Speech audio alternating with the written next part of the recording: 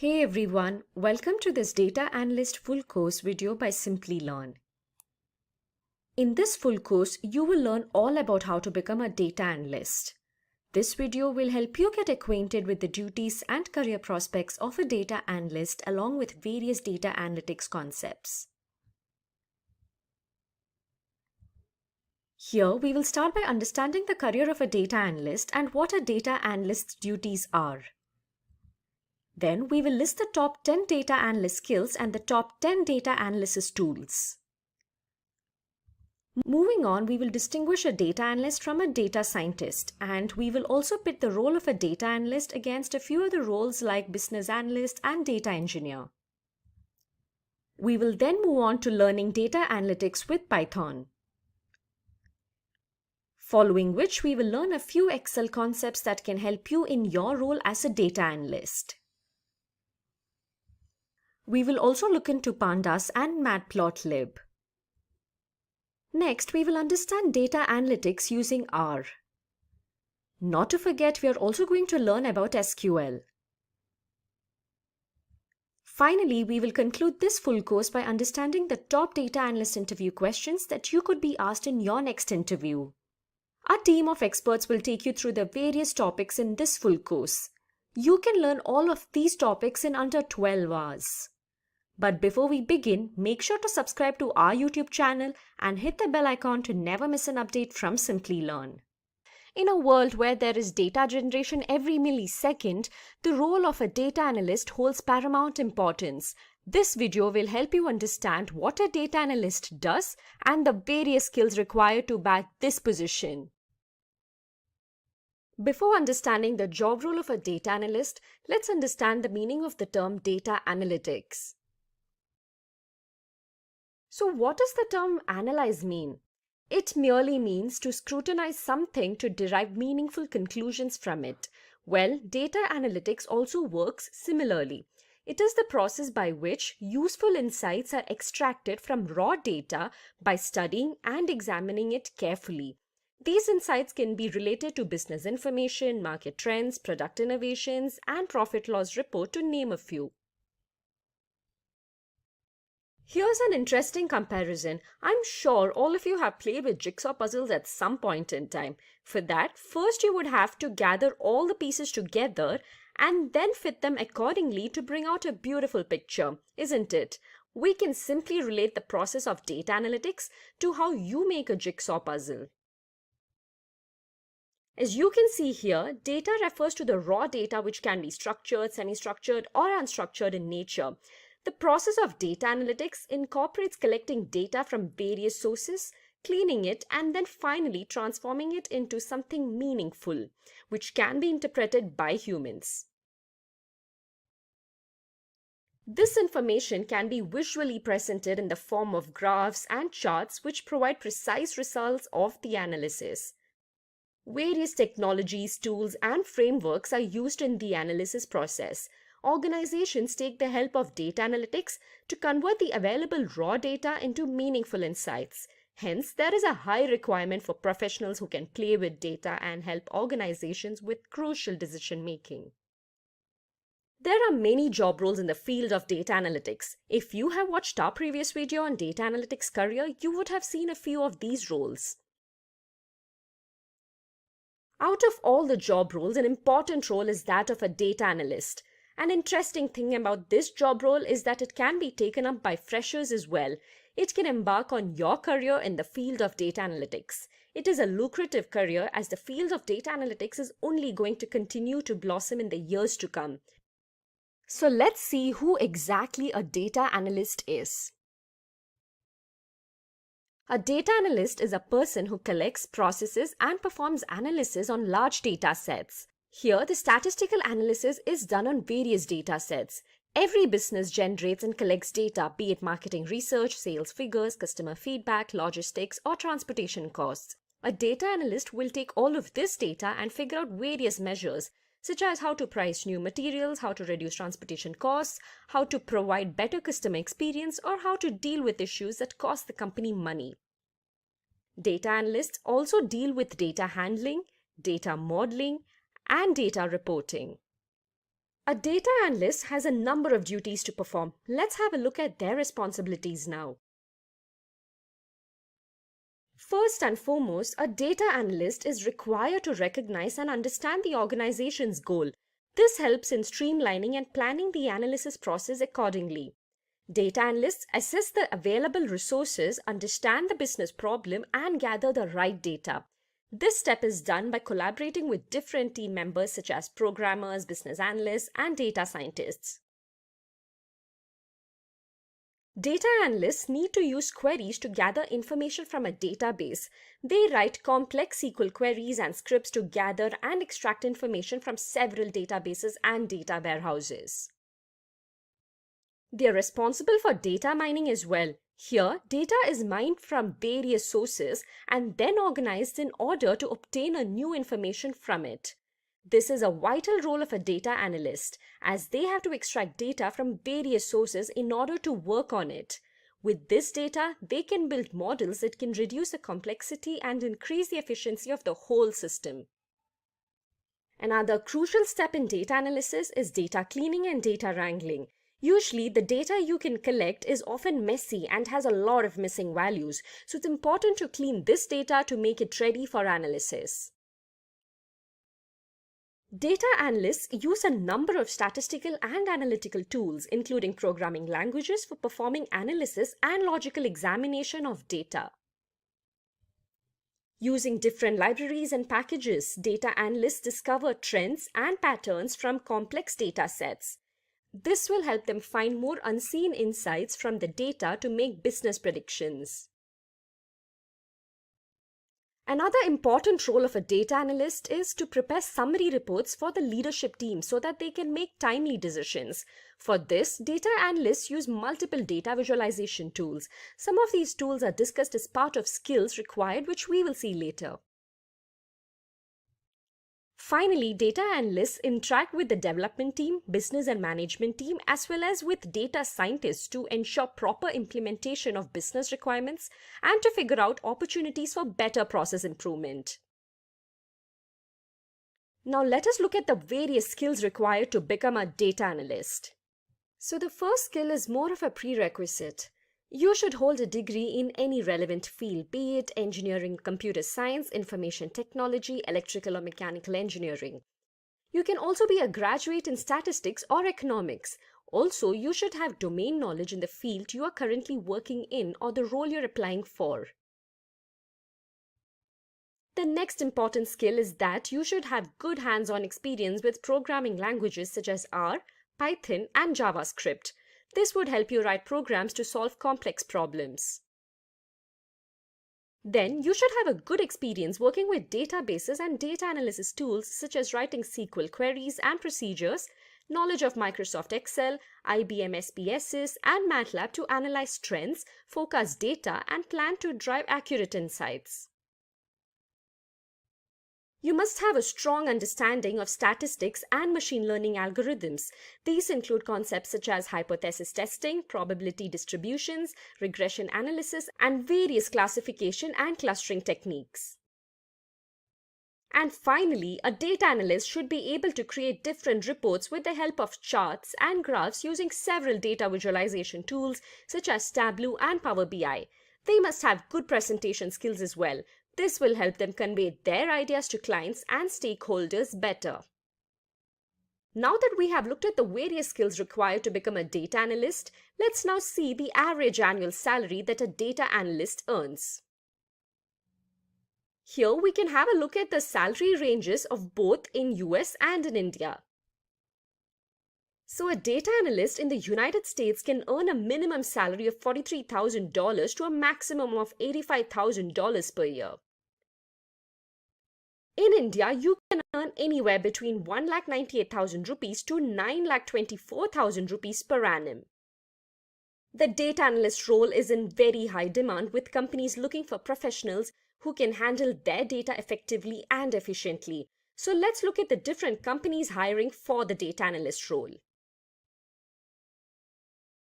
As you see, here we have the American e-commerce giant Amazon, the American multinational technology company Microsoft, Capital One, which is one of the largest banking companies in the US, Then we have the popular retail company Walmart. Then we have PayPal. Next, we have the internet and search engine giant Google, social media firms Facebook and Twitter, as well as Apple and Bloomberg. With that, let me now tell you how Simplilearn can help you learn data analytics and guide you to become a data analyst. So in a new tab, I'll search for simplilearn.com. Then here on the search bar, I'll look for data analyst.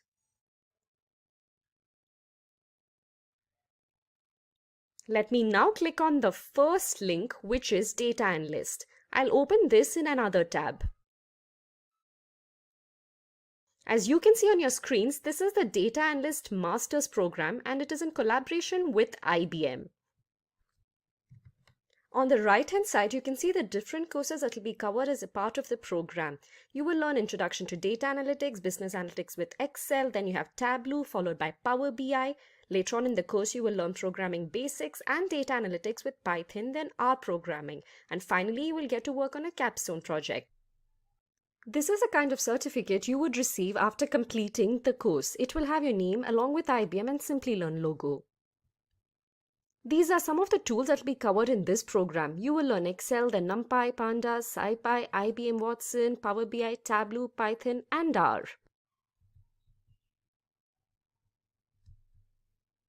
The course advisor for this program is Ronald Van Loon. Below, you can see the entire course curriculum and the different courses that you will learn in this program.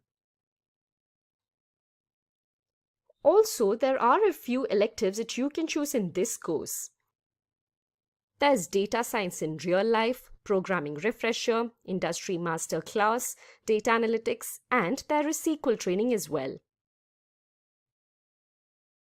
Let's quickly understand how important a career in data analytics is and what the future holds for professionals in this domain. Let's take a look at the growth of data. So back in the early 2000s, there was relatively less data generated. But with the rapid rise in technologies and with the increase in the number of various social media platforms and multinational companies across the globe, the generation of data has increased by leaps and bounds. Did you know that according to the IDC, the total volume of data is expected to reach 175 zettabytes in 2025? Now that's a lot of data. Let's take a look at how organizations leverage all of this data. As you know, there are zillions of companies across the world. These companies generate loads of data on a daily basis. When I say data here, it simply refers to business information, customer data, customer feedback, product innovations, sales reports, and profit loss reports, to name a few. Companies utilize all of this data in a wise way. They use all of this information to make crucial decisions that can either hamper or boost their businesses. You might have heard of the term data is the new oil. Well, it definitely is, but only if organizations analyze all the available data very well, then this oil is definitely valuable. And for that, we have data analytics. Organizations take the help of data analytics to convert the available raw data into meaningful insights. So what is data analytics?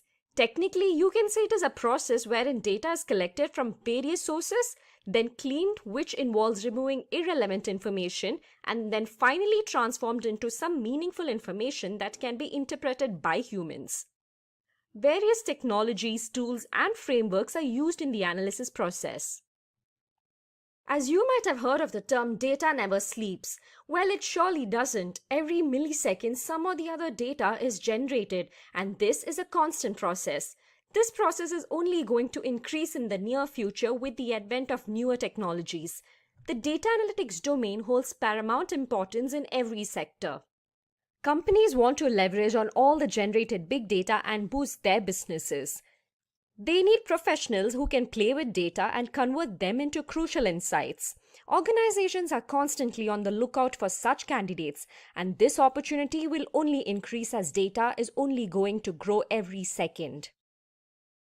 So if you want to start your career in this field, or if you want to switch your job role into a role in the data analytics domain, then we have a set of job profiles that you can look at.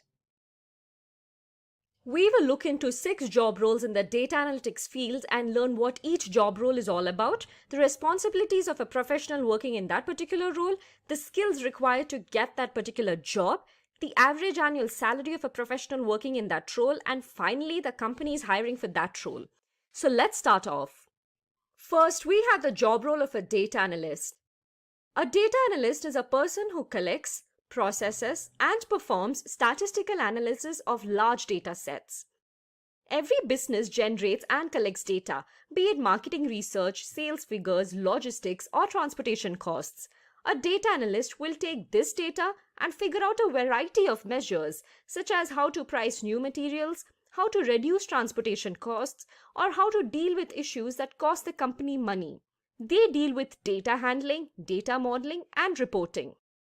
Now, talking about their responsibilities, data analysts recognize and understand the organization's goal. They collaborate with different team members such as programmers, business analysts, engineers, and data scientists to identify opportunities for solving business problems. Data analysts write complex SQL queries, scripts, and store procedures to gather and extract information from multiple databases. They filter and clean data using different modern tools and techniques and make it ready for analysis. They also perform data mining from primary and secondary data sources. Data analysts identify, analyze, and interpret trends in complex data sets. This is done using statistical tools such as R and SAS. Another key responsibility of a data analyst is to create summary reports and build various data visualizations for decision making and presenting it to the stakeholders. Next, let us discuss the important skills that you need to know to become a data analyst. Firstly, you should have a bachelor's degree in computer science or information technology. A master's degree in computer applications or statistics is also preferable. You must have a good understanding of programming languages like R, Python, JavaScript, and also understand SQL. In addition to that, it is beneficial if you have hands-on experience with statistical and data analytics tools such as SAS Miner, Microsoft Excel, and SSAS. Basic understanding of machine learning and its algorithms would be an advantage. Acquaint yourself with descriptive, predictive, prescriptive, and inferential statistics. Most importantly, you need to have a good working knowledge of various data visualization software along with presentation skills. This will help you pitch in your ideas and viewpoints to the clients and stakeholders better. Now, talking about their salaries, a data analyst earns nearly 5,23,000 rupees per annum in India, while in the United States they earn around $62,453 per annum. Let's now look at a few of the companies hiring data analysts. So as you can see, we have the American e-commerce giant Amazon, then we have Microsoft, the American online payment company PayPal, then we have Walmart, Bloomberg, and Capital One. So that was all about data analyst. The next job role is of a business analyst. Business analysts help guide businesses in improving products, services, and software through data-driven solutions. They are responsible for bridging the gap between IT and business using data analytics to evaluate processes, determine requirements, and deliver data-driven recommendations and reports to executives and stakeholders. Business analysts are responsible for creating new models that support business decisions and come up with initiatives and strategies to optimize costs. Now let us look at the various responsibilities of a business analyst. Business analysts have a good understanding of the requirements for business. Their vital role is to work in accordance with relevant project stakeholders to understand their requirements and translate them into details which the developers can understand. They frequently interact with developers and come up with a plan to design the layout of a software application. They also run meetings with stakeholders and other authorities. They engage with business leaders and users to understand how data-driven changes to products, services, software, and hardware can improve efficiencies and add value. They ensure that the project is running smoothly as per the requirements and the design planned. through user acceptance and validation testing. They make sure all the features are being incorporated into the application. Findings where each requirement of the client is mentioned in detail. Now let us look at the skills required for a BA. A bachelor's degree in the field of science, engineering, or statistics or any related domain will suffice. Knowledge of programming languages such as Python and Java is beneficial. You should be really good at writing complex SQL queries, and you should also have knowledge of various business process models. Along with knowledge of programming languages, ideas about statistical analysis and predictive modeling is necessary. Decision-making, strong analytical and problem-solving skills are necessary to solve software and business issues. You also need to have excellent presentation and communication skills, both oral and written. Moving on to their salary, a business analyst is expected to earn around 7 lakh rupees per annum in India. In the US, they earn nearly $68,346 per annum. IQVIA, Dell, Philips, Honeywell, the famous American messaging platform WhatsApp, the UK-based company Ernst & Young are few of the companies hiring for business analysts. Up next, we have the job role of a database administrator. A database administrator is a specialized computer systems administrator who maintains a successful database environment by directing or performing all related activities to keep the organization's data secure. They are responsible for storing, organizing, and retrieving data from several databases and data warehouses. Their top responsibility is to maintain data integrity. This means that database administrator will ensure that the data is secure from unauthorized access. Moving on to their responsibilities. A database administrator develops, designs, and maintains a database to ensure that the data in it is properly stored, organized, and managed well. They maintain data integrity by avoiding unauthorized access, and they keep databases up to date. They run tests and modify the existing databases to ensure that they operate reliably. They also inform end users of changes in databases and train them to utilize systems. They need to cooperate with programmers, data analysts, and the IT staffs to ensure smooth running and maintenance of databases. Database administrators are responsible for taking system backups in case of power outages and other disasters. So they should have an efficient disaster recovery plan. Now let's have a look at their skills. To become a database administrator, you should have a bachelor's degree in computer science or information technology. Knowledge of programming languages such as Python, Java, and Scala is important. You need to carry at least 3 to 5 years of experience in data management. You need to have an understanding of different databases such as Oracle DB, MongoDB, MySQL Server, and PostgreSQL. Also, they should have an idea about database design and writing SQL queries. Finally, you need to have a good understanding of operating systems such as Windows, Mac OS, and Linux, along with storage technologies. Talking about their salary, a database administrator in India can earn up to 4,97,000 rupees per annum. In the US, they earn around $78,000 per annum. Let's have a look at the companies hiring for database administrators. So as you see, here we have BookMyShow, Oracle, the American MNC Intel, Amazon, Robert Half, and the New York Times, to name a few. Fourth in the list of job roles, we have data engineer. A data engineer is someone who's involved in preparing data for analytical and operational uses. A data engineer transforms data into useful format for analysis. They build and test scalable big data ecosystems for businesses. A data engineer is an intermediary between a data analyst and a data scientist. Now let's jump into their responsibilities. Data engineers develop, test, and maintain architectures. They are responsible for managing, optimizing, and monitoring data retrieval, storage, and distribution throughout the organization.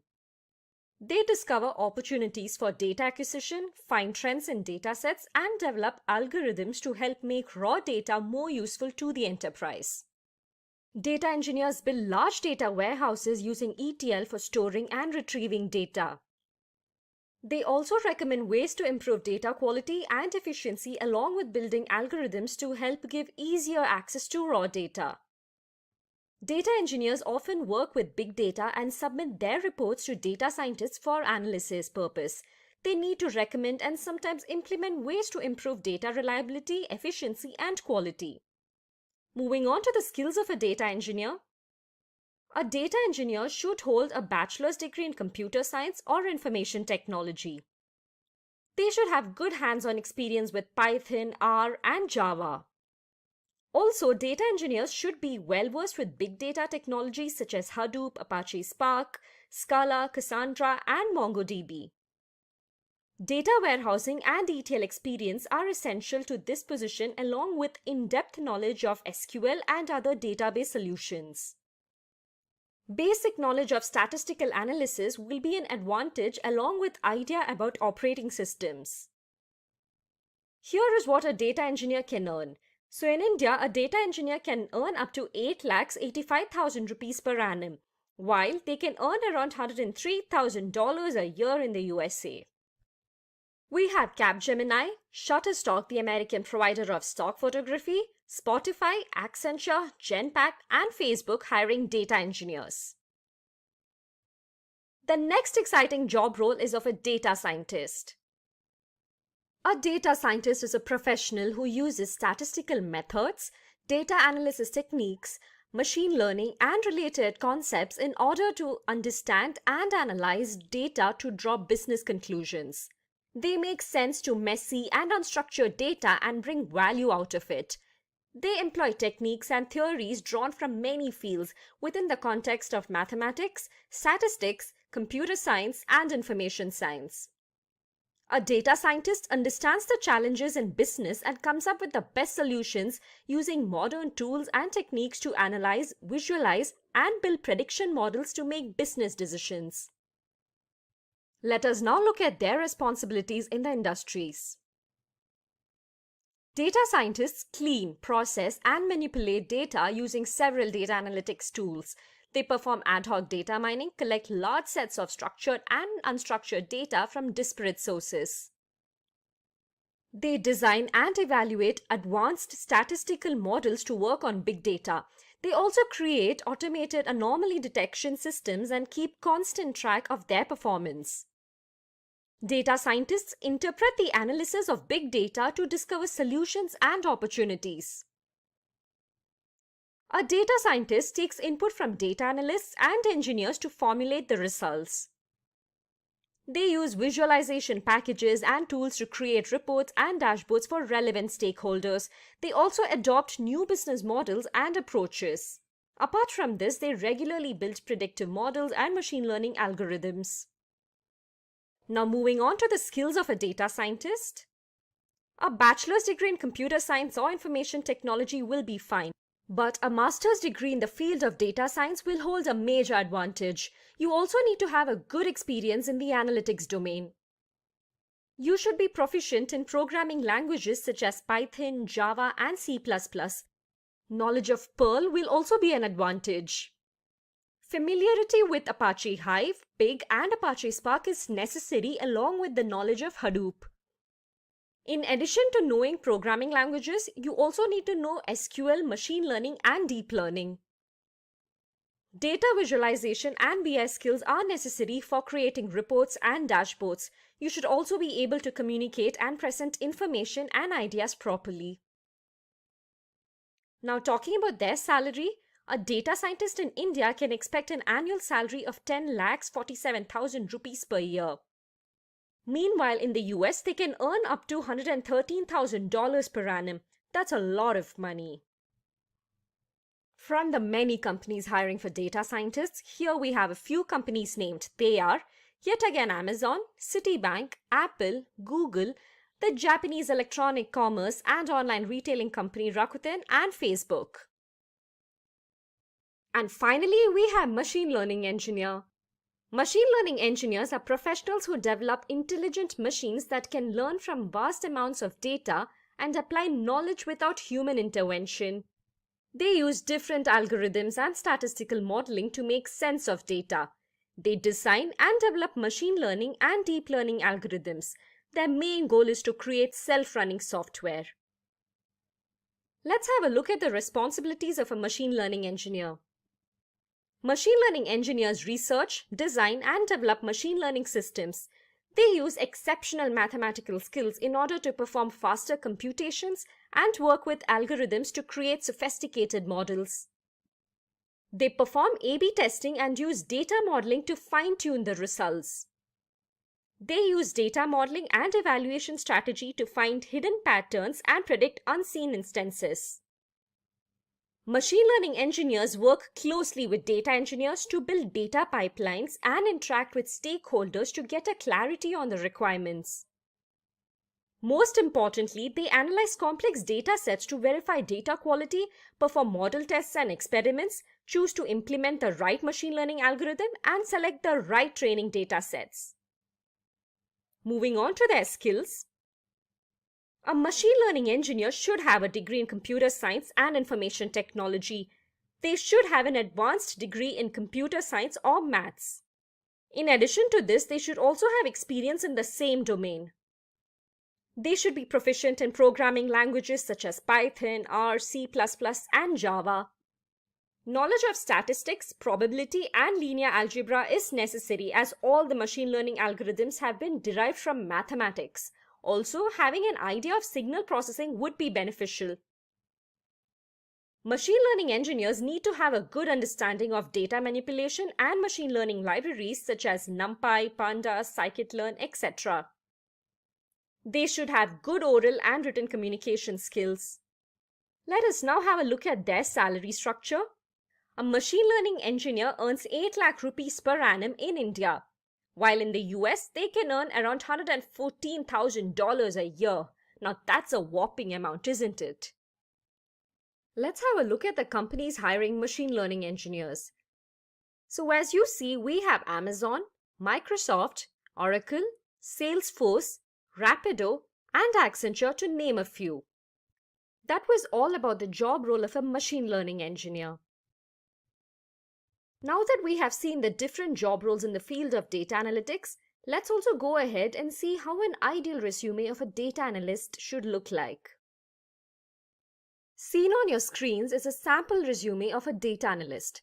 You can grab some ideas from this and incorporate them in your resume. Nowadays, it's quite common to have a professional photograph of yours on the resume. You can go ahead and have that. Then your name in bold, followed by your contact details like email ID and phone number. Then moving on, you would have to write a summary. Briefly explain your current job role and what you're looking for in the future. Having a LinkedIn profile link works well these days. Employers can just go ahead and look at your profile and gauge you well. Make sure to have an active LinkedIn profile. In addition to LinkedIn profile, it's also good to have a GitHub profile link which can show your coding or other technical skills. If it's impressive enough, then a lot of times the rest of your resume is just secondary. As I mentioned, this is a resume of a data analyst. So as you can see in the summary here, we have just spoken about the basic responsibilities of a data analyst. Moving on to the experience part, you have to write the job title and below that you can mention the company and the tenure accordingly. Here you would have to give a brief description of achievements in the organization, any relevant accomplishments related to the job you're applying for, the tools and the various technologies you have worked with. So in this sample, you can see we have spoken about data visualization using R and Tableau. Next, we have spoken about how the candidate has worked with other teams for a better business outcome. Most of the data analysts use SQL and Excel to handle data for reporting and database maintenance, and we have mentioned that here as well. Do make sure that you always specify the tools you use. Then you can also mention if you have worked on improving data delivery. For example, here we have spoken about developing and optimizing SQL queries, data aggregations, and ETL to improve data delivery. Finally, you can speak a bit about your reporting skills and if needed, elaborate on it. Usually, professionals would have worked in a similar domain before becoming a data analyst. Here, we have taken the role of a statistical assistant as the first job, since it's easier for a candidate with this job role to shift into the data analytics field. Nevertheless, y'all can still mention your prior experience here, be it in any domain. Under the responsibilities for this job role, we have given basics such as coding data prior to computer entry, compiling statistics from various reports, computing and analyzing data, and finally some visualization and reporting. Moving to the education, here you can mention the name of your degree and the university name. If you have a post-graduation, well and good, you can list both the degrees here. Also, if you have any certifications, you can mention them here under the education category. Now moving to the skills, depending on your skills and your choice, you can either shift this part to the beginning of the resume or have it here. As you see on your screens, this is just a different way of displaying your skill sets. You can have all the 5 stars colored if you are excellent in that particular tool or language. As you see, it's crystal clear as to what the candidate's strong areas are. You can have various categories like shown. For example, under software development, you can list the languages that you know and how proficient you are in those particular languages. It's clear that the candidate knows Python better than JavaScript here. So the employer gets a clear idea about the skills you possess and the depth of it. Similarly, you can mention the databases as well. The few mentioned here are more or less a requirement to become a data analyst. At least, SQL is a must. Not to forget, data visualization is also very important when it comes to the job role of a data analyst. Mention the tools you know here and similarly give yourself a rating out of 5. 5 stars shaded being the highest. Here we have mentioned Tableau and Excel, which are more than sufficient to become a data analyst. Moving to the non-technical skills, you can mention the languages you know here. Here we have taken English and German. In addition to the languages, you can also feel free to mention the extracurricular activities that you are good at. So this is how an ideal resume of a data analyst should look like. You can alter it according to your achievements, skills, and experience. Welcome to this session on top 10 skills to become a data analyst. Before diving into our topic, let's quickly speak about the job role of a data analyst. In this 21st century, data analytics is used in every sector, be it in organizations where meaningful insights are drawn pertaining to the growth of the company, or be it in fighting the ongoing pandemic COVID-19. Data finds its importance everywhere. Speaking of the role of a data analyst, he or she is a skilled professional who is responsible for collecting and processing data. They perform analysis on large data sets. They also deal with data handling, data modeling, and reporting. A data analyst understands the trends and insights that are revealed in massive data sets. So if you want to become a data analyst, then there are a few skills that you need to possess. Let's have a look at the top 10 skills that can help you bag the position of a data analyst. Here, we will look into both technical and non-technical skills. At number 10, we have mathematics. Data analysts work with a lot of structured and unstructured data. In order to analyze and understand all the acquired data, a strong foundation in mathematics is essential. Most of the data analysis will use linear algebra, statistics, probability, and calculus for performing analysis and for the logical examination of data. Hypothesis testing, such as the null hypothesis and alternate hypothesis analysis, is another crucial task that data analysts perform to ensure that the data they have collected is relevant for analysis. They need to perform z-test, t-test, and chi-square test to make sure the sample data is good for analysis. Also, data analysts build machine learning models for solving business problems using classification, regression, and clustering algorithms. So to understand the working of these algorithms, knowledge of mathematics is compulsory. Moving to number 9, we have the big data tools and frameworks. Data analysts deal with complex and inaccurate data that is really huge in volume. Now to handle this data, they need to possess big data technology skills such as Hadoop and the tools that are part of its ecosystem. Hadoop provides the Hadoop distribution file system to store data in several chunks. Scoop is popularly used as a data ingestion tool for extracting data from HDFS onto relational databases.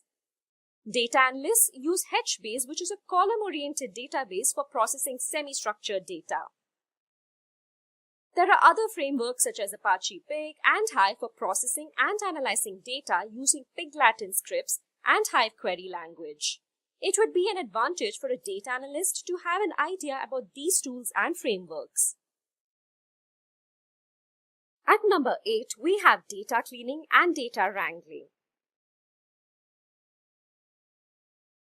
In this modern era of internet and social media, data is being generated every second, and often this data is noisy and messy, containing missing values.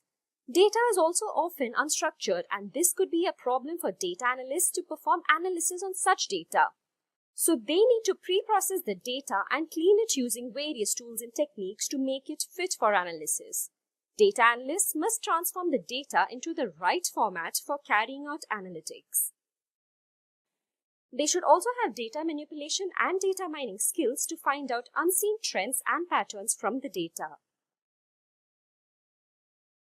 Some of the tools they should have knowledge of are OpenRefine and Trifactor Wrangler. They need to have hands-on experience in certain numerical computation and data manipulation libraries such as NumPy, pandas, dplyr, scipy, and tidyr. At number 7, we have BI tools for data visualization. In order to understand the complexities of business and derive the desired solution, data analysts should have an idea about business intelligence tools. Business intelligence is a process to analyze and visualize vast volumes of data. It helps in creating reports and dashboards to better understand the trends in data. BI tools help data analysts to sort and filter the data, perform data manipulation by joining multiple data sets, and build different charts and graphs to present the data in a pictorial format. It also helps them to forecast the data to make future predictions. The reports and dashboards created using BI tools can help data analysts convey their ideas to clients and stakeholders. Some of the popular BI tools used in analytics are Power BI, Tableau, ClickView, and SAS BI. All these tools feature in the Gartner Magic Quadrant for 2020 for business intelligence and analytics. At number 6, we have Microsoft Excel and ETL tools. Every data analyst should possess a good working knowledge of Microsoft Excel. Excel is the most preferred tool for analytics that is commonly used by managers across the globe. Microsoft Excel has really good features to manipulate and analyze structured data that is in the form of rows and columns. It provides a lot of inbuilt numerical and text functions. You also have the advantage of creating pivot tables and pivot charts. Along with creating different charts and graphs for building a report, you can explore advanced features such as Excel macros. Good knowledge of data warehousing and ETL tools is important. Data analysts often gather data from several data sources. Then they manipulate and transform data using different techniques. And finally, they load the data to a data warehouse for easy access. Some of the popular ETL and data warehousing tools are Informatica and Talent. At number 5, we have programming languages. Data analysts should have excellent hands-on programming knowledge for solving complex business problems. They need to know programming languages such as Python, R, SAS, and Java. Python and R are the most widely used languages in the field of data analytics and machine learning. Both Python and R are open-source programming languages. They are easy to learn and implement. Python has built-in mathematical functions, regular expressions, and libraries like pandas, NumPy, Matplotlib, and Seaborn for data analysis. R supports packages such as plyr, dplyr, tidyr, tidyverse, ggplot, and lattice for manipulating and visualizing the data. SAS is another preferred programming software for statistical analysis and model building, while Java is mainly suitable for writing user-defined methods and object-oriented programming. At number 4, we have the most important skill for any data analyst, which is database and SQL. The database is a storage container where companies store huge volumes of data. Organizations deal with vast volumes of structured and semi-structured data on a daily basis. This data is stored in relational and non-relational databases. In order to retrieve, process, and manipulate the data from such databases, data analysts should use RDBMS and NoSQL databases such as Microsoft SQL Server, MySQL, IBM DB2, MongoDB, and PostgreSQL. They should know how to write SQL queries using commands such as select, insert, update, delete, drop, and truncate. Data analysts must have advanced querying skills like implementing where and having clauses to filter the data, using built-in SQL functions, joining tables, and writing stored procedures to automate complex tasks. Those were all the technical skills that are required to be possessed by a data analyst. Now that you had a look at all the technical skills, you must note that the role of a data analyst is a blend of both technical and non-technical. You need to focus on certain non-technical skills as well to become a full-fledged data analyst. So let's now move on and look at what non-technical skills are required to become a data analyst. If you enjoy watching informative tech videos like this one, consider subscribing to Simplilearn's channel to stay up to date on the trending technologies and hit the bell icon to never miss an update in the future. At number 3, we have problem solving. Data analysts should be prepared to face several barriers on a daily basis. Being able to problem solve a way out of obstructions is an essential skill. There can be multiple issues like budget constraints, short deadlines, and so on. These problems would require you to come up with innovative solutions. Hence, no matter what the circumstances, having strong problem-solving skills will always be a virtue. Being a data analyst also requires you to think like an analyst. Analytical skills, also known as logical thinking, refers to breaking down problems logically. Having strong analytical skills will help you arrive at a wise solution in any situation based on information and facts. Complex problems can be solved this way. Critical thinking also goes hand in hand with analytical skills. Critical thinking is a self-guided and self-disciplined way of thinking which attempts to reason in a fair-minded way. As a data analyst, critical thinking will help you stay grounded when you are searching for a solution to a tricky problem. You should also be capable of making well-thought, independent decisions. There are a number of tips that can help you improve your critical thinking skills. Moving on to number 2, we have business knowledge. Business knowledge or domain knowledge refers to holding a sound understanding of the domain you are working in. This knowledge is different for different organizations.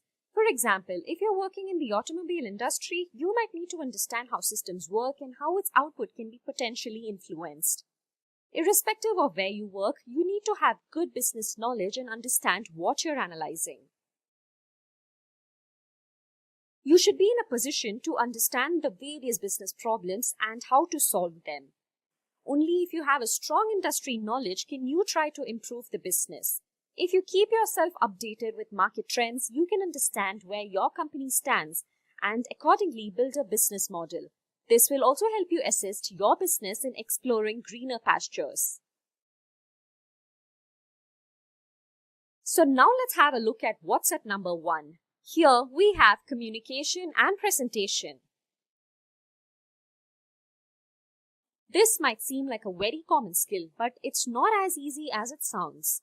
Data analysts interact with various teams to ensure proper implementation of business requirements, and for this collaboration to run smoothly, communication is very important. The ability to communicate in numerous ways is a key data analyst skill. This includes writing, speaking, presenting, and listening. Written communication is crucial. You will be required to write up your analysis and provide regular documentations of it. Data visualization and presentation skills go hand in hand. Presenting your analysis results to various team members and stakeholders holds paramount importance. You might also need to be in a state to explain a complex topic to non-technical teammates. There is no point of a great analysis if you are unable to explain it through your presentation. You can master the presentation skill with regular practice until you are comfortable to explain in front of a bunch of people. Having said that, you should also be very crisp with your presentations. You need to be clear, direct, and focus on the result rather than deviating from your topic. Like they say, you need to hit the bullseye. Before I start off with the top 10 data analysis tools, I'd like to talk a bit about data analysis. So have you ever wondered why data analysis is important?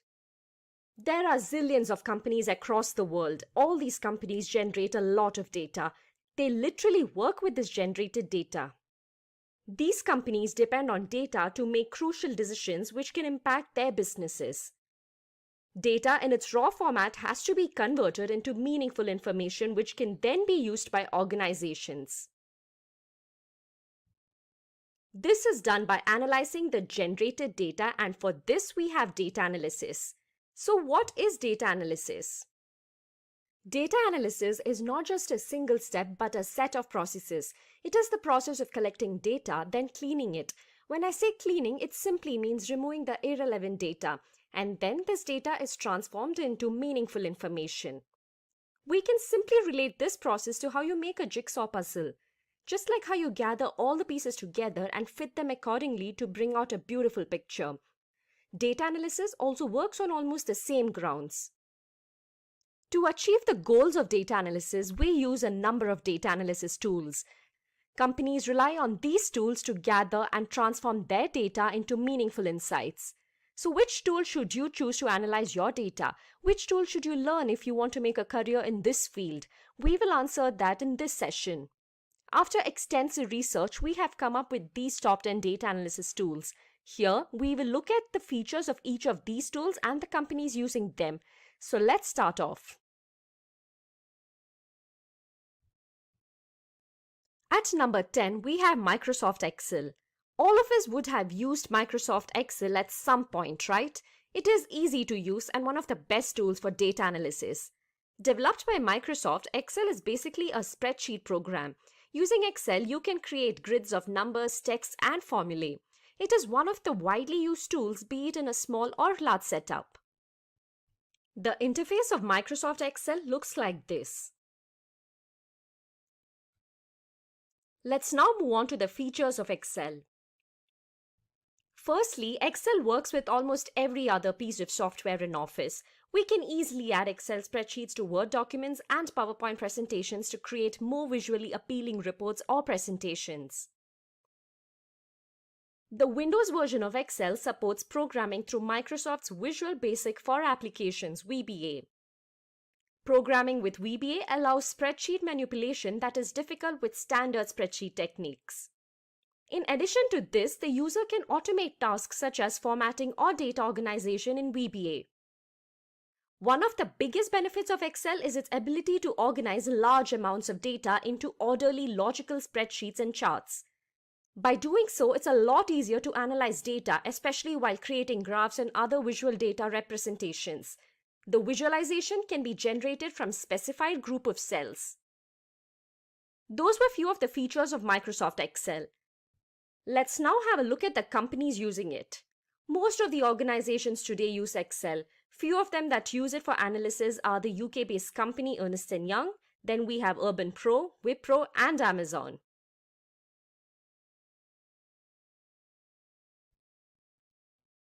Moving on to our next data analysis tool, at number 9, we have RapidMiner.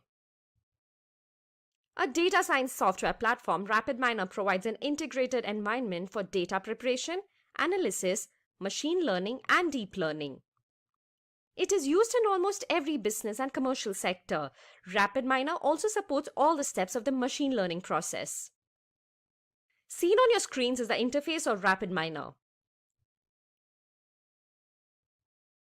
Moving on to the features of RapidMiner. Firstly, it offers the ability to drag and drop. It is very convenient to just drag drop some columns as you are exploring a data set and working on some analysis. RapidMiner allows the usage of any data, and it also gives an opportunity to create models which are used as a basis for decision making and formulation of strategies. It has data exploration features such as graphs, descriptive statistics, and visualization, which allows users to get valuable insights. It also has more than 1,500 operators for every data transformation and analysis task. Let's now have a look at the companies using RapidMiner. We have the Caribbean airline Leeward Islands Air Transport. Next, we have the United Health Group, the American online payment company PayPal, and the Austrian telecom company Mobilcom. So that was all about RapidMiner. Now let's see which tool we have at number 8. We have Talent at number 8. Talent is an open source software platform which offers data integration and management. It specializes in big data integration. Talent is available both in open source and premium versions. It is one of the best tools for cloud computing and big data integration. The interface of Talent is as seen on your screens. Moving on to the features of Talent. Firstly, automation is one of the great boons Talent offers. It even maintains the tasks for the users. This helps with quick deployment and development. It also offers open source tools. Talent lets you download these tools for free. The development costs reduce significantly as the processes gradually speed up. Talent provides a unified platform. It allows you to integrate with many databases, SaaS, and other technologies. With the help of the data integration platform, you can build flat files, relational databases, and cloud apps 10 times faster.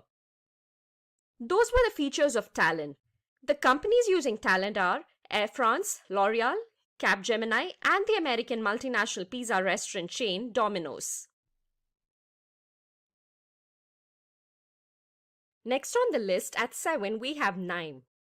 Constance Information Miner on KNIME is a free and open source data analytics, reporting, and integration platform. It can integrate various components for machine learning and data mining through its modular data pipelining concept. KNIME has been used in pharmaceutical research and other areas like CRM customer data analysis, business intelligence, text mining, and financial data analysis. Here is how the interface of KNIME application looks like. Now coming to the KNIME features. KNIME provides an interactive graphical user interface to create visual workflows using the drag and drop feature. Use of JDBC allows assembly of nodes blending different data sources, including pre-processing such as ETL, that is extraction, transformation, loading, for modeling, data analysis, and visualization with minimal programming. It supports multi-threaded in-memory data processing. KNIME allows users to visually create data flows, selectively execute some or all analysis steps, and later inspect the results, models, and interactive views. KNIME Server automates workflow execution and supports team-based collaboration. KNIME integrates various other open source projects such as machine learning algorithms from Becker, H2O, Keras, Spark, and our project. KNIME allows analysis of 300 million custom addresses, 20 million cell images, and 10 million molecular structures. Some of the companies hiring for KNIME are United Health Group, ASML, Fractal Analytics, Atos, and Lego Group. Let's now move on to the next tool. We have SAS at number 6. SAS facilitates analysis, reporting, and predictive modeling with the help of powerful visualizations and dashboards. In SAS, data is extracted and categorized, which helps in identifying and analyzing data patterns. As you can see on your screens, this is how the interface looks like. Moving on to the features of SAS. Using SAS, better analysis of data is achieved by using automatic code generation and SAS SQL. SAS allows you to access through Microsoft Office by letting you create reports using it and by distributing them through it. SAS helps with an easy understanding of complex data and allows you to create interactive dashboards and reports. Let's now have a look at the companies using SAS. We have companies like Genpact, IQVIA, Accenture, and IBM to name a few. That was all about SAS. So for all those who joined in late, let me just quickly repeat our list. At number 10, we have Microsoft Excel. Then at number 9, we have RapidMiner. At number 8, we have Talent. At number 7, we have 9. And at number 6, we have SAS. So far, do you all agree with this list? Let us know in the comment section below. Let's now move on to the next 5 tools in our list.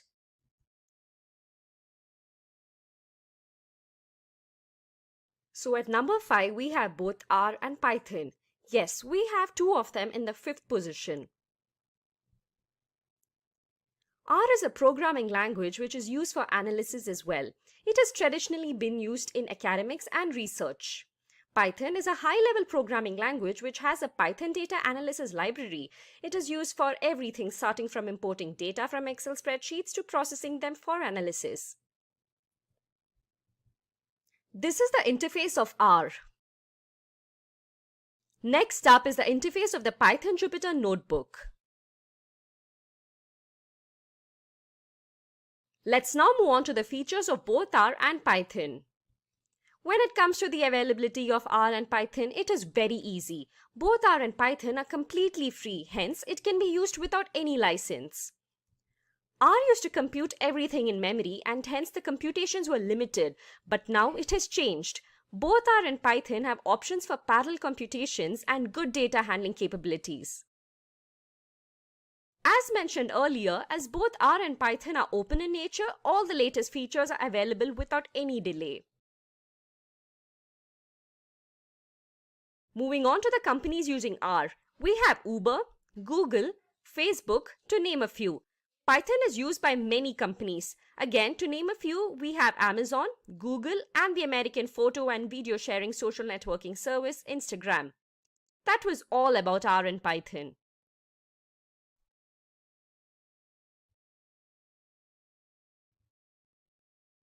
At number 4, we have Apache Spark.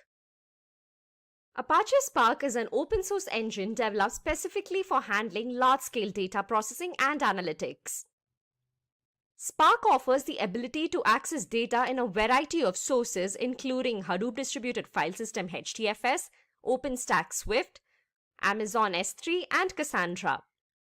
It allows you to store and process data in real time across various clusters of computers using simple programming constructs.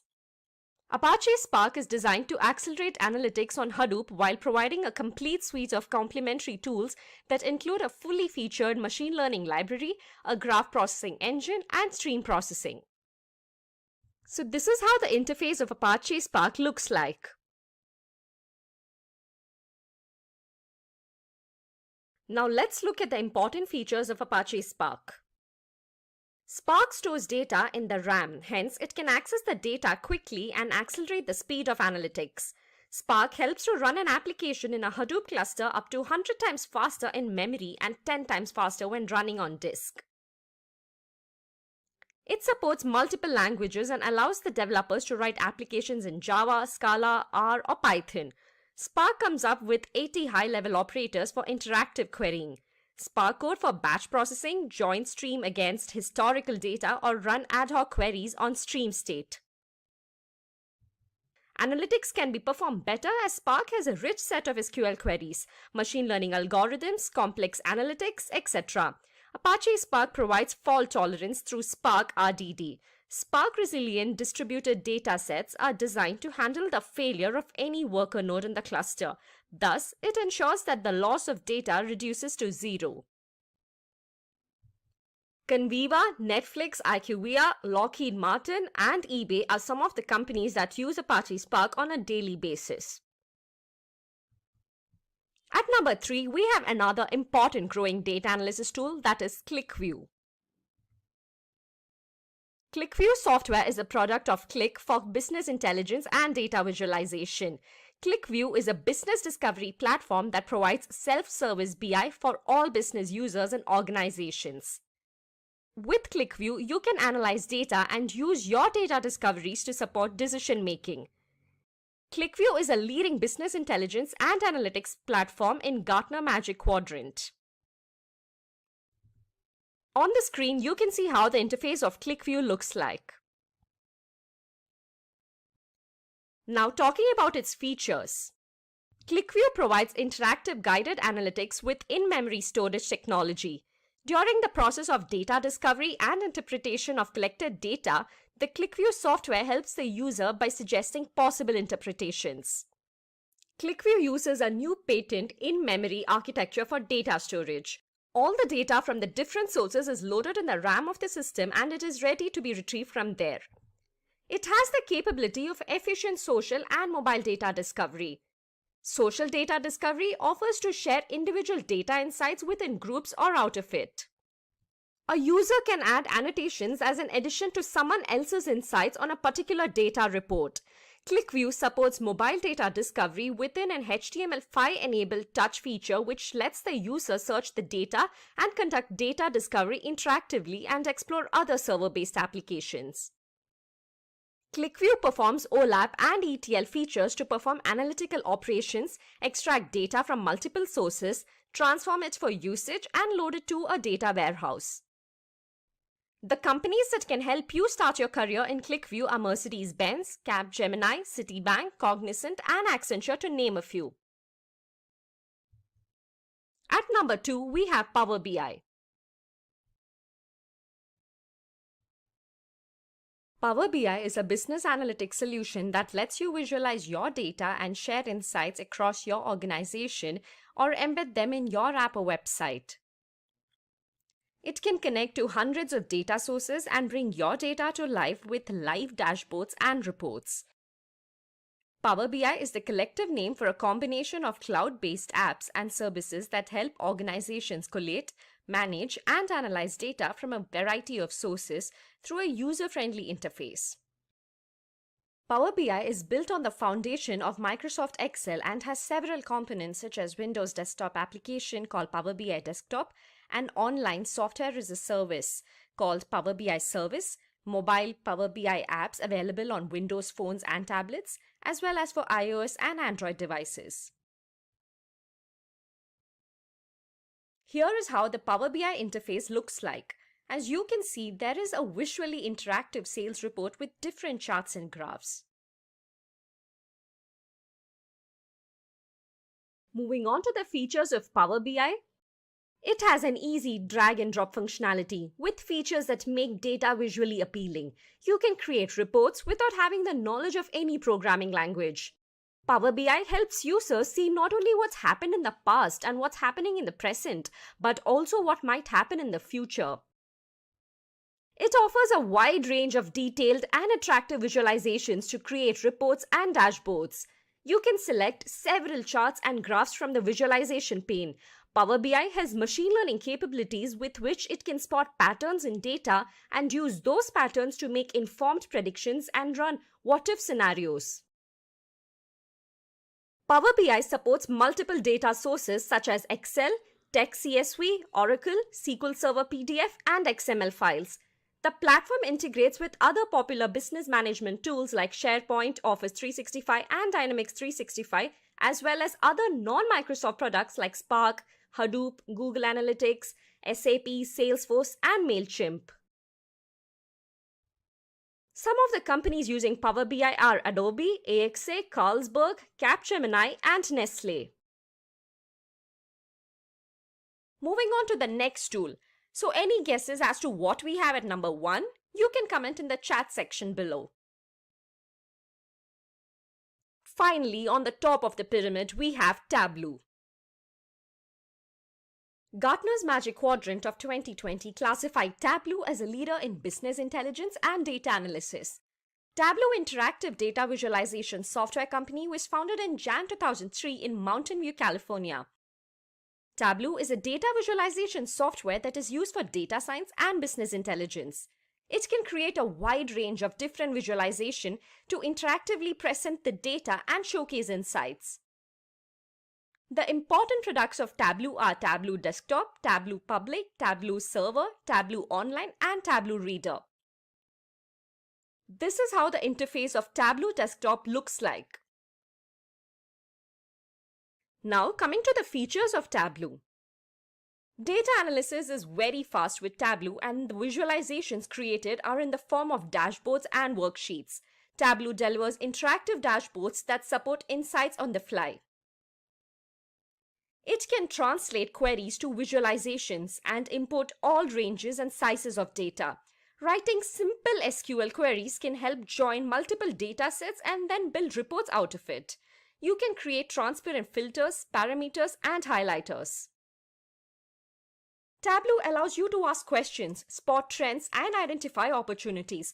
With the help of Tableau Online, you can connect with cloud databases, Amazon Redshift, and Google BigQuery.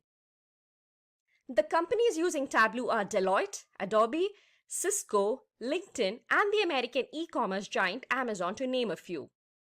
And there you go, those are the top 10 data analysis tools. Let's now have a question and answer session. Please feel free to post your queries in the comments section and we'll respond in the chat.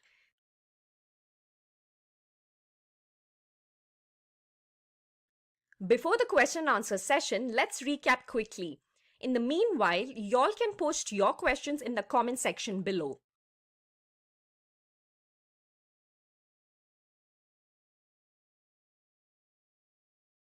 So at number 10, we have Microsoft Excel.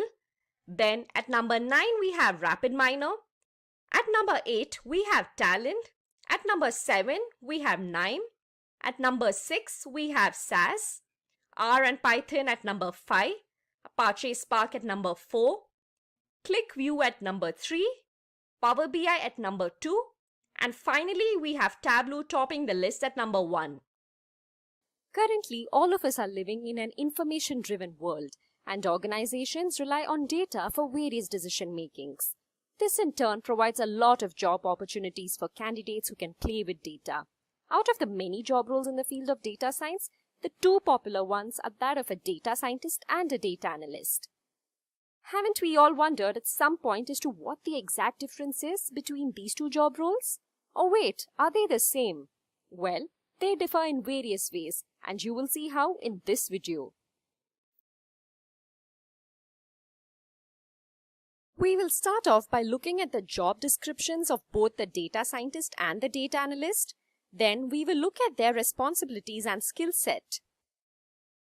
We will also have a look at their salary structure and the various companies hiring for these professionals. So without further ado, let's get started.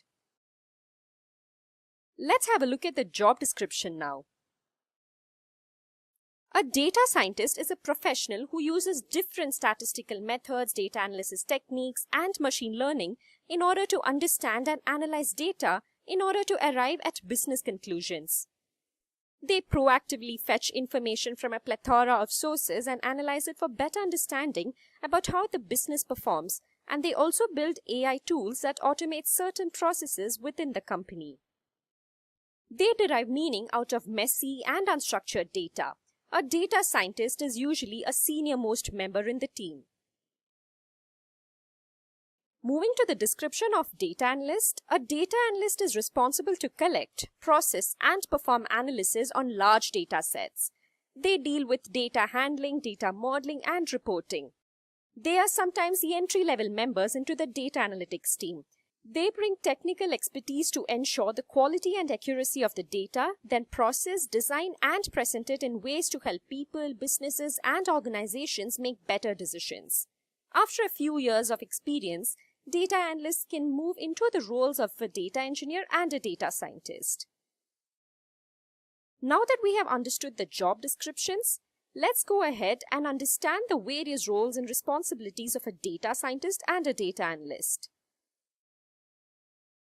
Firstly, data scientists are responsible for performing cleaning, processing, and manipulation of data using several data analytics tools.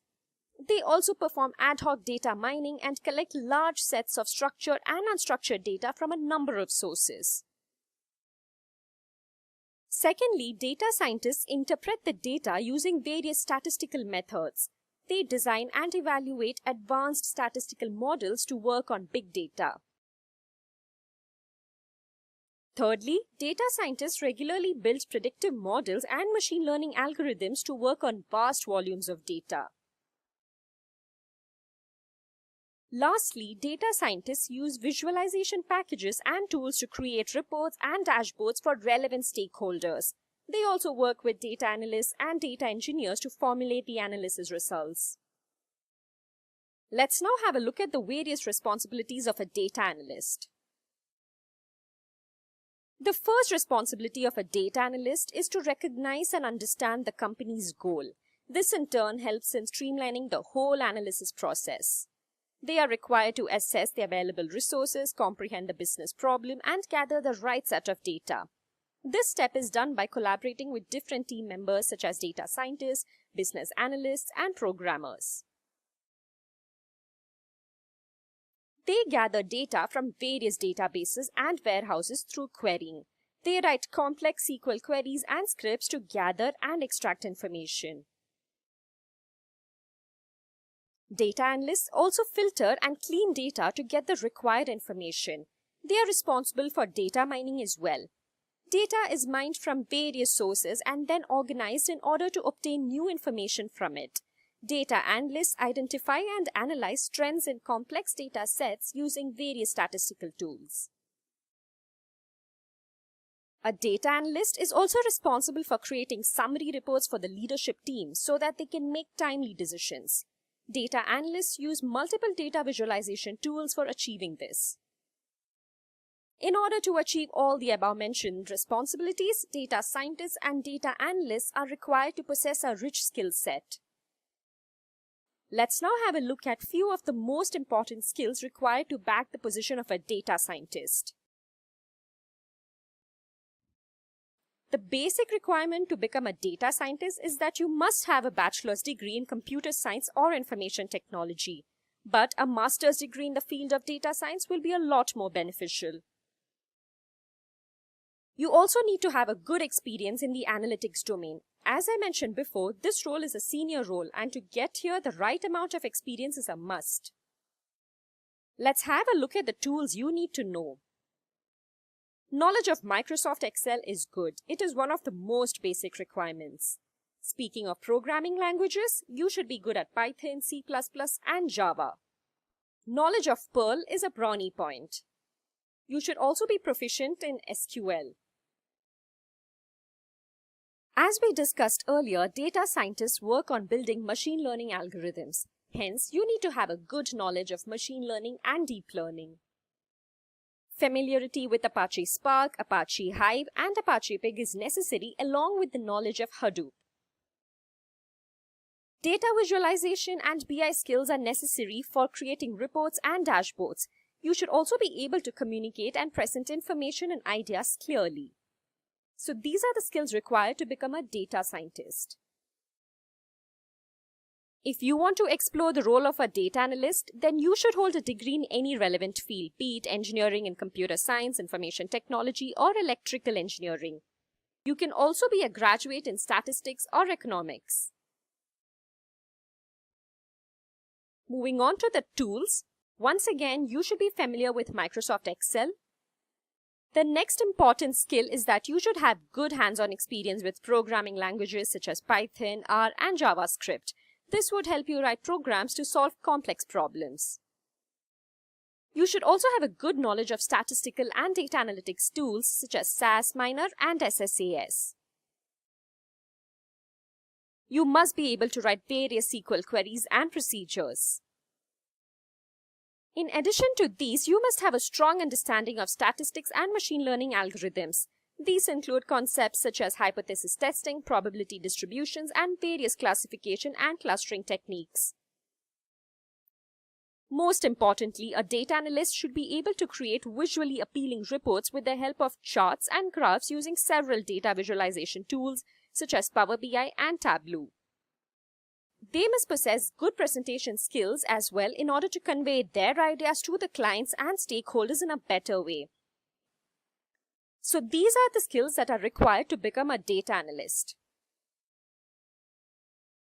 Let's now have a look at the annual salary range of a data scientist and a data analyst both in the US and in India. In the United States, a data scientist can earn a minimum salary of $61,000 to a maximum of $136,000 per year.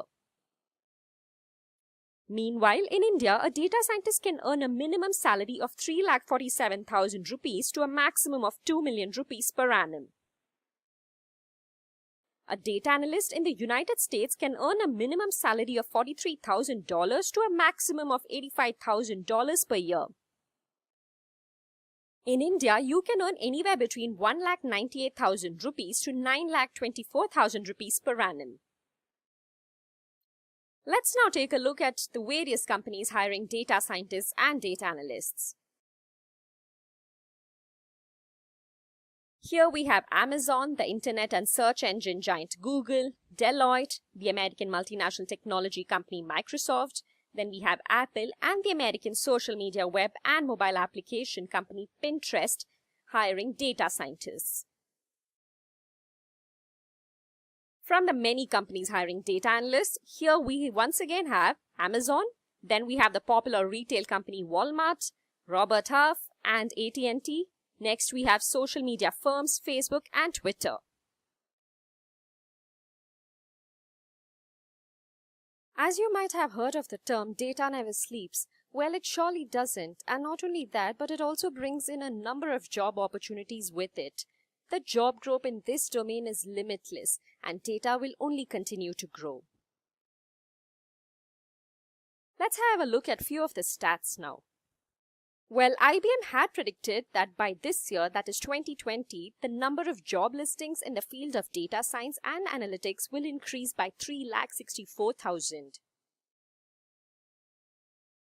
And we had the US Bureau of Labor Statistics predicting that there will be a rise in the data science needs, and this in turn will create 11.5 million job openings by 2026. Now that's a big number, isn't it? And if you are aspiring to become a data scientist, then you are on the right path, as there is a huge demand for this role. According to Deloitte, the United States is projected to face a shortfall of 250,000 data scientists by 2024. That's barely just in 4 more years. All these stats prove that the job demand in the field of data science and data analytics is here to stay. Professionals belonging to this domain are in high demand all across the globe. Now let's have a look at the Google search trends for data scientists and data analysts. As you see, the blue color depicts data scientists and the red data analysts. Both the search trends go hand in hand, and over time the search term data analyst is higher, but the search term of that of a data scientist is experiencing a steady rise. Let's have a look at the worldwide YouTube search trend as well. As you can see on your screens, it looks like people are more keen on exploring the job role of a data scientist, and looks like they want to learn more about the job role of a data scientist compared to that of a data analyst. Nevertheless, the search term data analyst is also right there in the competition.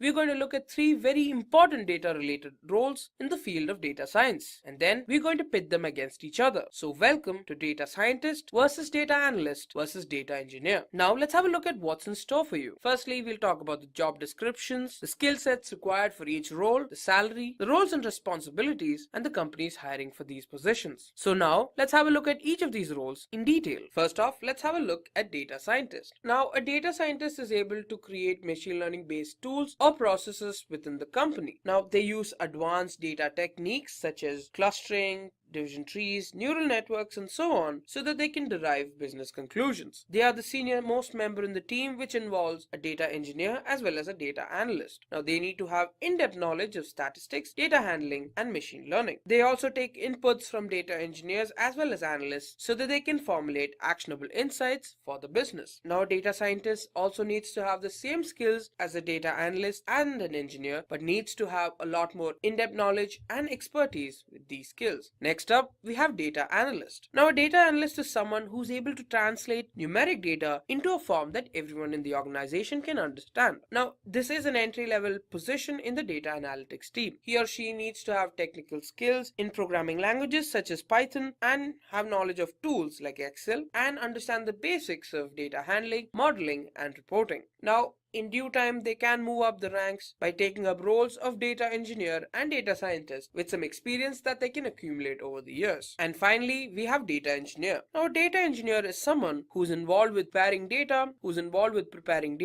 analytical or operational purposes. Now, they are the intermediary between the data analyst and the data scientist. He or she needs to have a lot of experience when it comes to developing, constructing, and maintaining architectures. Now, they do generally work on big data and submit their reports to the data scientist so that they can be analyzed. Now, let's have a look at the skill sets required for each of these roles. First off, we have data scientist. Now, since this role is a little more coding oriented, you need to know a great deal when it comes to programming languages. Programming languages such as Python, R, SQL, SAS, Java, and so on. Now, you also need to be well versed with frameworks in relations to big data such as Pig, Spark, and Hadoop. Speaking of Hadoop, if you want to learn more about how it works, I suggest you click on the top right corner and watch our video on what is Hadoop. Coming back, data scientists also need to be well versed with machine learning, deep learning, and other similar technologies. Next up, we have data analyst. Now, this role is much less technical as compared to a data scientist as well as a data engineer, considering how it's entry level. Here, knowing programming languages is a great bonus. So, an idea about programming languages such as Python, R, SQL, JavaScript, SSAS, and so on is a great benefit. At the same time, you do need to be well versed with tools such as SAS Miner,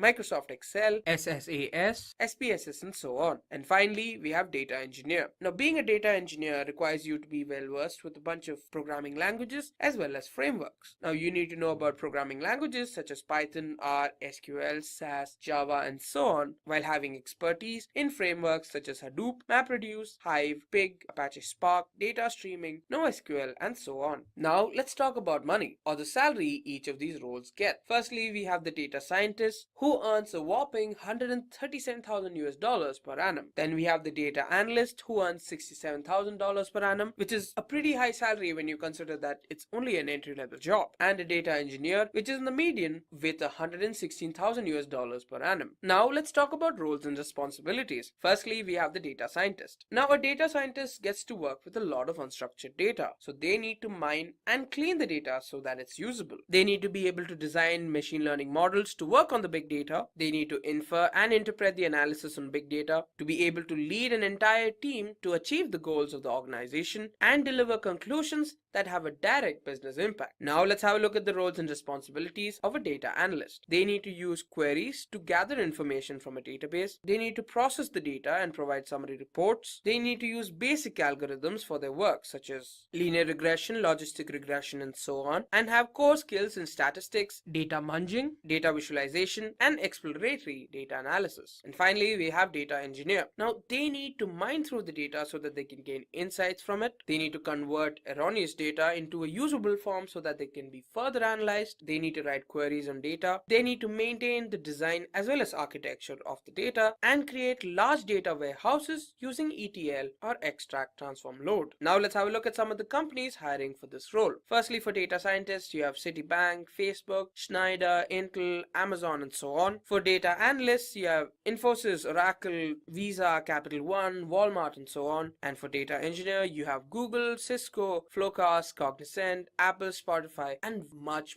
more. So if all this has inspired you to get started with data science, I suggest you take Simplilearn certification. Now I'm choosing this certification because it acts as a great entry point for starting your career as a data analyst or a data engineer. Now with this certification, it goes through all the important concepts when it comes to data science and has 68 hours of in-depth learning, 4 real-life industry-based projects, interactive learning with Jupyter notebooks, and dedicated mentoring sessions from our faculty of industry experts. Now some of the concepts are you'll be going through statistical analysis and business applications, Python environment setup, mathematical computing with Python, which is NumPy, SciPy, data manipulation with pandas, machine learning with scikit-learn, and so much more. So then you can start up on your step to becoming a data analyst, a data engineer, and then eventually a data scientist. Now if you're already working as a data analyst or a data engineer, you can become a certified data scientist with Simplilearn's Data Scientist Master's Program. This goes through all the important concepts that you need to know so that you can become a successful as well as certified data scientist. We'll compare the two most popular job roles in the field of information technology,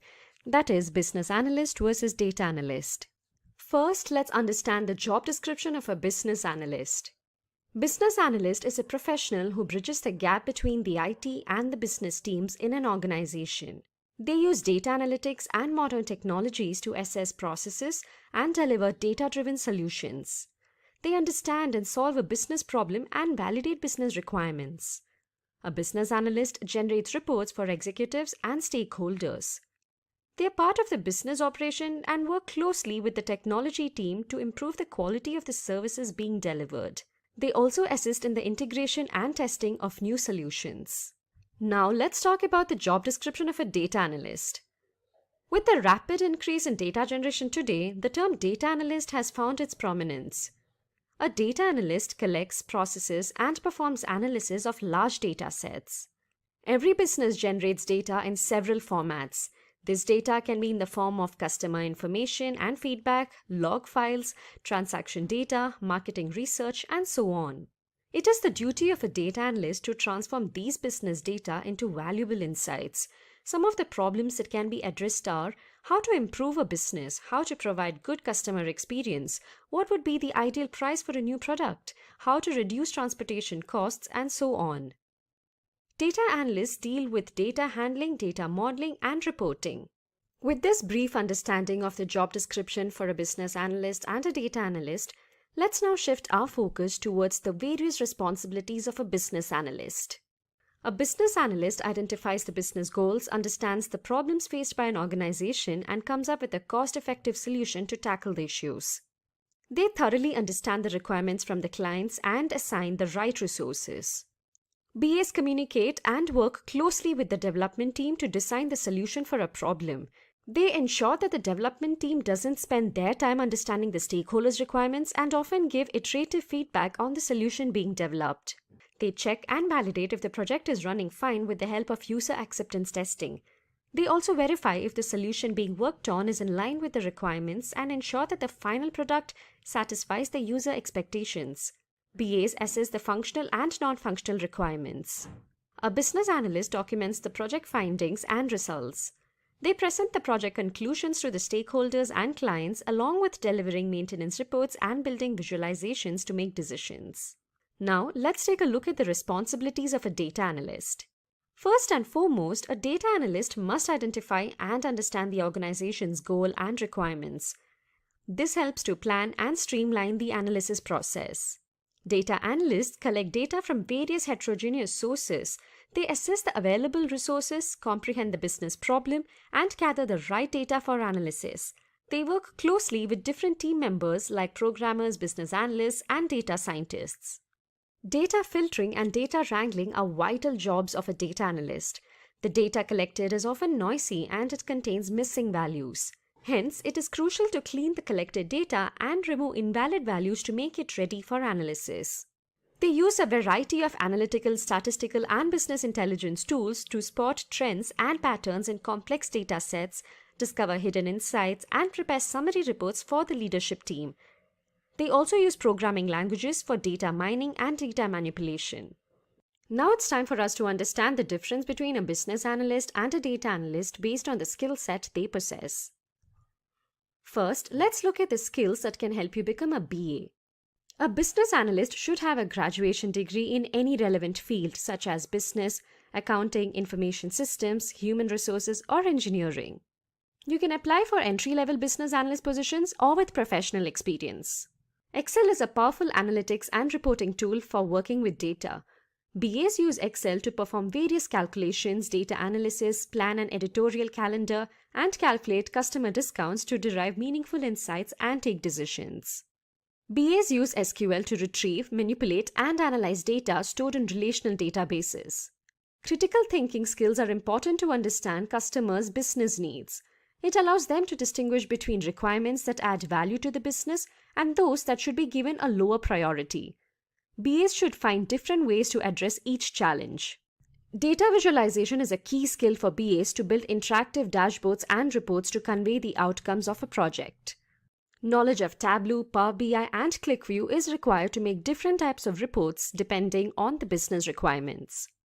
Business analysts should have a good hands-on programming experience to solve complex tasks and perform faster analysis of data. Hence, knowledge of programming languages such as R and Python is a prerequisite. Finally, they should have good presentation skills. They should also be confident about their findings and conclusions and communicate it in front of the stakeholders and clients.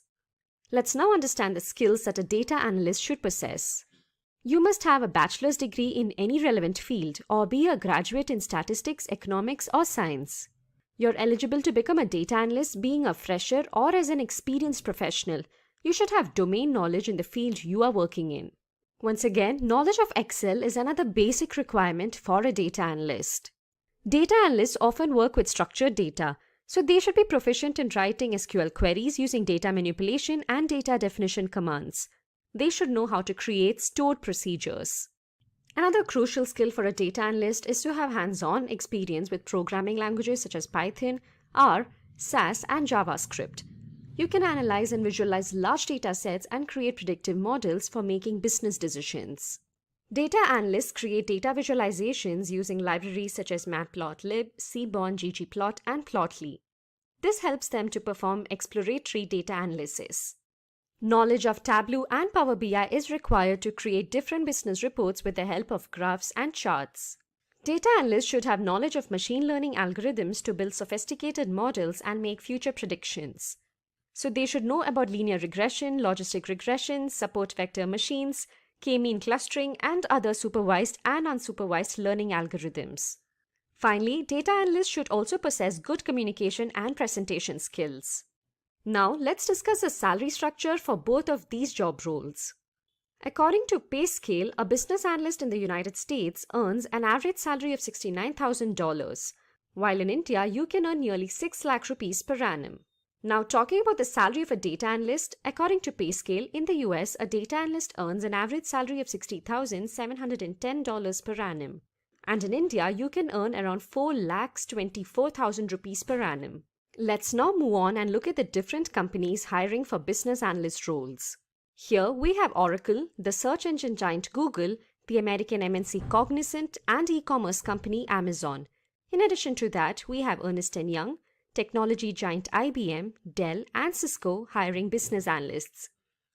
Talking about the companies hiring for data analysts, we have Twitter, Google, the social media leader Facebook, and Amazon. We also have the American oil company Shell, the electric vehicle company Tesla, Apple, and the American credit reporting agency Equifax. Now, choosing the right field, that is, to become a business analyst or a data analyst, could be a challenging task. The key points that you have to keep in mind before making a decision is: first, review your background and see what qualifications you have. Check what skills you possess and the domain knowledge you have. Then, gauge your interest to see what suits you best. And finally, consider your long-term goals and see the job roles that will help you grow in your career in the long run. Now, let me tell you how Simplilearn can help you grow your career as a business analyst and a data analyst. Simplilearn offers a postgraduate program in business analysis that is in collaboration with Purdue University. The endorsed education provider is IIBA. Some of the skills that will be covered in this course are strategy analysis, wireframing, solution evaluation, dashboarding, data visualization, agile Scrum methodology, Scrum artifacts, statistical analysis using Excel and SQL database. Some of the tools covered in this course are Microsoft Excel, Tableau, Power BI, Jira, PostgreSQL, Planbox, and others. Some of the key features of this business analysis program are: you will receive Purdue Postgraduate Program Certification, masterclasses from Purdue faculty, you can enroll in Simplilearn's Job Assist where you will get IIM Jobs Pro membership for 6 months and obtain 35 IIBA PDs CDUs and 25 PMI PDUs. You will get 170 plus hours of blended learning along with capstone projects in 3 domains. To become a data analyst, you can enroll in the postgraduate program in data analytics offered by Simplilearn. This program is in collaboration with Purdue University and IBM.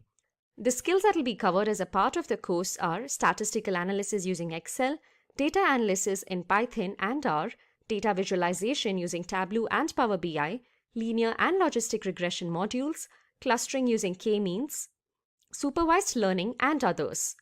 The tools that you will learn are NumPy, Pandas, SciPy, Scikit-learn, Excel, and others. Some of the key features of this course are: you will get Purdue Postgraduate Program Certification, industry-recognized IBM certificates, enrollment in Simplilearn's Job Assist and master classes from Purdue faculty. You have 180 plus hours of blended learning, 14 plus hands-on projects on integrated labs, and capstone projects in 3 domains. So please go ahead and enroll for these programs if you want to grow your career as a business analyst or a data analyst. Applications of data analytics. Now, the sky's the limit on this. In today's world, almost every business act of life, your music on your Spotify, are driven by data analytics. But some of the big players, when you go in there job hunting, are going to be your fraud analysis. If you want to go make a lot of money and you're good at it and you like dealing with numbers, go join the banks and track down the criminals who are stealing money. It's a lot of, it's a big thing to protect credit cards, protect sales purchases, bad checks, any of those things. When you can track them down is huge. Healthcare, exploding. There's everything from trying to find cures for the COVID virus or any of the viruses out there, using your cell phone to diagnose different ailments. That way you don't have to go in and see the doctor. You can actually just go in there and take a picture of the funky growth on your arm. Hopefully it's not too big. And then they send it in there and the data analytics goes in there and looks at it and says, oh, this is what this is. This is a professional you need to go see or don't need to see. And that's just one aspect of healthcare. The databases being generated by healthcare and getting the right doctors and helping the doctors analyze whether something is benign or malignant, if it's cancerous. All those things are now part of the ongoing healthcare growth in data analytics. Inventory management. Think one of those huge warehouses where they're shipping out all the goods. How do you inventory that in such a way so that you maximize the stuff that's being purchased the most near the entrance and all the other stuff towards the back, or even pre-ship it? So it's huge to be able to manage your inventory, and pretty soon they'll just have a drone come in there and start picking up some of those boxes and move them around also. Delivery logistics. Again, this goes from getting from point A to point B. You can combine it with our inventory, so you pre-ship stuff if you know a certain area is more likely to purchase it. How do you get the delivery to the most destinations the quickest in the short amount of time? And then they even pre-stack the trucks going out, and that's all done with data analytics. How do we stack all that stuff so it comes out in the right order? Targeted marketing, huge industry. Any kind of marketing, whether you're generating the right content for the marketing, who are you targeting with that marketing, researching the people, what they want, so you know what products to market out there. All those things are huge. And these are just a few examples. You can probably go way beyond this, from tracking forest fires to astrology and studying the stars. All of this is part of data analytics now and plays a huge role in all these different areas. City planning is another one. You can see a nice organized city like this one where you can get in and out of the neighborhoods if you're a fire truck. Police officers need to be able to get in and out. You want your tourists to be able to come in, yet you still want the place to look nice, and you have the right commercial development, the right industrial development, like enough residents for people to stay. All those things are part of your city planning. Again, huge in data analytics. So, sky's the limit on what you use it for. Let's take a look at types of data analytics. And this can be broken up in so many ways, but we're going to start with looking at the most basic questions that you're going to be asking in data analytics. And the first one is you want descriptive analytics. What has happened? Hindsight. How many sales per call ratio coming out of the call center? If we have 500 tourists in a forest and you have a certain temperature, how many fires were started? How many times did the police have to show up to certain houses? All that's descriptive. The next one is predictive. Predictive analytics is what will happen next. We want to predict. This is great if you have an ice cream store and you want to predict how many people to work at the ice cream store on a certain day based on the temperature coming up in the time of the year. And then one of the biggest growing and most important parts of the industry is now prescriptive analytics. And you can think of that as combining the first two. We have descriptive and we have predictive. Then you get prescriptive analytics. How can we make it happen? Foresight. What can we change to make this work better? In all the industries we looked at before, we can start asking questions. especially in city development. There's a good one. If we want to have our city generate more income, and we want that income to be commercial based, what kind of commercial buildings do we need to build in that area that are going to bring people over? Do we need huge warehouse cells, Costco cells buildings, or do we need little mom and pop joints that are going to bring in people from the country to come shop there? Or do you want an industrial setup? What do you need to bring that industry in there? Is there a car industry available in that area? If it's not a car industry, what other industries are in that area? All those things are prescriptive. We're guessing. We're guessing what can we do to fix it? What can we do to fix crime in an area with education? What kind of education are we going to use to help people understand what's going on so that we lower the rate of crime and we help our communities grow better? That's all prescriptive. It's all guessing. We want foresight into how can we make it happen? How can we make this better? And we really can't not go into enough detail on these three, because a lot of people stumble on this when they come in and are doing analytics.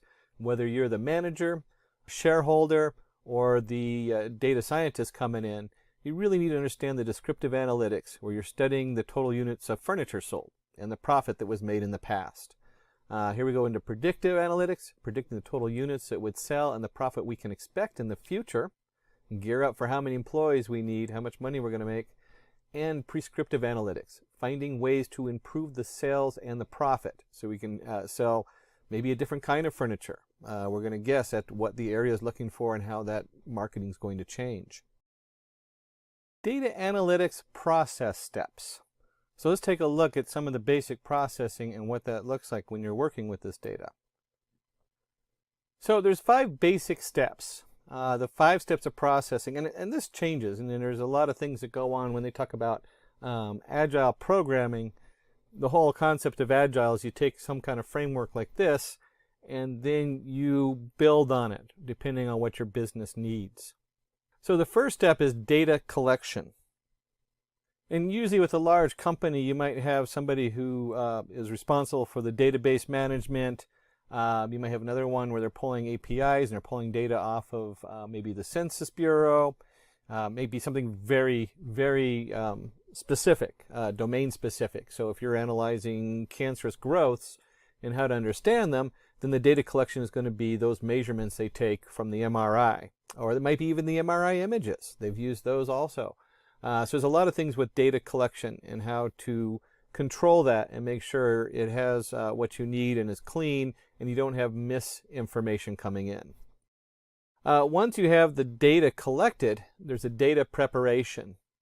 So stage 2 is we take that data and we format it into something we can use.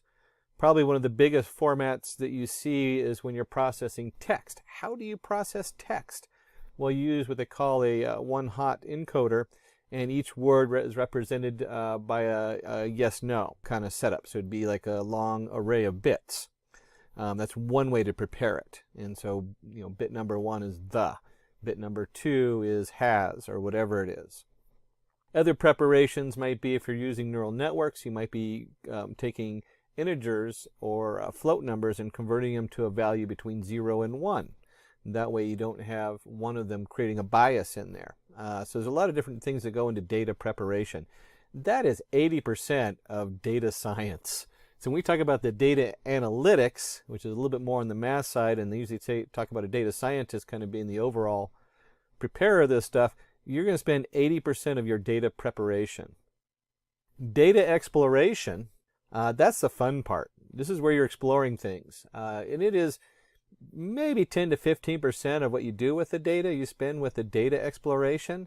It is probably the most important step, because this is where you got to start asking questions.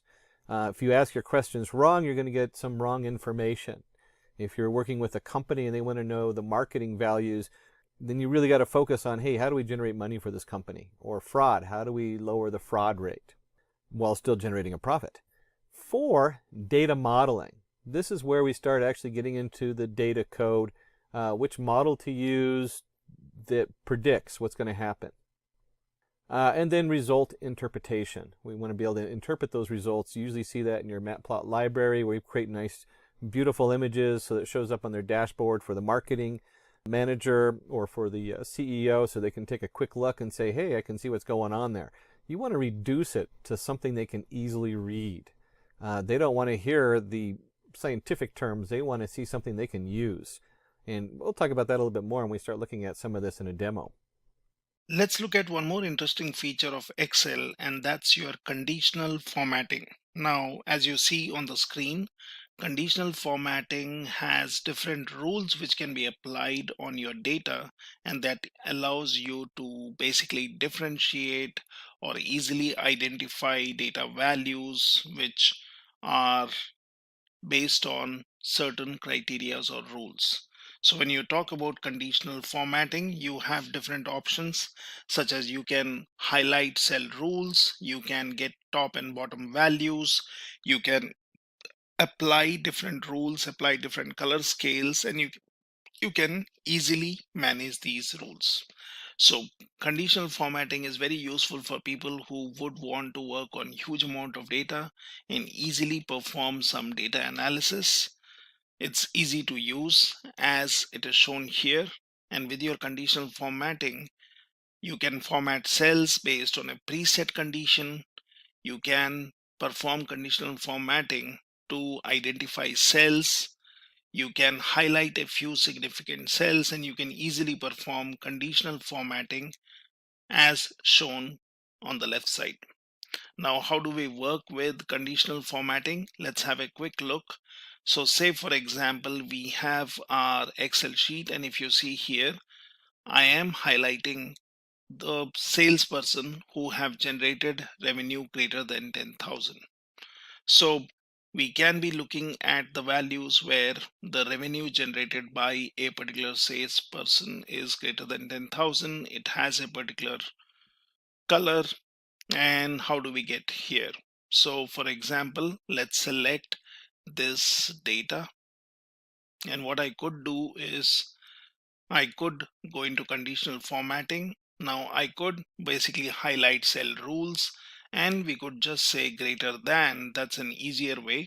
I could also go ahead and create a new rule, but then I can use one of this option. I can say greater than, and let's give some value. Might be we would be interested in looking at any value greater than 12,000. So let's choose 12,000.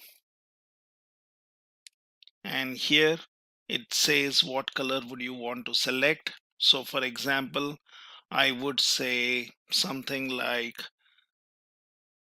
yellow filled with dark yellow text, and let's say okay. So right now what I'm doing is I have all the values where the revenue generated was greater than 10,000, but then I have also selected all the sales people who have made or who have generated revenue greater than 12,000. So I can just do a Control Z to see the previous result. Now here I had the values which were greater than 10,000, and the one which we did just now basically highlighted the values which are greater than 12,000. So this is one simple example. Now we can look at some other examples. Say for example, you want to format cells using 3-color scale. So if you look at the values here, I have a 3-color scale mainly in green, yellow, and red. And how do you do this? So for example, I can go in here and I can go to conditional formatting. So I would want to go for color scales, and here you can create different rules. So we can set up a 2-color scale. So we can say format only values that are above and below average. I can format only cells that contain something. I can get the top and bottom value. So these are different ways in which I can have a 3-color based scale. Now what I will do is I will select this, and let me show you the rule which I have. So for example, I can go into manage rules, and if you see here, there are certain rules which have been specified. Now what does that mean? So you would want to specify a 3-grade scale. So for example, if I would want to look at my first rule, it tells me that I'm choosing 3-color scale. I can choose lowest value, percentile, and highest value, and that basically will select the cells based on their values. So what we could have done is I can basically use one of these values. I can delete these rules which I have created. So for example, I have all these rules, but you should always carefully remember that the rules will be applied in the order shown. So for example, if I just delete these rules and then say apply and say okay, my data is back. Now it does not have any highlighting. Now I can go in here, I can say conditional formatting. I could go for color scales, or I could basically go into new rule.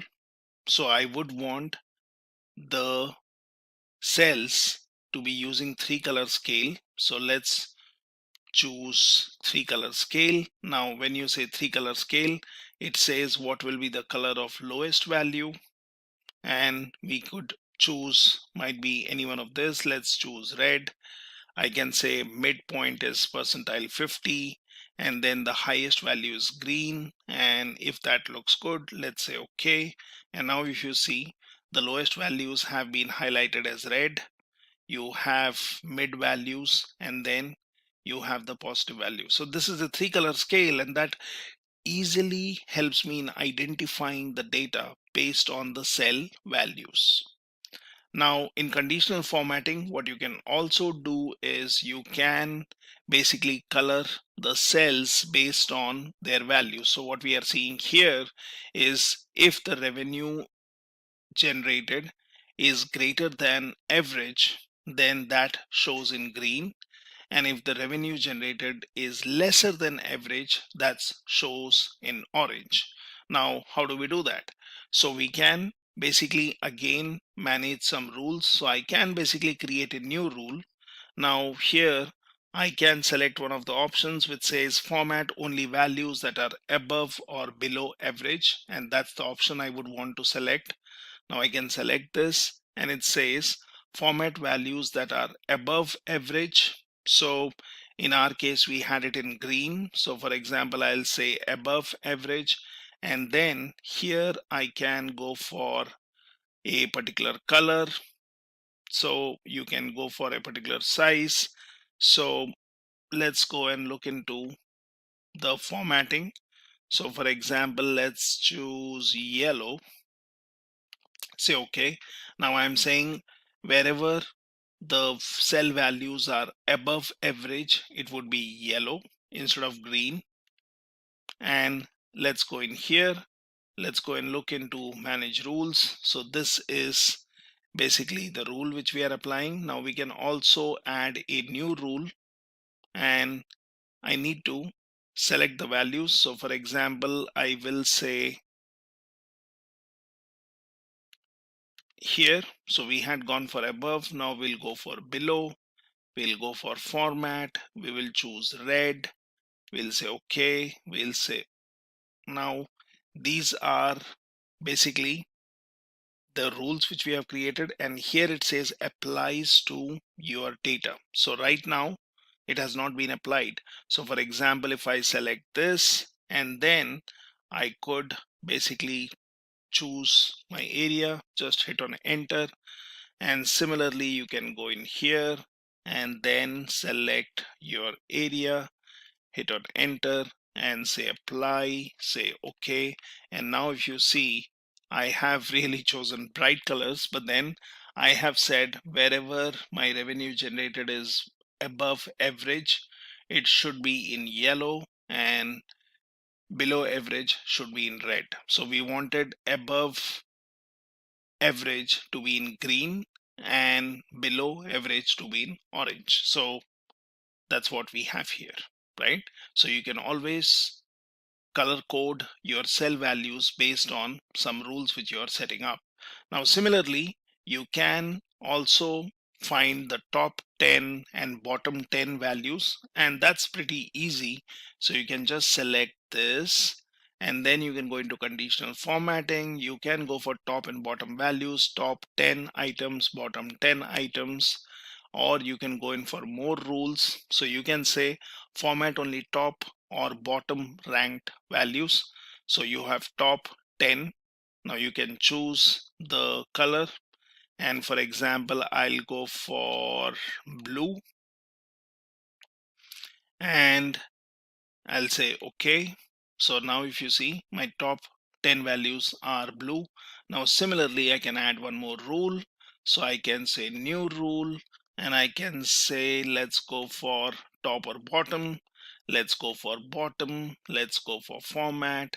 Let's say orange. Say okay, say okay, and that's it. So now you have your values which are top or bottom 10 values. So you are using conditional formatting where you are basically highlighting your cell values based on different colors, and here easy conditional formatting based on different rules helps us to do that.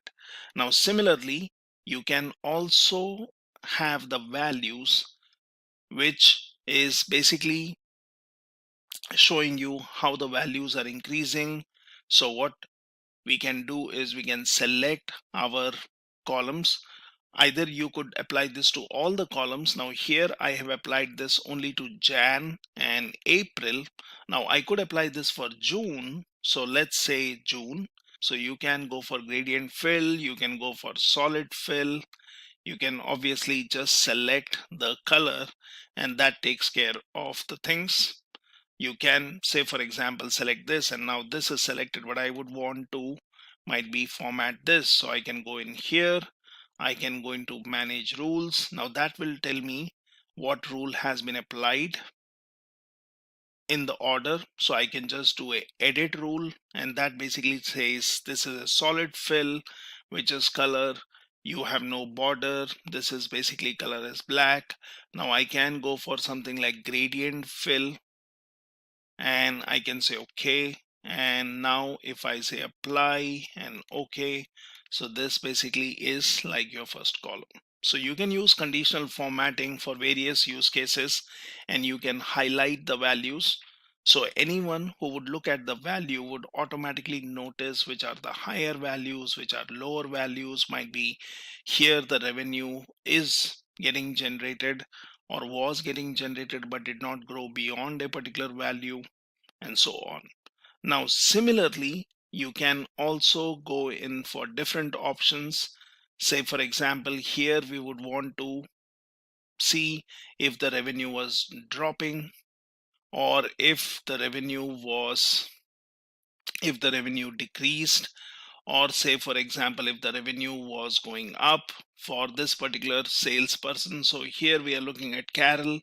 So in Jan the revenue generation by sales was very high, then in Feb it was falling down, in March it was kind of stable, then in April it went way below. So we can obviously work on this wherein we can grade our cell values. So what we can do is we can go in for highlighting the cell values. Now you can go for color scales, you can go for icon sets, and this is where you can choose your different shapes. So you could choose one of these shapes. So for example, I would be interested in looking at the indicators like directional.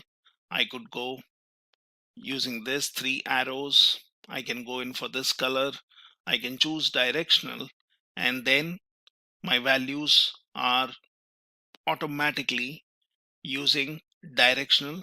Now what we can also do is we can then go into manage rules, and that basically tells me what rules have been applied. So for example, the latest one is the icon set, which I have chosen. It shows the selected columns. I can obviously do a edit rule, and then I can choose. So I'm saying the format style is icon sets. I'm not using a data bar, I'm not using color scale. Now here I have chosen the style of icons, and then here you can basically give some values. So you have icon which is green when the value is greater than or equal to 67%.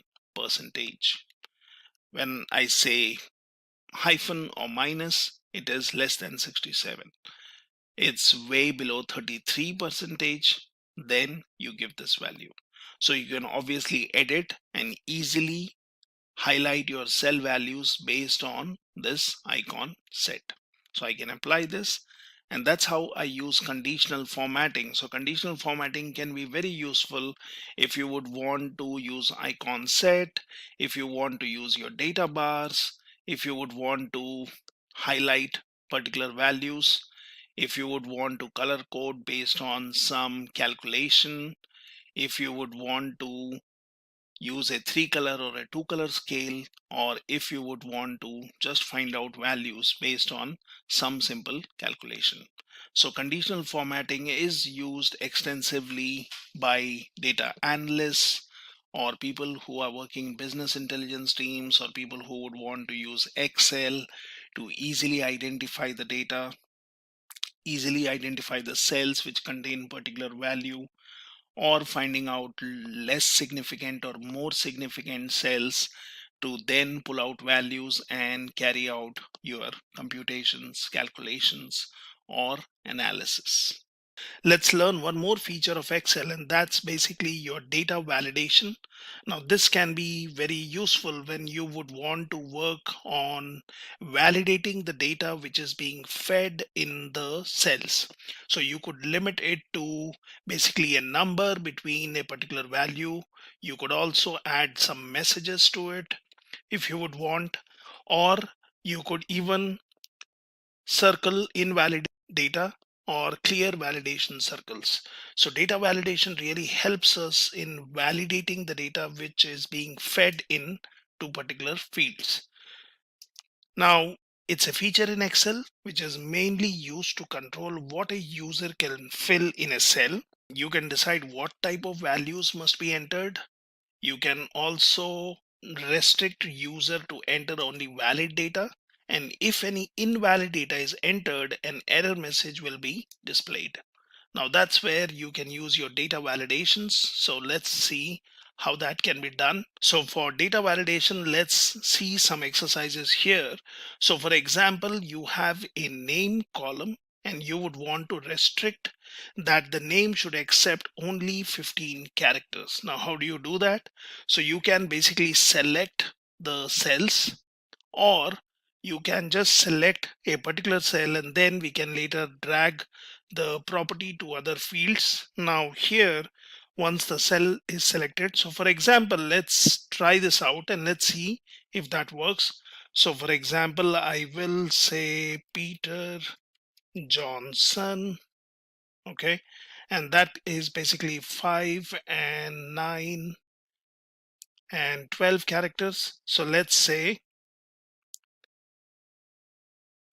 junior, and if I do this, it says input length is greater than 15. Do you want to continue? If I say yes, right? So basically it is allowing me to add the value here, but then it has basically violated the rule. Now this is giving a message to the user that the username should be entered less than 15 characters. Now how do we do that? So for this, we can basically select the column and then we can search for data tab and get into data validation. So this is where you can create or select different kind of rules. So for example, I can go into data validation, I can go into settings, and I can say the text length, and that should be less than 15. Now this is the maximum I'm giving, and it says apply these changes to all other cells within the same settings. So I can do this, or I can just drag and drop. So I can basically apply this formula, and now you can in fact randomly check in any particular cell, is the rule applied. So it says text length less than 15. So we can basically control data validation in this particular column, and that will allow only 15 characters. It will pop up a message if the user really wants to go beyond the particular limit. Now you also have similarly date of birth. So the restriction is date of birth should be between 10 Jan 1990 to 30 December 1998. So this is what we want to restrict. How do we do that? So we can select the field, we can click on data validation, and if you see here, I have selected date, and then date is between, and then obviously you can give a range, that is 10 Jan date 1990, 12/30 1998. So that's the start and the end filter which has been applied. And once this is done, you can also check your input messages, which says when cell is selected, show this input message, enter a valid date. So if you see here on the left, there is a pop-up which is coming up which says enter a valid date. Now I can also say when user enters invalid data, show this error alert. So I can say stop. I can say invalid entered, and this is how I have set a rule. So for example, if I just do something like this, and that says invalid date entered, I can do a retry. It will take me back here, but unless and until I do not give the right format, the date will not be accepted. And again, the same thing applies to all the cells. Similarly, email. So we are saying the email should have @ present in the value provided. Now for this, we can use a formula, and we can select, well, I would want to apply this rule to all these rows starting from C2 to C14. So let's get into data validation. Let's look in settings, and here we are choosing custom. Now within custom, I'm choosing what is the formula. So I'm saying is number, and then I'm saying find @ for the rows C2 to C14. So the only thing we are concerned about here is the value should have an email icon. You can input a particular message. You can say what has to be done for error alert. So for example, we can basically go in here and we can say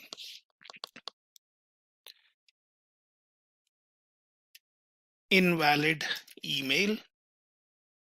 That's the title I'm giving. And we can say email should contain @. So if I do this and if I say OK, now you can test it. So you can say A, B, C, D, and that says email should contain @, and basically that will not allow me to add the values. So now you have the field called salary. It says salary should be greater than 50,000. Now we can limit the values by choosing a whole number. So for example, for salary, I can go into data validation. I can go into settings. So here I can say something like decimal, or I can go for whole number. So both of the things are fine. It depends on what kind of values get into this particular field. So if I say whole number, and if I say it has to be greater than 50,000, so I'm saying the minimum is 50,000. Or I could have given a decimal, and then I can say greater than, less than, equal, or anything, or even between. So I can select greater than, and then I can just say OK. Now for rank, the rule is rank should be between 100 and 200. So again, we can use a whole number. So ranks will generally not be decimal. So this would be whole number. Salary can be a whole number, or it could be decimals. So we have chosen decimal here. And in rank, if you click on data validation, I have chosen whole number. I've set data between 100 and 200.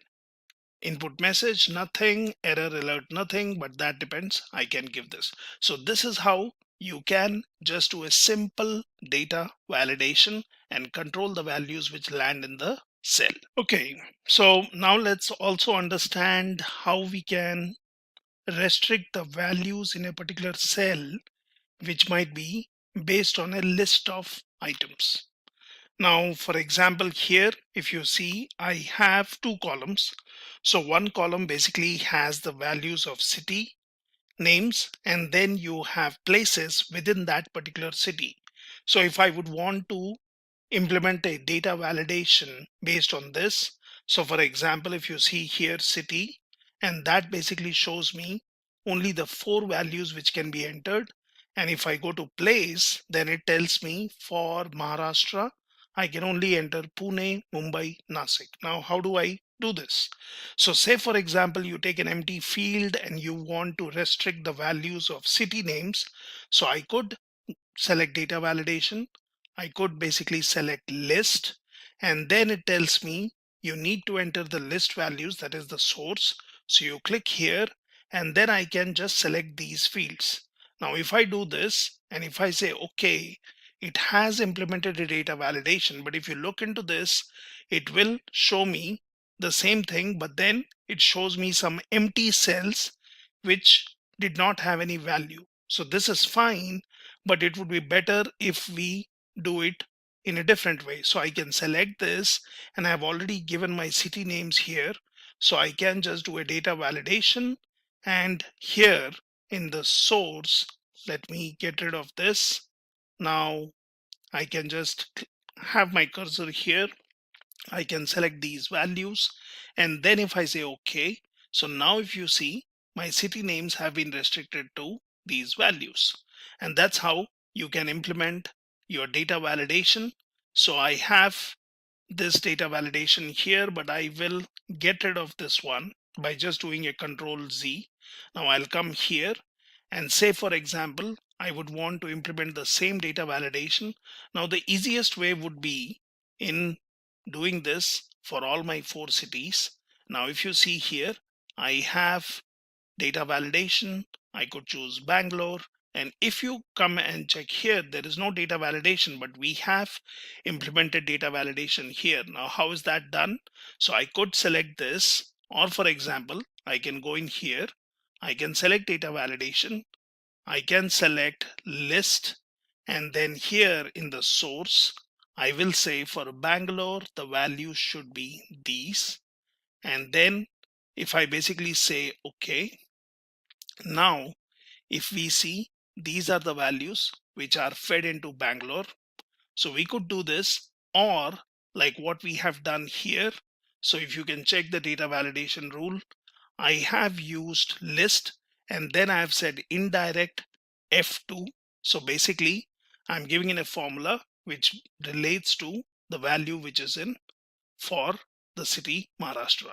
So we could do this, or in a simpler way we could do this and then just drag and drop here. So we could check for Maharashtra what are the values. Let's choose a different city. So for example, Kolkata, and here I will choose. Now since we did a drag and drop, it has basically taken the values of Bangalore, so that's not right. So we select this, we go into data validation, and here I can either feed in the values, that is such as Bangalore. I could basically say something like this, Kolkata, and I could say okay. So now if you see, it shows me the places in Kolkata. Now here we have, let's choose a different city. So for example, let's go for Delhi, and here I can go to data validation and I can just say Delhi. So this is an easier way of doing it. Or if you remember the formula, then what you can do is you can just give in indirect and then basically give the value of the cell for which you would want to keep in the values. So this is how you can do list validation.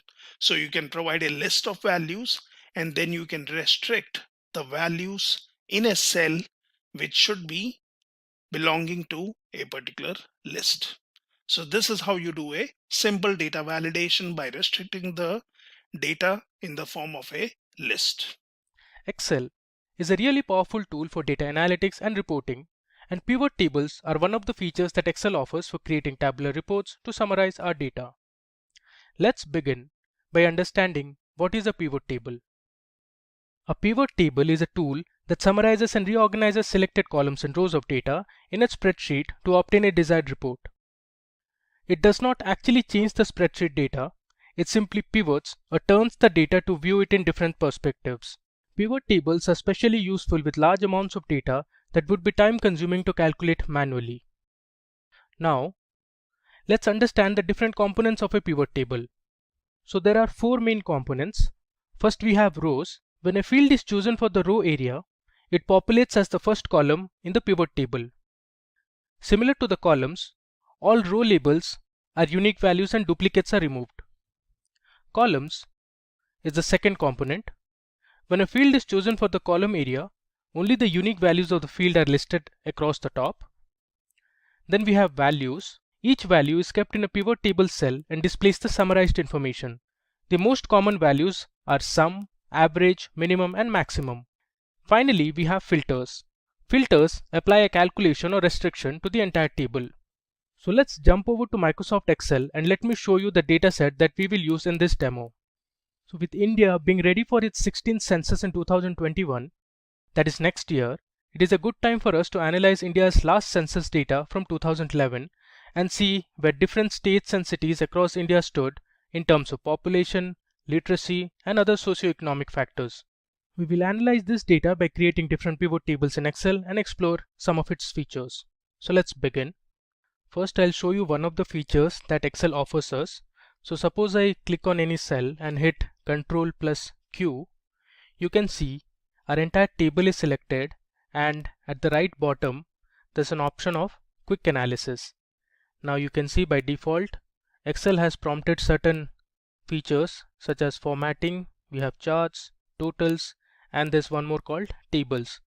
Now Excel by default has created some pivot tables for us. Now the first one you see is sum of district code by state names. Next we have sum of sex ratio by state name. Then we have sum of child sex ratio, sum of male graduates, and sum of female graduates by state name, and there are others. Before creating our pivot table, so let's have a final look at our data set. So first column you see is the city column. So there are different cities from different parts of India. Then we have the state code, we have the state name, district code, we have the total population followed by male and female population. Next you can see we have the total literates from each city. Then we have the male and female literates. Next we have the sex ratio. Then we have the child sex ratio. Next we have total number of graduates. And finally you can see we have male and female graduates. So using this table, we'll create several pivot tables. Now first of all, let's create a pivot table to find the total population for each state and sort it in descending order. So you can see here we have the problem statement. So our first pivot table will have the total population for each of the states in descending order. So to create a pivot table, you can click any cell in your data, go to the Insert tab, and here left you can see we have the option to create a pivot table. So let me select pivot table. Now my range is already selected, the entire table, and here I'll choose existing worksheet because I want to place my pivot table in the same worksheet, and I'll give my location, I'll point to cell Q5. Now let me click OK. You can see the pivot table fields appears here on the right. Now since we want to find the total population for each state, so what I'll do is I'll drag my state name onto rows. So here in our pivot table you can see we have the different state names listed. Now we want the total population for each of these states. So in the field list I'll search for total population, which is this one, and drag it under values. You can see we have a sum of total population for each of these states. By default Excel will sum any numeric column.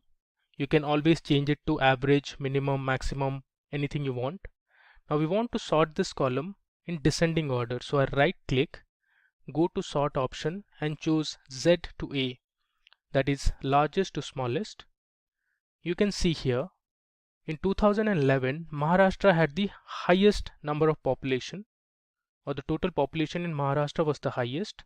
Then it was Uttar Pradesh, we had Andhra Pradesh, and if I come down we have Nagaland and Andaman and Nicobar Islands towards the end. So this is a simple pivot table that we created. Now the next problem we have is we want to find the total sum of literates in each city belonging to a certain state. So let's see how to do it.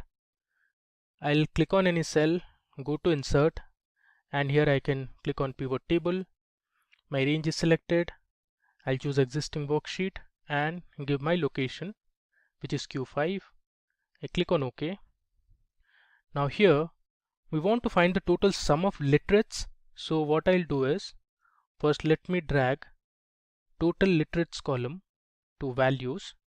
You have the total sum of literates from all the states. Next, I want to see the sum of total literates based on states and cities. So let me first drag state name onto rows, and then we'll drag city onto rows. You can see here we have our pivot table ready. To the left of the pivot table, you can see we have the state names and the cities per state, and on the right you can see the total number of literates from each city. If I scroll down, we have Assam, then you can see we have Bihar, and if I keep scrolling, we have all the states: Haryana, Himachal Pradesh, that's Jammu and Kashmir, which has now become a union territory. We have Jharkhand, Karnataka, and other states as well. Moving on. Okay, so the next thing we want to see is what is the average sex ratio and the child sex ratio for each state. With that, we also want to find the states that had the highest and lowest sex ratio in 2011. So let's create a pivot table for this. I'll click on any cell, go to insert, choose pivot table, click on existing worksheet. I'll select cell Q5 and click on OK. Now, since we want the average sex ratio and the child sex ratio, so first I'll drag those columns. Either you can manually scroll and drag it, or here you have the option to search for it. So if I look for child, you can see we have the same column listed.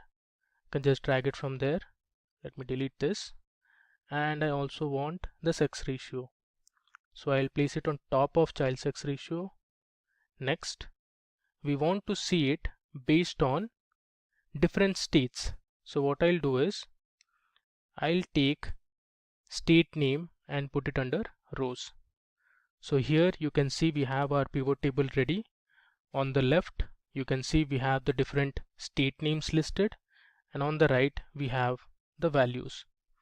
Now we want to find the average. Now by default, Excel will sum the numeric columns. You can see it tells you sum of sex ratio and child sex ratio. So what you can do, you can click on this drop down and go to value field settings, and here summarize values by, you can choose average. You can see the custom name, it says average of sex ratio. Click on OK. Our entire column is now giving us the average sex ratio. Similarly, for this column, let me convert it into average. I'll again click on the drop down, go to value field settings, click on average and click OK. And you can see here we have the average of child sex ratio for each of the states. Now the next question says which states had the highest and lowest sex ratio. So we'll consider this column. So we'll sort it in any order you want. You can do it either ascending or descending. Let me sort it in descending order. You can see we have our column sorted now. So in 2011, Kerala had the highest sex ratio, and if I scroll down to the bottom, you can see Himachal Pradesh had the lowest, which is around 818. Up next, let's explore one more feature of pivot table. So suppose you want to see the top or bottom few rows of a pivot table, you can do that as well. So here we have a question at hand. We want to find the top 3 cities with the highest number of female graduates. So let's see from the entire pivot table how we can filter the top 3 cities. So I'll go to insert, click on the pivot table option, go to existing worksheet, click on Q5 and hit OK. Now since we want to find the top 3 cities, I'll drag city column onto rows, and then we want the female graduates. So in the search bar I'll look for female and I'll choose this column, that is female graduates, and drag it here onto values. So I have the sum of female graduates for each of the cities. Now, since we want to find the highest number of female graduates in the top 3 cities, so let me first sort this column. I'll sort it in descending order. Now we have it sorted. Now from this you can say that Delhi, Greater Mumbai and Bangalore are the top 3 cities, but it's displaying all the cities for us. So let's filter only the top 3. So what you can do is right click and go to filter. Under filter you have the option of top 10. I'll select this. Here I only want the top 3. So either you can go down like this, or you can directly type 3. Your column is already selected. Let me just click on OK. There you go. We have the required pivot table ready, and it only displays us the top 3 cities with the highest number of female graduates. Now the next thing we want to see is how to use a slicer in a pivot table. So we have a question here. What's the total population for all the cities in Rajasthan and Karnataka? So let's create a pivot table for this and see how you can use a slicer to filter the table. Click on existing. I'll click on a location, this time Q6. Click OK. Now since I want the total population, so I'll drag total population onto values, and then I'll select the city onto rows and then the state name also. I'll place it on top of city. So you have in the pivot table all the states and their cities, and on the right you can see the total population for each of these cities. But our question is, we want to find only for Rajasthan and Karnataka. Now for that, what you can do is go to insert and create a slicer. Either you can create from this option, or you can go to pivot table analyze option, and here you have the option to create or insert a slicer. I'll click on this, and since we want to slice the table based on state, that is Rajasthan and Karnataka, I'll choose state name as my slicer field. You can see this is my slicer here.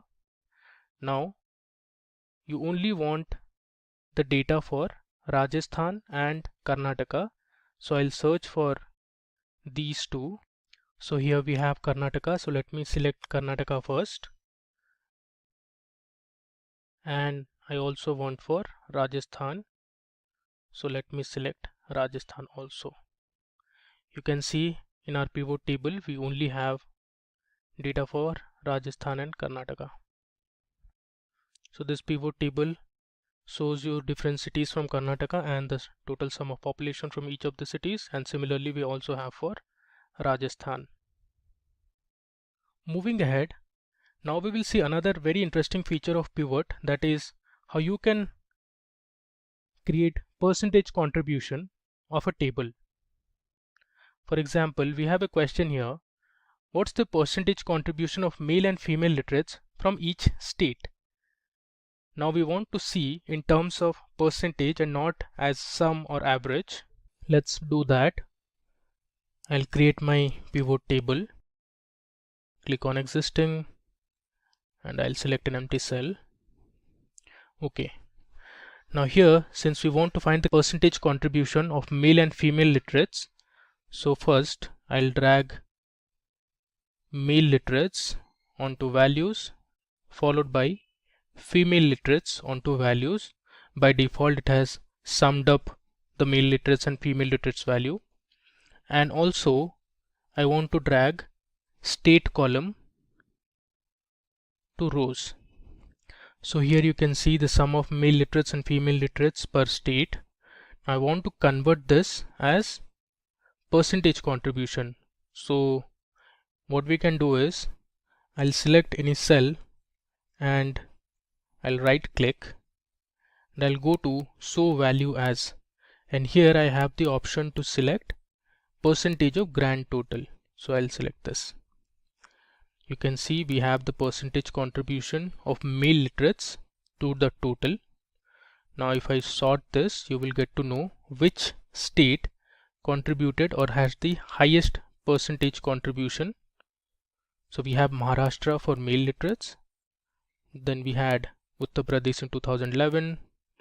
If I come down, we had Meghalaya, Nagaland and Andaman and Nicobar Islands as those states which had little or minimal contribution to male literates.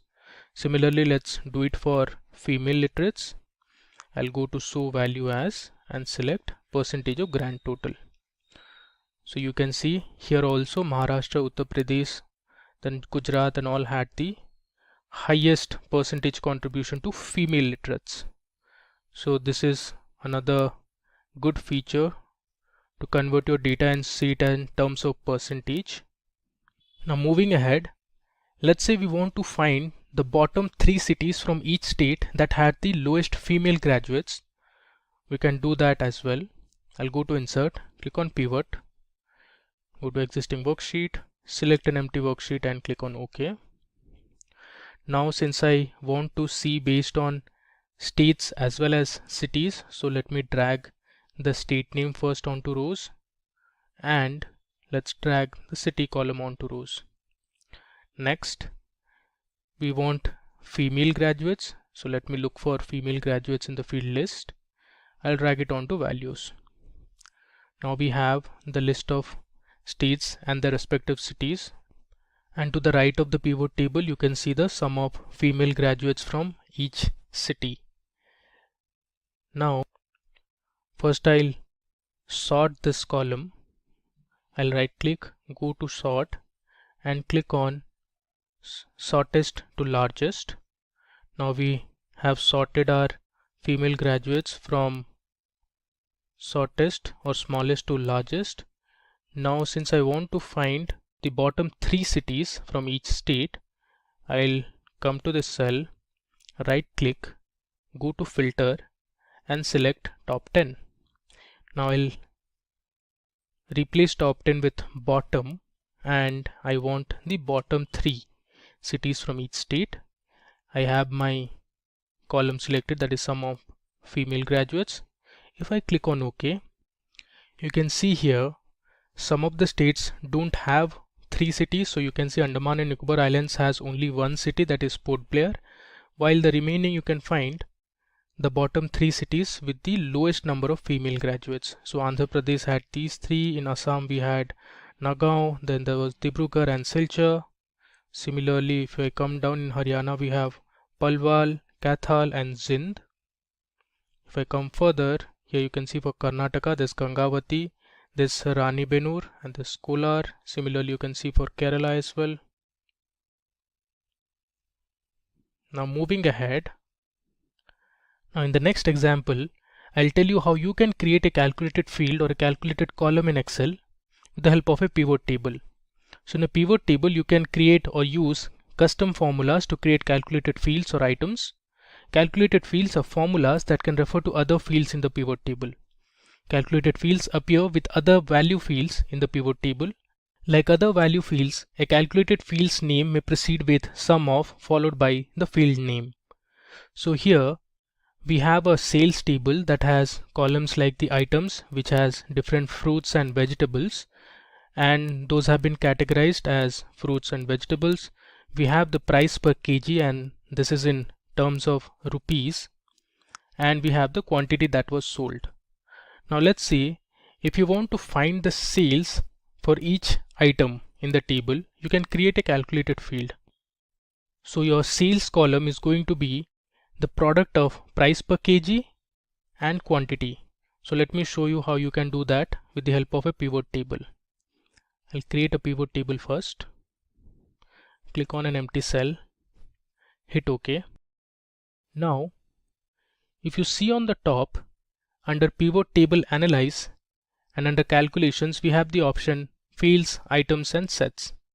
If I click on this drop down, I get the option to create a calculated field or insert a calculated field. I click on this. I'll give my field name as sales and I'll select my formula. I'll first click on price per kg and hit insert field. I'll give a space, hit shift 8 to give the product symbol, and then I'll double click on quantity. Now this is my formula for sales, that is price per kg multiplied by quantity. I'll click on add and I click on OK. If you see here, there's a calculated field that is present in the pivot table fields, which is sales, but it did not add it to our original table. Our original table is the same, but here we have added a calculated field which is present only in the pivot table list. Now we can use this. It has already taken it under values. Now let's say I want to find the sum of sales for each item under each category. You can see it here. We have our category fruit and we have our category vegetable, and under that we have different items like apple, apricot, banana. Similarly, in vegetables we have broccoli, the carrots, corn, eggplant, and others. So this is how you can create a calculated field in a pivot table. Now there's one more good feature that Excel offers us in pivot table is to create a pivot chart. So you can use your pivot table and create different charts. So I'll show you how to do that. If I go to insert, here I have the option of recommended charts. If I click on this, Excel gives me some default charts which you can use. Let's say I'll select this. Let me drag it a bit to the right. Here you can see I'll close this pivot field list. This is a nice bar chart that Excel has created. This is called a pivot chart. Now here you can see the category fruits and vegetables and the different fruits and vegetables or the items. In the y-axis you can see the total sales. If you see from the graph, guava made the highest amount of sales. Now if I sort this, let's sort this first. You can see it here, fruit guava made the highest amount of sales. Now since I sorted and changed my pivot table, the pivot chart also automatically gets updated. Similarly, there are other charts also that you can create. Let's go to the insert tab and let's click on recommended charts again. Let's look for a pie chart. So this is a pie chart that you can create. Let me click on OK. So here is our pie chart, and each pie represents a certain item, and the pie that has the highest area represents it had the highest amount of sales. In this case you can see it is guava, and similarly we have other items as well. This is fruit banana, that's corn, and we have spinach and others. Let's explore a few other charts. So first I'll click on my pivot table, go to insert, and under recommended charts let's now select a line chart. If I hit OK, move it to the right. So this is a line chart. You can see it starts from guava, which had the highest amount of sales, then it drops, and in the x-axis you can see the different items. Similarly, when it starts with the vegetables, broccoli made the highest amount of sales with 2,800 rupees, and our lowest was eggplant at 900 rupees. For fruits, papaya sold the least at 700 rupees. Let's take another chart. I'll go to insert. Under recommended charts, let's see, this time we'll see a bar chart. Now this is a horizontal bar chart and not a vertical one. We just saw a vertical column chart like this. This is an horizontal bar chart.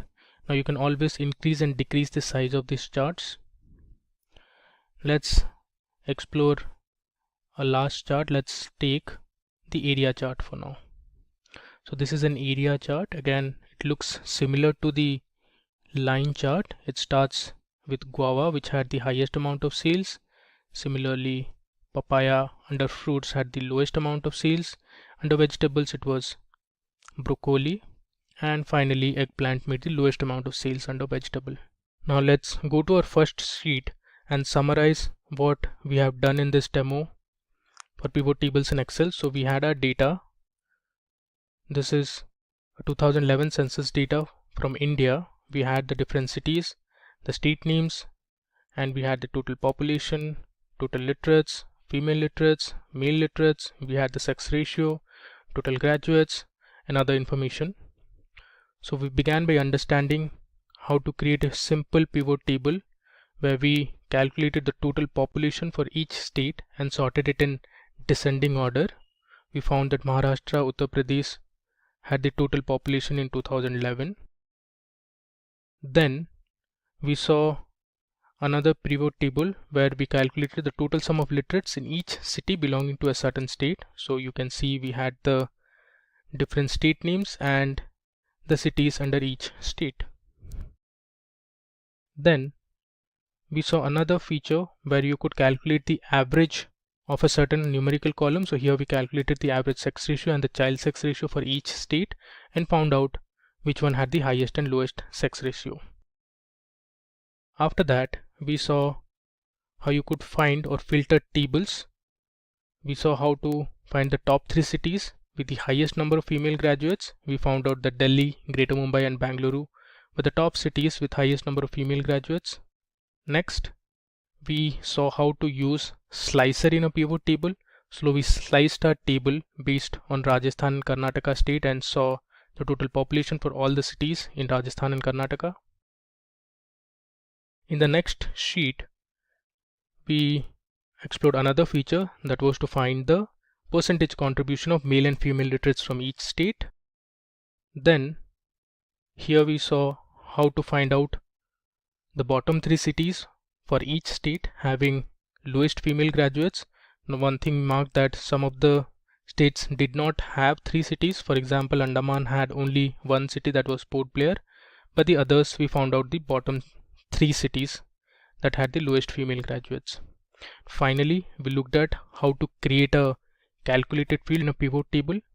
So we saw how to create a calculated field called sales, and then we explored how to create different charts and graphs. So this was an area chart that we saw. There's a column chart. We also saw or looked at a bar chart, that was a horizontal bar chart. Similarly, we saw how to create a pie chart as well. In this video, we'll be creating 2 dashboards using a sample sales dataset. So if you want to get the data and the dashboard file that we'll be creating in this demo, then please put your email IDs in the comment section of the video. Our team will share the files via email. Now, let's begin by understanding what is a dashboard in Excel. A dashboard is a visual interface that provides an overview of key measures relevant to a particular objective with the help of charts and graphs. Dashboard reports allow managers to get a high-level overview of the business and help them make quick decisions. There are different types of dashboards such as strategic dashboards, analytical dashboards, and operational dashboards. An advantage of dashboards is the quick detection of outliers and correlations. With comprehensive data visualization, it is time-saving as compared to running multiple reports. With this understanding, let's jump into our demo. For creating our dashboards, we'll be using a sample sales dataset. Let me show you the dataset first. So here is the sales dataset that we'll be using for our demo. So this dataset was actually generated using a simulator and is completely random. It was not validated, though we have applied certain transformations to the data using Power Query features. So this data, as you can see, has 1000 rows. So using the simulator, we had generated 1000 rows of data. Similarly, if I go on top, you can see this dataset has 17 columns. Now let me give you a brief about each of the columns. So first we have the region column. So we have Middle East and North Africa, there's North America, Asia, Sub-Saharan Africa, and others. Similarly, we have the country names from which the item was ordered. The third column is the item type. So we have different items: cosmetics, vegetables, there's baby food, cereal, fruits, etc. Then we have the representative's name, or you can say this as the customer name who ordered the product. Then we have a sales channel column. So there are basically 2 channels, whether the item was sold offline or online. Next we have the order priority column. Now here C stands for critical. Then we have H, which is for high priority orders, then we have M for medium priority orders, and finally we have L, which is for low priority orders. You can see the order date column, then we have the order ID, the ship date. Next we have units sold, which is basically the total number of units sold for each item. Then we have the unit price column. This is the price at which each product was sold. Then we have the unit cost column, which is basically the production cost for each of the items. Next we have the total revenue. The total revenue is actually the product of units sold and unit price. Then we have the total cost column. Now the total cost column is actually the product of units sold and the unit cost. Similarly, we have the total profit column. So total profit is the difference between total revenue and the total cost. And finally, we have created two more columns, that is order year and then we have order month. Now these two columns were actually generated using the Power Query features. So we used the order date column, which is this column, and extracted order year and order month. So first, we are going to create a revenue dashboard where we'll focus on generating reports for revenue by order year, revenue by year and region, revenue by order priority, and much more. We'll create separate pivot tables and pivot charts and format them to make them look more interesting and presentable. We'll add slices and timeline to our dashboards in order to filter it based on specific fields. Now let's create our first report to see the total revenue generated each year. So we need to create a pivot table for this. I'll click on a cell in my dataset and then I'll go to the Insert tab. Here we have the option to select the pivot table. I click on this. You can see my table range is selected. Next, I want to place my pivot table in a new worksheet, and let's just click on OK. There you go. So we have a new sheet where I can place my pivot table. So first, I need to find the total revenue generated by each year. So what I'll do is, I'll drag my order year column under rows, and then I'll select the total revenue column under values. You can see I have my pivot chart ready. Now if you want, you can sort this. So from the data, you can see we have order year from 2010 to 2017. Now based on this data, let's create our pivot chart. So I'll click on any cell, go to Insert, and here you have the option to select recommended charts. I click on this. Now actually I want a line chart, so I'll click on line here and select OK. There you go. So we have successfully created our first pivot chart. Now let me show you how you can format this chart to make it more readable. So first, let me delete these. So I'll right click and select hide all field buttons on the chart. So this will delete the buttons present on the chart. Now let me go ahead and edit the chart title. So the title I want is total revenue. I'll type it down by year. Alright. Next, let's do a few more transformations. So if I click on this plus sign, which is actually for chart elements, we have some options like to add axis, axis titles, chart title, data labels, this grid lines, legend, and others. Okay, so let's remove the legend now. You can see the total legend is gone. Now let me add axis titles. So we'll label our x-axis and y-axis. So here under x-axis I can write it as year. Similarly on the y-axis I'll put revenue. Okay, now you can move a bit. Alright, now let me select this chart style option and go to colors first. Here I'll select yellow color. Okay, and then let me go back to style. Let's select a new style from this list. I want this style. Okay. Now you can also add data labels. So I'll just click on data labels. You can see we have the revenue for each of the years. Now this is not readable at all, so we'll format this a bit. If I click on this arrow, here I have more options. If I scroll down, you can see we have something called as number here. I'll expand this, and under category I'll select custom.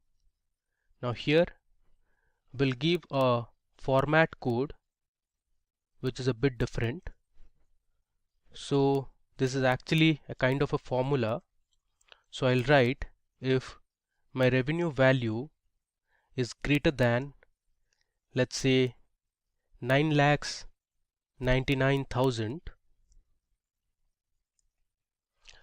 Let me make sure there are 6 nines here. So 1, 2, 3, 4, 5 and 6. Okay, we are good to go. I'll close the bracket. I'll give a hash, give 2 commas.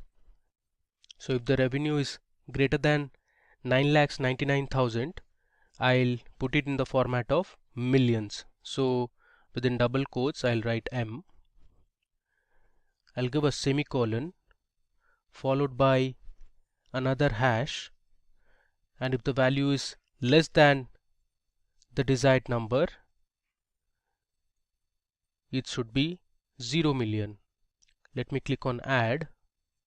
Alright, you can see how nicely we have formatted our data, and you see here we have added the new format which is in millions. Alright, now if you want, you can go ahead and adjust the boxes. Let me move this a bit up. I'll delete this. Now if you notice this line chart, you can make a few conclusions. For example, if you see here in 2010, the total revenue generated was nearly 175 million. Now this came down to 150 million in 2011. Then the revenue constantly grew from 2011 till 2014. It reached 195 million. And after 2014, it again came down to 180 million, and the revenue dropped significantly between 2016 and 2017. In 2017, the revenue was just 96 million. Now before moving ahead to my next chart, let me just rename this sheet. So I'll write it as revenue by year. Alright. Now let's analyze the revenue generated each year in different regions. So for this, we'll create another pivot table. Let me close this. I'll click on any cell, go to insert and select pivot table. I'll just click OK so that my pivot table is placed on a new sheet. Alright. Now this time we want the revenue by each year and region. So first of all, let's drag region to columns. Then let's drag the order year column under rows, and then I'll select total revenue onto values. So here you can see we have the pivot table ready. So for 2010, you can see in Asia, this was the revenue generated. Similarly, if you see for 2013, this was the total revenue generated in Europe, and we have for other years as well. Now let's create a line chart based on this pivot table. So I'll select any cell in the pivot table. I'll go to insert and I'll click on recommended charts. From this list, I'll select my line chart and click on OK. There you go. So we have our next pivot chart ready. So on the right, you see the different regions that are present in different colors. Let me just expand it so that you can see all the regions we have. So in total, we have 7 regions, and each of the regions have been represented in different colors. So if you notice this graph, for the sub-Saharan African region, in 2012, sub-Saharan Africa made the highest amount of sales.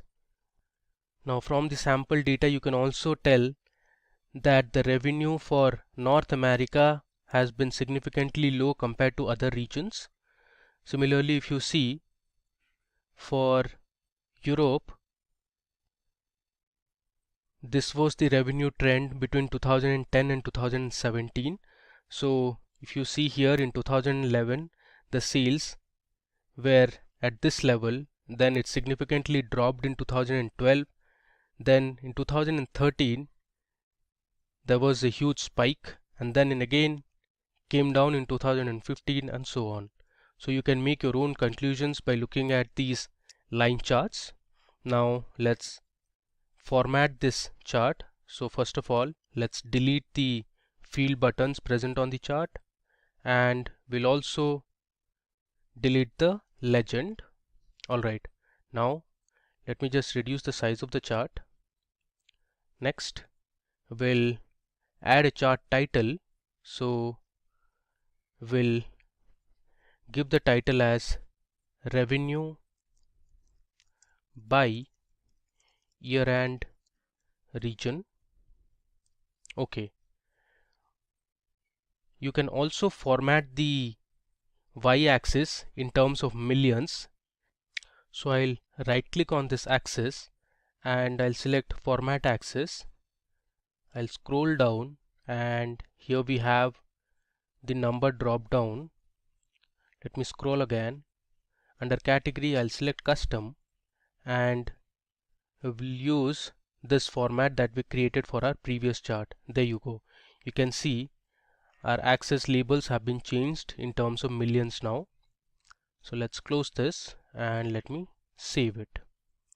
Now you can reduce the font size or increase the font size. Let me just show you. Suppose you want to increase the font size of the chart title, so you just select it and from here you can either reduce or you can increase. You can see now it's 12. If you want, you can make it 16. Similarly, you can also edit the axis labels also. By selecting the chart title, you can also move it to left or right, or you can place it in the center as well. For the time being, let me just keep it to the left. Alright.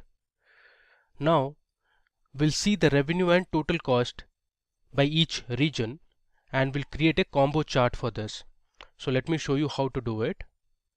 I'll go to my data sheet. I have my cell selected. I'll go to insert and click on pivot table. Let me just click on OK. Alright. So for this, I'll select my region onto rows and then I'll have two columns under values. The first one is going to be total revenue and the next column will be the total cost column. Alright. So here we have the pivot table ready. Now based on this pivot table, let's create our pivot chart. So I'll go to recommended charts and if you see below at the bottom we have combo chart. So this is the preview of the combo chart. Alright. Now let me just click on OK. There you go. So we have a nice combo chart ready here. Now the way to look at it is the bars represent the total revenue, which is this column. Now the line represents the total cost. So let me go ahead and edit this chart a bit. So first of all, let's delete the field buttons. Alright. And let's also remove the legend from here. Next, we'll add data labels. So I'll click on data labels here. Okay. So these are the data labels for the bars or the revenue column. Now let's format the data labels in terms of millions. So I'll click on this arrow, go to more options. If I scroll down, I have number. From here I'll select custom and I'll choose my type, that is in millions. Alright, so you can see we have formatted our data. Next thing, we'll add a chart title. So here I'll write as revenue by region. It's actually revenue and total cost by region. Before moving ahead, let me rename the sheets as well. I'll write revenue and total cost. Similarly, sheet 3 also I'm going to rename it as revenue by year and region. So this makes your sheet more readable.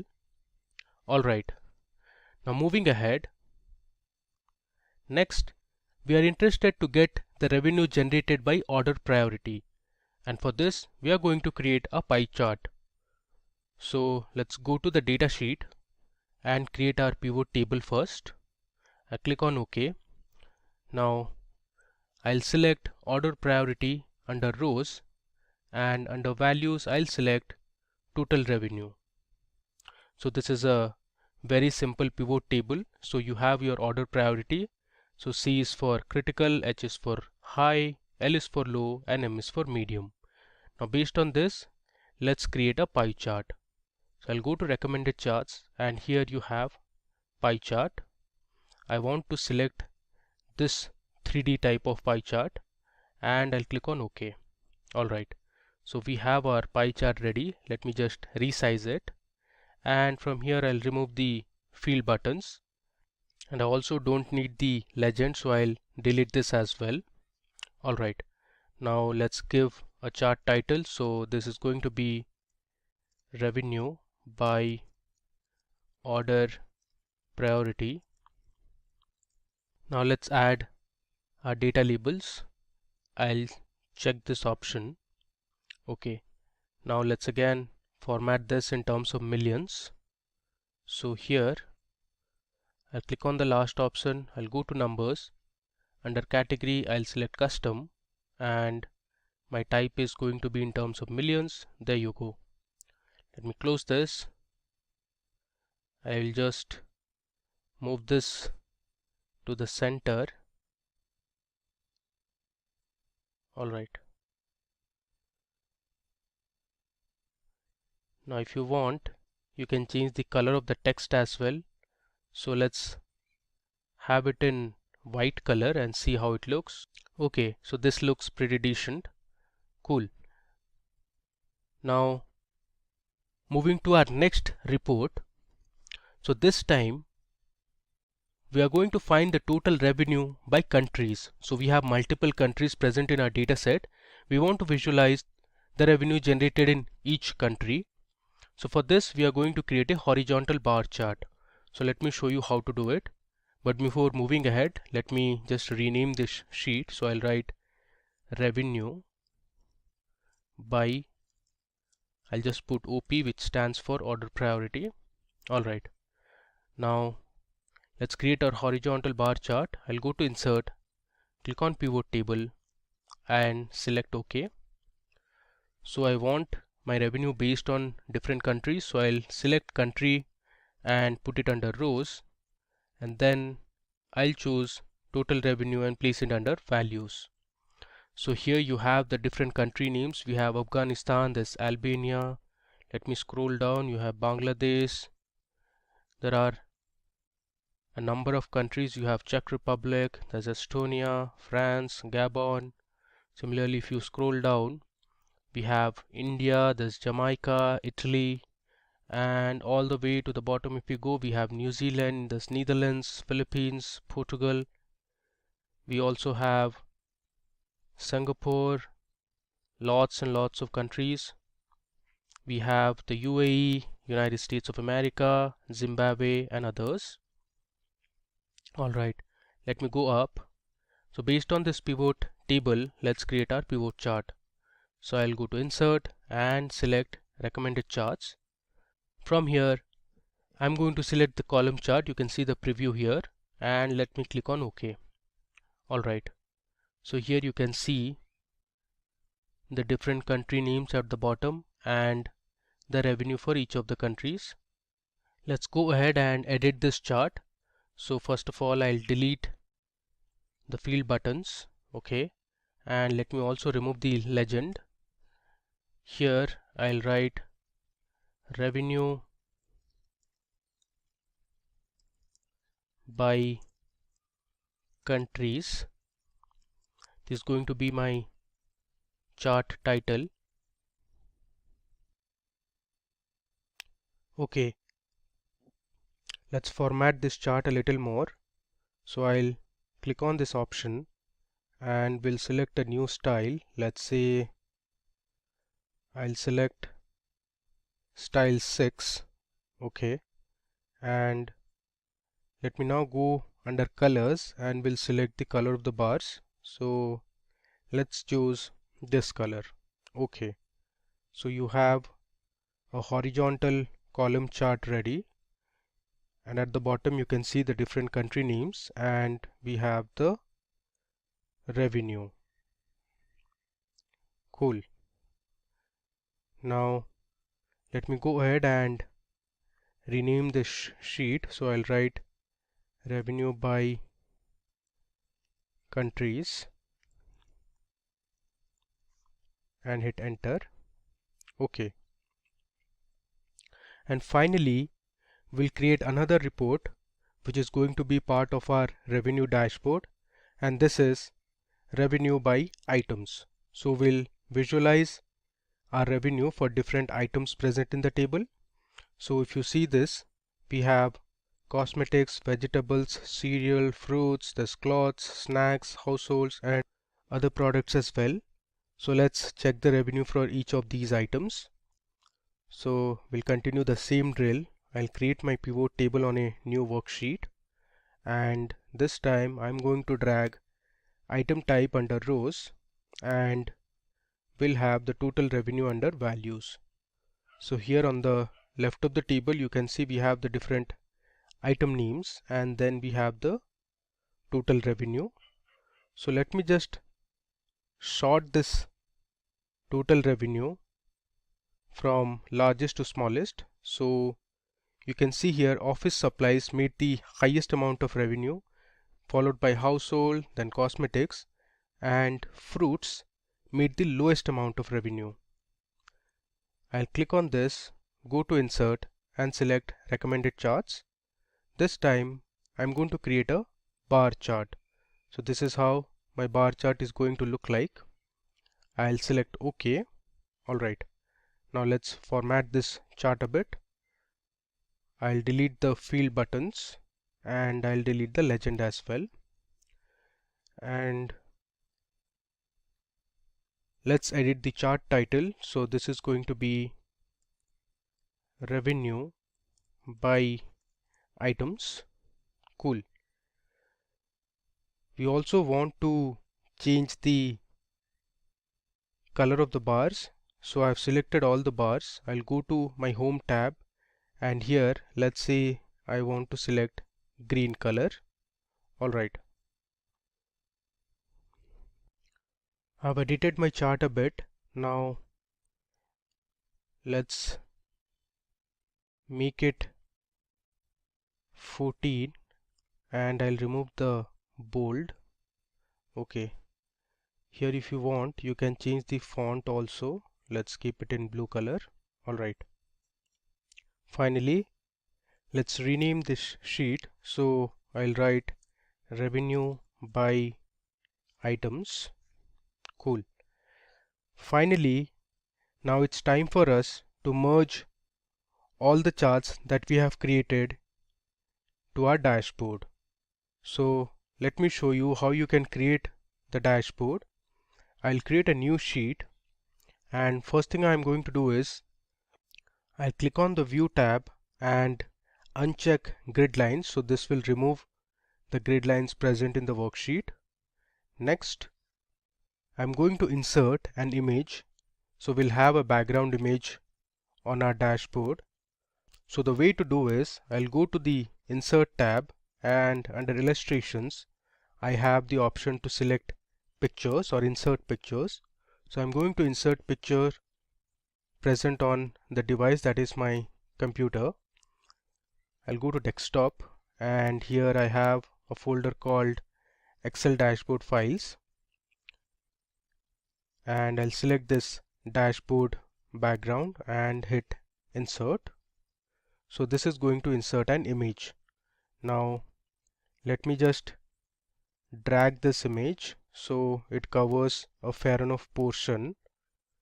So I'll hit shift and I'll drag it.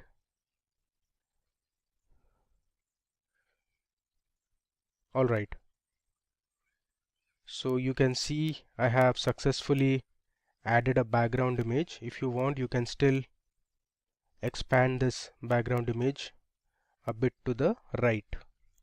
Cool.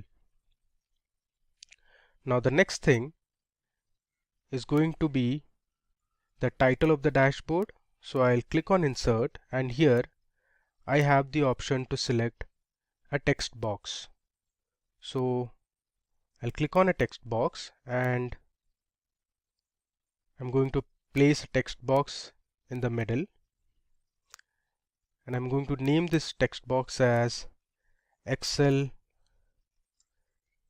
Revenue Dashboard.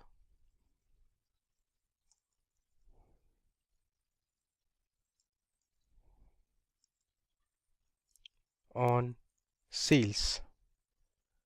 I'll centerline it. Let's do some more formatting. So I'll select this text box.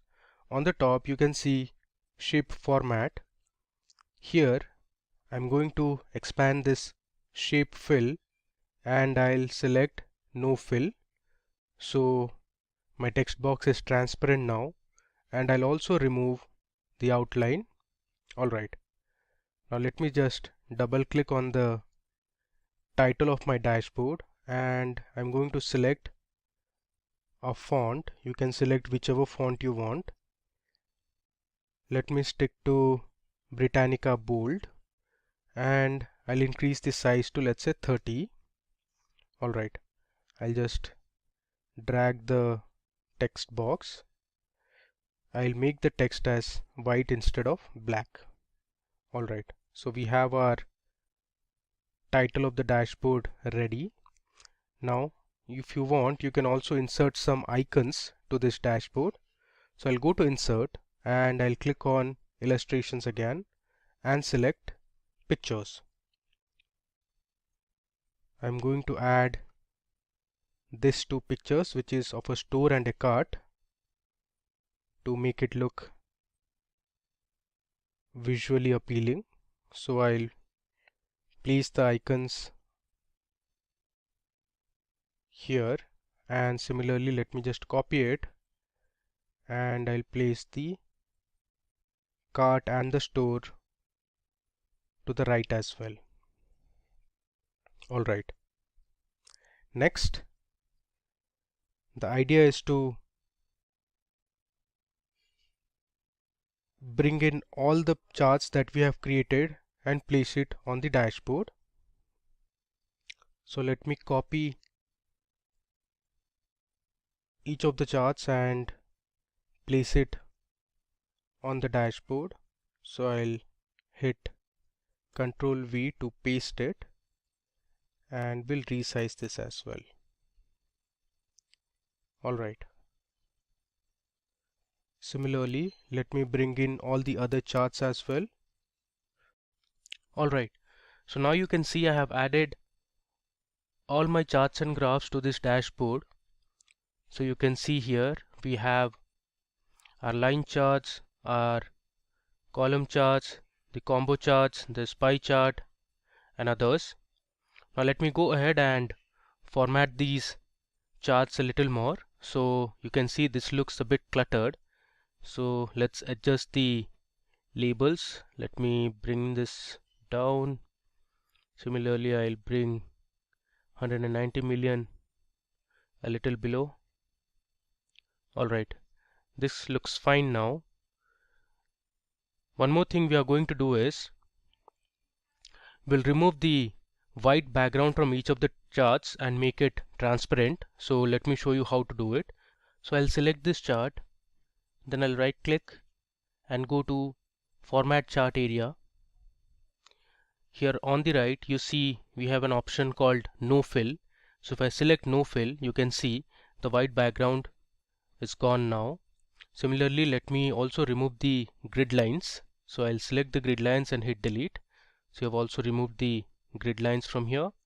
Now let's also remove the white outline that we have. So I'll select this chart, go to format, and here I'll go to shape outline and I'll select no outline. You see this? So we have our total revenue by year, which is a line chart, and this is completely transparent now. Now what I'm going to do is I'll place this chart over a box. So I'll go to insert, and in insert we have the option to create a shape. So I'll click on illustrations, and here I'll choose a shape, and let me select a rectangle. So I'll just create a rectangle here. Alright, and now what I'll do is I'll select this and bring this to front. I'll right click and choose bring to front, and I'll place this shape below it. Alright, now the next thing is to edit the shape. So first I'll change the color of this box. So let me select this blue color, and let me increase the transparency. So I'll right click and go to format shape. Here I'll increase the transparency. Let's keep it to 25%, or let's say 20%. Alright, next thing, we'll just convert all the font to white color, including the axis labels, the chart title. We'll also convert all the axis labels to white color so it looks better. Now we'll just adjust our chart over here. Next thing, let's just remove the outline. So I'll go to shape outline and I'll select no outline. You see, we have now formatted our chart. Let's just pull this a little up. Alright, now we'll add this blue background to all the other charts. So we'll first add the background, make it transparent, and then we'll convert the font text to white color to make it more readable and visible. So for the time being, I'll just pause the video and come back again. Alright, so now you can see on your screens we have nicely formatted our dashboard. So I've added a few logos for each of the charts. You can see the logos here. So for revenue by countries, we have a globe. Then if you see here, this is kind of a map or a location. Similarly, we have all formatted the color of the bars. Then we have also formatted the labels in terms of millions. If you look on the y-axis, even the revenue for year and region are all formatted in terms of millions. If you want this, you can also format the total year by revenue in terms of millions. So the way to do is, you can select this graph, right click and go to format axis. Here if I scroll down, you have numbers, and under category I'll select custom. Then I'll select my type as this format, which is in millions, and you see here we have successfully formatted our y-axis labels. Alright, so the next thing is to add slicers and timelines to our dashboard. Now slicers are used to format your data based on a particular column. Suppose if you want to see revenue by certain items, you can add item as a slicer and you can view the entire dashboard. Similarly, for timelines you can add date columns. So if you want to see what was the amount of sales or revenue generated on a particular year or a particular month, you can do that using a timeline. So I'll select one of the charts, and then either you can go to the insert tab, and here you can see under filters we have slices and timeline, or if you go to the pivot chart analyze tab, here also you have insert slicer and timeline option. So I'll select insert slicer here first. Now it's giving me the list of fields present in the dataset. So I'll select country, region, and let's say we want to know by item type and sales channel. So these are going to be my 4 slicers. I'll click on OK. You can see it here. We have our 4 slicers here, and these are the list of values. So under region we have Asia, this Europe, North America, and others. Similarly, we have the different country names for country slicers, and then for item type also we have all the items that were present in our dataset. Now moving ahead, we need to connect all the slicers to a dashboard. So what I'll do is I'll right click on this option and I'll go to report connections. Okay, so under report connections you have all the pivot tables that we created.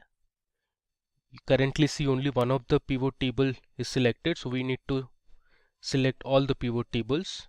So let me check all the pivot tables present in this workbook and click on OK. Alright, now that we have connected one of our slicers, we'll now connect the other remaining slicers. So I'll right click on this, go to report connections, and I'll check all the pivot tables present in this worksheet. Click on OK. Similarly, let's do it for the country slicer. I'll go to report connections and let me select all the pivot tables. And finally, we have the item type. So I'll right click, go to report connections, and then I'll select all my pivot tables. And let's hit OK. Alright, now let me just organize this a bit. So I'll place my pivot tables to the right. I'll just reduce the size. Let me scroll down. Now I'll add my region slicer here.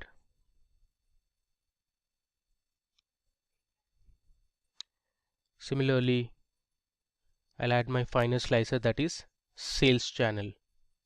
Now in our next dashboard, which is going to be the profit dashboard, I'll show you how to add a timeline. Alright, now I have arranged all my slicers. So let's say you want to find the revenue that was generated for an item type, let's say beverages. So you can just select beverages here, and all your charts show the respective revenues. So you have the total revenue by year for beverages only. Similarly, here you can see the revenue by year and region only for beverages item type. If I scroll down, now this chart represents the revenue that was generated in each of the countries only for item type beverages. Let me just uncheck it. Alright, let's say you want to see the revenue generated for a country like India. So I have selected India here, and now you can see my graph has changed only for country India. You can see here it is showing only for India now. Now similarly, you can also filter your revenues based on the different regions. Let's say you want to know the revenue generated based on sales channel. So we have 2 sales channel, that is offline and online. Suppose you want to know the revenue generated offline, so I'll just select offline. You can see the values have changed. So these were the revenues generated for each of the items only for offline. If you see here, now these were all the offline sales for the different regions. So this is our entire Excel revenue dashboard on sales. We created multiple charts and graphs, then we applied different formatting, we added different icons. Then we formatted the labels also. Next, we added slicers, and finally we saw how we could filter our data based on these slicers. Likewise, now we are going to create a profit dashboard based on the same data. So before moving ahead, let me rename this sheet as revenue dashboard. I'll write REV dashboard. Okay. Now we'll move to our data sheet and start creating our pivot tables and pivot charts for the profit dashboard. Alright, so let me go ahead and create my first pivot table. So I'll create a new worksheet. This time I'm going to create a line chart to visualize the profit for each year. So I'll drag my total profit column to values and my order year to rows. So here you can see we have our pivot table ready. Now you can sort this data to get an idea as to which year had the highest profit and which year had the lowest profit. So from this pivot table you can see, since I've sorted this data in descending order, so 2014 had the maximum amount of profit and 2017 had the least amount of profit. I'll just do Control Z to undo it. Alright. Now based on this pivot table, let me go ahead and create my pivot chart. So I'll go to recommended charts and click on a line chart.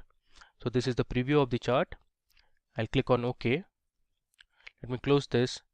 Similarly, we are going to edit this chart now. So first I'll hide all the field buttons present on the chart, and I'll rename the chart title as Total Profit by Year.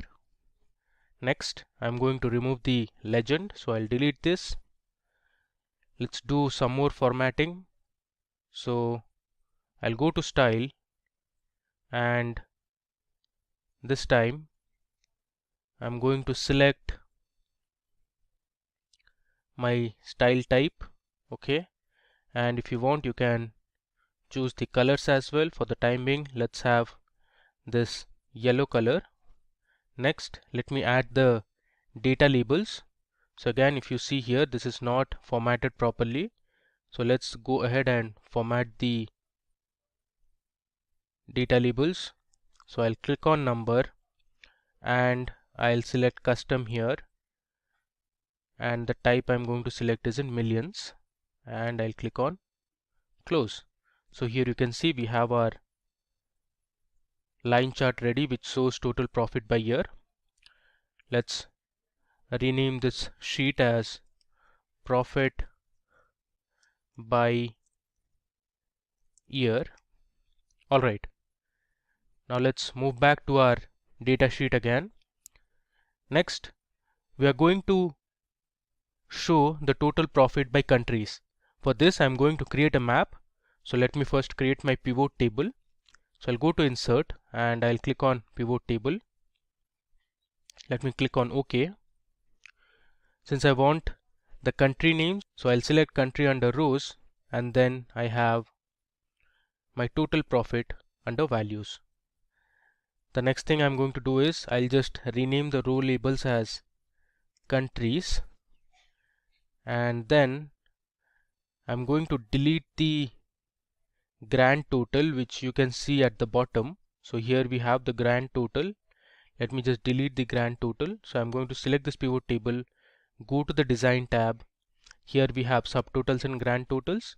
I'll switch off the grand total. Let me just verify it again. I'll scroll down. You see the grand total has gone now. Alright, now we want to create a map out of this. The way to do is I'm going to select my data, copy it, I'll go on top and I'll paste it here. Using this data, I can create my field map now. So I'll go to insert. Here we have the option to create a field map. There you go. You can see we have our map ready. I can expand this. Now as you can see, our map has a color scale which comes from light gray color to dark blue color. So the countries that are in gray, or you can say light blue, have the lowest amount of profit, while the regions or the countries that have been shaded in dark color or dark blue color have highest amount of profit. I will go ahead and delete this scale. Okay. Next, we need to connect this map to the original data source. So what I'll do is I'll right click on this map and I'll go to select data. Here, instead of the previous range, I'll give my new range now. So my new range will be my original pivot table that I had created. I'll go on top and click on OK.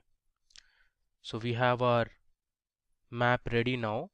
Now if you want, you can change the color of the shade. So I'll just go to colors and let's say we'll keep green color.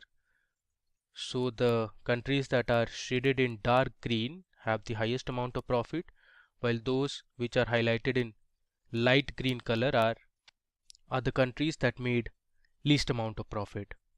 Okay, now moving on. Next, we want to create a pivot table that will show us the profit by year and sales channel. So for this we are going to create another line chart. So I'll go to insert and click on pivot table. So I'll select new worksheet. Here, since I want to know the profit by year, first of all I'll drag my order year column to rows, and then I'll choose my total profit column under values. Next, I'm going to select my sales channel under columns. There you go. So we have our pivot table here. Now based on this pivot table, let me create my pivot chart. So I'll go to recommended charts and I'm going to create a line chart. I close this.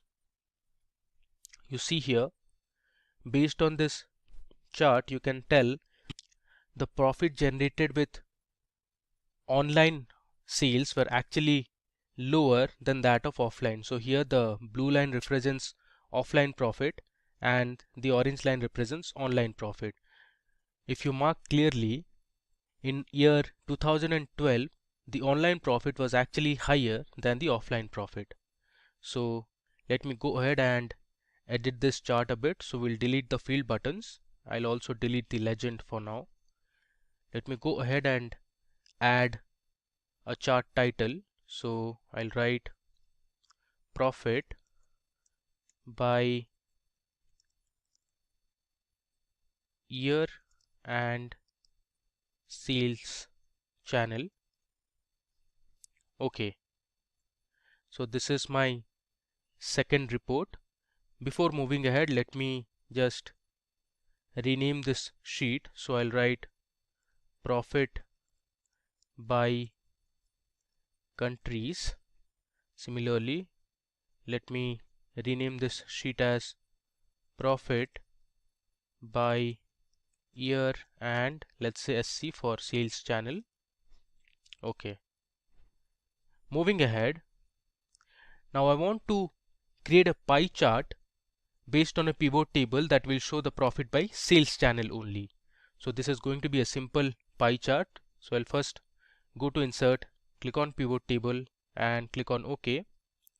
So I'll drag my sales channel under rows and then we'll have the total profit column under values. So this is my simple pivot table. Now let's create our pivot chart, which is going to be a pie chart. Let me explore the other types of pie charts we have. Okay, so I'm going to select a donut chart here. I'll click on OK.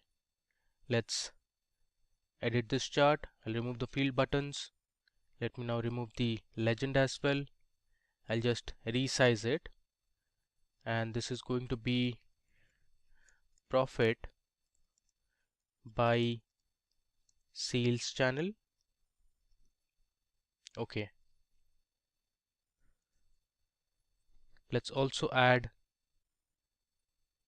data labels, and here again I'm going to format this label.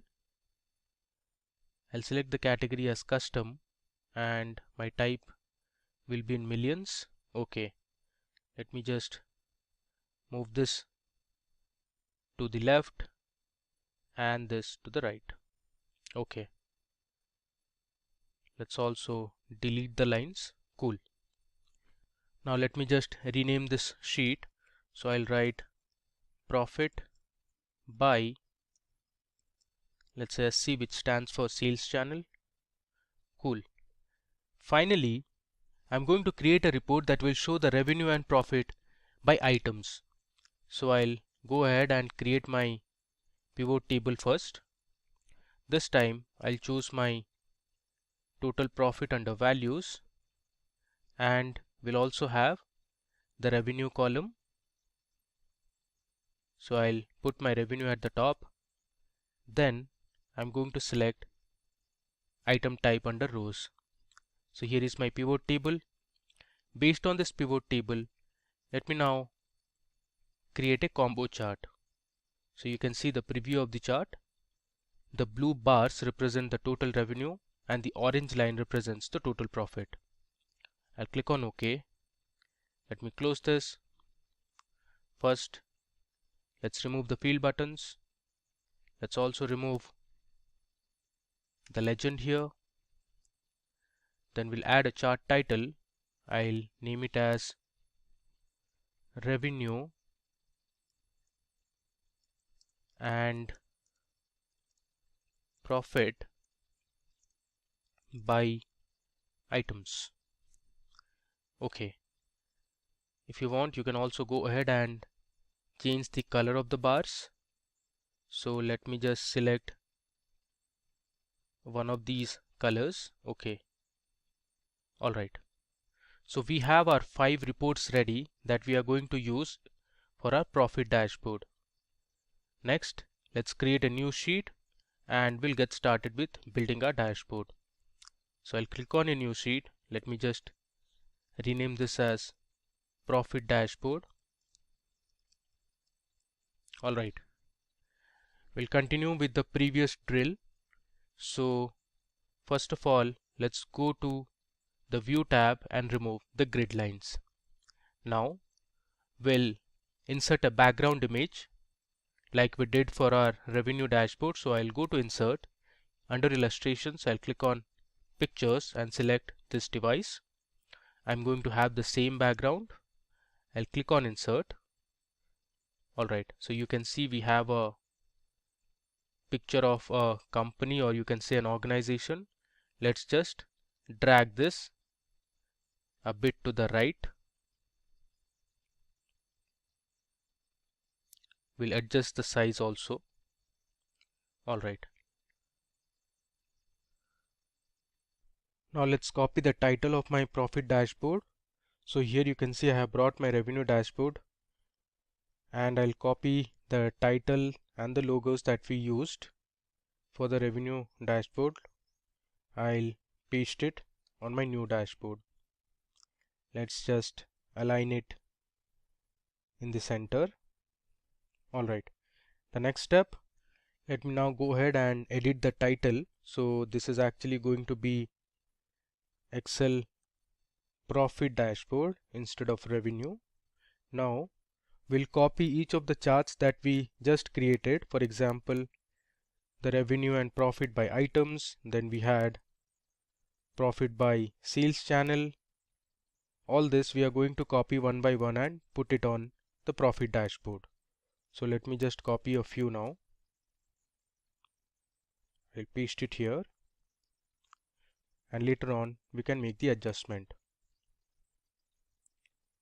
I'll copy this as well. Similarly, I'll bring the other 3 charts onto my sales dashboard. Okay, so here on my profit dashboard I have added all the charts and I have aligned and reshaped it so that it looks good. I have also made some formatting. For example, I have reduced the size of the chart title. Now let me go ahead and show you a few more formatting that we also did for the revenue dashboard. First, let's remove the white background from all the charts. So I'll select the first chart. I'll right click and I'll click on format chart area. Here under fill I'll select no fill. Next I'm going to remove the grid lines, so I'll just delete it. Let me close this. Now we also have a outline, so I'll go to design, actually format, and I'll remove the outline. Next I'm going to add a blue box at the back like how we did for the revenue dashboard. So let me select a blue box from here and I'm going to paste it here. Okay, let me just select the chart and I'll bring this to front and I'll move this to the back. Next I'm going to change the font color all to white so that it's clearly visible and it's more readable. I'll do it for the x-axis as well. Okay, so here I have my first chart ready. The same I'm going to do for the rest of the charts. Okay, so now you can see here I have formatted all my charts. I've also added a blue background. You see here I have also formatted the Y labels in terms of millions, which is actually the profit. Similarly here I have added the data labels. This is for revenue.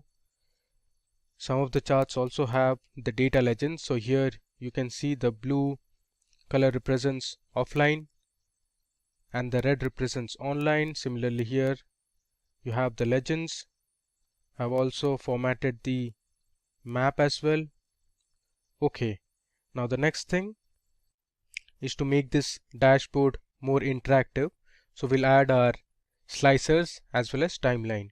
First, let me show you how to add a timeline. So I'll select one of the charts and I'll go to insert. Under insert, I have the option to create a timeline.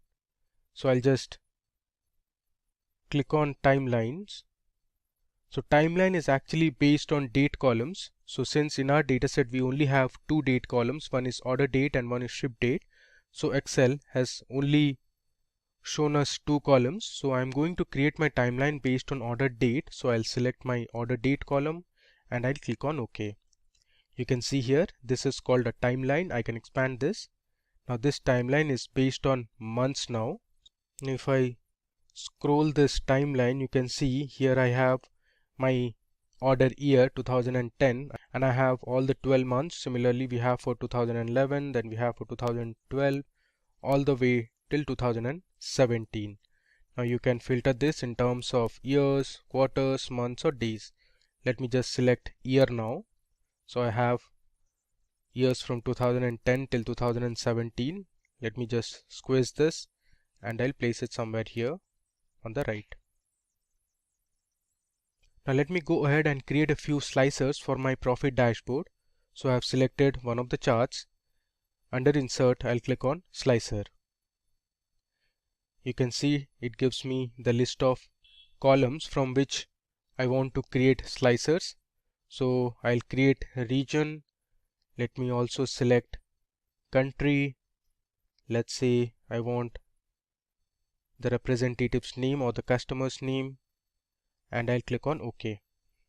So here I have created three slicers. Let me first resize it and I'll place it on the right. Similarly, I'll place the country column also. Then we have the region slicer. I'll resize this and I'll bring it here. Okay.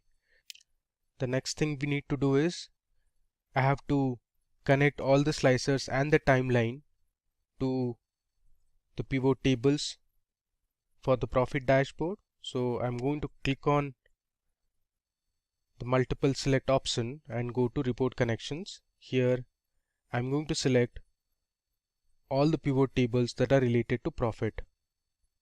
So here I have selected 4 and I need one more, which is pivot table number 10. I click on OK. Similarly, let's create or connect my region filter to all the pivot tables. So I right click, go to report connections. Here I'll choose all my pivot tables which are based on profit. I'll click on OK. Let's do it for the country slicer as well.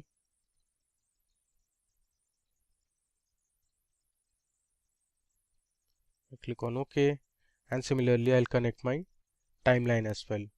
I'll go to report connections and I'll select all the pivot tables related to profit. Then I'll click on OK. Let me now go ahead and create another slicer based on sales channel. So I'm selecting one of the pivot charts. I'll go to insert, click on slicer, and I'll select sales channel and hit OK. So I have my sales channel slicer. Now let me connect it to all the respective pivot tables that are based on profit. Click on OK. Now let me just bring it here. Alright. The next thing I want to show is how are we going to use the timeline first. So you see we have all the years here from 2010 till 2017.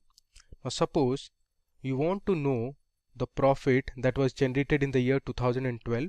So I'll just click on this range, and now you can see our charts only show information for 2012.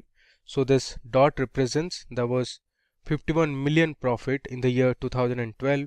Similarly, you can see here the profit by sales channel for 2012. From the map you can see the different countries and the profit each of these countries made in 2012. If I scroll down, you can see the revenue and profit by items. Now if I select another year, let's say 2013, I can just drag this to the right, and now you can see our profit by year and sales channel for offline and online. You can see the map or the line chart for total profit by year. So in 2012 it was 51 million, and then it went up to 54 million in 2013. Similarly, our map has also changed. Now this is a sort of an information that we have. You can click on this and check the information that Excel has prompted. Alright, so this is how you can use a timeline. Now as I said, we checked by years. You can also see it for months and quarters as well. Let me just uncheck it. I'll send it back to the place where it was, and I'll reduce the size.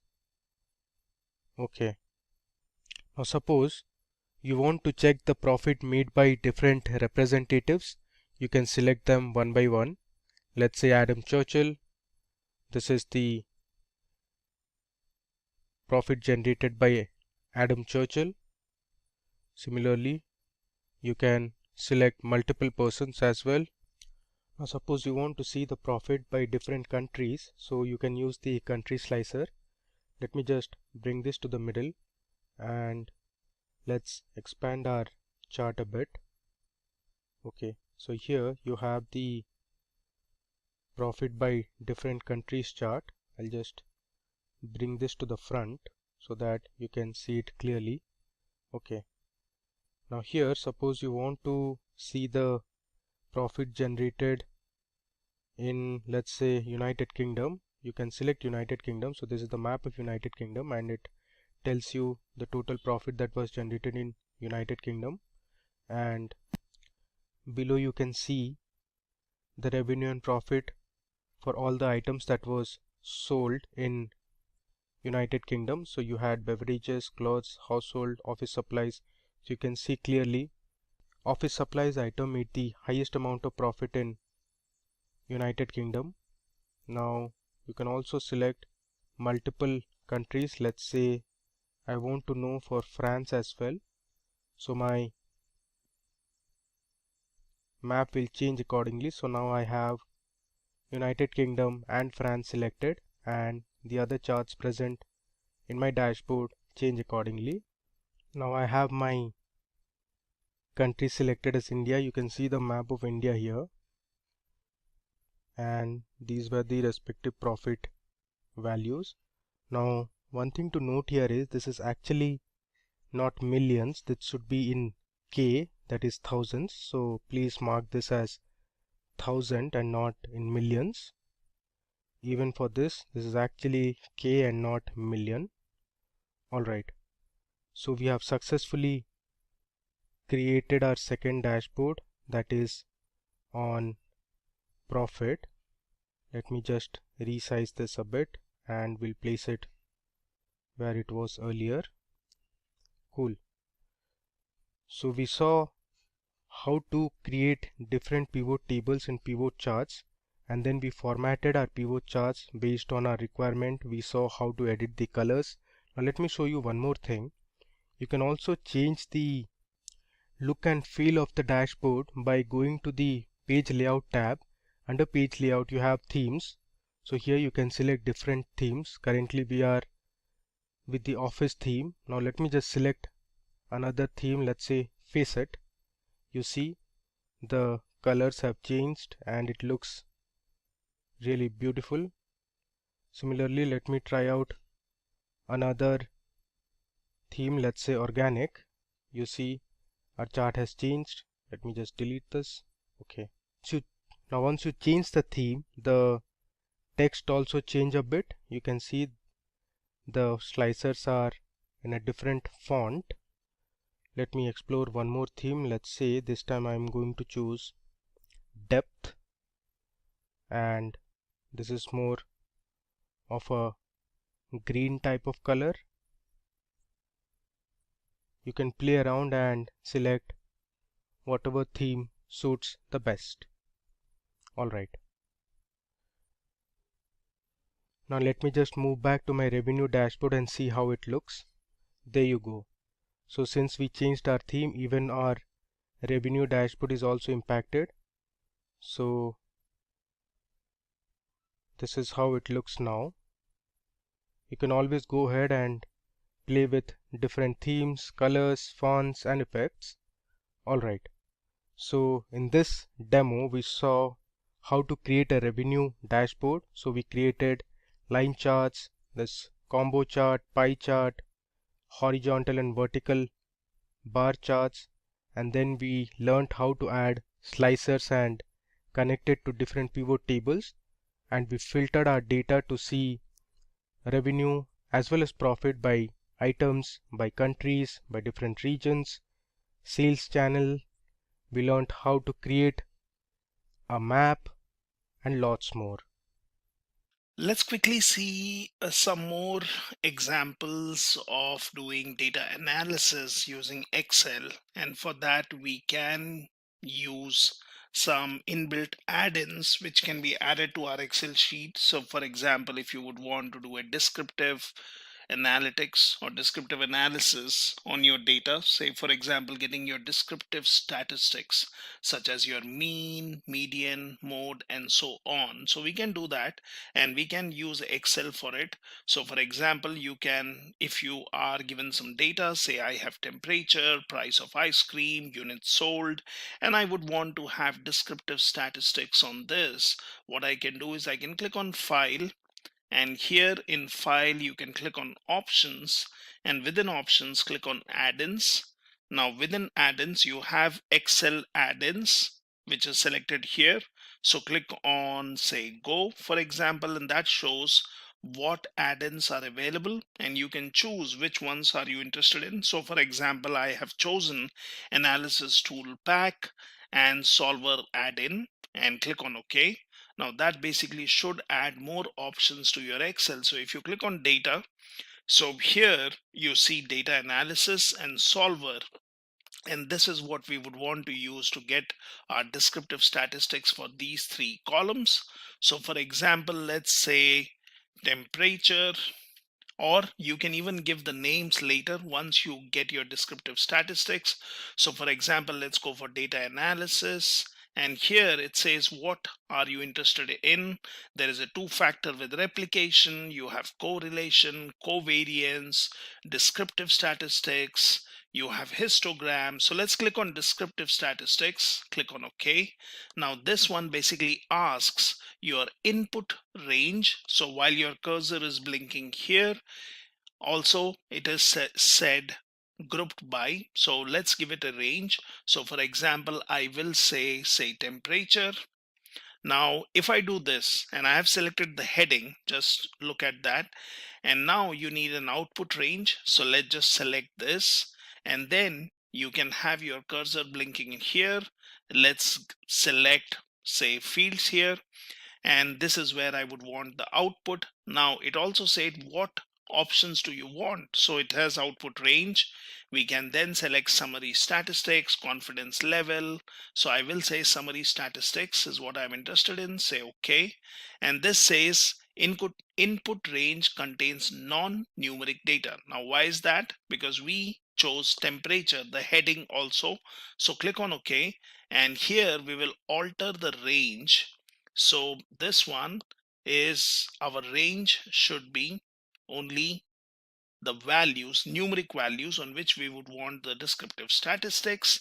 We have output range already selected. We have summary statistics, and now you can click on OK, and that basically gives your descriptive statistics for temperature. So here I could basically given a value for this, so I can say temperature, and that's my descriptive statistics for temperature.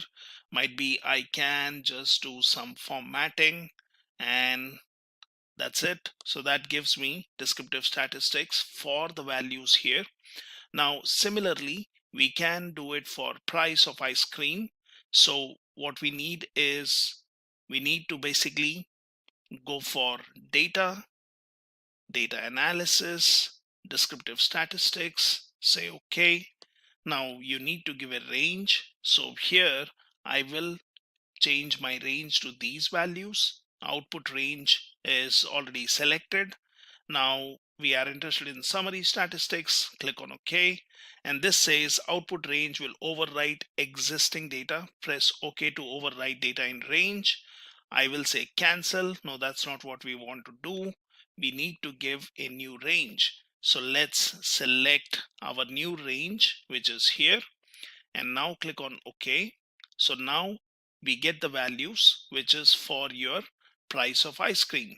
So again, we can basically select this and say price of ice cream, and we got our descriptive statistics for price of ice cream. And like we did earlier, I can select this, I can basically do a merge and center, and that gives me descriptive statistics for price of ice cream. So we could also basically change this. Now I can go into data, and I can go into data analysis, descriptive statistics. So we know that we had selected this B2 to B8, and this one, which is H6 to H19, we would want to shift it, might be 2 columns up. So might be I can just say H5, and I can manually change it to H17, and let's say OK, and we will basically get this, and I can get rid of this. So I can have it in the same range. So similarly, so this one will have to be renamed, and I can basically say price of ice cream, and that's basically my descriptive statistics for my price of ice cream. And similarly, we can do it for the third column, which is units sold. So we would want to have this. Now let's see, we can click on data, we can click on data analysis, descriptive statistics. So we need to give the range correctly. So this time our range changes to units sold. Now we can also say labels in first row, okay, if we were selecting the heading. So let's do it in this way. So in my range, let me empty this. I can basically select this, which we know has non-numeric data in the first row. Say for example, I'll say labels in first row. I'm interested in summary statistics, and this range will now have to be changed from H to basically something like J. So let's say J, and let's select these values. So that should take care of things. And now you see you have your units sold. You did not have to manually rename it, and you have basically got the descriptive statistics. So this is how you can simply perform analysis using data analysis here. You can basically get your descriptive statistics for your columns, and then you can do whatever needed formatting you need to basically make your data look in a good way. Now, let's look at one more example of data analysis where we may want to look at the frequency of values or frequency of values occurring in a range of values. So for example, if you have been given temperatures, you have been given some bins where you would want to identify how many values fall into the range of 0 to 20, 20 to 30, 30 to 40, 40 to 50, and the easiest way to do that would be creating histogram. Now, histogram is usually used for data analysis where you would want to look at different variables or say features. For example, temperature is one such feature. Might be one more variable or feature such as sale of ice cream, and you would want to see if the increase or decrease in temperature affects the increase or decrease in sale of ice cream. Might be sale of ice cream is a response based on temperature, so it depends. So sometimes you may want to find a relationship between two variables, whether they are positively or negatively related, or you would want to do different kind of analysis. And in certain cases we may want to first do analysis on one single variable, look at the frequency of values, might be also look at the defects, and for which we can use something like Pareto chart. So we can go for histogram, and that basically gives us the frequency of values. Now, how do we do that? So we have already added the add-in, which is data analysis earlier. So we can just use the same thing again. Here we would want to create a histogram. So let's say okay. Now I have already selected input range. So if you see here, my input range is temperature, which is also with the headings, and I have bin range, which is basically the range of values. So for example, I can select this, and that's my bin range. I am selecting or the option labels because I'm using the first row which has the heading such as temperature and bins. Now we need to give an output range. So for example, let's say I would want my data here, and that becomes my output range. So you can have a sorted histogram or basically a Pareto chart. So if that's what you're interested in, looking at the frequencies for your different ranges. And here I'm also selecting chart output because I would want to have a visual histogram which gives us the frequency. And it's as simple as this. Just click on OK, and now you get your bins. So it basically tells you frequency of values, which is basically 20, but that does not mean it is only talking about the values 20. It is basically talking as a range of 0 to 20. So we have 0 to 20, that is 2. So we can basically say there is 120 here, with the 20 being the maximum value, and then there is one more 20. So that's your 0 to 20. Then you have 20 to 30, which shows 3 values. So might be in that case I can say 26 is one thing. Then I can say 30, that's the second one. And then basically I can look at 22. So basically this one does not select 20 as the lower range, but it basically selects 30 as the higher range. So I do see 20 to 30, there are 3 entries. Similarly, we can see values for 40 and 50. And since we have selected Pareto or sorted histogram, that shows in a descending order what is the highest frequency of values within a particular range. So that shows me highest frequency is 5, and then you have 3 and 3 and then 2. So this is how we can create a histogram, and we can perform analysis on a single variable.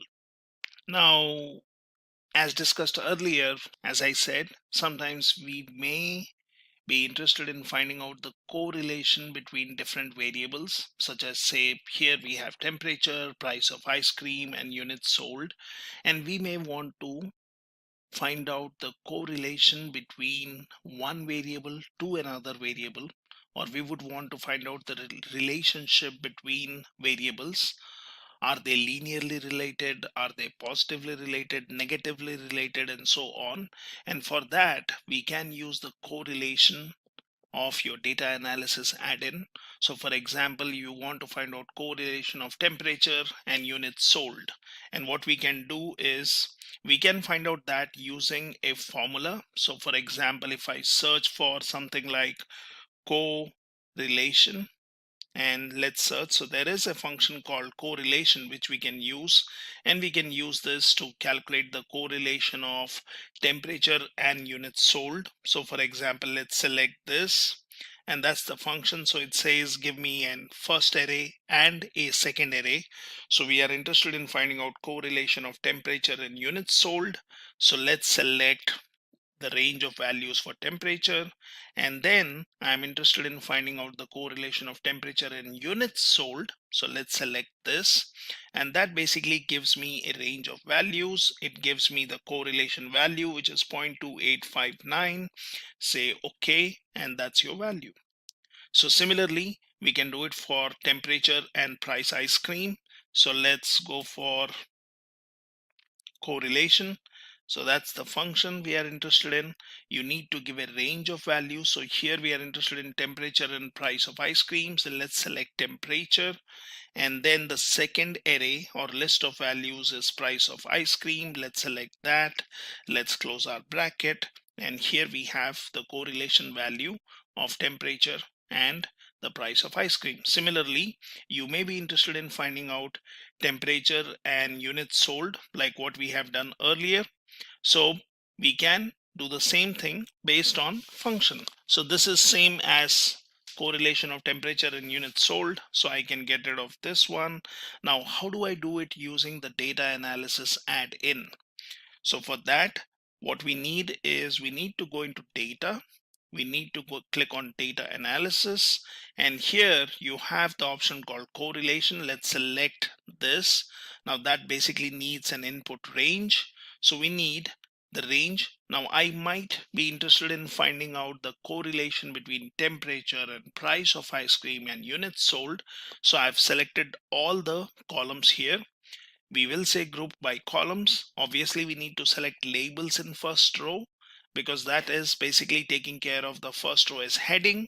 Now output range, you can just give one simple cell, and that's where your data will start from, or you can give a new workbook. So click on OK, and that basically gives your correlation of your different variables and what are the values. And we can check these values based on the values what we have here. So we have basically temperature and price of ice cream, and that basically shows me 0.96149. You have temperature and units sold, so you have 0.2859. Now you can also look at units sold and say, for example, price of ice cream. You can look at these particular values. So if I would be interested in finding out what is the relationship between these variables, I can easily find using correlation. So I could be basically writing in a formula here and selecting what are the cells. So here we were selecting A2 and C. Here we were selecting A and B. Now might be I'm interested in price of ice cream and units sold, and if that's what I'm interested in, then I will give a range of B2 to B8, C2 to C8, and similarly you can get your analysis or correlation values. So it's very simple in Excel, and you can use either the data analysis tab and get your correlation, or you can use formulas and do that. Now, one more important part of data analysis is doing your sampling. Now, sampling could be periodic sampling or random sampling. So sometimes you may want to look at a variable and you may want to get some values based on periodic data. That means might be I'm interested in range of values. I'm interested in seeing a sample of values for a particular period, which could be basically uh, a range of values, or you could just do a random sampling. So for example, if I go for periodic sampling, so out of these values which I see here, might be I want to see, say, periodic sampling, that is a frequency of 2 values, how many times we have these values occurring here. Or I would go for random sampling. So basically randomly I would want to pick up, say, 3 temperature values. Now how do I do it? So for example, here I have 7 values. Now if I go for periodic sampling, the sample or periodic sample value which I need to give has to be lesser than the total input values. So for example, we can do this. Let's go in here and let's go for data analysis. So we can go for sampling here, click on OK, and that needs a range of values. So we will select A2 to A8. Now I could have selected all the values for this one, temperature, and in that case I can give labels, which is going to take care of the first row. Now here we can go for number of samples which we are interested in, or giving a period. So let's go for period and say, for example, I have 7 values. So what if I select 5? So for example, if I say 5, that means I could just get one value. So basically when I'm saying 5 out of 7, so that's just giving me out of 5 I want one value. So I can then just give an output range. So here I can basically select this cell. I'll say OK, and now you see it just shows me one value. So out of the first range, that is, I've said 5, it has given me the 5th value. That's your periodic sampling. So for example, we want more values. So let's reduce this period to might be 2, which basically gives me every second value. So I can basically say, for example, 2 and say OK, and then say OK. So that shows me 26, then you have 35, then you have 40, and then, well, this one does not have any more values. So that's your periodic sampling. Now if you go for random sampling, that's basically randomly picking up values, and you can choose how many values you want. So go for data analysis, go for sampling. I'll go for number of samples, how many you want. So for example, out of 7 values, randomly I want 3 values, and I can just give this, say OK, and then we will do a cancel because we need to change the range. So let's select this and say OK, and that gives me random 3 values from this values of temperature.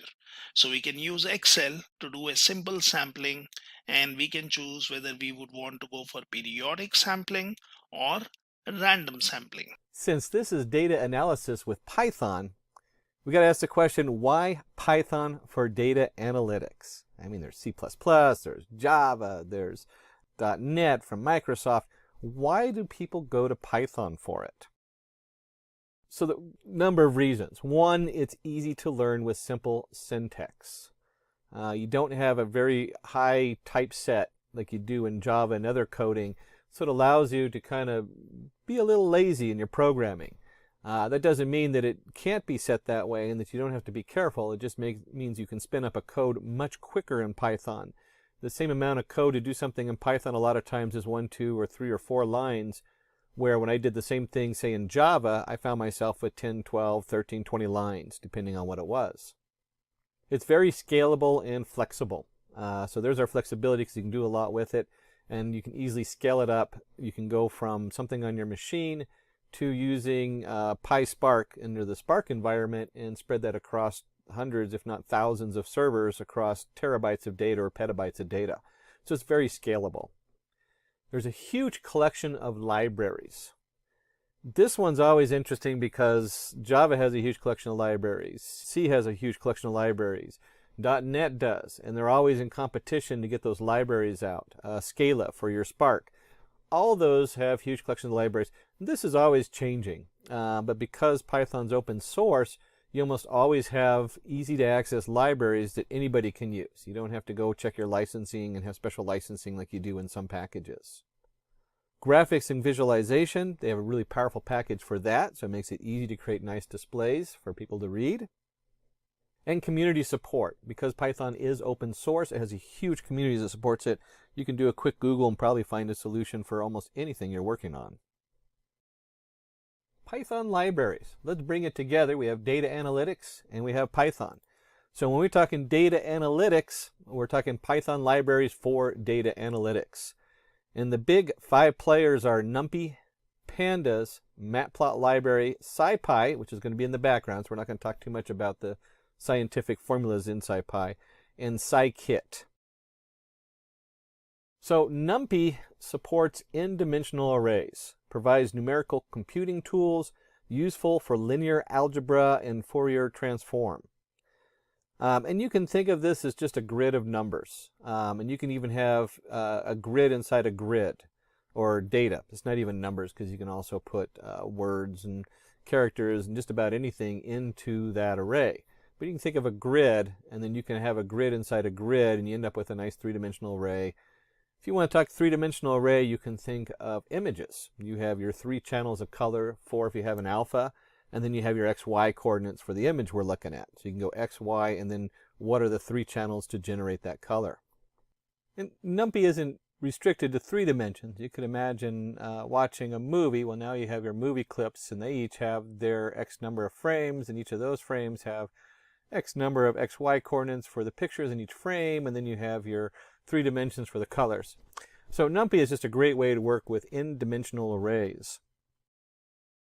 Now closely with NumPy is pandas. Useful for handling missing data, perform mathematical operations, provides functions to manipulate data. Pandas is becoming huge because it is basically a data frame. And if you're working with big data and you're working in Spark or any of the other major packages out there, you realize that the data frame is very central to a lot of that. And you can look at it as an Excel spreadsheet. You have your columns, you have your rows or indexes, and you can do all kinds of different manipulations of the data within, including filling in missing data, which is a big thing when you're dealing with large pools or lakes of data where they might be collected differently from different locations. And Matplotlib. We did kick over the SciPy, which is a lot of mathematical computations, which usually runs in the background of NumPy and pandas. Although you do use them, they're useful for a lot of other things in there. But the Matplotlib, that's the final part. That's what you want to show people. And this is your plotting library in Python. Several toolkits extend Matplotlib functionality. There's like 100 different toolkits to extend Matplotlib, which range from how to properly display star constellations from astronomy. There's a very specific one built just for that, all the way to some very generic ones. We'll actually add Seaborn in when we do the labs in a minute. Several toolkits extend Matplotlib functionality, and it creates interactive visualization. So there's all kinds of cool things you can do as far as just displaying graphs, and there's even some that you can create interactive graphs. We won't do the interactive graphs, but you'll see, you'll get a pretty good grasp of some of the different things you can do in Matplotlib.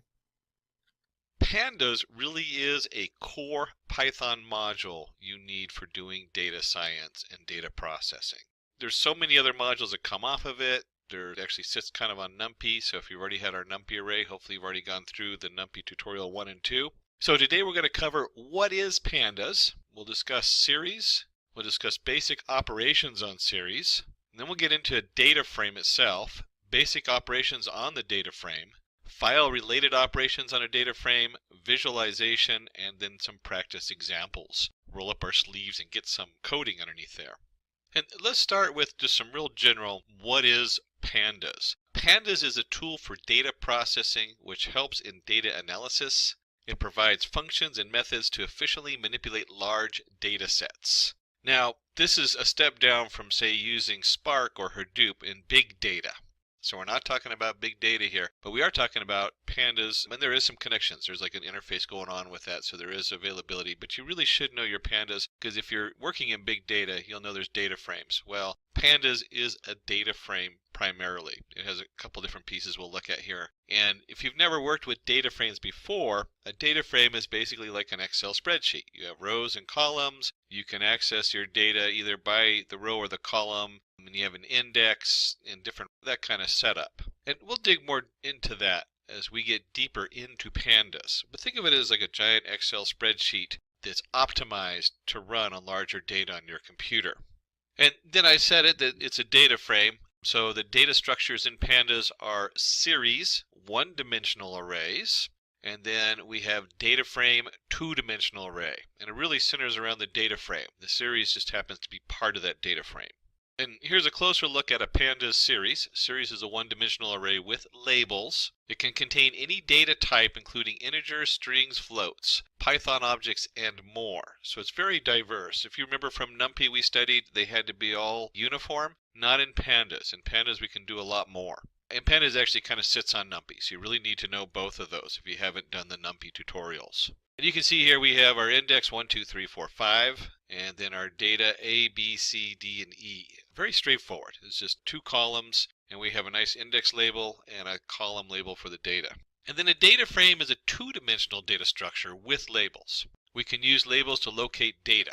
And you can see here we had, if we go back one, we had our index 1, 2, 3, 4, 5. So in each one of these series, they would share the same index over there, the row index. So you have your row index df.index, and then you have a column index df.columns. And this should look, like I said, this would be really familiar if you've done any work with spreadsheets, Excel. So it kind of resembles that. This does make it a lot easier to manipulate data and add columns, delete columns, move them around. Same thing with the rows, so you have a lot of control over all of this. Now, we're of course going to do this in our Jupyter Notebook. You can use any of your Python editors, but I highly suggest if you haven't installed Jupyter and haven't worked with it, it is probably one of the best ways for easily displaying a project you're working on. I skip between a lot of different user interfaces or IDEs for editing my Python, and it's just simply jupyter.org, jupyter.org. And then I always let mine sit on Anaconda, anaconda.com, and just real quick we'll open that up for you. Oops, offline mode. Don't show me that again. But you can see here that I have different tools that I can actually install in my Anaconda, including the Jupyter Notebook, which comes by default. And then I have access to the environments. And again, that's anaconda.com, named after the very large, one of the world's largest snakes, and then Jupyter Notebook. In this case, jupyter.org. And when we're in I'm going to go in here to our Jupyter Notebook, and we're going to go ahead and just do new and a Python 3. And this will open up a Python 3 untitled folder.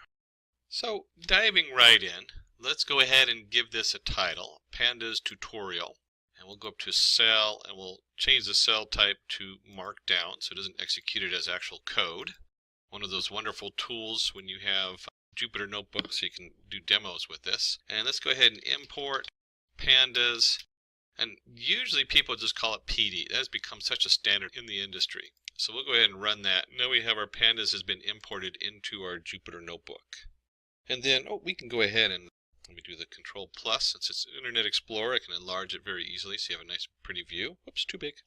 There we go. And whenever you're working with a new module, it's good to check your version of the module. In pandas, you just use in this case, pd.__version__.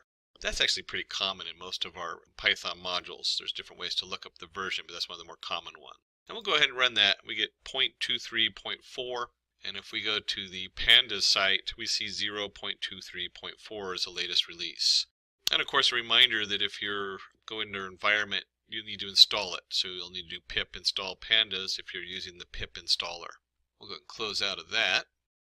And the first thing we want to do is we're going to work with series. A lot of the stuff you do in series you can then do on the whole data set. We need to do what? Create one. We need to manipulate it, take pieces of it, so query it, delete, so you can delete different parts of it. So we want to do all those things with the series. And we'll start with the series, and then almost all the code, in fact all the code does transfer right into the actual data table. So we go from a series of a single list of one column, and then we'll take that and we'll transfer that over to the whole table. And we'll start by creating, there we go, creating a series from list.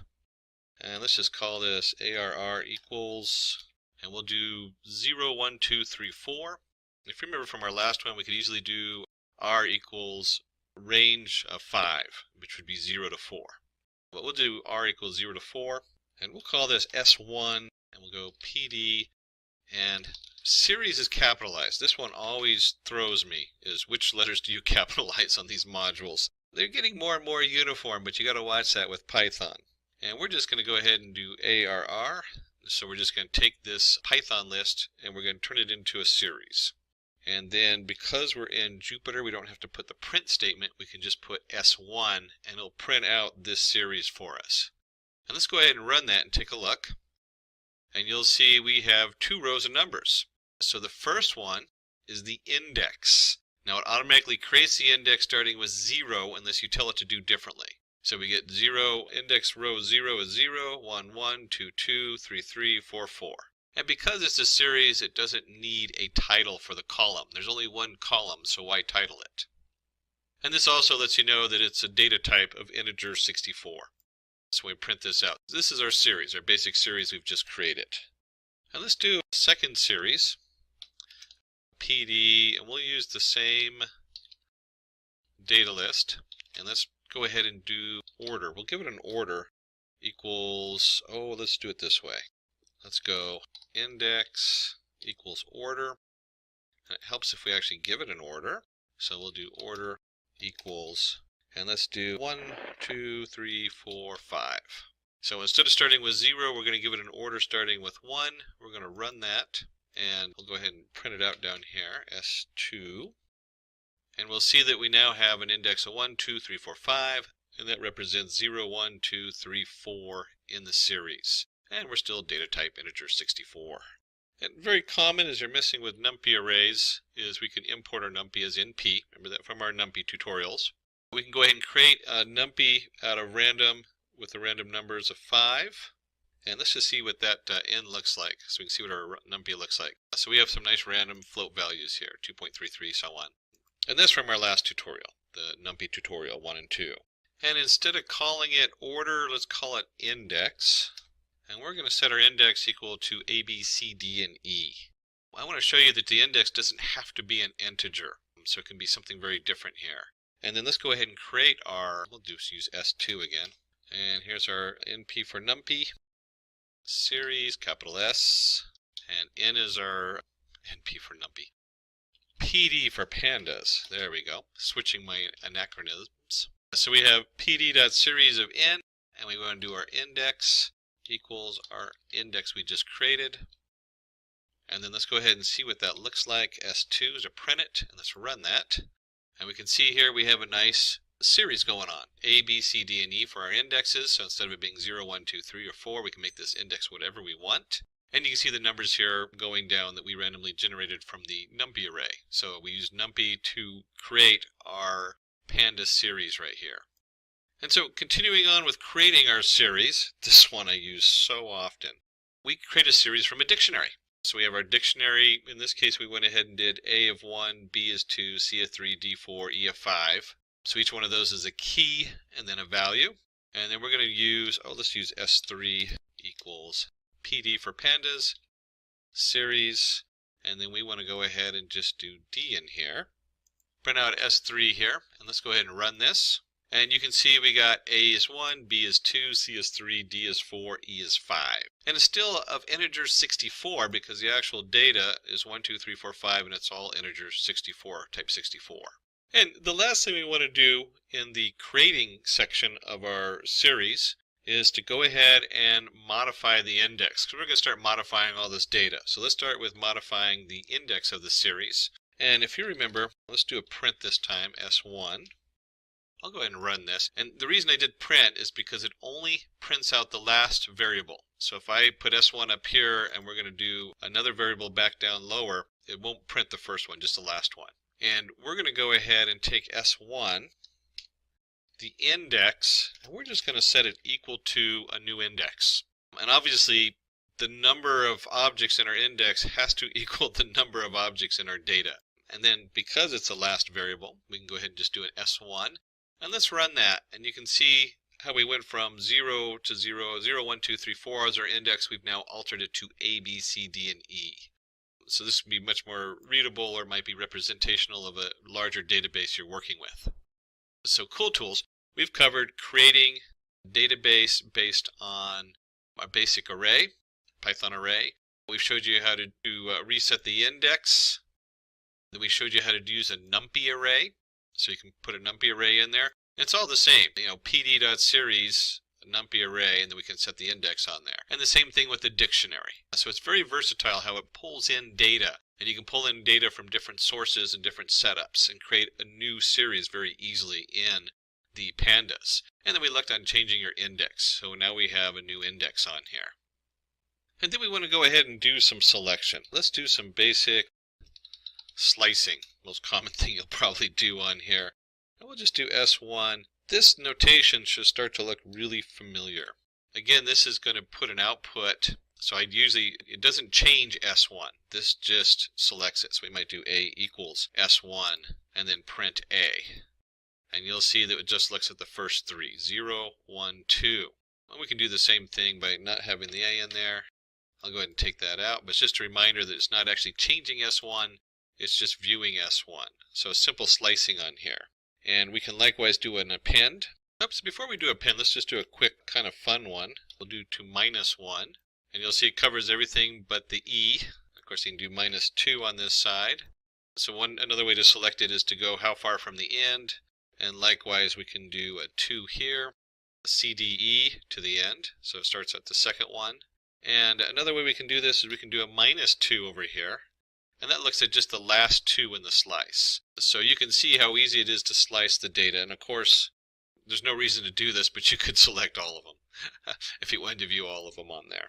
Oops, 32. There's not 32, so it's just going to show the first 3. There we go. And then we can also append. So I can take and, let's create another series and append one to it. And if you remember, we had S3. There's our S3. And we have our S1. We'll go ahead and do S1. And let's go ahead and do, let's call it S4 equals S1 append S3. So we're just going to combine those two into S4. And if we go ahead and print S4 on here, you'll now see that we have A, B, C, D, E, A, B, C, D, E, 0, 1, 2, 3, 1, 2, 3, 4, 5, because we started the data at 1. So very easy to append one series to the next. And if we're going to append one series to the next, we need to go ahead and drop or delete one. And drop is the key word for that.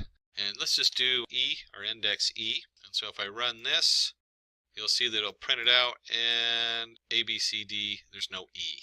And remember, all these changes, if I type in S4 again, you'll see that S4 still has E in it. So this change does not affect the series unless you tell it to. So I'd have to do like S4 equals S4.drop E. And there's another way to do that, which we'll show you later on. Let me just cut this one out. There we go. All right, so we've covered all kinds of cool tools here. We have appending, we have slicing, we did all the creating stuff earlier. So you can see here on the setup how easy it is to manipulate the series. So next, what we want to get into is we want to get into operations that happen on the series. So let me go ahead and change this cell to Markdown. There we go, and run that. So series operations, what can we do with the series? And let's start by creating a couple arrays. We'll call it array 1, and we'll do 0 through 7, and array 2, 6 through 6, 7, 8, 9, 5. I don't know why we threw the 5 on the end. Let's go ahead and run those so those load up into Jupyter. And we'll do this a little backwards. We're going to do S5 equals a pandas series of array 2. So I'm doing this in reverse. And then when we do S5, you'll see that we have 0 to 4. It automatically assigned the index. 6, 7, 8, 9, 5. for our series. And let's go ahead and do the same, and we'll call this S6, and we'll set this equal to PD series for our first array. And if we do an S6 down here to print it out, we'll see something similar. I got 0 through 6, 0, 1, 2, 3, 4, 5, 7 for the data. So those are two series we just created, series 6, 5, and 6. And one of the first things we can do is we can add one series to the next. So I can do S5.add S6. And let's see what that generates. And just a quick thing, if you've never used pandas, what do you think is going to happen with the fact that this only has 5 different values in it, and this one has 7 values? So let's see what that does. And we end up with 6, 8, 10, 12, 9, and it goes, oh, I can't add this, there's nothing there. So it gives us a null return. Very different than the NumPy that would have given you an error. This instead tells you there's no value here because we couldn't generate one. So we can easily add S5.add S6, and likewise we can do S5.sub for subtract S6, and we'll run that. And on the add, the subtract, and you guessed it, we're going to do multiply and divide next. Again, you can see there's the null values where it can't subtract the two because there's no values there to subtract. We can also do S5 multiply, MUL. They're all 3 letters on these. That's one of the ways to remember how they figured out the code for this. So remember, these are all 3 letters, mul. We'll go ahead and run this, and you can see how they're multiplied together. And then we can also do the S5 div, 3 letters again, S6, and run that. And you'll see here, this goes to infinity because we have 0 in the wrong position. So it actually gives you a whole different answer here. That's important to notice. And then in the null values, because there's no data and it can't actually produce an answer off of missing data. And since we're in data science, let's do S6 median. So let's look up the median data, which is simply median. Sorry for those who are following the 3 letters, because median is not 3 letters. And you can see in S6 is 3.0. And let's do a print here. And we'll do median or average. S6. And let's print max, comma S6. And just like median, there's max value. And if we're going to have a max value, we should also have a minimum value. So let's pop in minimum. We'll go ahead and run this. And you're starting to see something that would be generated like, say, an R, where you're starting to get your different statistics. We have a median value of 3, max value of 7, and a minimum value of 0. And what it does when it hits these null values, if there is null values in there, because we could still do that, we could actually, you know what, let's go up here and do, let's pick this one where we multiplied. Let's go S7 equals, I'll go ahead and print the S7 just so I keep it nice and uniform, so I still have my S7 down there, and run it. And then I want to take the S7, because S7 now has null values and an infinity value, and let's see what happens. This is going to be interesting because I want to see what it does with infinity. And we end up with a median of 6, maximum of 27, and minimum of 0, which is correct. It drops those values. So when it gets to there and it doesn't know what to do with them, it just drops those values and then it computes it on the remaining data on there. So that's important to know when you're making these computations, you're looking at min and max and median, you're not going to know that there's null values unless you double check your data for the null values. That's a very important thing to note on there. So just a real quick review on there. We've created our PD series, and we've gone ahead and done addition, subtraction, multiplication, division. All of those are 3 letters, so sub, min, div, add. And then we looked at median, maximum, and minimum. So we're going to go ahead and jump into the next big topic, which is to create a data frame. So now we're going to go from series, and we're going to create a number of series and bundle them together to make a data frame. There we go, cell type, markdown. And we go ahead and run that. So we have a nice title on there. It's always good to have a good title. All right, so our first data frame, we'll jump in with some stuff that looks a little complicated, but we'll break it down. First, I'm going to create some dates. And you know what? Let's just go ahead and do this. I want you to see what that looks like, what I'm creating here. I've created a series of dates, PD date range, and we're going to use these for the index. Okay, so when you look at this, you'll see that it's just, basically it comes out kind of like a basic Python list or a NumPy array, however you want to look at it, with our different dates going down. And we've generated 6 of them. and it's going to have whatever time it is right now on the thing for the date for the time. That's that time stamp right there. And then you'll see we have 11/19, 2008, 11/20, 11/19, and looking into the future there. So that's all this is generating a series of dates that we're going to use as our index. And this is a pandas command, so we have a date range, which is nice. That's one of the tools hidden in there in the pandas that you can use. And next we're going to use NumPy to go ahead and generate some random numbers.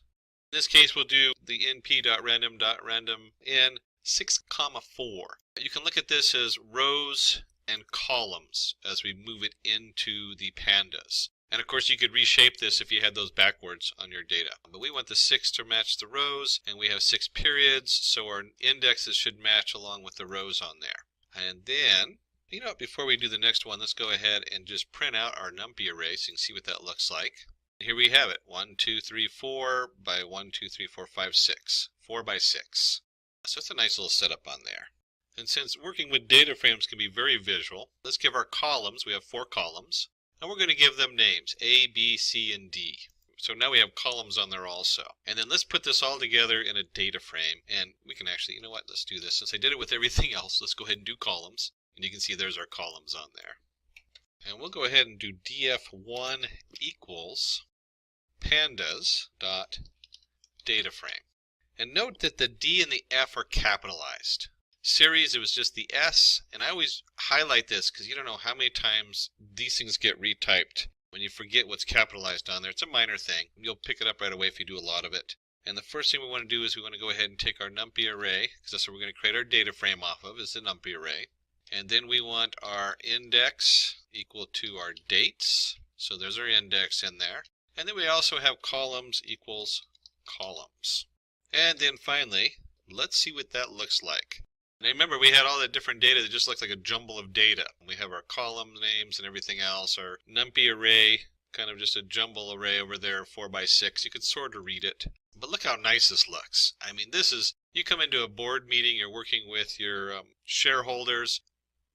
This is pretty readable. This is, you know, this is our date. This is our A, B, C, D, whatever it is. Maybe each one of these dates has your leads, closures, lost leads, total dollar made, you know, whatever it is, if it's in a business. Maybe it's measurements on some scientific equipment, weather searching material, you know, where this is like high of the temperature, low of the day, humidity of the day, whatever it is. So you can see that we can really create a nice clear chart, and it looks just like a spreadsheet. You know, we have our rows, and we have our columns, and we have our data in there. Now this one I use all the time. If we're going to create, we can create it like you saw here with our NumPy array. Very easy to do that and reshape it. You can also create it with a dictionary array. So here we have some data, and let me just go down a notch so you can see all the data on there. We have an animal, in this case cat, cat, snake, dog, dog, cat, snake, cat, dog. We have the age, so we have an array of ages. We have the number of visits, and the priority. Was it a high priority? Yes, no. And then we're going to take that, we're going to create some labels. We have A, B, C, D, E, F, G, H, I. And what I want you to notice on this is we have a title, animal, and then we have basically a Python list. And these lists, they don't necessarily have to be equal because we can have non-data, you know, np.nan, NumPy array, null value. But we want to go ahead and create labels that are equal to the number in the list. So A, the first cat, B, the second cat, C, the snake, D, the dog, and so on. So we'll go ahead and create our labels, which we're going to use as an index. And we'll call this df, let's do it this way. We'll call this df2 equals PD for pandas data frame. And then we have our data, just like we did before. And then we have our index equals labels. And if we're going to go from there, let's go ahead and print it out so we can see what that looks like, df2. So let's go ahead and run that. And again, you have a nice, very clean chart to look at. We've gone from this mess of data here to what looks like a very organized spreadsheet, very visual and easy to read. Animal, age, visits, priority, and then A through J, cats, and all your different animals, so on and so on. And then when you do programming, a lot of times it's important to know what the data types are. So we can simply do df2 dtypes. And if we run that, we can see that our animal is an object, because it's just a string, but it comes in as an object. Age is a float 64, integer 64, and then priority again is just an object. And exploring this one's very popular. Let's go df2 head, and if we print that out, the df2 head returns the first 5. And we can change this. You don't have to do 5. You might want to just look at the top 2. Maybe you want to look at, let's see, let's do 6. So maybe you want to look at just the top 6 in the database, in your data frame. And you can actually, this creates another data frame. So I could have a df3 equal to df2, and this now takes the df2 and just the first 6 values.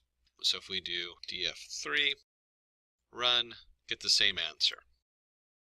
And if we do the head of the data, we can also do the tail. It's the same thing.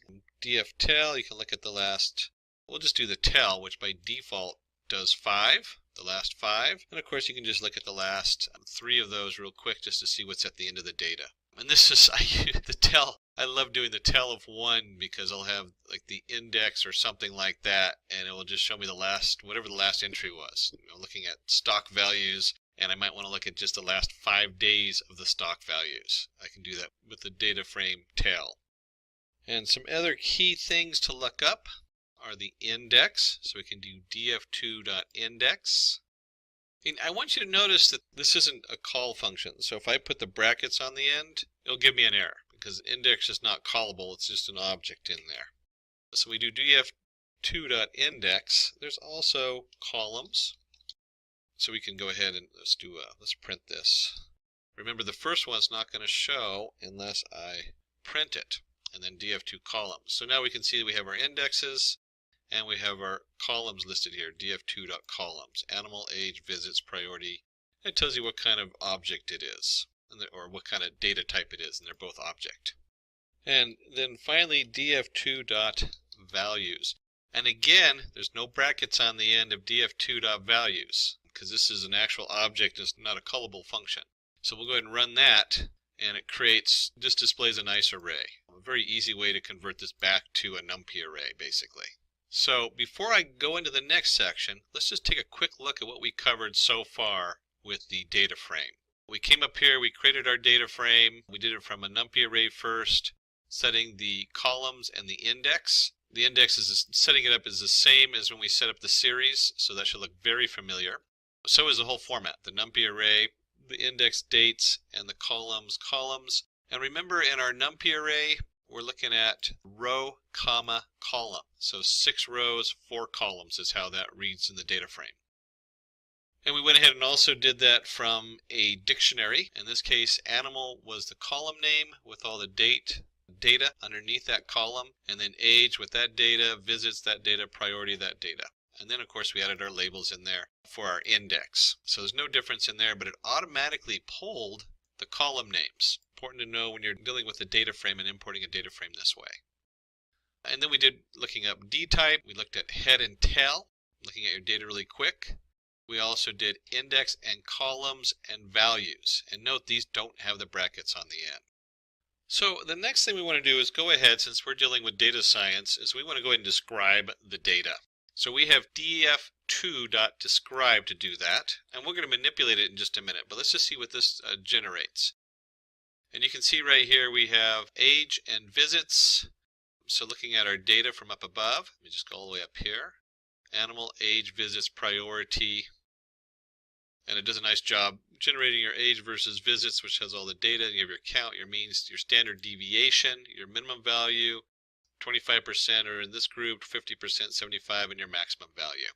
So this will look familiar as a data science setup with your describe for a quick look at your data frame data. So let's start manipulating this data frame and moving stuff around, and we'll start with transposing. And it is simply capital T for transpose.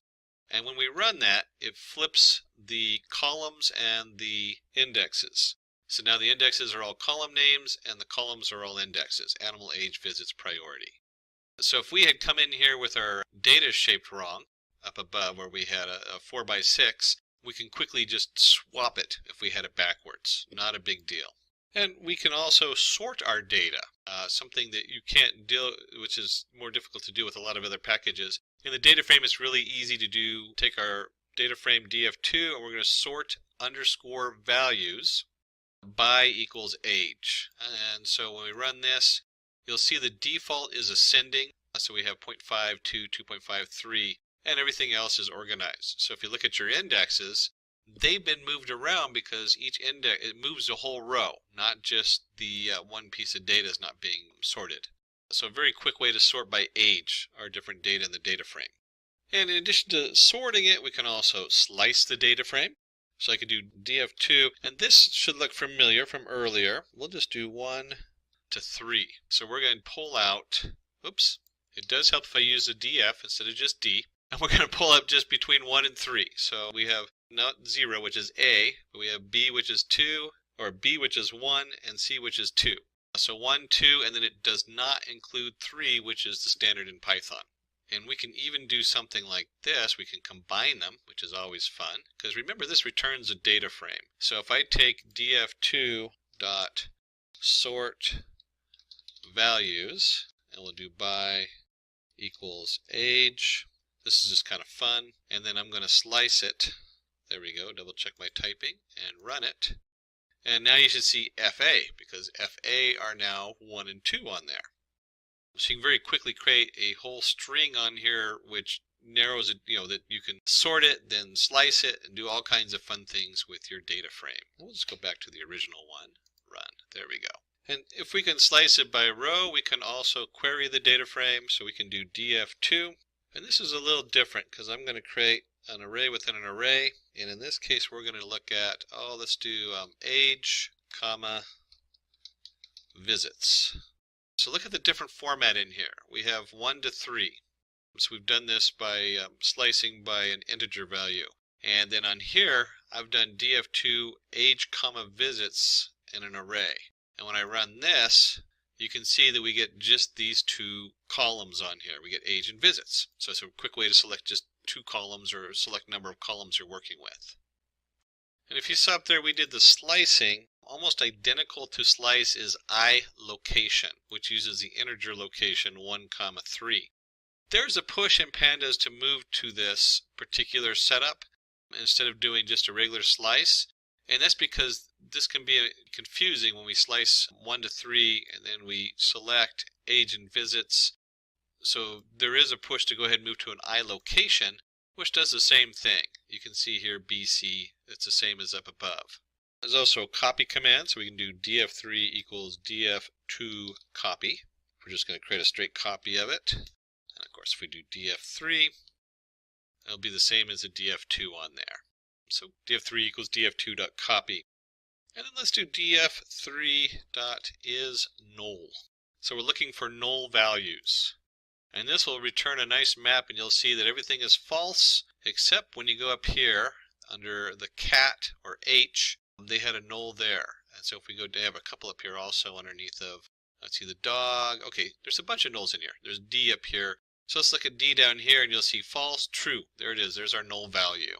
So we can create a quick chart of null values. You can use this to do other things. We can leverage that null value to maybe take an average or something and fill those null spaces with data.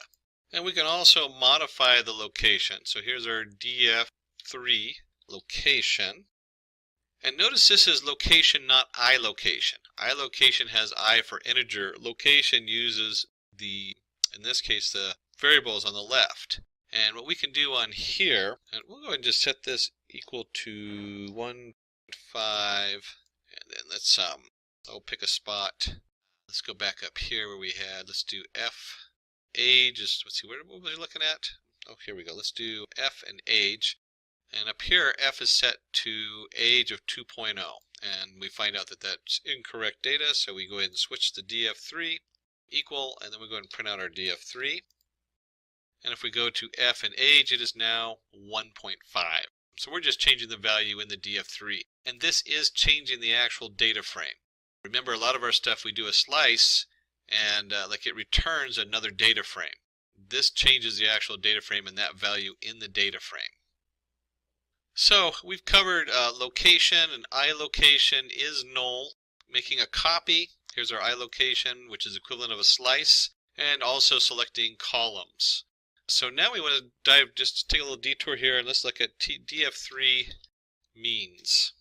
And this is kind of nice because you can do this. You can either do this you can select a single column here, by the way. You can just add the column selection right here like we did before.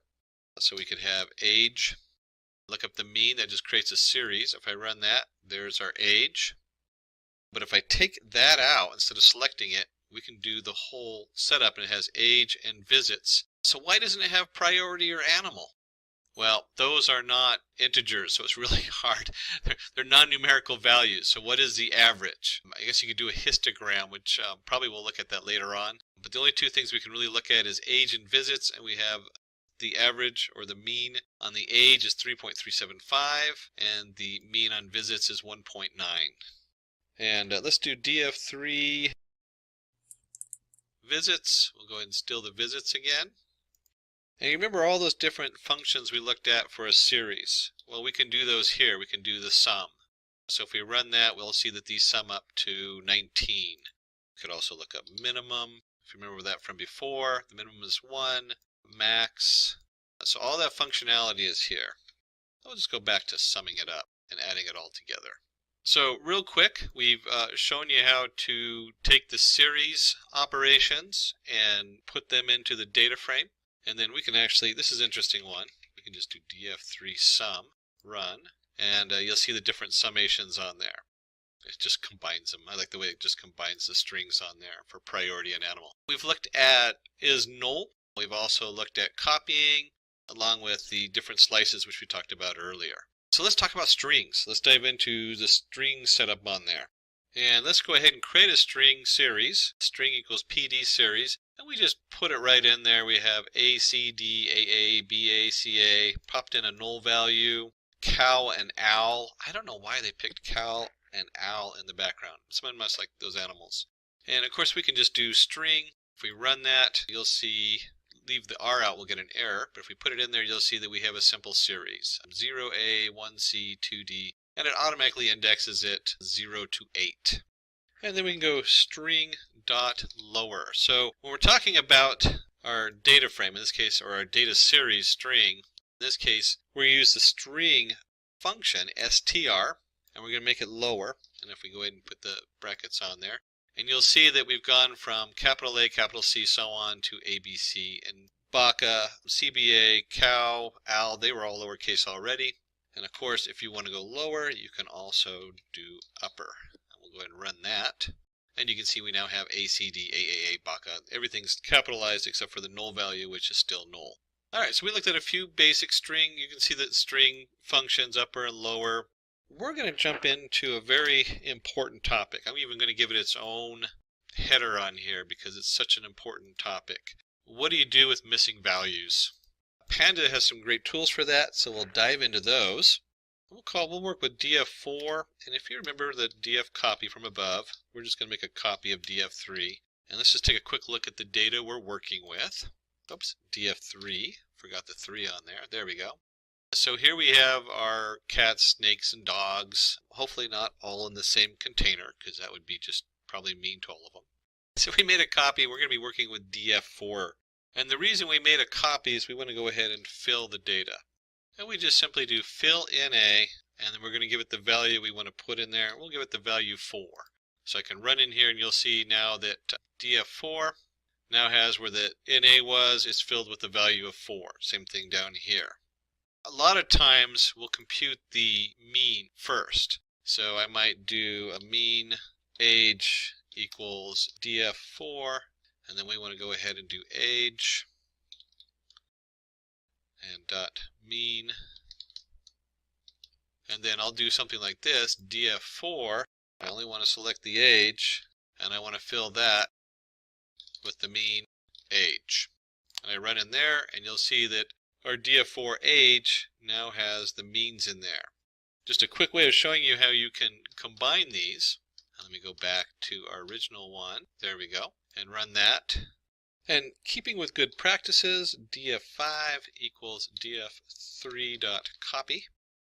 And then we'll print our df5, which should be the original one. And then on the df5, we can now drop our missing data. I'm going to simply drop NA, and we're going to use how equals any. So I'm going to drop any row that has missing data in it. And you'll see we had D here with missing data and H. And then let's go ahead and see what DF5 looks like when we do that. There we go. And there it is. D is gone and so is H. So we create a new data frame off of this, missing those values. Now, if you have a lot of data, dropping values is a good way to take care of it because you don't miss some data. If you have not a whole lot of data, you're working with like the IRIS data set or something like that, or something small, you want to start trying to find a way to fill that data in so you don't lose your computational power of the data you got. So just a quick look at processing null values or missing values. You can fill them, usually with the means. Some people use medium or the mode. There's different ways you can fill it. One way is means. And we can also just drop those rows. Those are the two main things we do with missing data. Here we go. We're going to cover next. I so love data frames for this. File operations. It saved me so much time because they have so many different tools for bringing data in and saving data.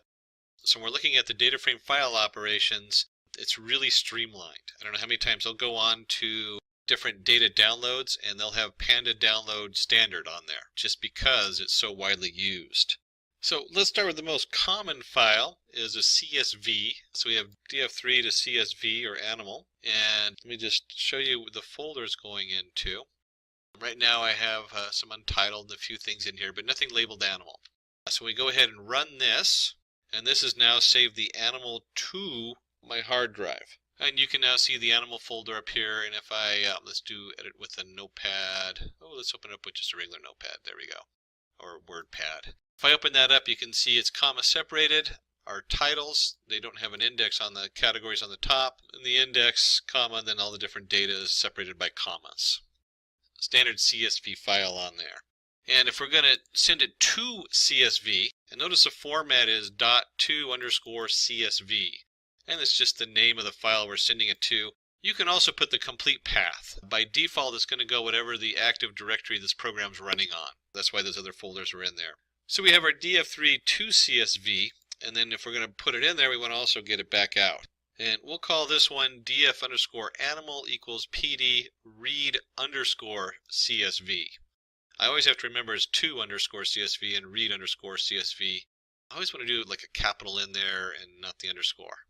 We're going in here again, it's the active directory. So if I now do print out my df animal, and let's just do the head. We only want to look at the first three lines. So if I go ahead and run this, we'll see the first three lines and they should match up here what we saved to our CSV. So very easy to save and import from our CSV files on here. And it turns out df3 also has a to Excel. They actually have a lot of different formats, but old school Excel was real popular for so long, still is. We can go ahead and save it as animal.xlsx. We're going to call the sheet named sheet1, and then I can also do df, we'll call it animal2, and this one's going to come from, and the same format on here. There we go. So we still have our animal xlsx, the sheet1, that's where it's coming from. Index columns equals none, so we're going to suppress the indexing on the columns. NA values, and it'll just assign it's 0 on up on your indexes. So if it says index columns equals none, that's what it does. And then we've added null values because there's null values in here, and we want to just make sure that they're marked as NA. And we'll go ahead and just print out the animal2. There we go. And let's run that. Let's make this. No, let's just do the whole thing. So we'll go ahead and run that. And it probably doesn't help that I completely forgot the read. So animal2 equals pd.read Excel. There we go, Excel. So now we go ahead and run it. And what we expect is happening here. We have the same data frame on here. And if I flick back to my folder, you can now see that we have the animal. One of these is in Excel, and one of these is a CSV on here. And so there's our two file types on there. And they have other formats. These are just the two most common ones used, and I don't know how many times I've had stuff from Excel I need to pull out. If you've ever played with Excel, it's a nightmare in the back end because of the way they do the indexing. So this just makes it quick and easy to pull in an Excel spreadsheet. So we looked at two different ways to bring data in and save it to files. We've looked at all kinds of different ways of manipulating our data set and slicing it and creating it for our data frame. let's get in there. What your visualization. Always the big thing at the end, because one, it lets you check to see what you did, make sure it looks right. And then also, if you're going to show somebody else, it makes it very clear what's going on if they see something visual. So this is where a really important part of data science is. So let's go ahead and bring in our tools. We're going to do import numpy as np.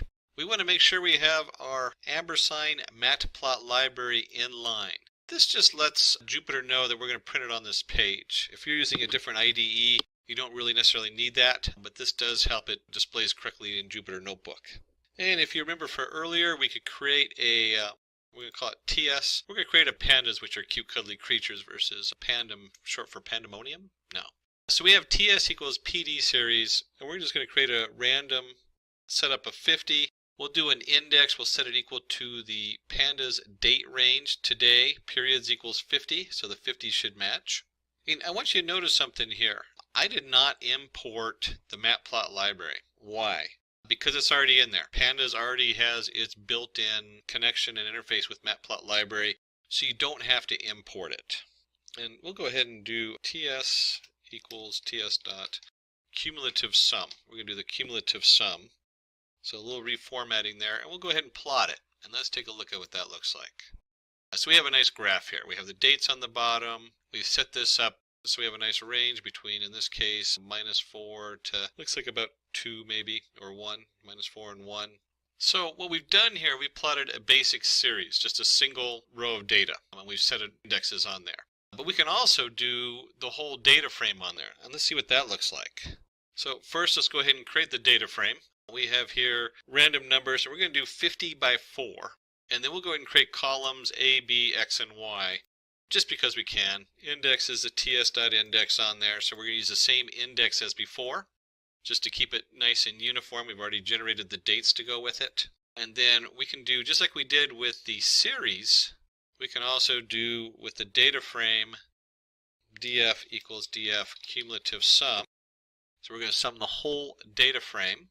And then we'll do simply df plot. And let's put that in, and let's go ahead and run this. And look how easy and quick that was to generate a nice graph with all the different data on there. So we have our shared index, we have the shared columns, and then we have the different data from each one that we can easily look at and compare. So very quick way of displaying data. You can imagine if you were working in, I think I mentioned stock earlier because I've been doing some analysis of stock lately. So you'd have your date down here, and then you would have stock A, stock B, stock XY, whatever it is. And you can put them all on one chart and see how what they look like next to each other. And this isn't too far off from what some of those graphs look like, and this is just randomly generated. So stock has a lot of randomness in it, which is one of the reasons I actually play with it for doing some of my models on, for testing them out. Now, there are a lot of features in pandas. So we're going to show you one more thing on here. There's some of the things, like I didn't go too deep. We looked at the top two for importing data from a CSV and from an Excel spreadsheet. Showed you how to quickly plot the data. There's more settings in there you can do. We're going to do one more thing down here, and this is kind of a fun one. Change this to a markdown and run that. So how would you remove repeated data using pandas? And this is where you have a data set that comes in, and maybe it's feeding from one location, and instead of noting that it's repeated the date, like, let's go back to stocks. That's a good visual. We have the stocks from the 23rd. And it adds another row, and it's the same row. It's importing the 23rd again and again. So now you have that data repeated 3 times, and you need to go back and figure out how to get rid of it. How do you track that down? So let's start by creating a quick database, or data frame. Not a database. I keep saying database. It's a data frame. And we'll just make this data frame using our dictionary going in. This data frame only has one data series in it, which is fine. So if we do df to print it out, you'll see A, 1, 2, 2, 2, 2, 4, 4, 4, 5, 6, 7, and so on. And so how would you remove that? Well, there is a neat feature in data frames called shift, along with another feature that lets us select just certain information. And we'll go with the location function. Put that in brackets. Remember that from above, location. And then in the location, let me just spread this out a little bit so it's real easy to read. In fact, I'm going to go upscale on that since we're doing a little bit more complicated here. What you can see on the location is I have dfa.shift. So this is going to shift up 1 by default. You can actually change this to 2 or 3. You can even do a -1 and it shifts the other way. But it's going to shift up by 1 by default. And it's going to say if that does not equal df of a, then we want that. And if you look down here, we had 1, 2, 2, 2, 2, 2. When we run this logic on here and we do the shift, it now gets rid of all the duplicates. So we went from 1, 2, 2, 2, 2, 4, 4, 5, whatever it was. Here it is, 1, 2, 2, 2, 4, 4, 4, 5, 5, 5, 6, 6, 6, to 1, 2, 4, 5, 6, 7, 8. And you'll see on the index, it just deletes them out of there so the index stays the same. Obviously, you don't want the dates to change if you're working with an index dated setup. So it just deletes those duplicates out of there.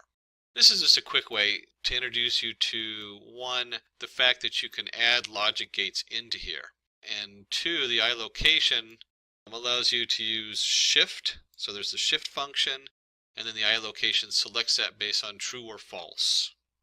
Wow, so we've actually covered a lot today in pandas. We've really covered into the basics of selecting your different series out of your column, out of your data frame, how to index rows, how to slice, how to plot.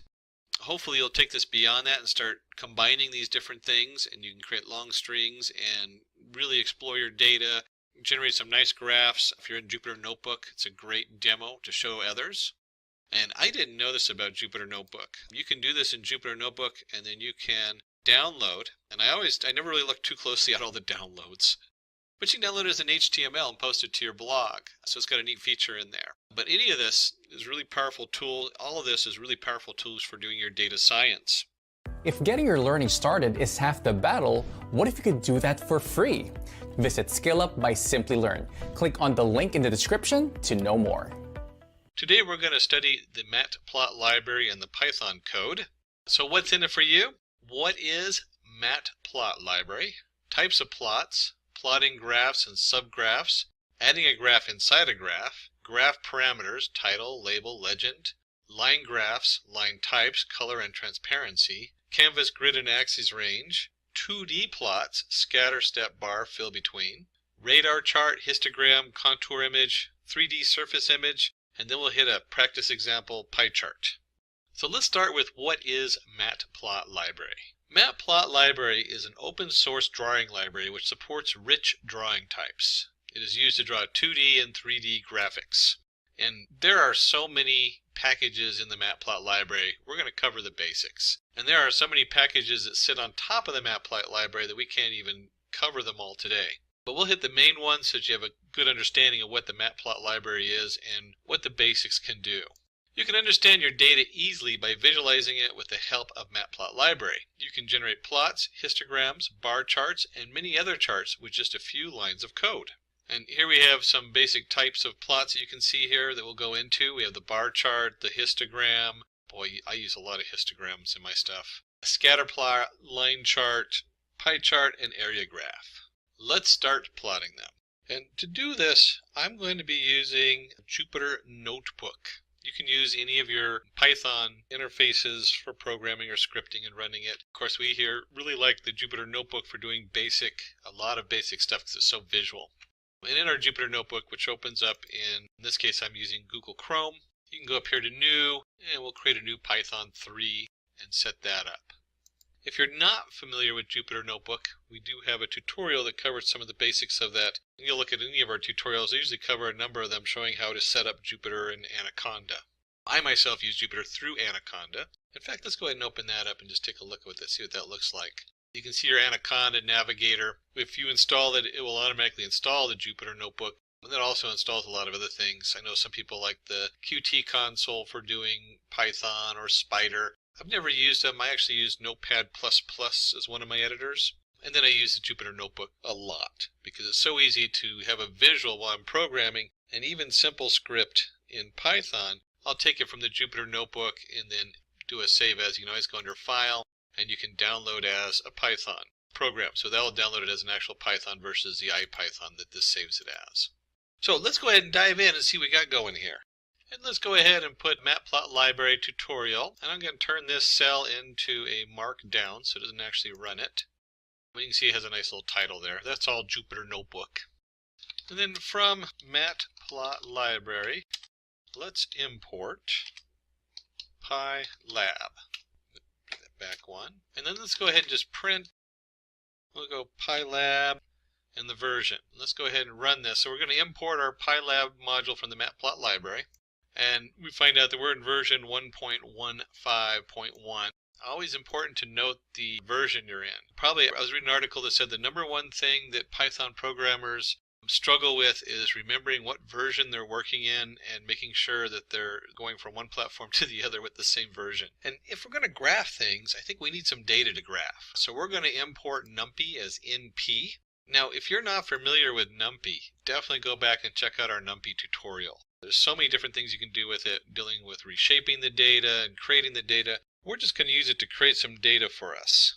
And there is a lot of ways to create data, but we're going to use the np.linespace. So we're going to create a NumPy array, and the way you read this is we're going to create numbers between 0 and 10, and we're going to create 25 of these numbers. So we're just going to divide that equally up between 0 and 10.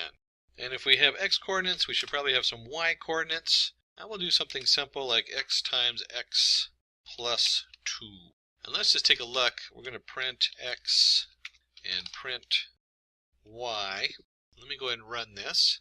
And let's see what we got going on here. So we have our x coordinates, which is 0, 0.4, 0.83, etc. And you can look at this as an xy plot. So where we have 0, we have 2. Where we have 0.416, we have 2.17. And just as a quick reminder, we're going to do print np array x comma y dot reshape 25 comma 2. And the reason I want to do this is I want to show you something here. A lot of times a program returns x comma y, and it's an array of x comma y, x comma y, x comma y. And so when you're working with the pyplot, you have to separate it out and reshape it. So if I start off with pairs like this, I can reshape them. If I know there's 25 pairs in there, I can switch the 2 and the 25. And this is kind of goofy, but we'll do it anyways. Reshape. So I'm going to reshape my 25 by 2 back to 2 by 25. And if I run that, you'll see I end up with the same output as the XY, the two different arrays in here. And this is important that we want X and Y separate.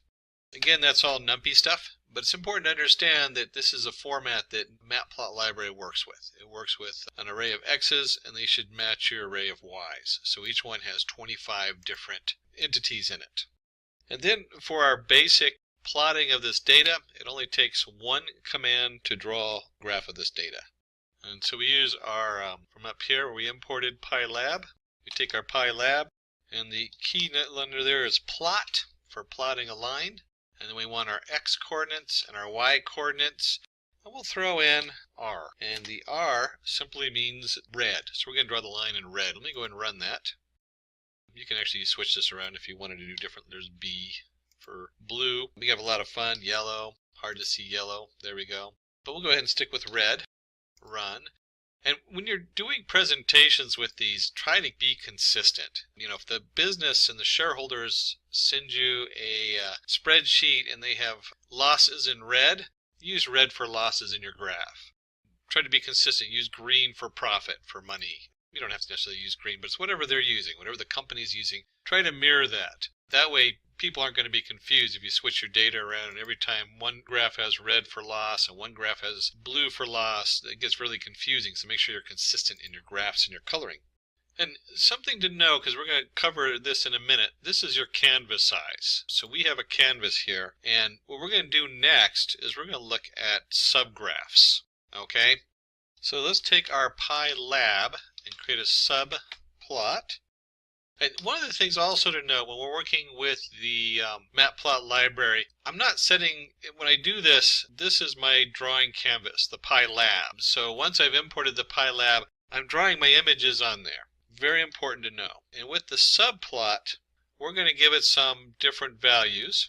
And we're going to represent by rows, columns, and indexes. And let's do 1, 2, 1. So it's going to be the first row, second column, and the index is like you can stack your graphs and things like that. We don't worry too much about indexes, but rows and columns. We want to go ahead and use row 1 and column 2. And if we're going to have one object, we should probably have two, but before we do that, we have to plot data onto the subplot. So the order is very important, and we'll go ahead and stick with our x comma y. And let's do this. We're going to add in a third parameter here. Remember we did red? We're going to add shorthand dash dash for dashed lines. So this plots the data into row 1, column 2. And if we're going to do that, let's do another one, pylab.subplot. And if we're going to do row 1, let's do column 2 and index 2. And this time we're going to add G for green, and this denotes a style. And if we're going to set up our pylab subplot, here we go, pylab, we got to go ahead and plot that, pylab plot.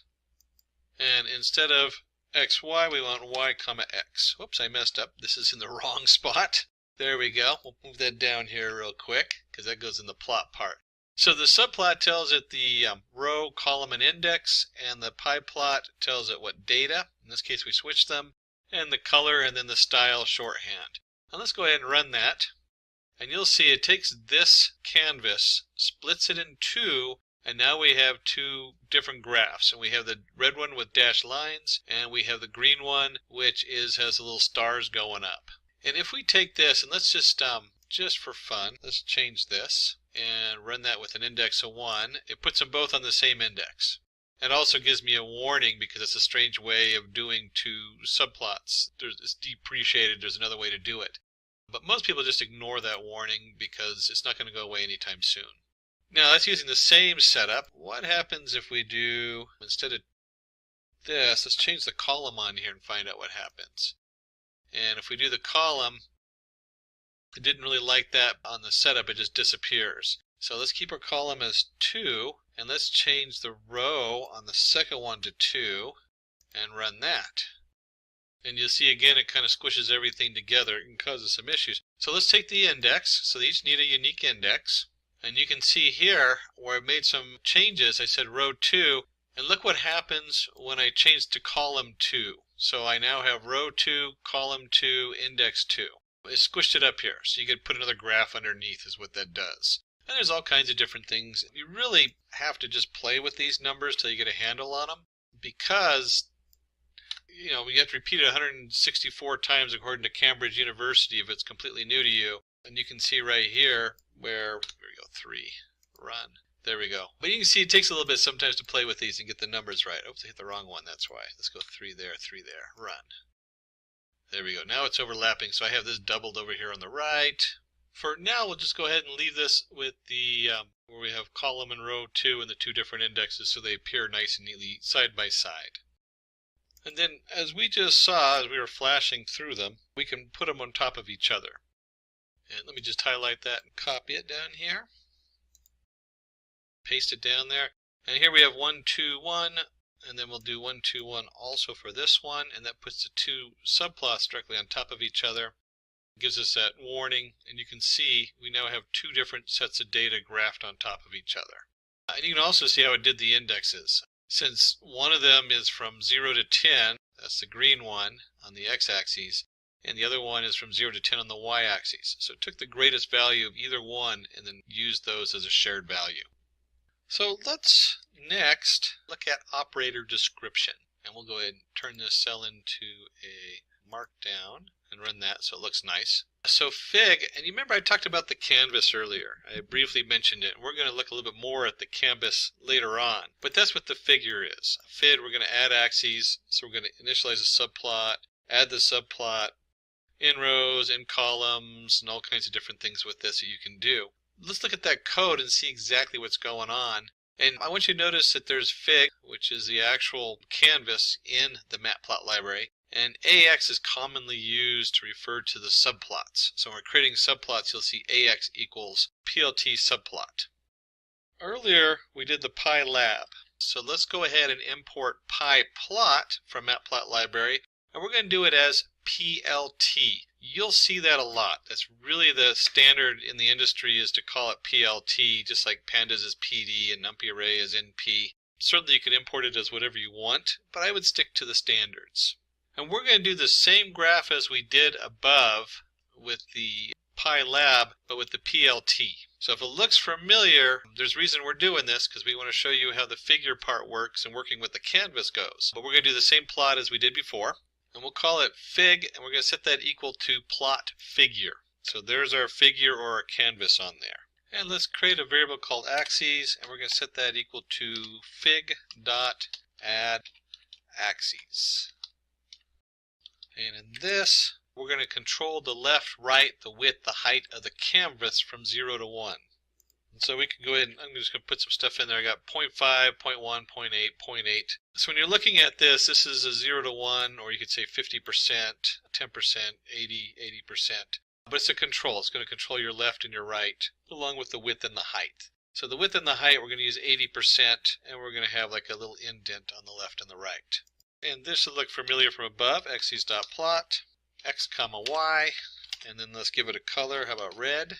Since we're recreating the same graph, let's keep it uniform. Oops, and it helps if I use AXIS instead of AXES. I don't know where that came from. But this looks identical to the one we had up above. So here's our axes plot, x comma y of red. Same graph, same setup, but this time we've added a variable equal to the figure.addAxes. So our plot figure is our canvas, our axes is what we're working in, and then our axes.plot x comma y. And again, we can draw subgraphs. We put that down here. Just like we did before. And a little different notation here. We're going to have fig comma axes equal plt.subplots. And in here it's going to be the number of rows. We're going to do one row, and columns equals 2. So if you remember before, that's what we did. We had one row with 2 different graphs on it. We're going to do the same thing, but note how we did this. Here's our figure, or our canvas, and our axes. We're going to create actually 2 different axes. We're going to create row 1, column 2. And so axes is an array of information. So we can simply do let's do ax in axes. And this will now look familiar. Ax.plot. We're going to do x comma y. We'll go ahead and make it red. Keep everything looking the same. Remember, nice uniform graphs. Everything looks the same. And if we go ahead and run this, you'll see we get 2 nice side-by-side graphs. So just as we had before, the same look, the same setup. And just for fun, let's change in columns to 3. We'll run that. And now you'll see we'll have 3 on there. And let's see if we make it a little bit more interesting. We'll do in rows equals to 2. And you can see down here we're going to get an attribute error because it's trying to scrunch everything together. So it does have a limit how much stuff you can put in one small space. That's important to know. You can fix that by changing the canvas size, which we'll look at in just a minute. And there's other ways to change it on here. But here we go. We can do in rows 2 and columns equals 1. You can see 2 nice images right above each other. We'll go back to the original. 1 row, 2 columns, side by side, left to right. And we can also draw a picture or graph inside another graph. And that's kind of a fun thing to do. It's important to note that we can layer our stuff on top of each other, which makes for a really nice presentation. So let's start by fig. We'll create another figure. So we're going to start over again with our canvas.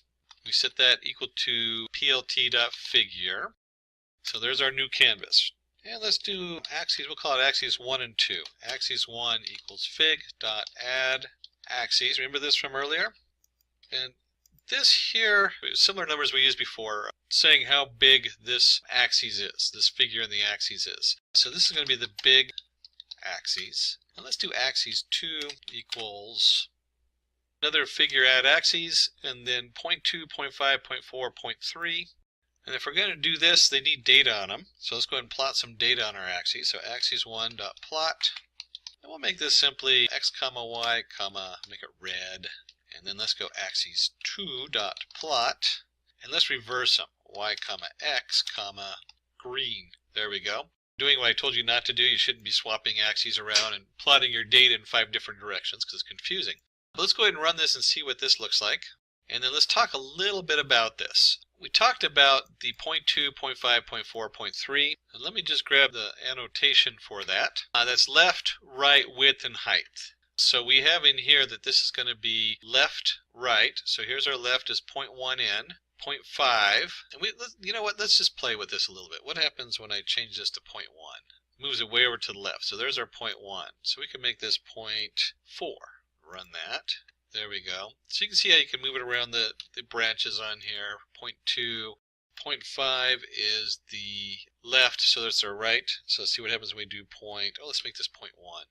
And that actually is, they had it down as left, right. I thought this was wrong. It's actually how far from the bottom. Let me switch that on here. Bottom. There we go. So we had here on this. We can go ahead and put that back to 0.5 and run that. And this is 0.3. Let's make this 0.3 also.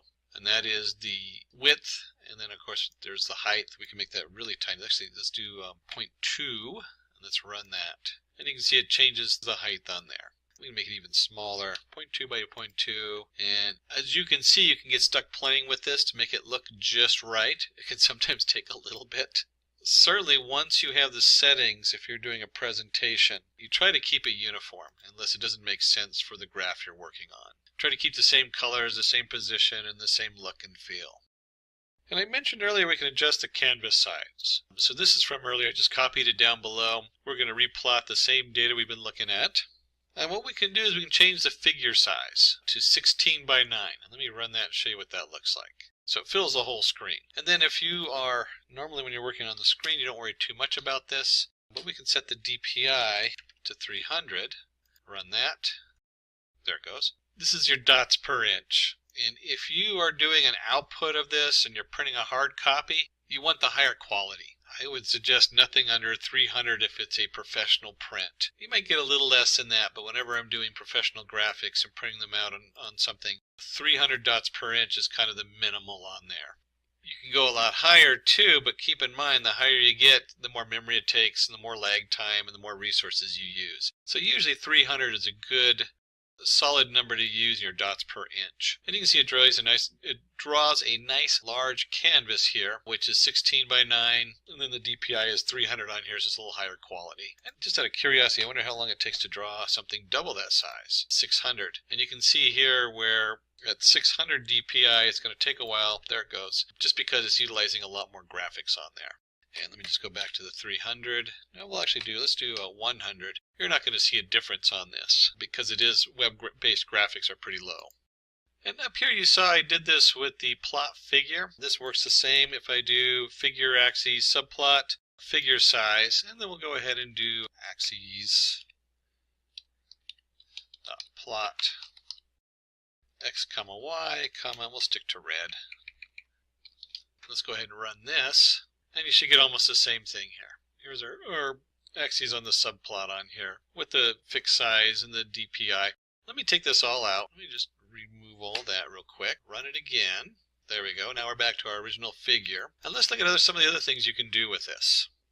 One of the things we can do is we can set a title for the axes. So axes set title. You'll see right here, since I put this on the axes, it's the main title for the whole graph. And if you're going to have a title, you should also label. So we can label our X label, and we can set our Y label. In this case, we're just going to call it X and Y. Keep it nice and uniform, and if we run this, you'll see that we've added a nice X label and Y label. Whoops, where'd they go? And it turns out in this environment that you have to put it before the title. So let me go ahead and put it before the title. And there's our X, Y, and let me run that. And of course, we can also do up our size a little bit so you can see what's going on a little better. So here we have X label X. If you come down here, you'll see our X label and our Y label. We can, of course, change this to X label. You can change this to Y.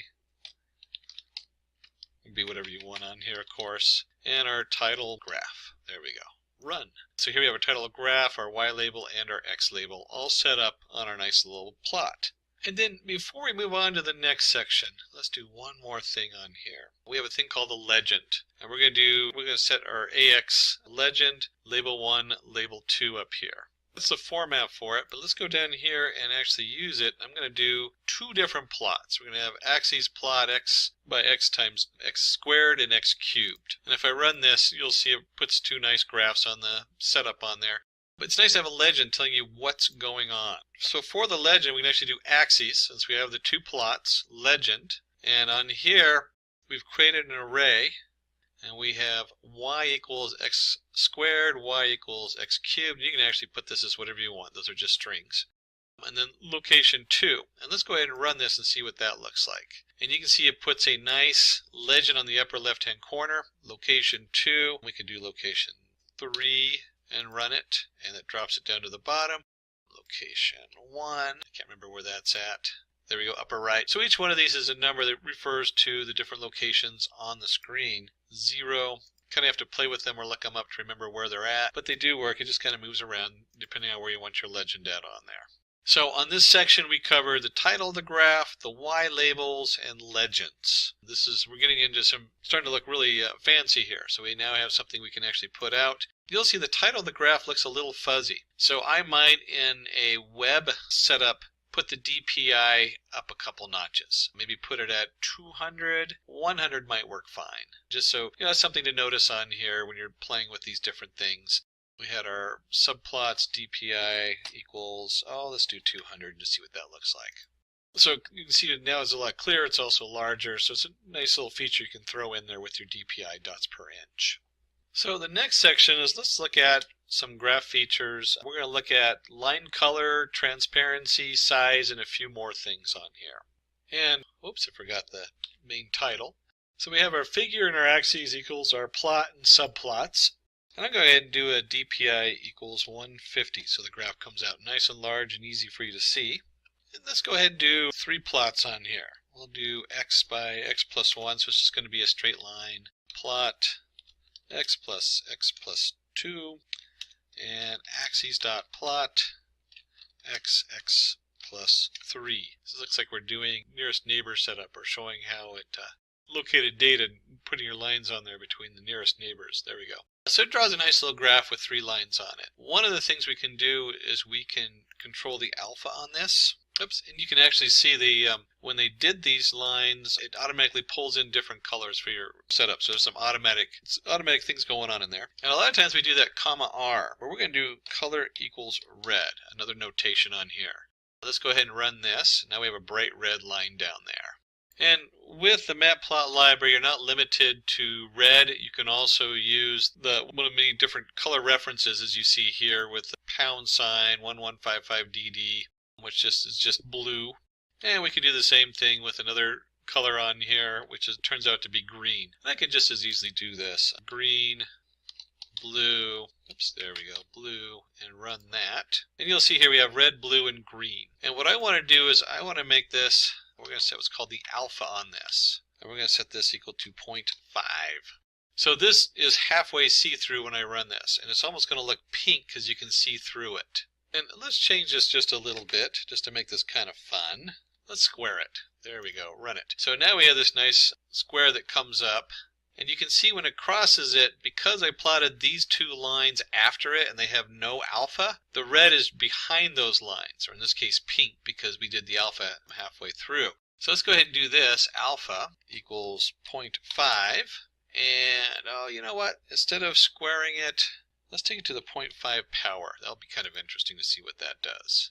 We'll just go to keep it squared. There we go. And run that. And let's go back and look at this where it crosses over. And the first thing you see right here is on the blue, it's kind of light blue now. You can see how the 2 colors add together. You get almost a purple on there. So I can clearly see where the red crosses the blue line. And then the green just blanks it over because I didn't do any opaqueness, no alpha on there. So this is great if you have lots of data that crosses over and you need to be able to track those lines better. And we'll go ahead and do this 0.5 and we'll run that. Oops, I did equals 0.5. Let me go ahead and run that. And so you can see right here, now you can easily see the red line, how it crosses the green and the blue down here. And if we want to, we can do this as the default is 1, is solid. So we can change this all to 0.8. Let me just do that. Oops, 58, 8. There we go. Run. Oops, I must have hit a wrong button there. Let me try that again. I accidentally got rid of a bracket. And let's go ahead and run that. And we come down here and look at this. You can still see where it passes behind them, but the green dominates and the blue dominates because we're now at 80% instead of 50%. And you can do less. That's kind of fun, although at some point the lanes kind of fade. So 0.5 is usually the best setting on there. We have a nice pastel here at 0.3, and you can easily see where they cross over. And just like you can play with the colors, we can play with line width. And let's try DPI 100 and see what that looks like on my screen. Equals 100. And we'll go ahead and just take our AX plot. Let's do 4 of these lines just so you can see how they look next to each other. Real quick here. There we go. And if I run this, they should all appear the same. It automatically does different colors on there. So let's do color equals blue. Forgot my quotation marks. There we go. And we'll go ahead and just make these all blue, just for purposes of being nice and uniform. And then what I want to do is I want to do the line width. Line width equals 0.25. And let's just copy and paste that down here. Let's do equals 1. About 1.5. And let's do just make this equal to 2. Let's see what that looks like. And when we do that, you can see it goes from a very thin line, a 0.5, a 1, or 1.5, and 2, which is twice the width of the 1. And if we're going to do different sizes, we had different colors, we had our alpha scheme. Let's take this whole thing here. Let's paste it down here and do another one. But instead of line width, let's look at styles. And something to note here, you can actually abbreviate this with LW. So line width can also be let's just do everything 0.2. And let's set up a line style. We'll do the first one dashes. And let me just paste that down here, so I'm not doing a lot of extra typing. There we go. Take this out. So we have our dashed. We can do a dash dot. Oops, let's do the dash dot here. And a colon here. There we go. And there's a lot of different options. We'll look at a few more as we go down for different ways of highlighting data. But when you look at this, we have everything as a line width of 2, and now we have a straight line, we have a dash line, or a dot dash, and a dot dot dot line. And then another thing we can add on here is we're going to do, here's our ax plot, and we did x, let's do x plus 4, so it goes right on the top. We're going to do color black, line width 1.5, so it's a smaller line. And we're going to take the line and we're going to set dashes. So look how I've changed some of the notation here for my line and my ax plot. So I can set my line comma equal to ax plot, and then I can change the line settings this way.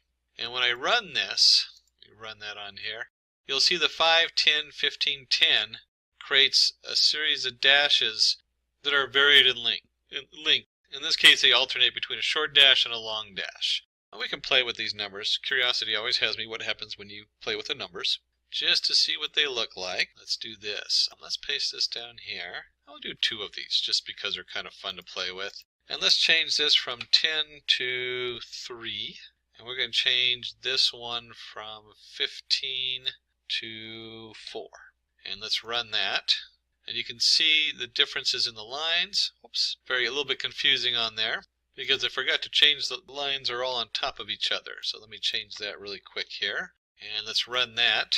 And now you can see here's our original dash line alternating. When I change these numbers on the second one, the very end value to 3, you can see now we have dashes of 5. Let's see, I'm going to guess this is a dashes of 5, skip 10, dashes of 15, skip 3, and then it goes back to the beginning. Dashes, 5 dashes, skip 10, 15 dashes, skip 3. And of course the last one we just switched up a little bit. It looks a lot more uniform because I'm using 2 sets of 10.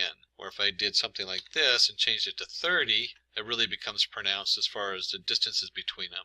And instead of 4, let's go, let's put 30 here also. 30 by 30, there we go. Really pronounced on that one.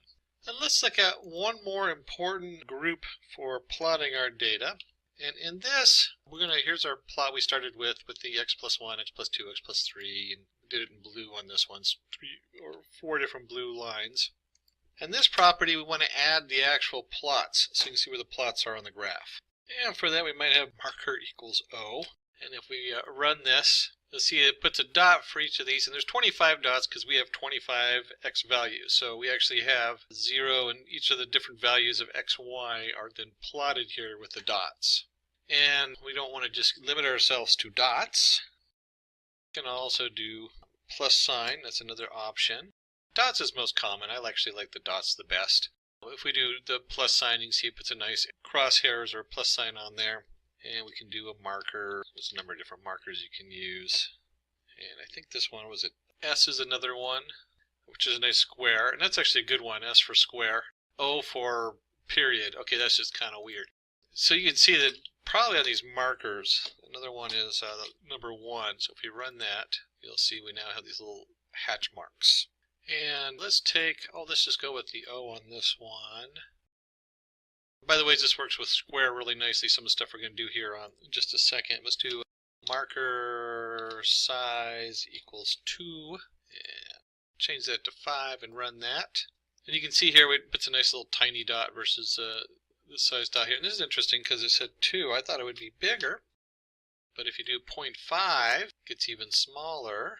And let's just do 10 to see what that looks like. Run. That looks huge. So marker size, a lot of these are dependent on the DPI and the setups. There's things that switch around as far as the way the size shows up. You got to be a little careful when you change one setting, it can change all the other markers. And then let's take our square on here, and we had marker size, so we also have marker face. We'll set that equal to red. Of course, I may change so it's up 1 notch. We'll run that. Whoops, must have mistyped something on here.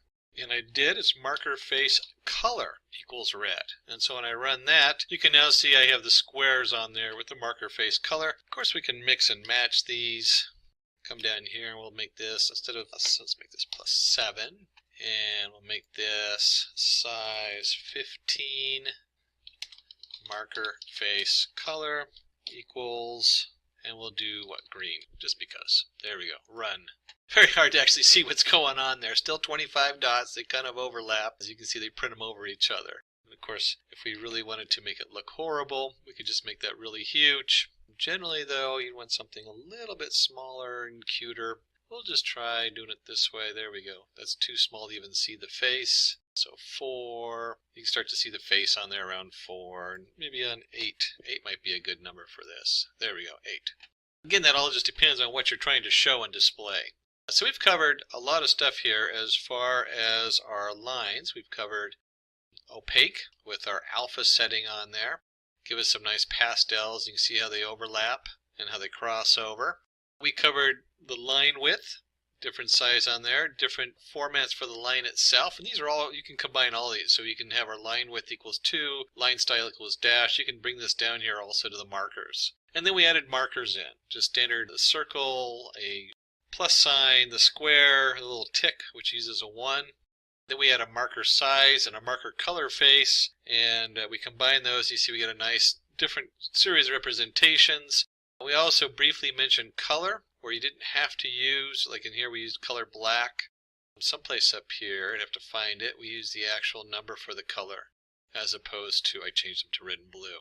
So you can get very precise on the color if you have a very specific color set that you need to match your website or whatever you're working on.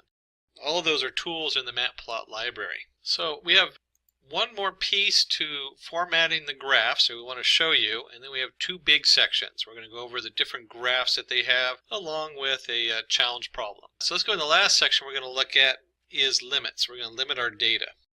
So this first part I'm just going to paste in there. We're going to create our subplots 1, 2. So 1 row, 2 columns. We're going to do a figure size of 10, 5.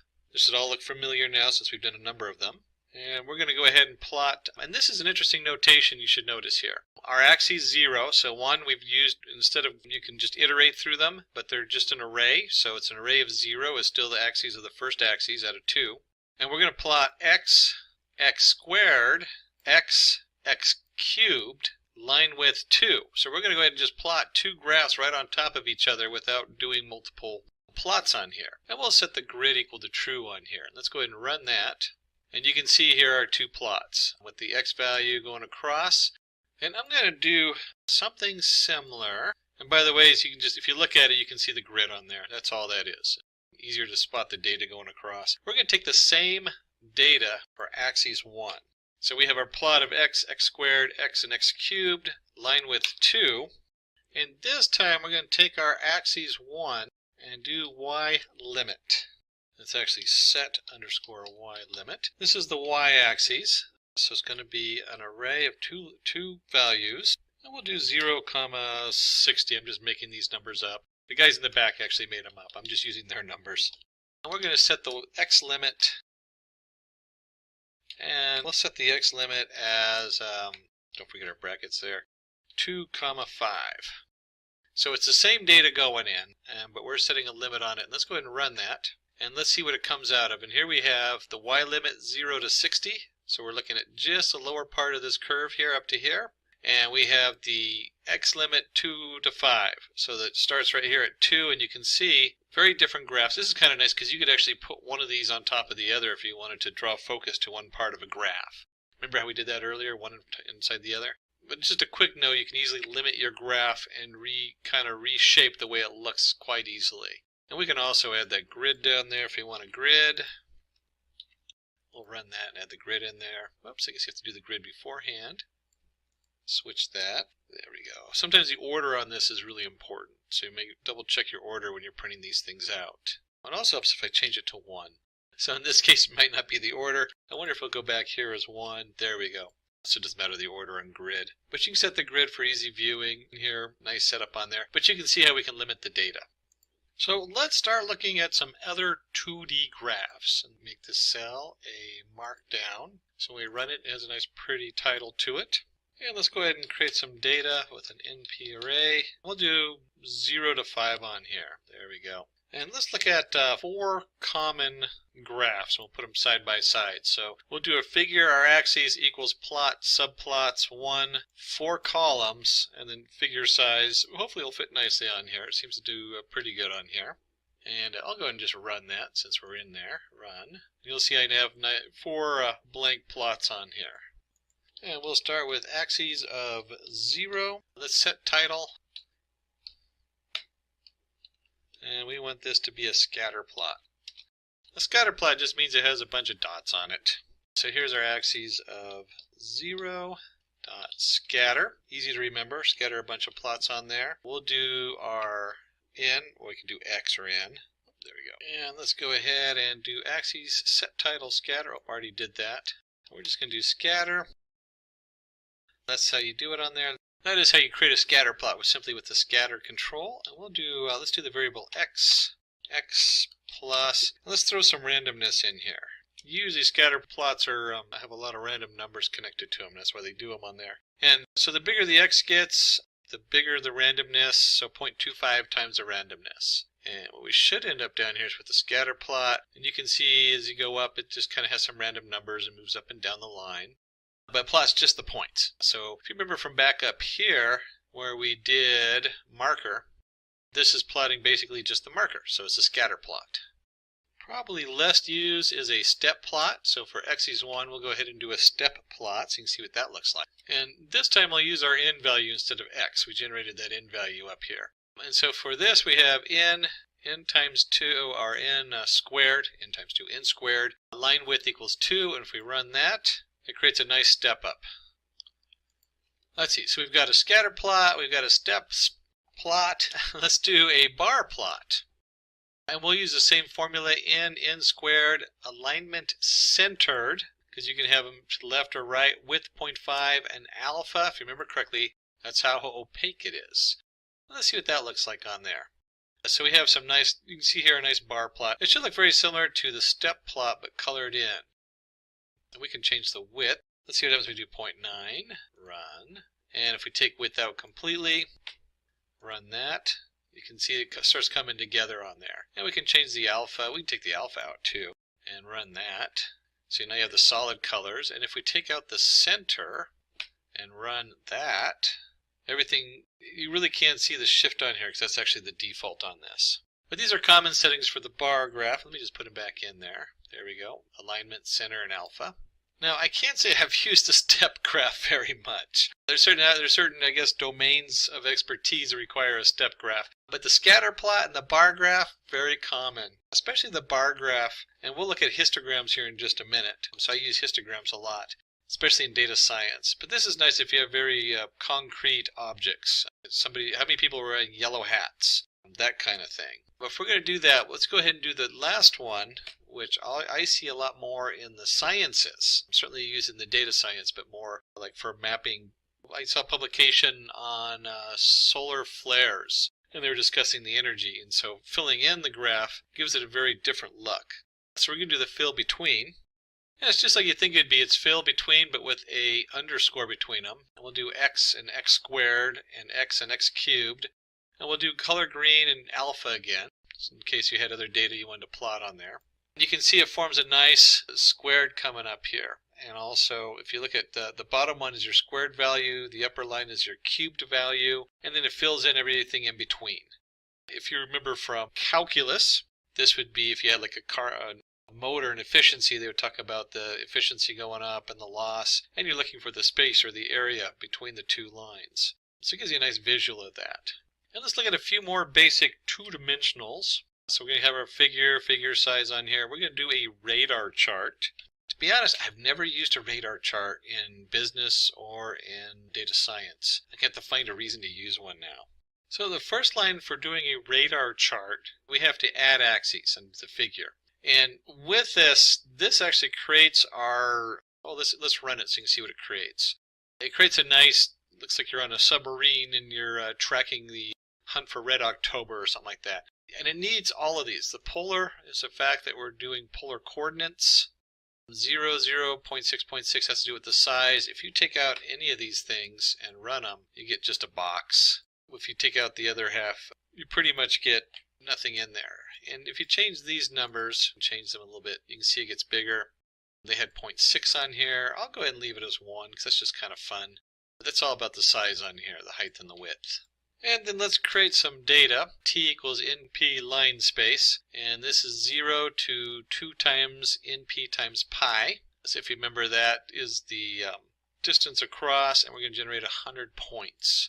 So this is just a thing of data we're putting together. Then we can simply do an ax.plot. And in this case, let's do t comma t, which would be a diagonal line on a regular chart. And we'll give it a nice color, equals blue. And line width equals 3. Let's see what that looks like. And we can see here a spiral coming out. Remember, this would be just a diagonal line on a regular chart. What happens if we take this and instead of t times 0.5, there we go. And you can see it slightly alters the way it spirals out. We could do t times 2. Spirals out a little quicker. So it's kind of just a fun. Like I said, I've never used a radar chart. It's a column. But you can always think of radar in a submarine. Kind of looks like one of those, or in an airplane. And none of this would be complete if we didn't discuss histograms. Oh my gosh, do I use a histogram so much. And we'll use our numpy that we have set as np to generate, it looks like we have 100,000 variables we're going to set equal to n. And of course we create our figure and our axes. Subplots 1, 2, figure size 12, 14. So we're going to look at 2 different variations of the histogram. And we'll set a title, default histogram, set our title there.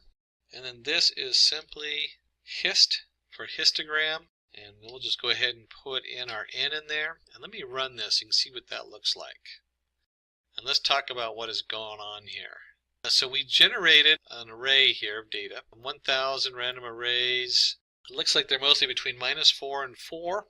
And then it adds up each one. It says 0, you have 35,000 that are 0. So that's what's most common on here. And we have 20,000 that are somewhere in this range right here between the -2 and, well, it looks like 1 and -2. And somewhere between 0 and 1, there's 30,000 numbers. So all this is saying is this is how common these variables are. And this will point you in so many directions when you're looking at data science to go ahead and run your histogram. So you should always have your histogram, and you can always put limits and all the other different things on your array, just like you did on the other graphs on there. And then we're going to do a cumulative detailed histogram. And all it is a histogram. Let me just do that. And we set cumulative equal to true and bins equal 50. And I really want to highlight the cumulative equals true is important, but we can now choose how many bins we have. In the first one, it kind of selected them for us. In this case, let me go ahead and run this, and you'll see it prints the data out for us. And here's our, whoops, must have missed, oh, there we go. It doesn't help that I put it over the old one. There we go, okay. So now you have your default histogram, and then we have a cumulative histogram. And we should have 50 steps in there. And let's just find out if that's true, not so much by counting them. I'm not going to count them. If you want to, you can count them. Let's just change it to 10 and see what happens. And we see here we have now 10 counts of that.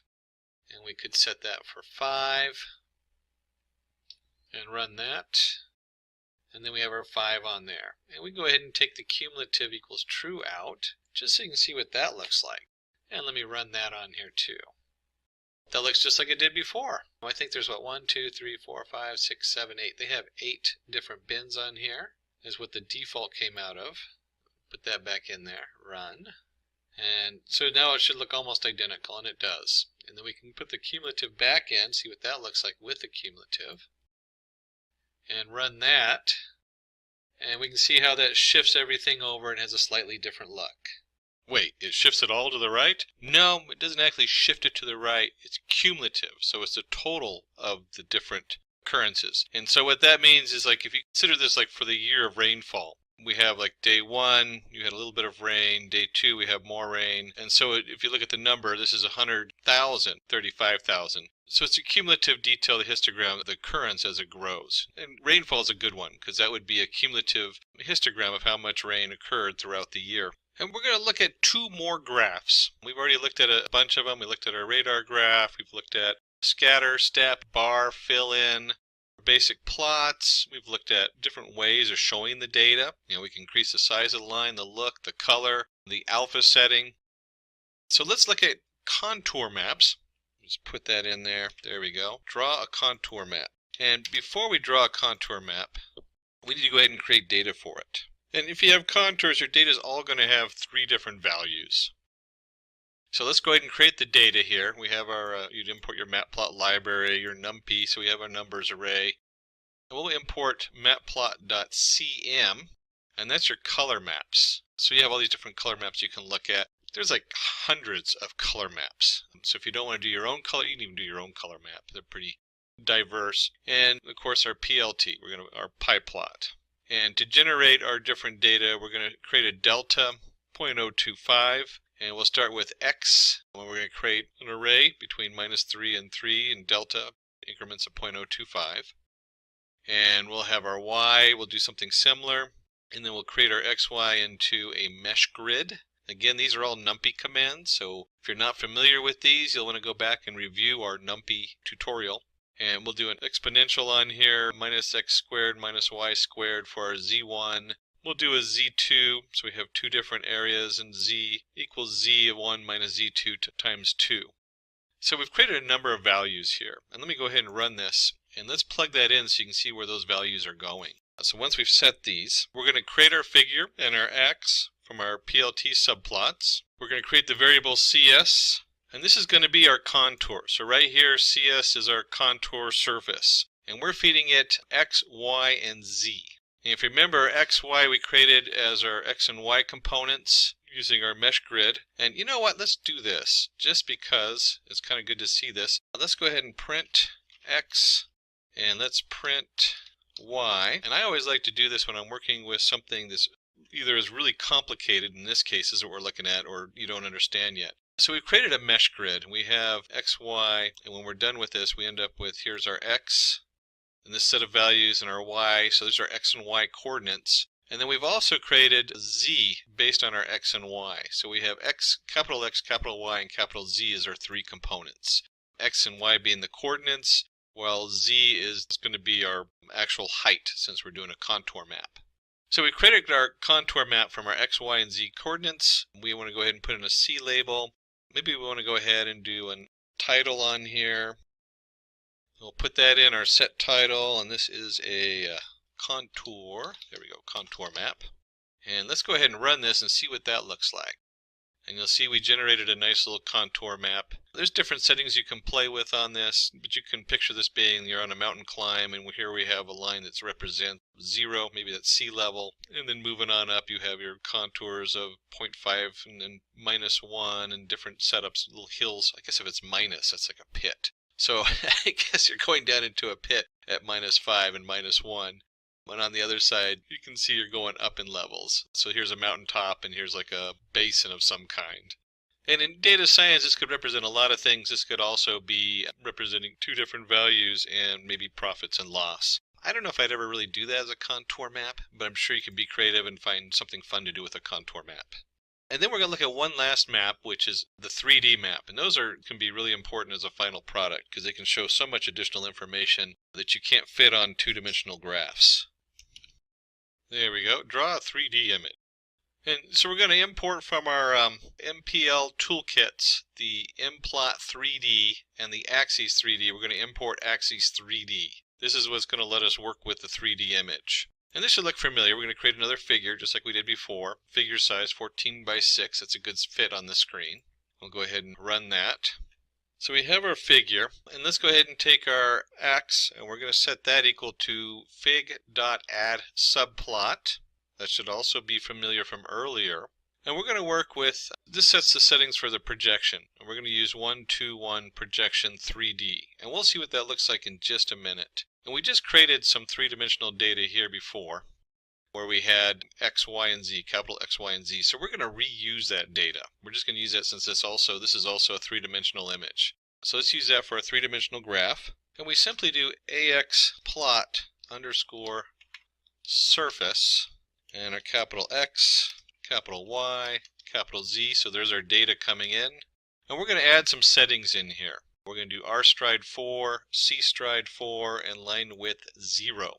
And I'll show you what that is here in just a minute. Let's go ahead and run that so we can see our graph. And of course it helps if I don't add an extra comma in there.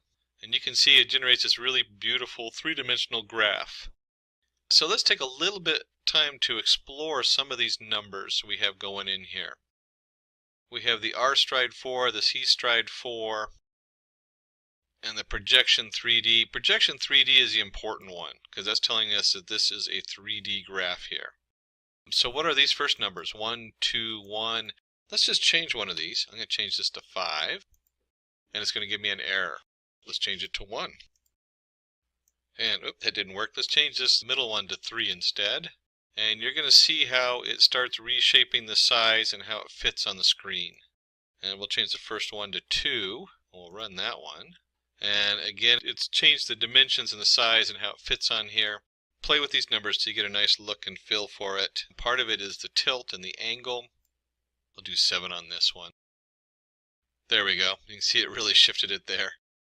But again, that changes the size and how it fits on the canvas. But we'll leave it at the 1, 2, and just so you get a good look at what we're talking about here, this is column width and index from before. If we do 1, 1, 1, you can see that it now spreads it out all the way across. Uses the whole setup on there. So this has to do with the size and how big you want it to be. Now, there's one term that we didn't cover in this yet, but we've used it throughout the whole setup. And I'm just going to type that down here, even though we're not going to go into detail. And that's the term heat map. You might see that as kind of starting to lose ground as far as a common reference, but there sure are a lot of people who still talk about heat maps. What is a heat map? Well, it is simply a color map. That's all it is. So if you ever see the term heat map, that refers to the fact this is in different colors representing different heights. That one isn't a heat map, but you can see up here we switched into, let me go back up here, here we go. This one has different colors for the different values. A lot of times you'll use, like instead of X and Y, you might do a heat map where you have a fourth value, and the fourth value represents the color. And so you'll see this 3D image in a nice colors represented by a heat map. That's all it is. So if you see the term heat map, that only means we're plotting some of the data in color to make it stand out or to give it a fourth dimension in this case. So we've covered a lot of things on Matplot, and that brings us, covered all the basics, so that brings us to practice example. And this is going to be the challenge for you. And let me go ahead and change our cell type markdown and run that so it looks pretty. Practice example, write a Python program to create a pie chart of the popularity of programming languages. Okay, excellent. And if you're going to have a challenge, we need some data. And I'll just throw in import our Matplot library at the beginning. You should do that automatically. And so for our data to plot, we're going to have our languages. We're going to have Python, we're going to have Java, PHP, JavaScript, C#, C++. So those are 6 categories. And then we have our popularity. Oops, misspelling there. Popularity. We'll give the first one 22.2%, Java 17.6%. And I don't know if these are real numbers they pulled. My guess is that they might have just been made up because I don't know if Python's really that much more popular than the other ones. Maybe specific to data science, because Python's very popular in data science right now because it has so many options. The only other program that's highly used and exclusively for data science is R. So Python's big, and Python also does a lot more. It's a full programming language, where R is primarily for data science. They didn't even put R in here. So we have Python, we have Java, we have our PHP, and you can see the different values they've given it, or different percentages. And I did add these up. It does not add up to 100%. It adds up to 71% or something like that. And then we're going to give colors. And we've chosen, these guys in the back brought in these colors. I'm not sure what these colors are. We'll find out in a minute, so it'll be exciting.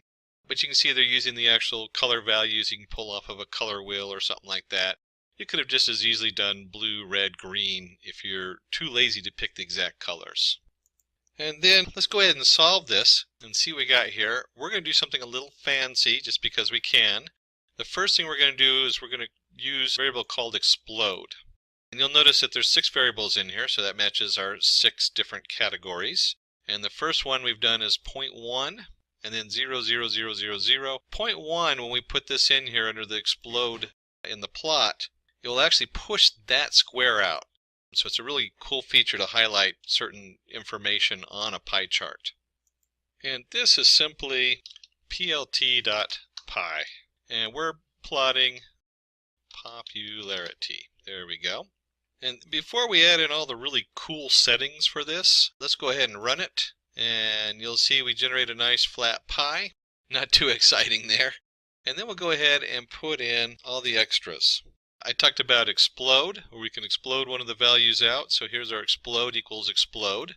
Labels is languages, because we want to know what the different colors mean. Here's our colors equals colors, our auto picture. And this is standard print format. So that's a Python setup on there. And that's just going to put the value on the pie slice. And then we're going to add shadow because it just looks cooler with a shadow. Gives it a little 3D look. And we'll do a start angle of 140. Let's go ahead and run this and take a look and see what comes out of that. And look how that changes the whole setup. So here's our labels. There's our value we put on there. There's our slice that's pushed out. There's our shadow, a 3D effect. And then we started at 140. We could also rotate this. Let's just do this angle 90. And if we run it, you'll see the blue pie slices moved up a little bit. We could actually let's just take the whole starting triangle out and run. It'll default to 0. And this is what it looks like if it defaulted to 0. So depending on where you want the highlighted slice to appear, usually you want that to appear on the left because people read left to right. And so it draws a focus onto, in this case, Python and how great Python is. I'm a little biased. We're teaching a Python tutorial, so it should be understandable that we're looking at Python.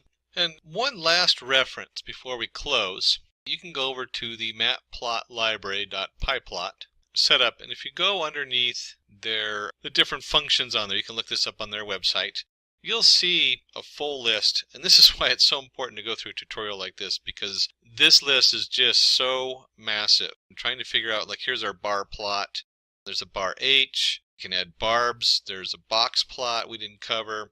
C labels, a totally different kind of, for your contour plot you can set up in there. If you go down here, we have our figures we used on there. We showed you the basics of how to do the figure. You'll see some closer references on those. There's a histogram down here, HIST. There's also the hist2d, makes a 2D histogram plot. H-lines, all of this, these are all the different commands that are underneath of here. And you can see it's pretty extensive. We've covered all the basic ones so that you now have a solid ground to look at these different options. So when you come to these functions, some of them are going to look a little off, or not off, will look unfamiliar, but you'll still have the availability to probably understand most of this and have a basic understanding of your Matplotlib library. Let's go ahead and open up another Python 3 setup in here. And so we want to explore what happens when you want to display this. This is where it starts getting, in my opinion, a little fun because you're actually playing with it and you have something to show people. And we'll go ahead and rename this. We're going to call this pandas and pyplot. So pandas pyplot, just so I can remember for next time.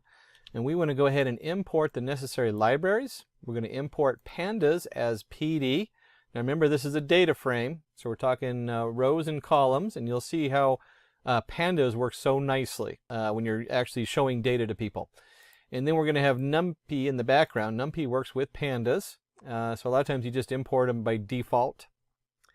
Seaborn sits on top of the Matplot library. So sometimes we use the Seaborn because it kind of extends. It's one of the 100 packages that extends the Matplotlib library. Probably the most common used because it has a lot of built-in functionality. Almost by default, I usually just put Seaborn in there in case I need it. And of course, we have Matplotlib library as pyplot, as PLT. And note we have as PD, as NP, as SNS, as PLT. Those are pretty standard. So when you're doing your imports, I would probably keep those just so other people can read your code and it makes sense to them. That's pretty much a standard nowadays.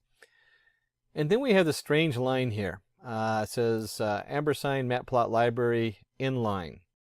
That is for Jupyter Notebook only. So if you're running this in a different package, it'll have a pop-up when it goes to display the Matplotlib library. You can, with the most current version of Jupyter, usually leave that out and it will still display it right on the page as we go. And we'll see what that looks like. And then we're going to go ahead and just do the Seaborn, the sns.set, and we're going to set the color codes equals true. Let them just keep the default ones so we don't have to think about it too much. And we, of course, have to run this. The reason we run this is because these values are all set. If we don't run this and I access one of these afterward, it'll crash. The cool thing about Jupyter Notebooks is if you forgot to import one of these, you forgot to install it, because you do have to install this under your Anaconda setup or whatever setup you're in, you can flip over to Anaconda and run your install for these. And then just come back and run it. You don't have to close anything out. And we'll go ahead and paste this one in here real quick where we have car equals pd.read_csv. And then we have the actual path. This path, of course, will vary depending on what you are working with. So it's wherever you save the file at. And you can see here I have like my OneDrive documents, Simplilearn, Python, data analytic, using Python, / car CSV. It's quite a long file. When we open that up, what we get is we get a CSV file, and we have the make, the model, the year, the engine, fuel type, engine horsepower, cylinders, and so on. And this is just a comma separated file. So each row is like a row of data. Think of it as a spreadsheet. And then each one is a column of data on here. And as you can see right here, it has the make, model. So it has columns for a header on here. Now, your pandas just does an excellent job of automatically pulling a lot of this in. So when you start seeing the pandas on here, you realize that you are already like halfway done with getting your data in. I just love pandas for that reason. NumPy also has it. You can load a CSV directly into NumPy, but we're working with pandas, and this is where it really gets cool, is I can come down here and I can print, you remember our print statement, we can actually get rid of it. And we're just going to do car head because it's going to print that out. The head is going to print the top values of that data file we just ran in. And so you can see right here, it does a nice printout. It's all nice and in line because we're in Jupyter Notebook. I can scroll back and forth and look at the different data. And just like we expected, we have our column, and it brought the header right in. One thing to note is the index. It automatically created an index 0, 1, 2, 3, 4, and so on. And we're just looking at the head. So we got 0, 1, 2, 3, 4. You can change this. You might want to just look at the top two. We can run that. There's our top two BMWs. Another thing we can do is instead of head, we can do tail. And look at the last three values that are in that data file. And you can see right here, it numbered them all the way up to 11,913. Oh my goodness, they put a lot of data in this file. I didn't even look to see how big the file was. So you can really easily get through and view the different data in here. When you're talking about big data, you almost never just print out car. In fact, let's see what happens when we do. If we run this and we just run the car, it's huge. In fact, it's so big that the pandas automatically truncates it and just does head plus tail, so you can see the two. So we really don't want to look at the whole thing. We'll go ahead and go back to, let's stick with the head, displaying our data. There we go. So there's the head of our data. It gives us a quick look to see what's actually in there. I can zoom out if we want, so you can actually get a better view. Although we'll keep it zoomed in so you can see the code I'm working on. And then from the data standpoint, we of course want to look at data types. What's going on with our data? What does it look like? Now this, you show when you're talking to your shareholders, they like to see these nice, easy to read charts. They look like a spreadsheet. So it's a nice way of displaying pieces of the chart. When we talk about the data types, now we're getting into the data science side of it. What are we working with? Well, we have make model, we have an integer 64 for the year. Engine fuel type is an object. If we go up here, you can see that most of them are it's a set manual, rear wheel drive.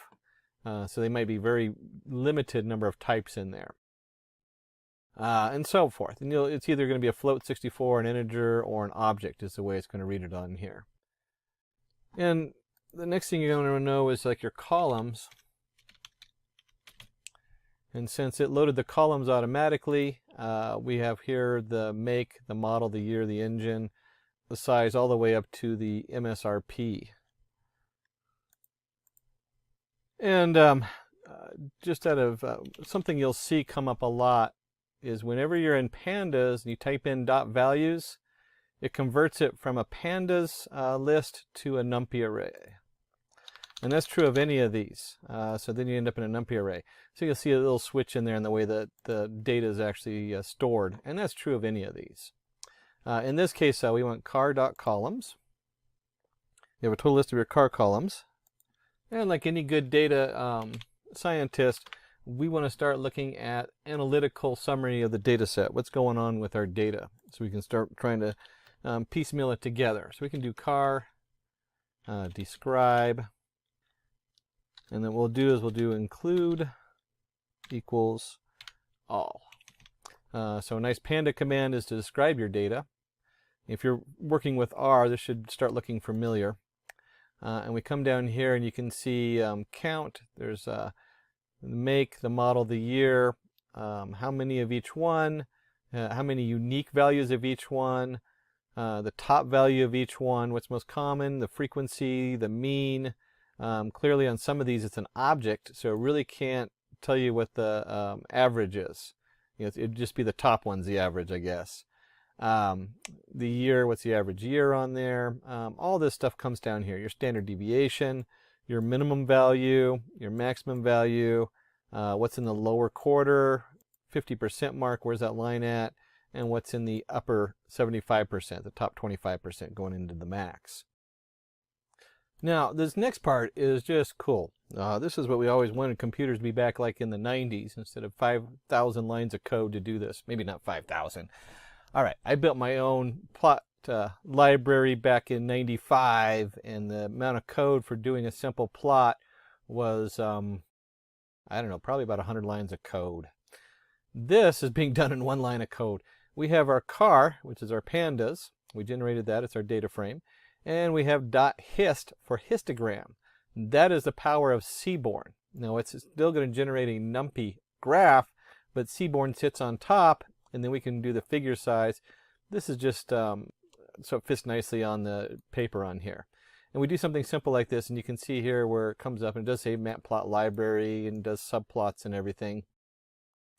But we're looking at a histogram of all the different pieces in our database. And we have our engine cylinders. That's always a good one because you can see like they have some that they had a null on there, so they came out as 0. Maybe one of them had a 2-cylinder engine way back when. 4 is a common, 6 a little less common, and then you see the 8-cylinder, 12-cylinder engines. Boy, that's got to be a speedster or something. But you can see right here, it just breaks it down. So now you have how many cars with how many, whatever it is, cylinders, horsepower, and so on. And it does a nice job displaying it. You can see if you're working with your, you're going into your demo, it's really nice just to be able to type that in and boom, there it is. You can see it all the way across. And we might want to zero in and use like a box plot. And this time we'll go ahead and call the Seaborn, SNS, box plot. And we're going to go ahead and do vehicle size versus engine horsepower XY plot. And the data comes from the car. So if we run this, we end up with a nice box plot. You see our mid-size, compact, and large. You can see the variation. There's our outlier showing up there on the compact. That must be a high-end sports car. Large car might have a couple engines, and again we have all these outliers and then your deviation on them. Very powerful and quick way to zero in on one small piece of data and display it for people who need to have it reduced to something they can see and look at and understand. And that's our Seaborn box plot, or sns.boxplot. And then if we're going to back out and we want a quick look at what they call pair plotting, we can run that, and you can see with the Seaborn it just does all the work for you. It takes it just a moment for it to pull the data in and compile it. And once it does, it creates a nice grid. And this grid, if you look at this one space here, which is, you might not be able to see the small number, it says engine horsepower. This is engine horsepower to the year it was built, and it's just flipped. So everything to the right of the middle diagonal is just the rotation of what's on the left. And as you expect, the engine horsepower gets bigger and bigger and bigger as time goes on. So the year it was built, the further up in the year, the more likely you are to have a heavy horsepower engine. And you can quickly look at trends with our pair plot coming up. And look how fast that was. It took it a moment to process, but right away I get a nice view of all these different information, which I can look at visually and kind of see how things group and look. Now, if I was doing a meeting, I probably wouldn't show all the data. One of the things I've learned over the years is people, myself included, love to show all our work. You know, we were taught in school, show all your work, prove what you know. The CEO doesn't want to see a huge grid of graphs, I guarantee it. So what we want to do is we want to go ahead and drop the stuff that might not be interested in. And I'm not really a car person. Our guy in the back is, obviously. So you have your engine fuel type. We're going to drop that. We're going to drop market category, vehicle style, popularity, number of doors, vehicle size. And we have the axes in here. If you remember from NumPy, we have to include that axes to make it clear what we're working on. That's also true with pandas. And then we'll look at just what it looks like from the head. And you can see that we dropped out those categories, and now we have the make, model, year, and so forth. And we took out the engine fuel type, market category, etc. And this should look familiar to you now. When you start working with pandas, I just love pandas for this reason. Look how easy it is. It just displays it as a nice spreadsheet for you. You can just look at it and view it very easily. It's also the same kind of view you're going to get if you're working in Spark or PySpark, which is Python for Spark, across big data. This is the kind of thing that they come up with, and this is why pandas is so powerful. And we may look at this and decide we don't like these columns. And so you can go in here and we can actually rename the columns. Simple command, car equals car, rename. Columns equals engine horsepower equals horsepower. This is just your standard Python dictionary. So it just maps them out. And instead of having like the lengthy, here we had engine horsepower, we just want horsepower. We don't need to know it's the engine horsepower. Engine cylinders, we don't need to know that it's for the engine, because there's only one thing we're describing if we're talking about cars, and that's cylinders. And we'll go ahead and just run this. And again, here's our car head, and you can see how that changed. We have model year and horsepower versus model year, engine horsepower, engine cylinders, and just cylinders. Again, we want to keep reducing this so it's more and more readable. The more readable you get it, the better. And of course, we can also adjust the size a little bit, so that when it prints out, instead of splitting it on two lines, we get like a single line. We can do that also. That's just your control mouse up or plus sign you use in Chrome. That's a Chrome command. And if you remember from NumPy, we had shape. Well, pandas works the same way. We can look at the shape of the data. So we now have 11,914 rows and 10 columns. So you see some similarities because pandas is built on NumPy. And questions that come up just like you did in NumPy, we might want to know duplicate rows, and so we can do car. And look at this switch here. We're doing a selection. This is a pandas selection with the brackets. but we want to select it based on car.duplicated. So how many duplicates on there. So it's starting to look a little bit different as far as how we access some of the data on here. This can be a logical statement. And we get the number of duplicate rows. We have 989 rows by 10 columns again. And this is one of those troubleshooting things that we end up doing a lot, more than we really feel like we should. We might go ahead and do like a car count just to see how many rows we're dealing with. And then right after that, we might want to go ahead and say, hey, let's drop duplicates. So remember we did all the duplicates on there. So car equals car.drop duplicates. And then we can print the head again. We'll just do car head here. And you can see the data on there looks the same as before. And just note that we did car equals car.drop duplicates.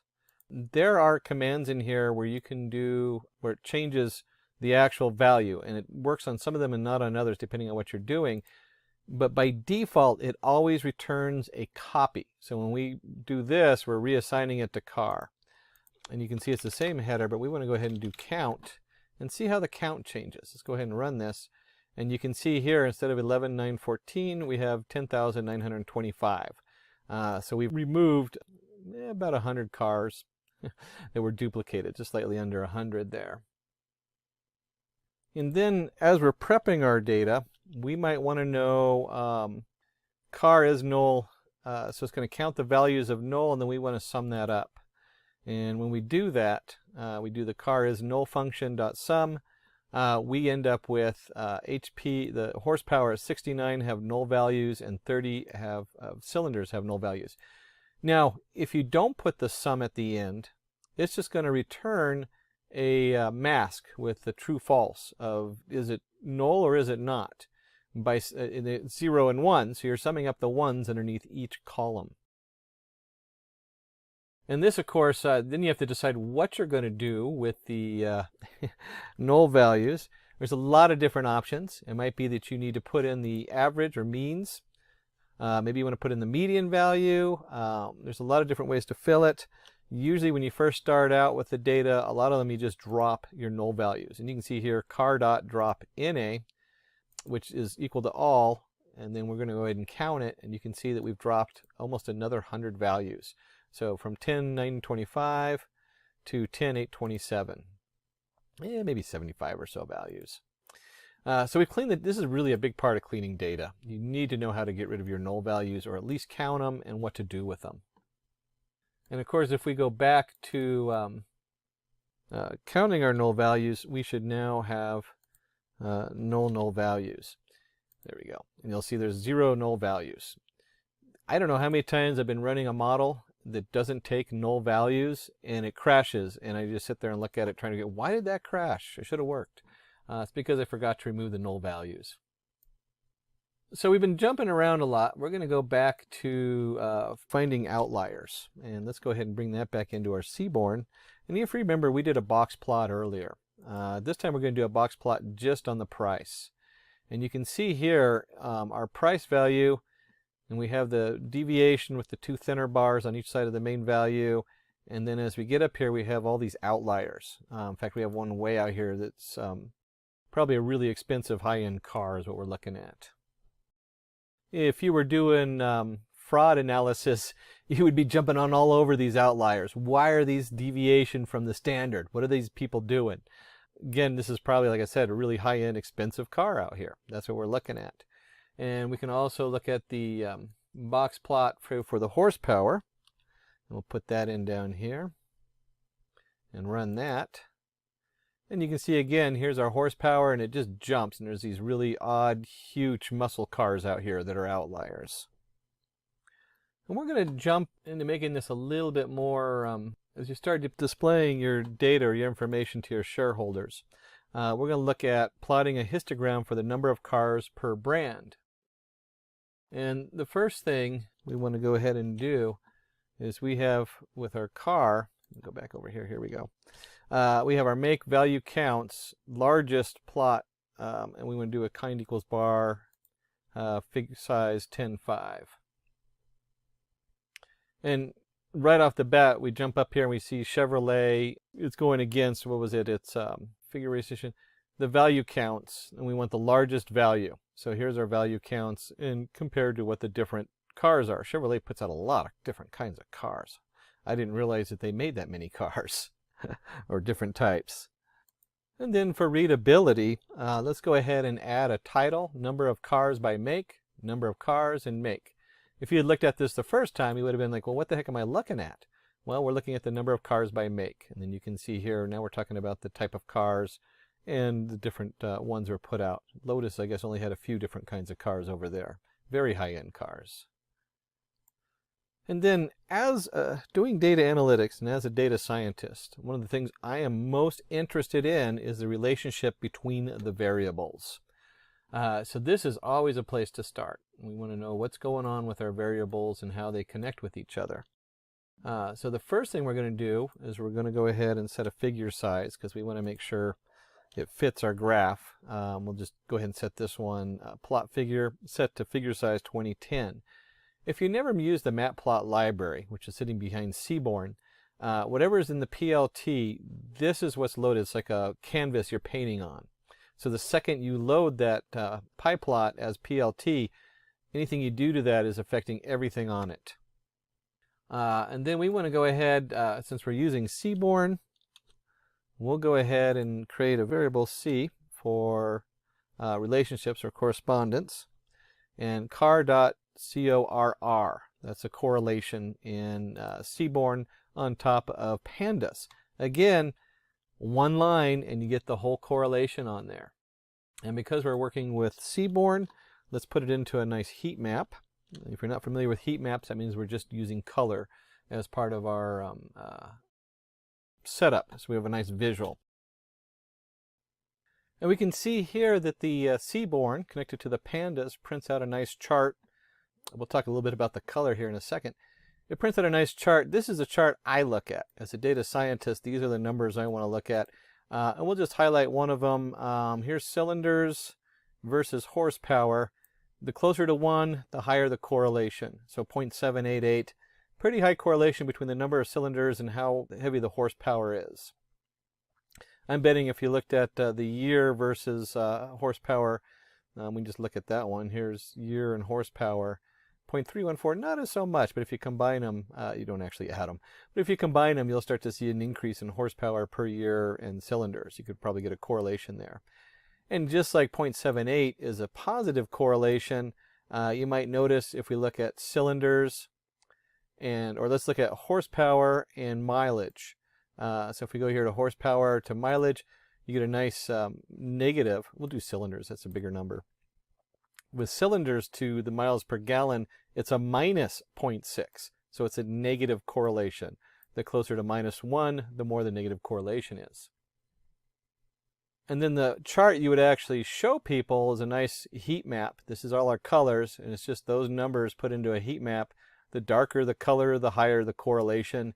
You can see straight down the middle, obviously the year correlates directly with the year, horsepower with horsepower, and so on. That's why it's a 1. The closer to the 1, the higher the correlation between the two pieces of data.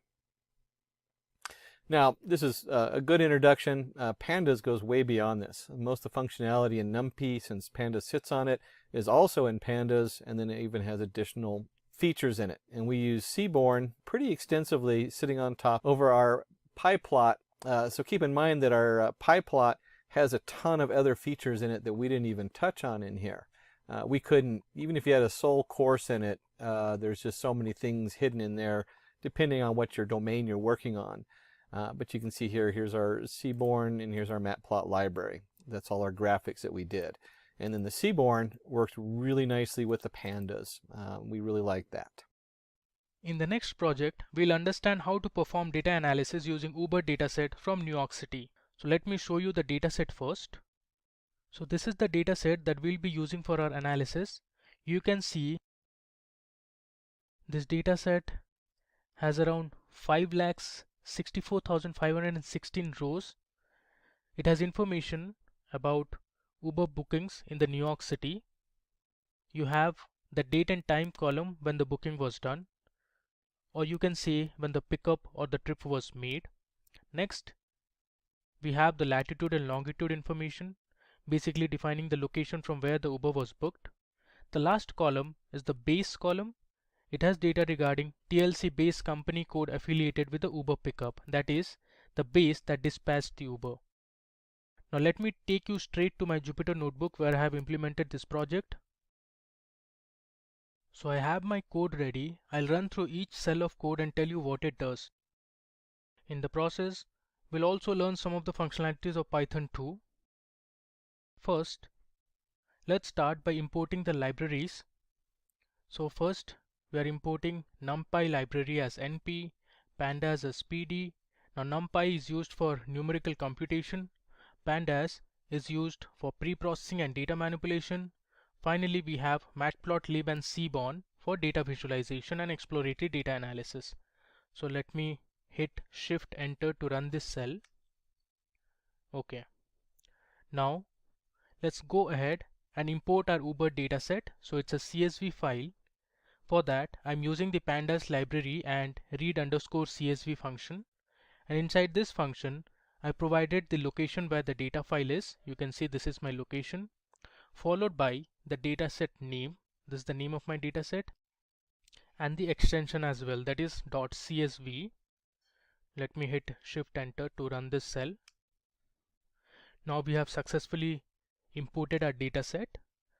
Now to display the head of the dataset, I'll write uber.head.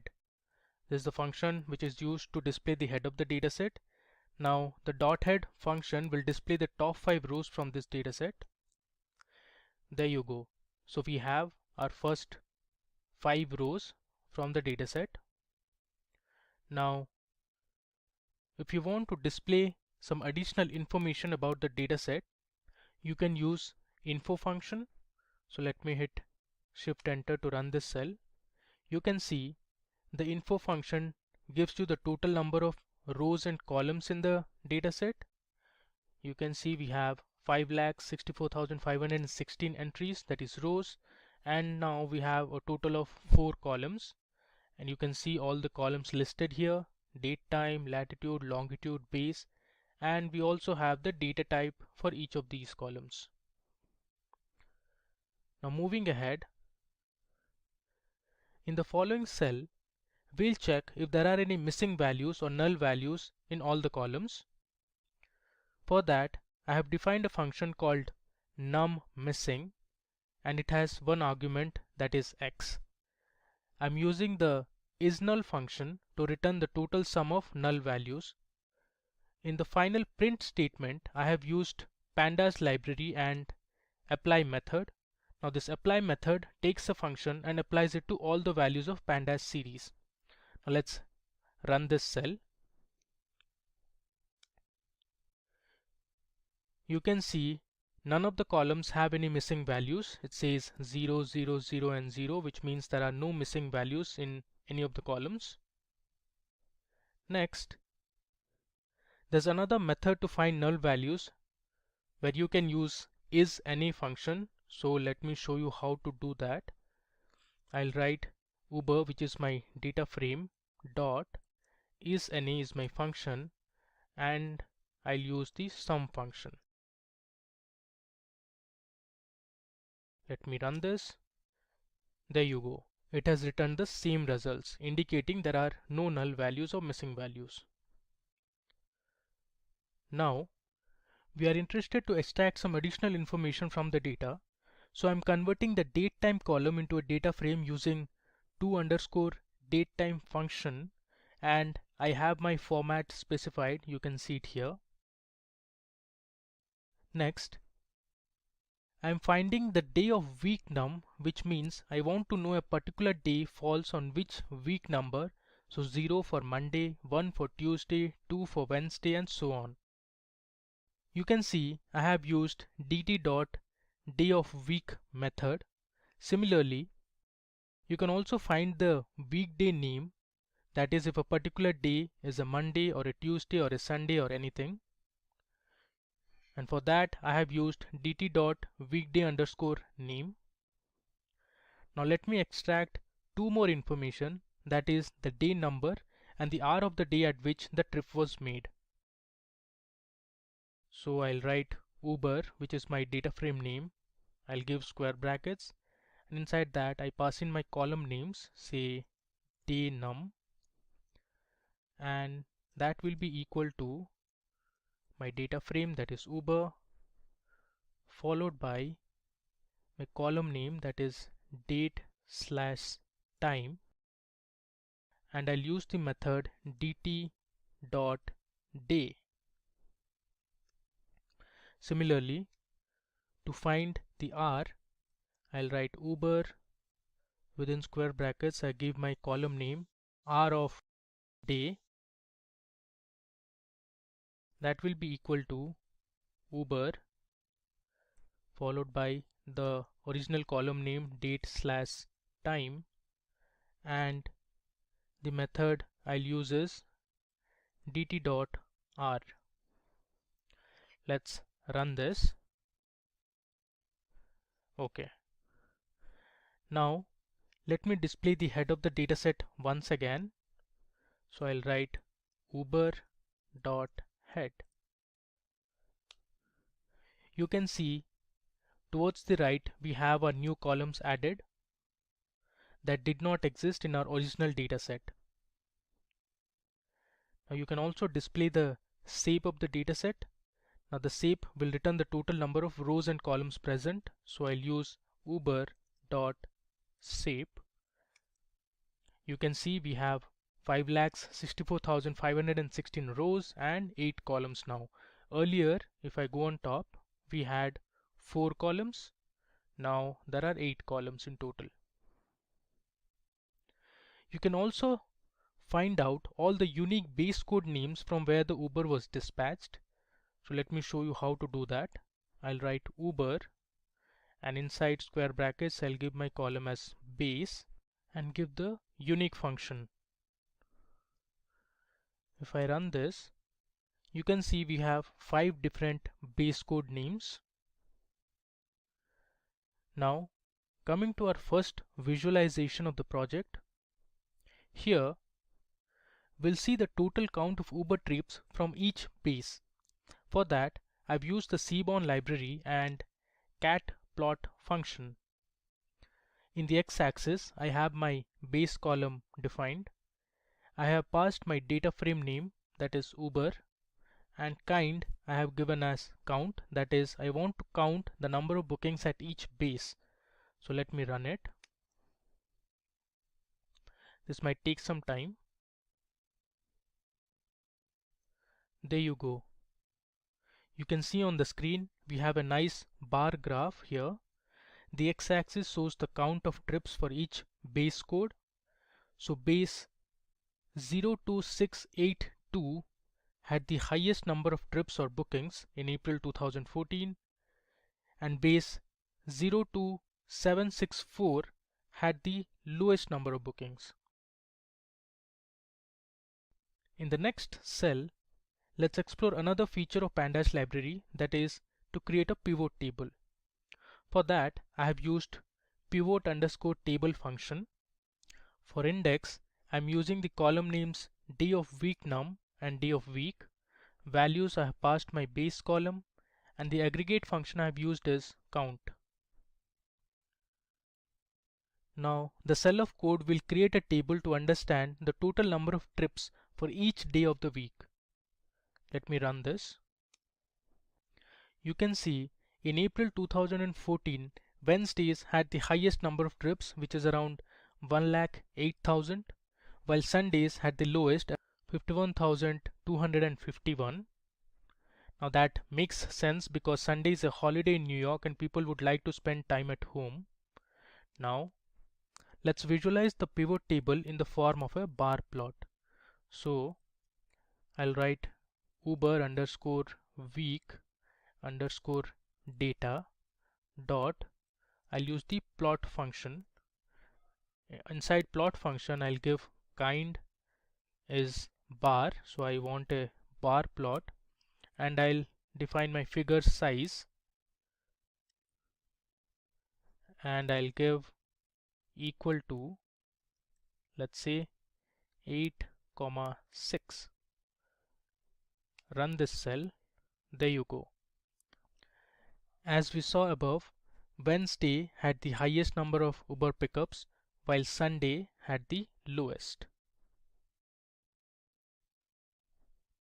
Similarly, let's visualize the bookings based on hour of the day. So I have created a pivot table and then I'm trying to plot a line graph. Let's run this. Okay. You can see the trend. At midnight, the number of trips are less. It slowly increases early in the morning, and during the evening time, Uber bookings are higher. So you can see around 4 in the afternoon to 7 in the evening, Uber trips attain a peak and trips gradually decrease after 8 p.m. in the evening. Moving ahead, let's now analyze the number of Uber bookings based on each day in the April month of 2014. So I have created my pivot table and then I'm trying to plot a bar graph. You can see I have kind equal to bar. Let's run this. Okay. We have our bar graph ready.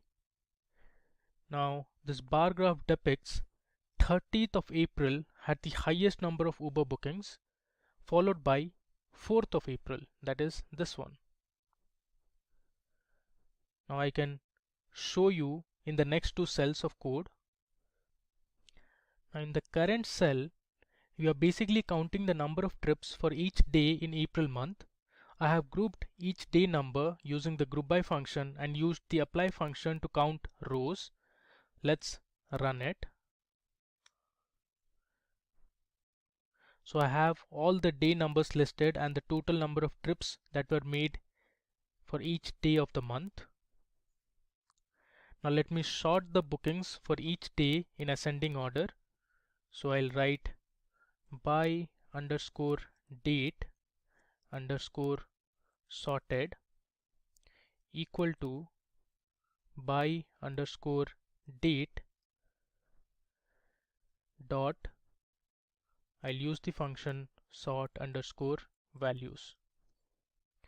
Now to display, I'll again use by underscore date underscore sorted. Let me run it. Now we have arranged this in ascending order. The results tell us that 20th of April had the lowest number of trips while 30th of April had the highest, followed by 4th of April. Now you can also create a histogram to analyze the pickups by hours. Let's run this cell. I've used the hist function for this. Okay, so we have our histogram ready. Now this histogram is similar to the line graph that we plotted above, this one.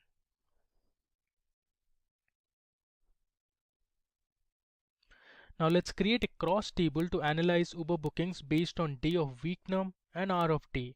So here I have used group by function, split function, apply, as well as unstack function.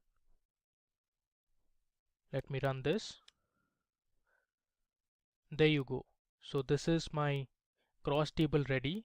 On the top we have day of week num, that is 0 for Monday, 1 for Tuesday, 2 for Wednesday, 5 for Saturday, 6 for Sunday, and then here we have the hour of day. Now let me tell you how to read this table. For example, at 11 a.m. on Tuesday there were 2,949 trips. If I scroll down, let's consider this one. At 2 p.m. on Sundays there were 2,934 trips.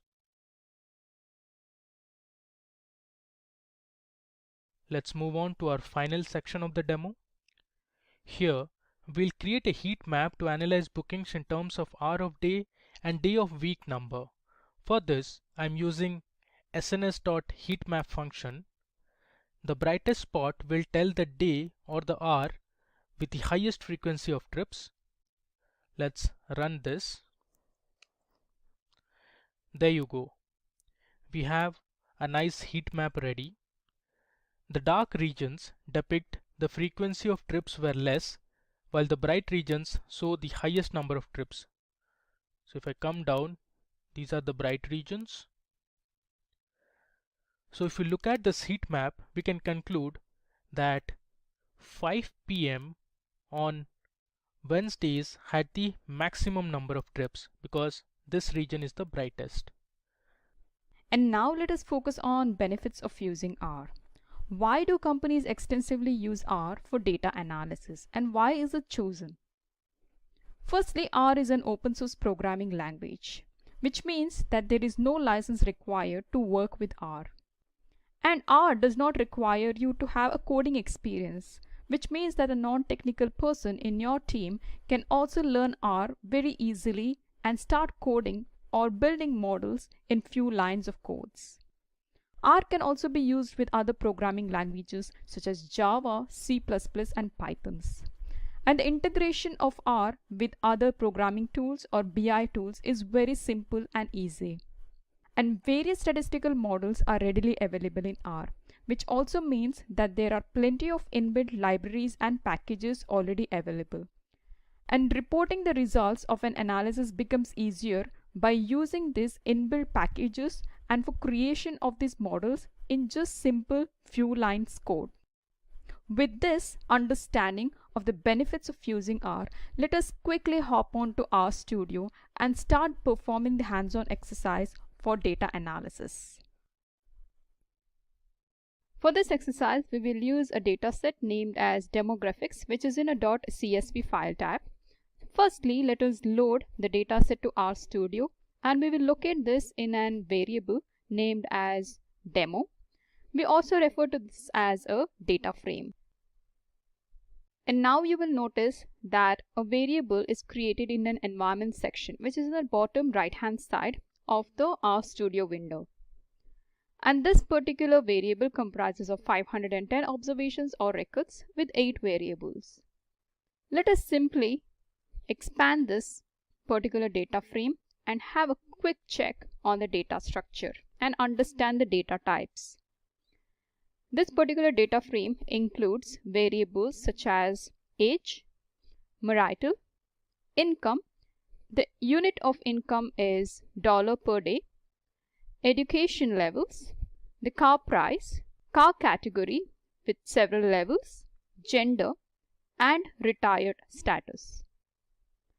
Now let us view the top 6 records of this particular data set. For this, let's simply type head of demo. And the result is now visible in the console section.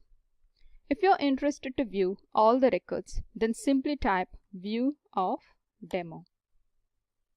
And this new window will show you every single record that is being loaded to RStudio. You may also simply apply the filters and the filter section here on individual categorical variables.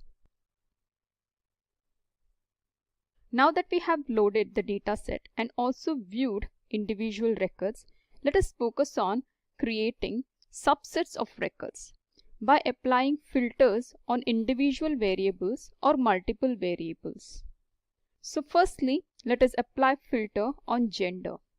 We will only retrieve the records where gender is equal to female, and we will locate these records in a variable named as demo2.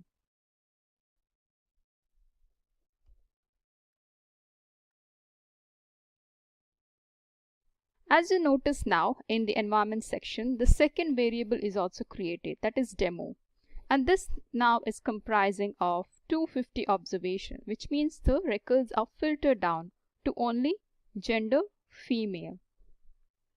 Next, let us see how to apply a filter on income variable. Let us only retrieve the records where income is greater than 100.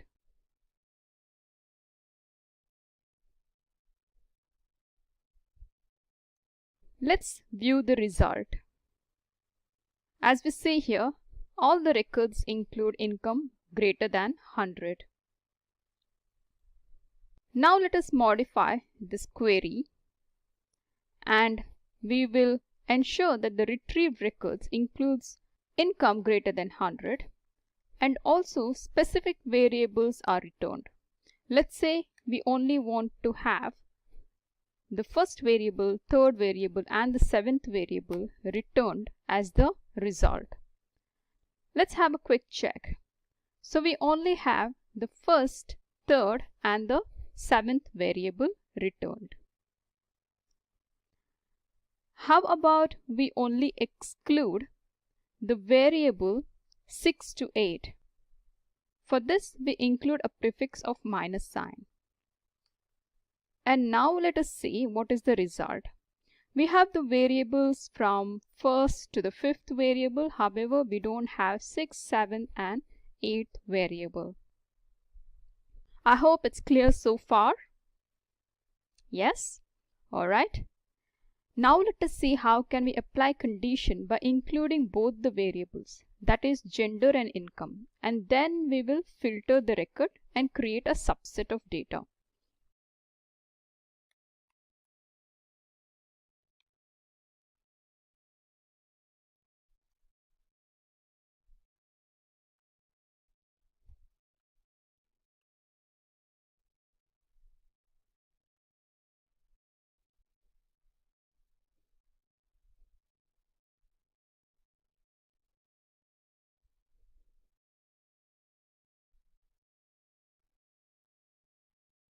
Now let's view the result. Income is greater than 100 and the gender is only female. This is one way of creating subsets. However, now let us see how to use the subset command and create the subset.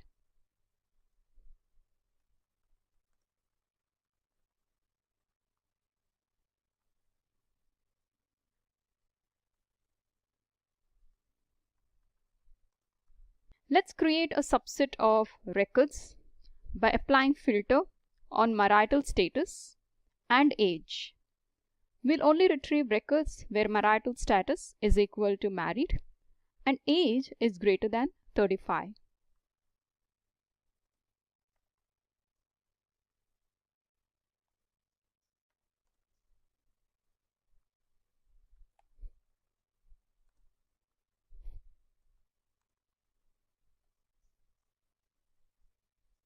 Let's now view the result. So here we have the age greater than 35 and marital status is married.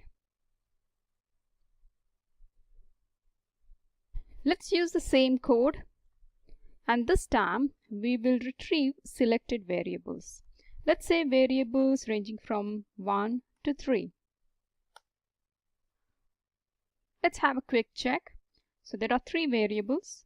Age is greater than 35 and marital status is married.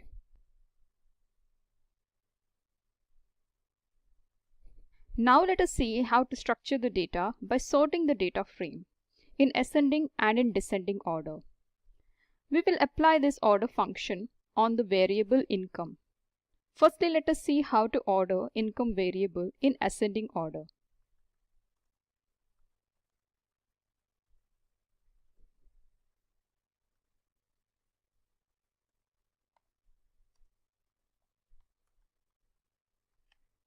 Let's do a quick check.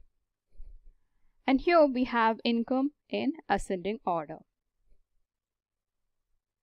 Now let's see how to modify the same code and view the records with income in descending order. So we have now the income in descending order. How about include 2 variables and sort the variables accordingly? Firstly, we will sort the records by ordering income and age in ascending order.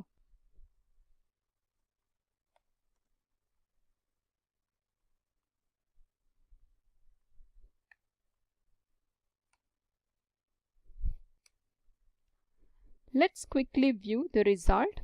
We have income in ascending and age as well in ascending.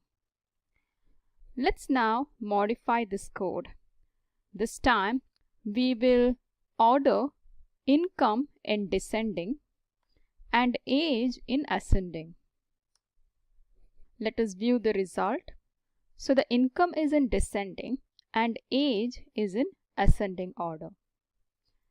So hope this is clear on how to sort the data frame by ascending and descending order per variable or by using multiple variables. With this, we will focus on learning statistical analysis. How to perform statistical analysis on individual variable or multiple variable. Let's start by understanding the data distribution of variable income so that we identify what is the minimum value of income, what is the maximum, what is the range, what is median, what is the mean, and we will also focus on the quantile distribution, which is also analyzed in a box plot.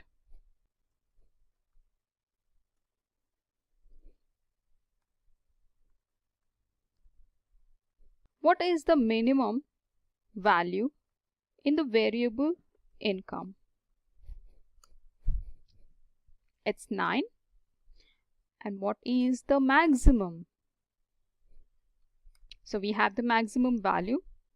Now let us see what's the range.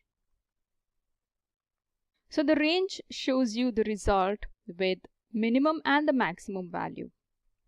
How about the difference of maximum and the minimum? Now let us focus on other summaries of data distribution for this variable income. Let's identify what is the mean value of income. The mean is 78. Let's also understand what is the standard deviation. Alright, so the standard deviation is $112. Let us see what is the variance. The variance should be larger than the standard deviation. Now let's see what is the median absolute deviation. As you notice here, the median absolute deviation value is lower than standard deviation. Why do we make this comparison? From this, it is evident that median absolute deviation is robust to outliers and standard deviation is sensitive to outliers and also to the change in the mean value.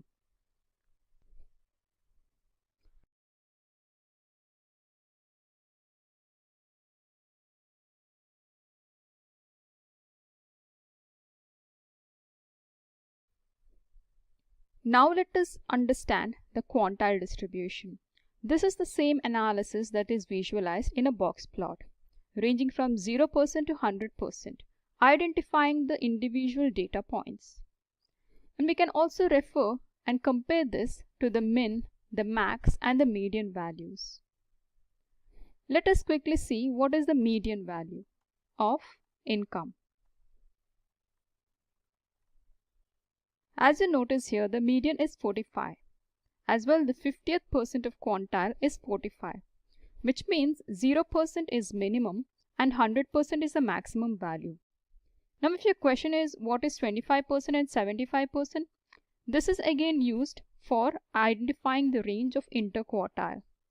The interquartile range is nothing but the difference of 75% minus the 25%. Let's quickly see what is the IQR of income. The IQR of income is 58. Let us do a quick check. 75% of quantile is 86 and 25% of quantile is 28. And the value is 58, which is equal to the IQR result.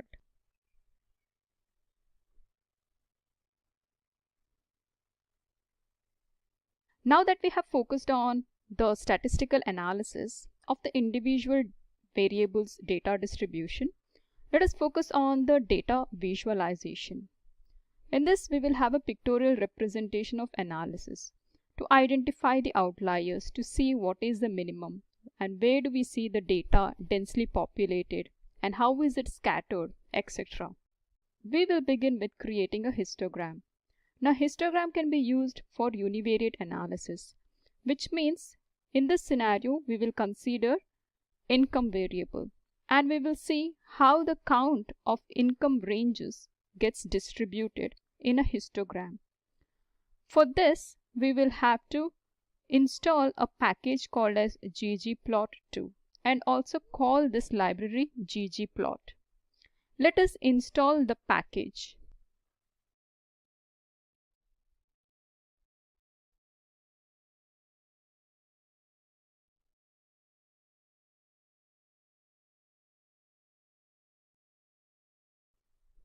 Now let us call the library. Alright, and we are ready now to begin with visualization.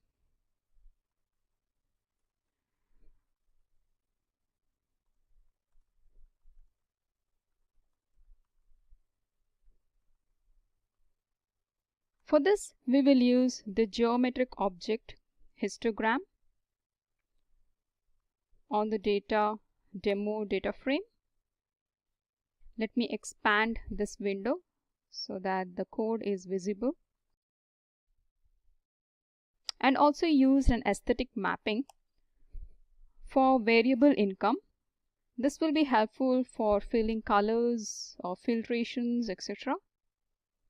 And only include 30 bins with individual bin size width of 100, which means there will be 100 incomes in individual bins. Let's quickly look at the distribution of this histogram.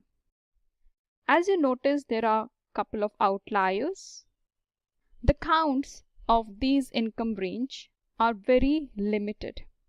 However, we see the densely populated income ranges with higher counts between $0 to $200 per day.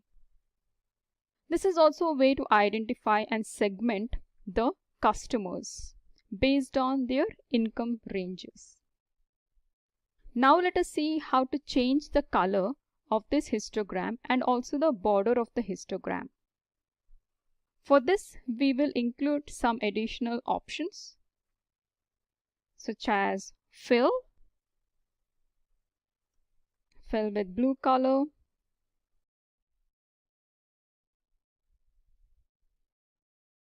and the border color is black. Now as you notice here, the executed code provides us the histogram with blue color bars and black color border lines. Now we will focus on creating a facet grid. Facet grid is also an aesthetic mapping object. We will see how to enable the multiple histograms across the marital status and the genders, so that we identify how the income is distributed for individual marital status as well the genders.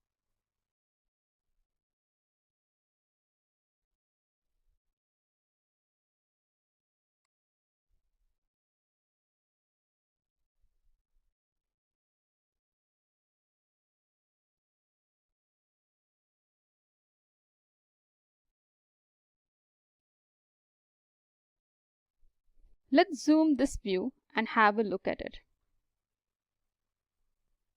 As you notice here, there are some interesting outliers here in the data distribution.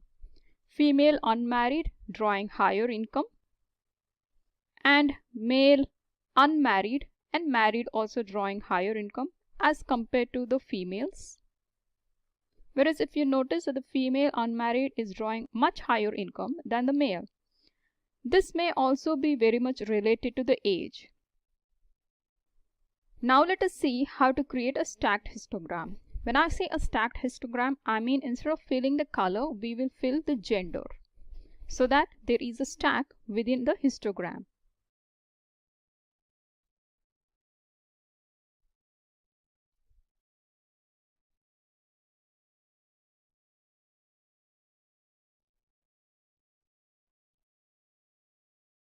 So as you notice here, I have made couple of changes. I have included fill equal to gender within the aesthetic mapping. Now let us look at this histogram. As you see here, the gender is filled in the histogram, hence we have stacked distribution. of female and the male. Now let us focus on creating a bar chart with education versus income, where we can identify the education levels and the income ranges for these education levels.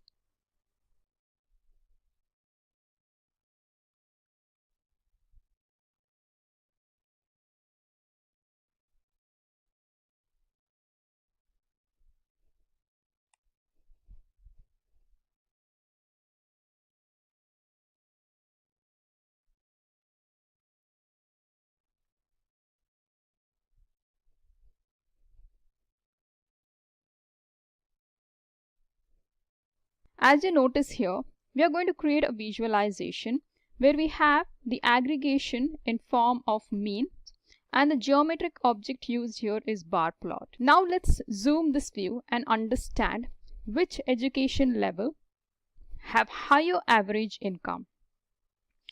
So as we see here, the blue color bar is the post-undergraduate degree, which means this education level draws higher average income as compared to other education levels. Now let's create a histogram where we will see car price and the number of cars for individual category.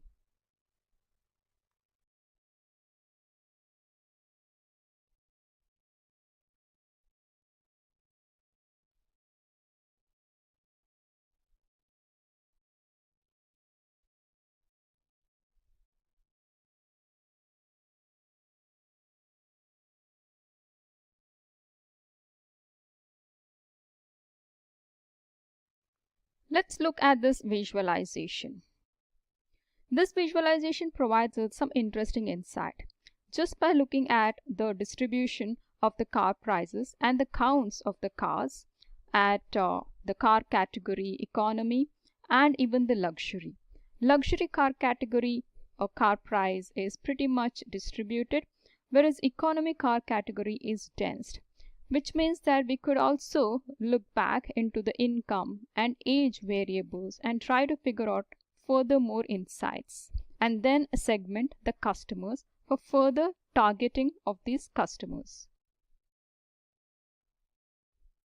Now what happens if we simply change this bin width to 30? As you observe here, changing the bin width or increasing the bin width will also reduce the number of bins. Now we only have 4 bins here, and the car category is filled. That is what we have enabled within the aesthetic mapping.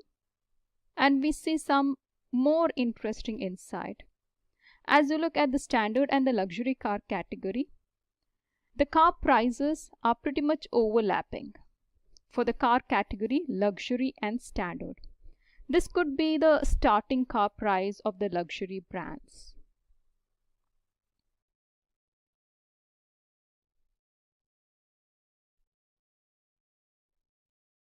Now let us create a clustered bar chart.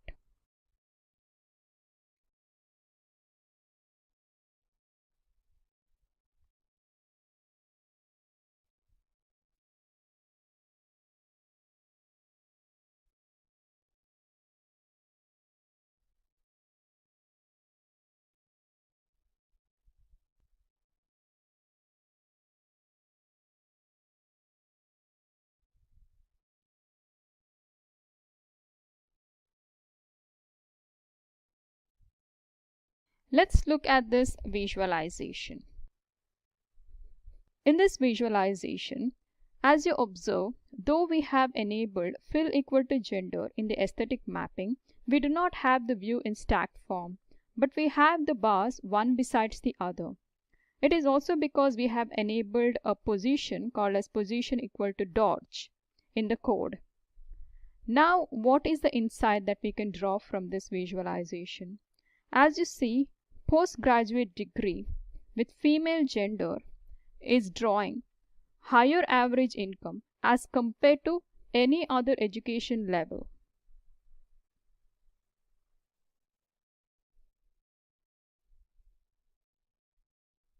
Now let us see how to create a box plot for variable income across the genders. So the box plot can be enabled if there is a bivariate analysis to be performed on a continuous variable and a categorical variable, or multiple categorical variables with a continuous variable.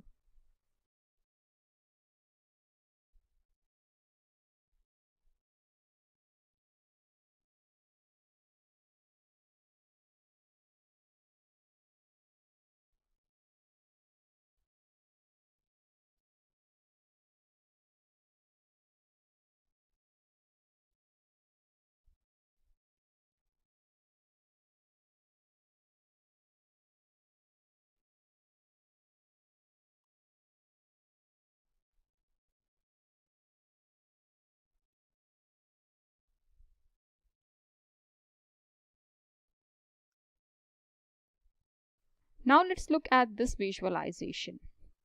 What does this say? We have data distribution of income for individual genders, that is for female and the male, and we also notice outliers here. Anything above this whisker is considered to be outliers. It might make more sense if we also include some coloring for these outliers, maybe also enable shape.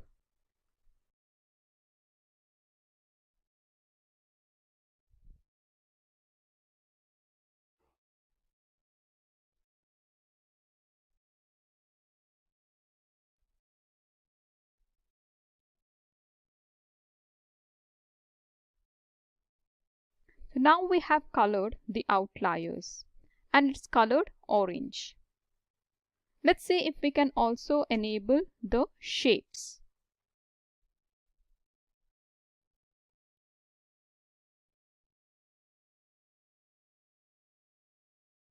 And now we have here the outlier color as well the shape enabled.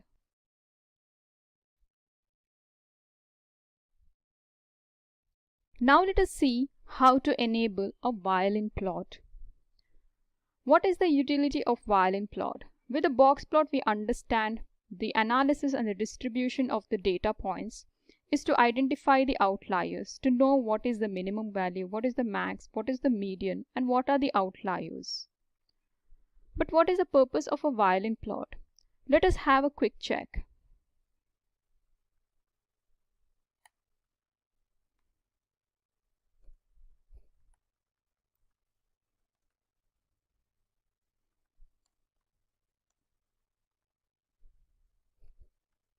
As you observe, there is some concentration of data points in the bottom of every car category. However, the concentration is higher for standard car category as compared to economy and the luxury. Now this is an interesting insight that you wouldn't have come across in box plot. The box plot is a very good representation for identifying outliers. However, violin plot will help you focus on the nuances which is not captured by the box plot. We can also simply combine the box plot and the violin plot together. Simply include this geo object.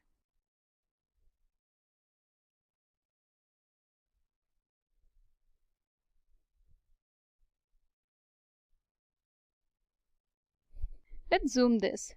Now you have a representation of box plot and the violin plot, both combined in a single visualization. Interestingly, you notice the outliers as well the concentration in the bottom of this violin plot. So this could be some interesting insights that you draw and focus on these data points and understand what exactly is happening there. Now let's focus on the density plot, that is density estimate of the histograms rather than just viewing the frequencies.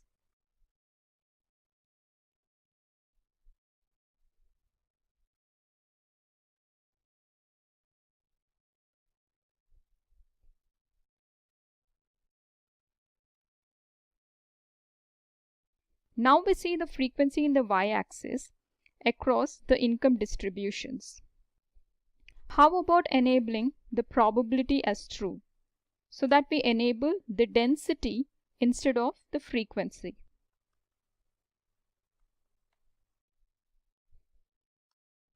So now we have the density in the y-axis, and in the x-axis we still have the income distribution.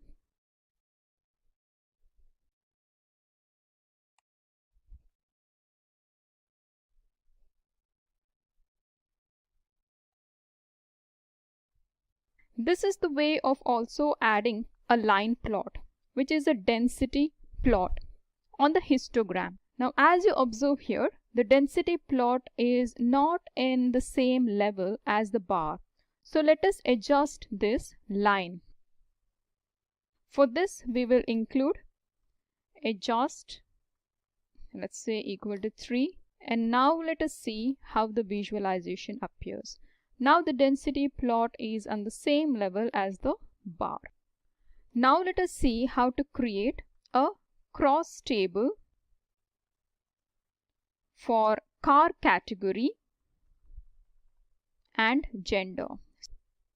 For this, let us call the library DESCR. Now let us create the visualization, enabling cross table for car category and gender. Let's look at the result in console.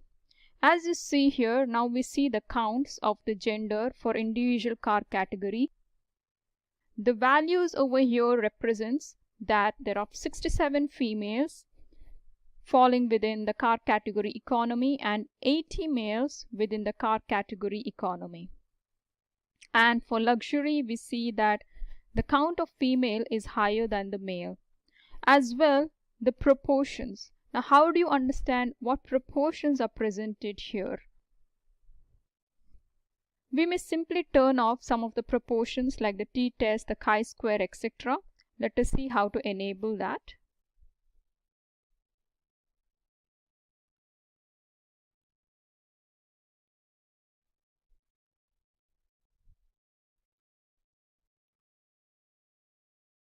Now let's look at the result. This looks better. Now that we have the counts, the female counts and the male counts across individual car category, we also see the percentages rather than just looking at the absolute value. So there are 45.6% of female within the car category economy and 54.4% of male within the car category economy. Similarly across rest of the car categories. This kind of cross table or a contingency table is also helpful when you want to analyze the different categorical variables and identify the counts or the proportions. Now let us see how to use a scatter plot of age versus income. Scatter plot is a visualization used for bivariate analysis. When you want to perform some analysis between two continuous variables at a data point level, rather than performing the analysis at an aggregated level, such as sum or mean.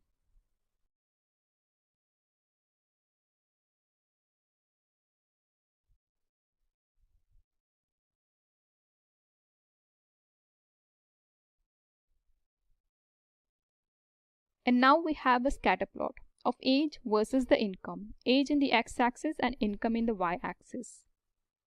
Though we do not see any kind of a positive correlation or a negative correlation, but we still see some interesting insights over here. Some of the data points are pretty much scattered and much away from densely populated data points. I hope the learning has been informative and interesting so far. We have covered the concepts of data analytics. As well, we have performed some hands-on, doing some statistical analysis and also creating interesting visualization. Hi everyone. Welcome to this section of R programming. Let's learn about data manipulation in R, and here we will learn about dplyr package. And when we talk about this dplyr package, it is much faster and much easier to read than base R. So dplyr package is used to transform and summarize tabular data with rows and columns. You might be working on a data frame, or you might be getting in a inbuilt R data set, which can then be converted into a data frame. So we can get this package dplyr by just calling in library function, And this can be used for grouping by data, summarizing the data, adding new variables, selecting different set of columns, filtering our data sets, sorting it, selecting it, arranging it, or even mutating. That is basically creating new columns using functions on existing variables. So let's see how we work with dplyr. Now here I can basically get the package here. So I can just say install.packages dplyr. Now we already see the package here which is showing up. So I will just select this one. I can do a control enter, and that will basically set up the package dplyr successfully unpacked. So that is done. Now you can start using this package by just doing a library dplyr, and this was built. It shows me my version of R. So let's also use a inbuilt data set, that is New York flights 13. So we can do install.packages, and that will search and get that relevant data set. I can again call it by using library function. Now once that is done, we can look at some sample data here by just doing view flights, and that shows me the data in a neat and a tabular format, which shows me year, month, day, departure time, scheduled departure time, and so on. Now we can also do a head to look at some initial data which can help us in understanding the data better. So what is this data about? How many columns we have? What are the data types or object types here? It shows me how many variables we have. So this is fine. Now we can start using dplyr, and in that we can use, say, filter function if we would want to look in for specific value. Now here we have the column as month, so I will do a filter. Now I'm creating a variable f1. I'm using the filter function on flights, which we already have. And then what we can do is we can basically look at the month, where the month value is 07. So let's look at that. And this one, you can do a view on F1, which shows me the data wherein you have filtered out all the data based on month being 7.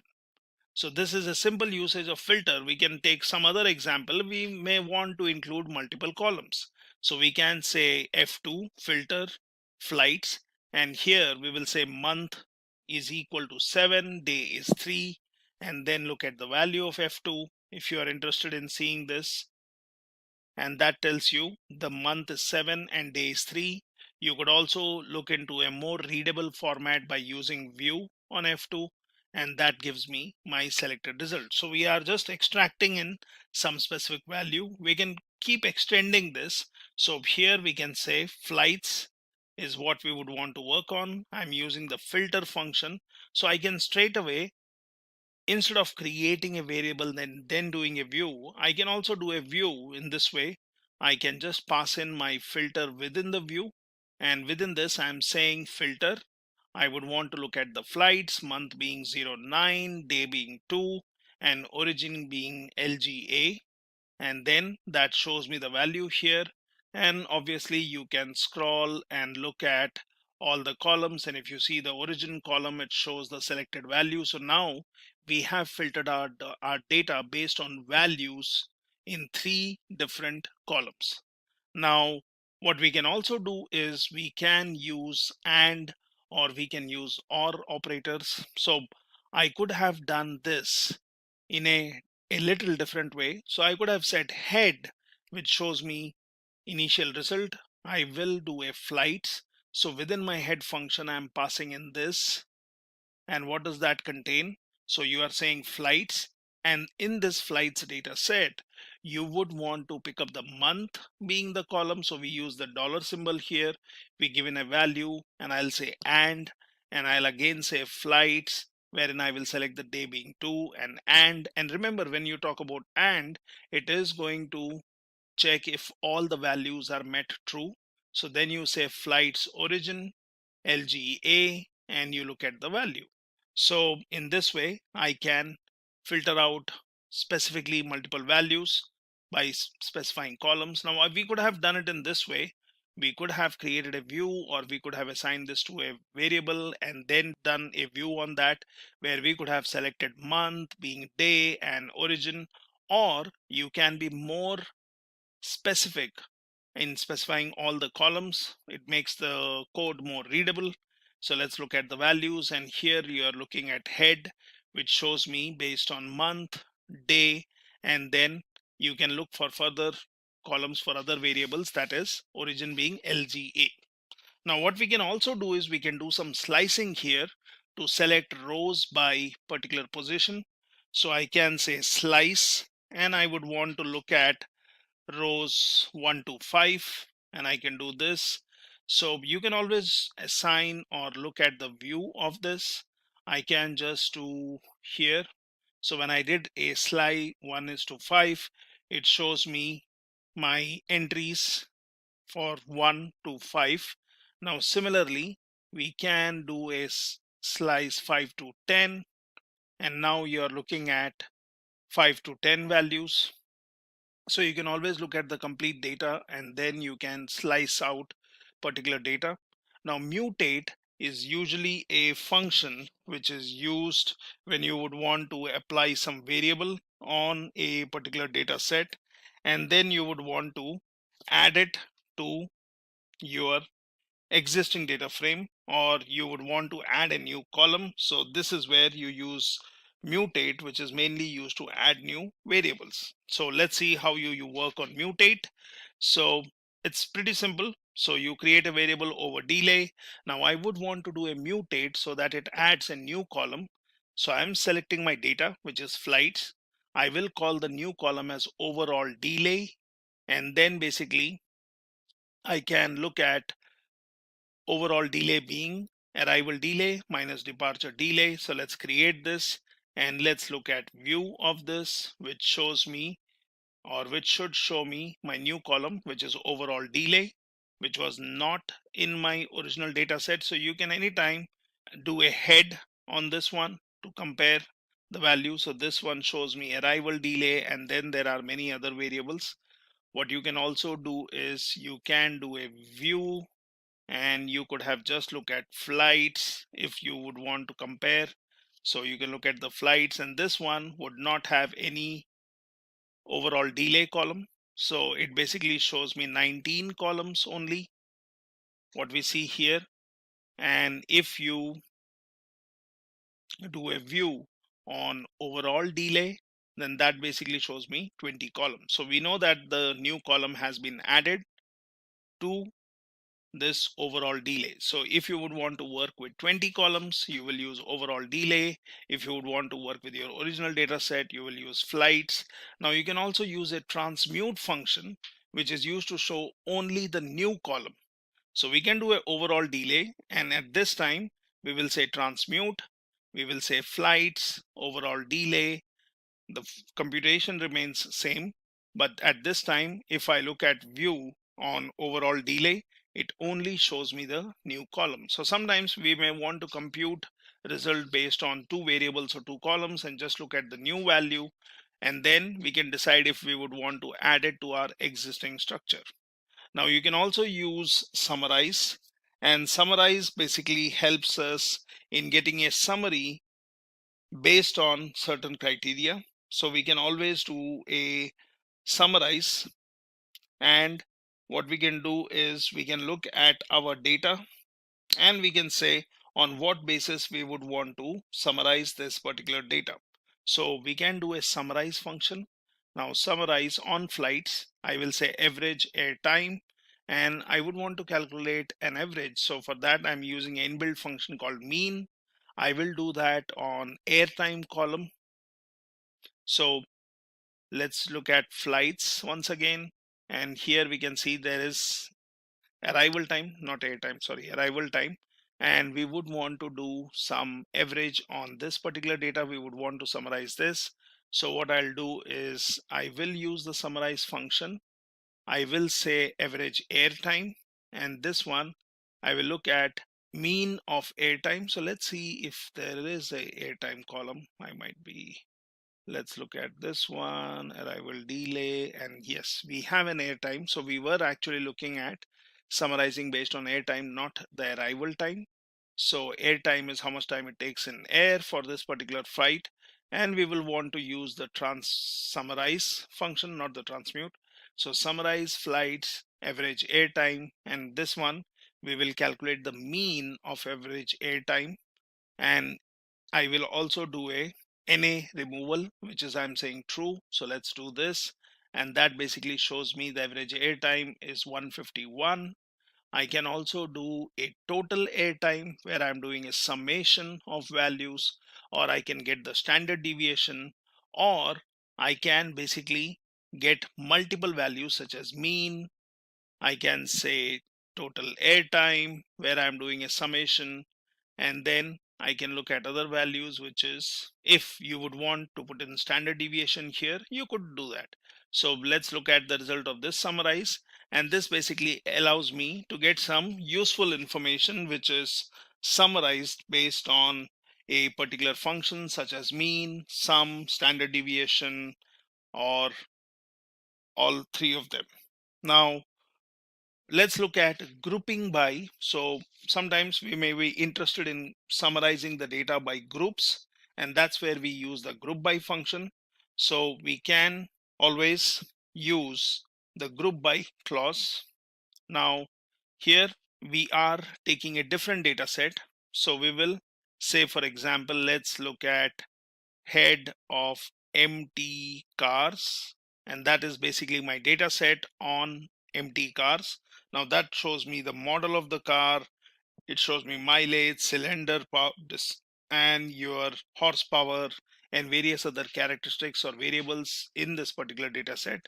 So here we can say let's do a grouping by gear. So there is a column called gear, so I will call it by gear. I will look at my data set, and then what I'm using here, which you see with these percentage and greater symbol, is called piping. So that basically feeds your previous data frame into next one. So this is sometimes useful, and you can get this by just saying Control Shift and M, and you can then use this. So we are going to have piping. So I'm saying empty cars. Now this is my original data set where I did a head, or I could have done a view on this one if you would want to see it in a more readable format, and that basically shows me the data. So we are using a different data set, so I want to group it by the gear column. So I'm going to call it by gear, and this one takes my data that is empty cars. I'm using the piping, and then I'm saying group the data based on gear column. That's done. Now let's look at the value of by gear, or you can always do a view.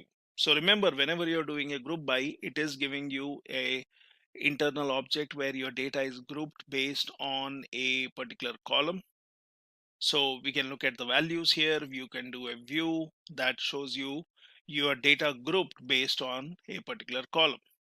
Now I can again use the summarize function where I would want to now work on the new one where it was grouped based on gear. So I'm doing a summarize, and here I'm going to say gear 1, which will be having the value of summation on the gear column, and then I'm saying gear 2, which is mean. Well, you could give some meaningful names to this, and let's look at the value of this one where we are basically now looking at the values, which is sum and mean values based on the gear. Similarly, we can look at different example. So we can say by gear, and I'm again using piping, but earlier we had taken gear, we had grouped the data, and we called it by gear. So we took our original data set empty cars, but now within this particular data, which was grouped by gear, I will take this data set, I will use the piping, and I will summarize it where I am saying within this particular data set, I would want to get the sum, or I would want to get the mean, and then you can look at the values. So what you're doing is you are either looking at your original data set, or you're looking at the data which was already grouped, and then you can look at the values.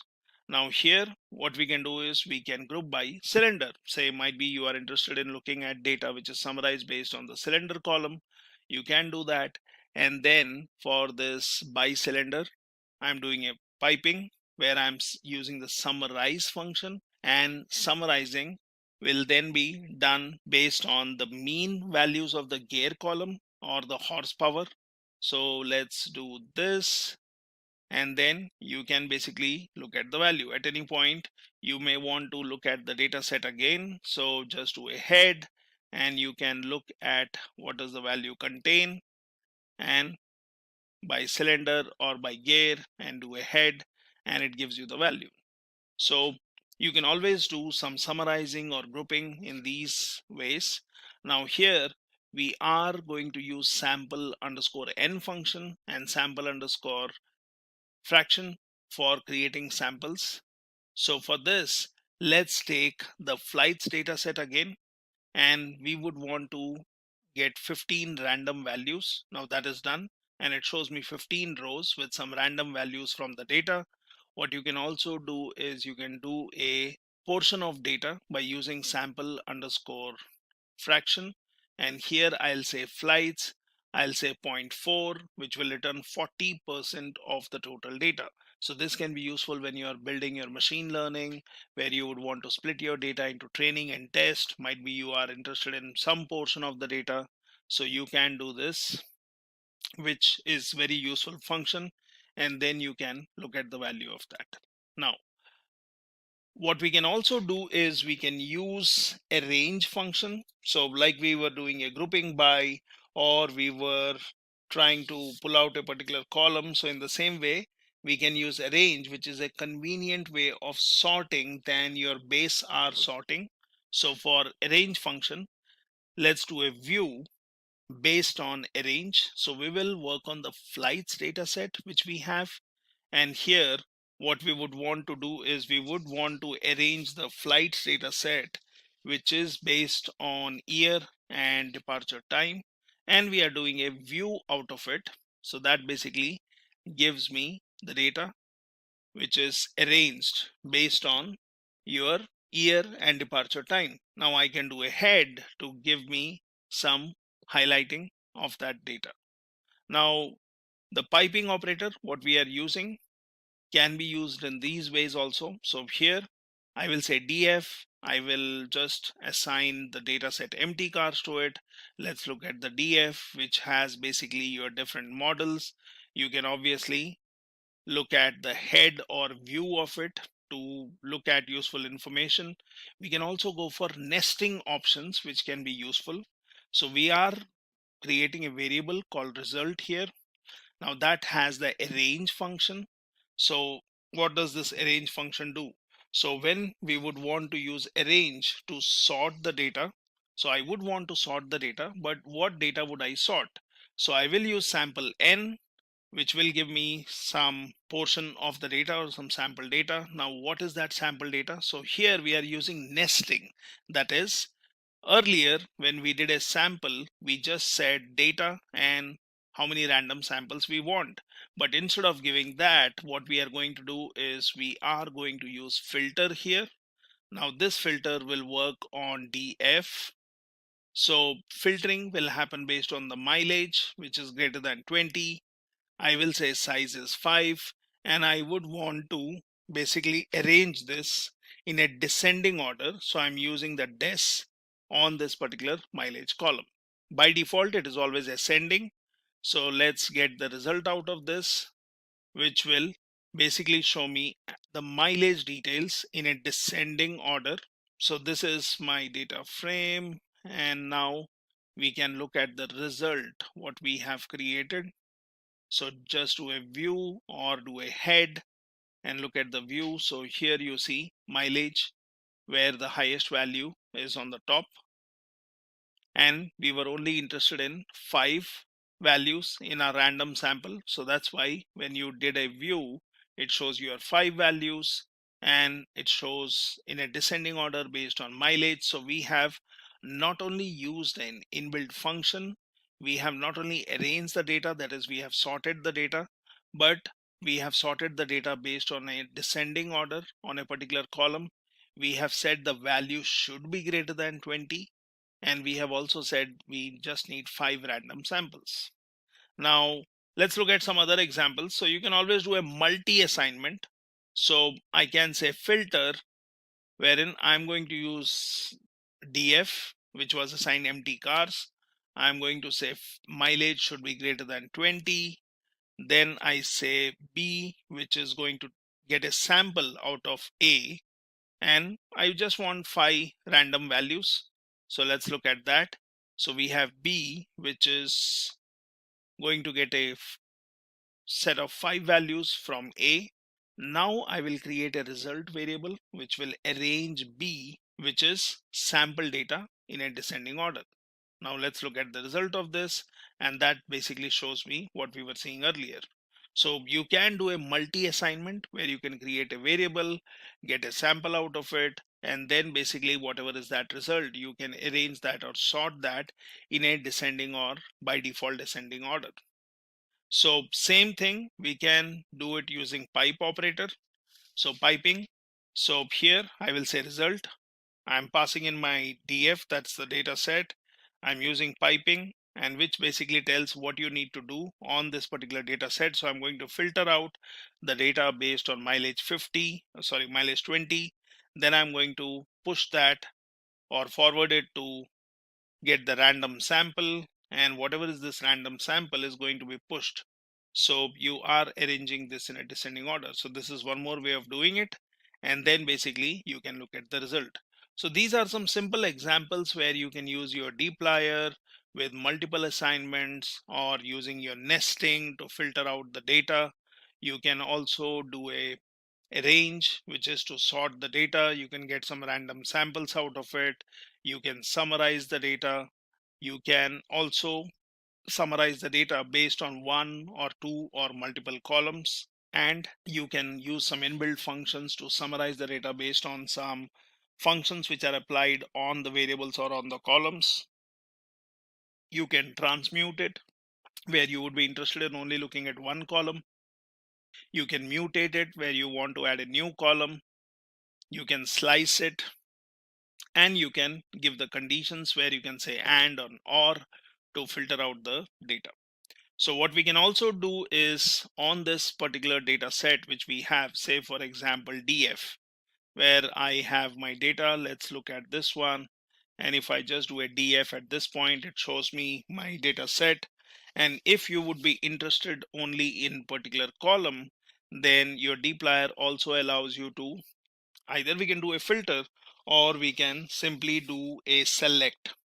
Now for selecting, we can choose our data. So for example, I'll say df underscore, I'm interested in mileage, I'm interested in horsepower, might be I'm interested in your cylinders in this. And for this one, what I can do is, when I would want to do a select, I can basically say selected df, let's call it some name. I can say control shift m, which is for piping. And then basically what you can do is you can do a select, and you can choose your columns. So I was interested in mileage, I was interested in horsepower, I was interested in cylinder. And here what I'm doing is I'm using a select, where I can look at the new data frame. So let's do this, and I'm sorry, here we will have to give it df. This is where you are passing in your data. Yeah, now this one is done, and we can look at the value of this one by just doing a df or head on df underscore mileage horsepower cylinder, and look at the selected result. So you can be looking at selective columns. I could have done this filter, but filter will always look for a condition.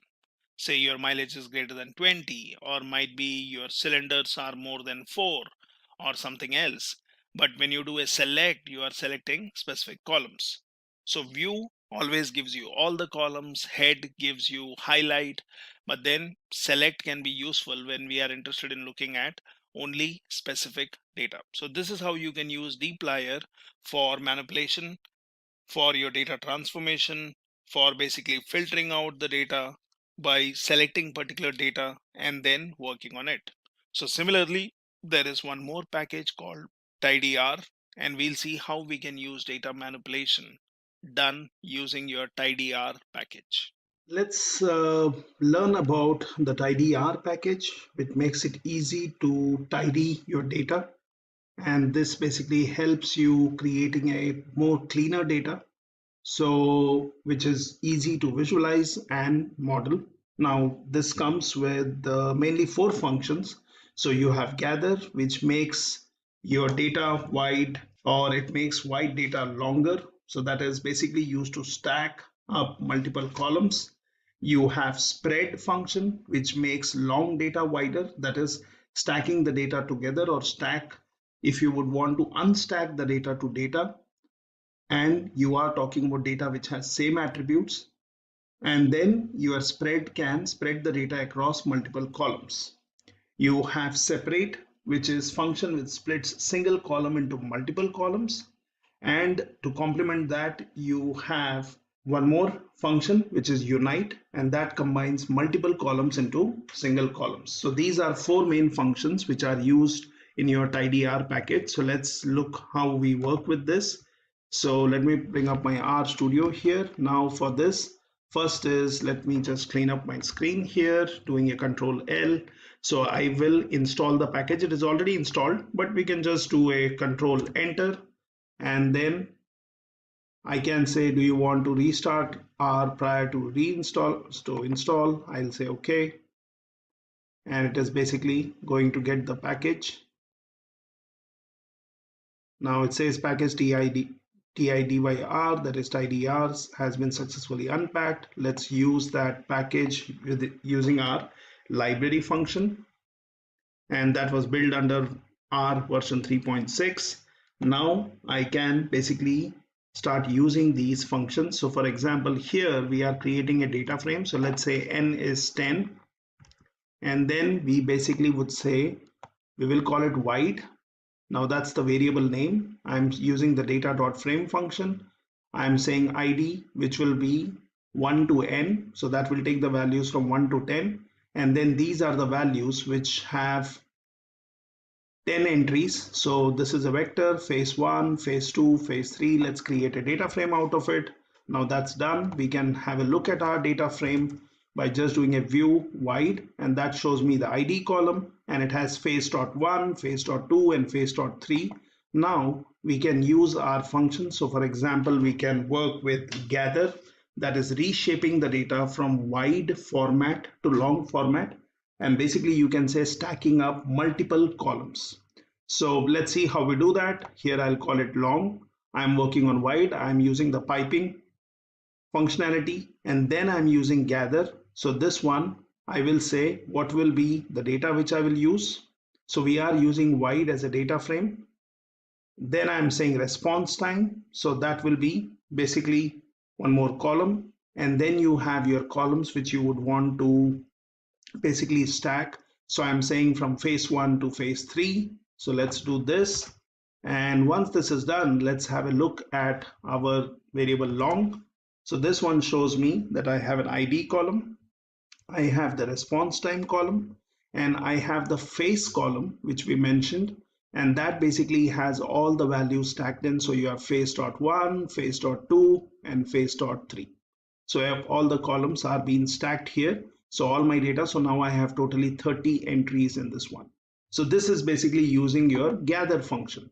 Now sometimes we may want to use a separate function. Now separate function is basically splitting a single column into multiple columns, so which we would want to use when multiple variables are captured in a single variable column. Okay, so let's look at an example of this one. So let's say long separate, that's what we will call. We will work on this long, which has all the data stacked in as the columns we selected. Then I'm saying separate, I want the phase column, and then I would say when I separate the columns, what are my column names. Now I could also give a separator by giving a comma and then mentioning the separator if that is required. So let's do this. Now once this is done, let's have a look at our long separate. So what we see here is the column which we used. So we were doing a face column, and that was to be split, and we wanted to split it into target and number. So that's what we see here. So you have face being split into target and number, and then you have the response time. So this is how you use the separate function. Now there is also something called as unite function, which is basically a complementing of separate function. So it takes multiple columns and combines the elements to a single column. So for example, here we will call it long unite, and we will take long separate, which was separating the data. We want to unite, so we will take face, target, number, and we want to have a separator between them. So let's basically do this. And now let's look at the result of this unite. So you see, you have the face and target merged together. So you have face dot one, the separator is dot, as we have mentioned, and we have united multiple columns. So this is one more function of your tidyr, which helps you basically tidy up your data or put it in a particular way. Now then you have your spread function, and this is basically for unstacking. So that is, if you would want to convert a stack to data, or if you would want to unstack the data which is of same attributes, spread can be used so that you can spread the data across multiple columns. So it will take two columns, say key and value, and spread it into multiple columns. So it makes long data wider. So we can look at this one. We will say long unite. I'm using the piping. I will use the spread function. I'll work on the face column and response time. And let's do this. And then let's do a view on this. So it tells me our data is back in the shape as it was in the beginning. So these are four functions which are very helpful when we work with tidyr package. Welcome to this video tutorial on Introduction to SQL by Simplilearn. In this session, we are going to learn about databases, how data is stored in relational databases, and we'll also look at some of the popular databases. Finally, we'll understand various SQL commands on MySQL Server. Now let's get started with what is a database. So according to Oracle, a database is an organized collection of structured information or data that is typically stored electronically in a computer system. A database is usually controlled by a database management system or DBMS. So it is a storage system that has a collection of data. Relational databases store data in the form of tables that can be easily retrieved, managed, and updated. You can organize data into tables, rows, columns, and index it to make it easier to find relevant information. Now talking about some of the popular databases, we have MySQL database, we also have Oracle database, then we have MongoDB, which is a NoSQL database. Next, we have Microsoft SQL Server. Next, we have Apache Cassandra, which is a free and open source NoSQL database. And finally, we have PostgreSQL. Now, let's learn what is SQL. So SQL is a domain-specific language to communicate with databases. SQL was initially developed by IBM. Most databases use structured query language or SQL for writing and querying data. SQL commands help you to store, process, analyze, and manipulate databases. With this, let's look at what a table is. So this is how a table in a database looks like. So here you can see the name of the table is players. On the top, you can see the column names. So we have the player ID, the player name, the country to which the player belongs to, and we also have the goals scored by each of the players. So these are also known as fields in a database. Here, each row represents a record or a tuple. So you have the player ID, which is 103 here. The name of the player is Daniel. He is from England, and the number of goals he has scored is 7. So you can use SQL commands to query, update, insert records, and do a lot of other tasks. There are mainly 4 types of SQL commands. So first we have data definition language or DDL. So DDL commands change the structure of the table, like creating a table, deleting a table, or altering a table. All the commands of DDL are auto-committed, which means it permanently saves all the changes in the database. We have create, alter, drop, and truncate as DDL commands. Next, we have data manipulation language or DML. So DML commands are used to modify a database. It is responsible for all forms of changes in the database. DML commands are not auto-committed, which means it can't permanently save all the changes in the database. We have select, update, delete and insert as DML commands. Now select command is also referred to as DQL or data query language. Third, we have data control language or DCL. So DCL commands allow you to control access to data within the database. These DCL commands are normally used to create objects related to user access and also control the distribution of privileges among users. So we have grant and revoke, which are the examples of data control language. Finally, we have something called as transaction control language or TCL. So TCL commands allow the user to manage database transactions. Commit and rollback are example of TCL. Now let's see the basic SQL command structure. So first, we have the select statement. So here you specify the various column names that you want to fetch from the table. We write the table name using the from statement. Next, we have the where clause to filter out our table based on some conditions. So you can see here where condition 1, condition 2 and so on. Then we have the group by clause that takes various column names. So you can write group by column 1, column 2 and so on. Next, we have the having clause to filter out tables based on groups. Finally, we have the order by clause to filter out the result in ascending or descending order. Now talking about the various data types in SQL. So we have exact numeric, which has integer, small int, bit and decimal. Then we have approximate numeric, which are float and real.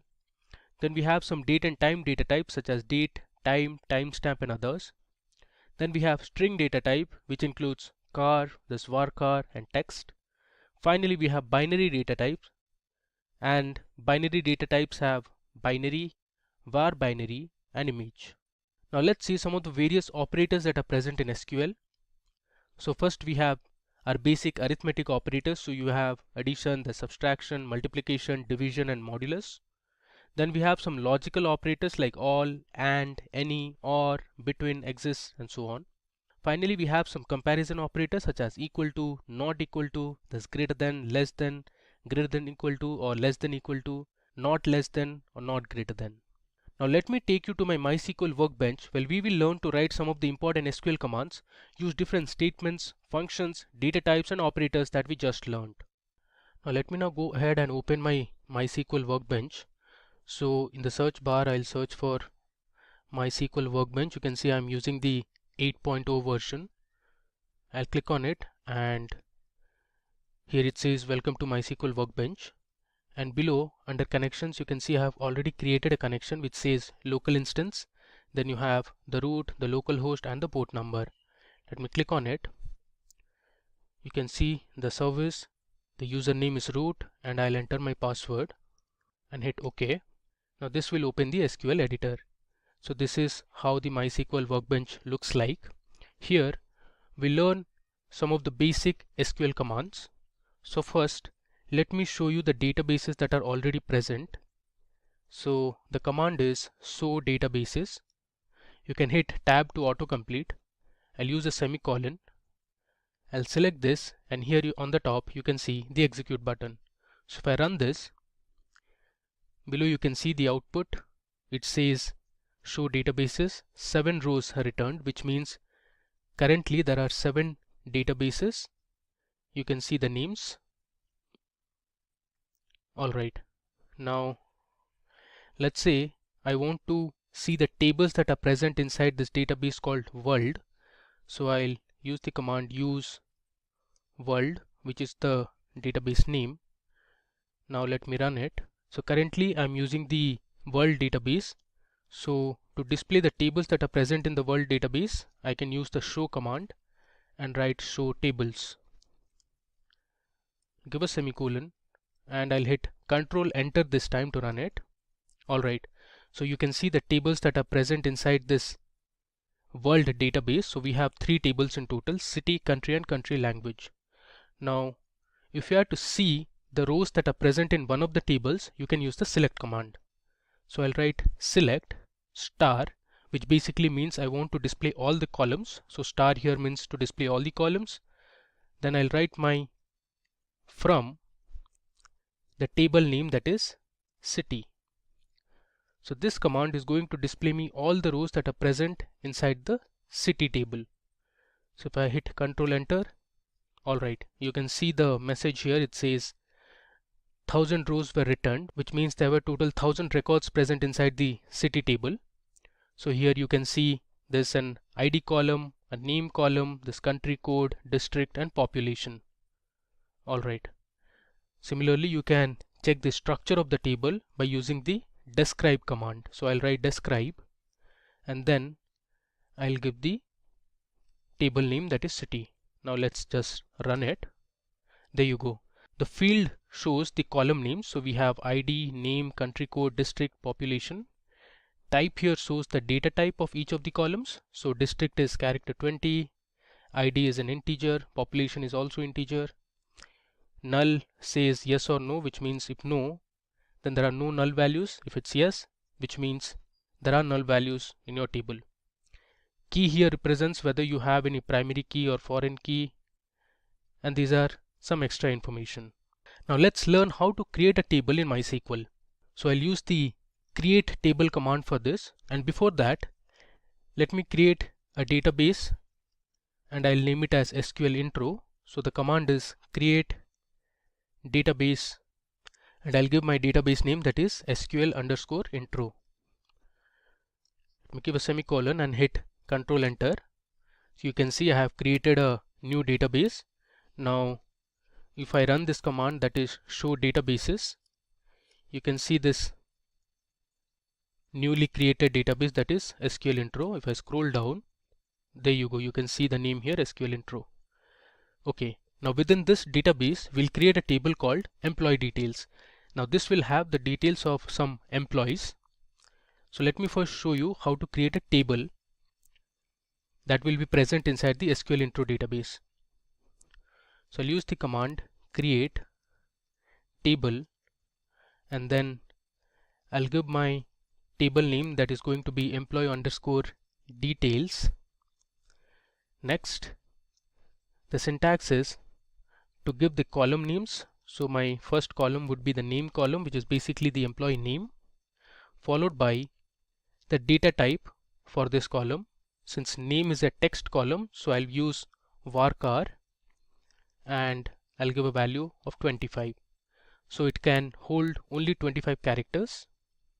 Okay. Next, I also want the age of the employee. Now age is always an integer, so I'll give int. Okay. Then we can have the gender of the employee. So gender can be represented as F or M, F for female and M for male. So I'm using the char data type or character data type and I'll give the value as 1. Then let's have the date of join or DOJ, and this is going to be of data type date. Alright.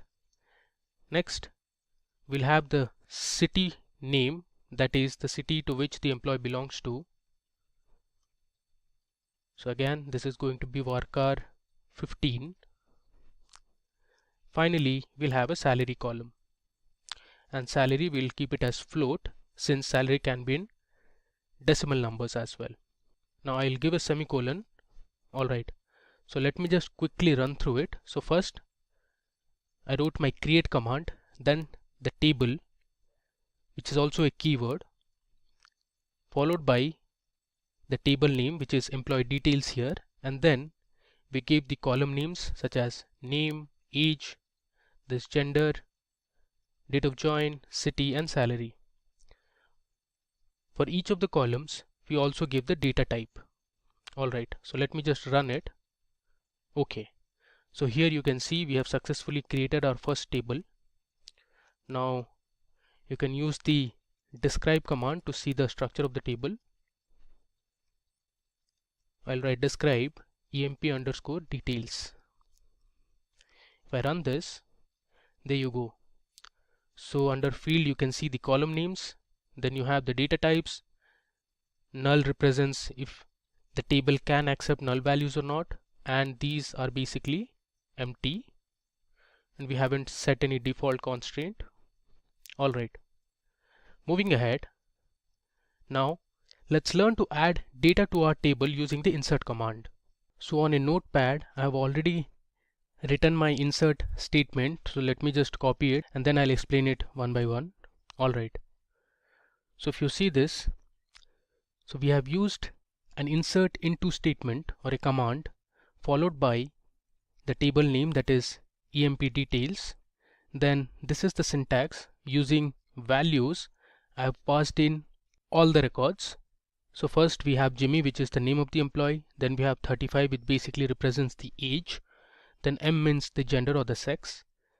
Then we have the date of join. Next we have the city to which the employee belongs to. And finally we have the salary of the employee. So this particular information represents one record or a tuple. Similarly, the next employee we have is Shane. You can see the age and other information. Then we have Mary, there's Dwayne, Sarah and Amy. Alright, so let me go ahead and run this. So this will help you insert the values in the table that you have created. You can see we have successfully inserted 6 records. Now to display the records, let me use the select statement. So I'm using select star from emp_details. If I run this, you can see my table here and the values it has. So we have the name column, the age column, the state of join, city, salary, and these are the values that you can see here. Moving ahead, now let's say you want to see the unique city names present in the table. So in this case, you can use the distinct keyword along with the column name in the select statement. So let me show you how you can print the distinct city names that are present in our table. Now if you notice this table clearly, we have Chicago, Seattle, Boston, Austin, there's New York, and there's Seattle repeated again. So I only want to print the unique values. So for that, I can write my select statement as select distinct. Then I'll give my column name, which is city, from my table name, that is emp details. If I run this, you can see my query has returned 5 rows and these are the values. So we have Chicago, Seattle, which was repeated twice, is just been shown once. Then we have Boston, Austin and New York. If getting your learning started is half the battle, what if you could do that for free? Visit SkillUp by Simplilearn. Click on the link in the description to know more. Now let's see how you can use inbuilt aggregate functions in SQL. So suppose you want to count the number of employees in the table. In that case, you can use the count function in the select statement. So let me show you how to do that. So I'll write select. I'll use my function name, that is count. Now since I want to know the total number of employees, I'm going to use their name inside the brackets from employee_details. Now if I run this, this will return the total number of employees that are present in the table. So we have 6 employees in total. Now if you see here in the result, it says count name. Now this column is actually not readable at all.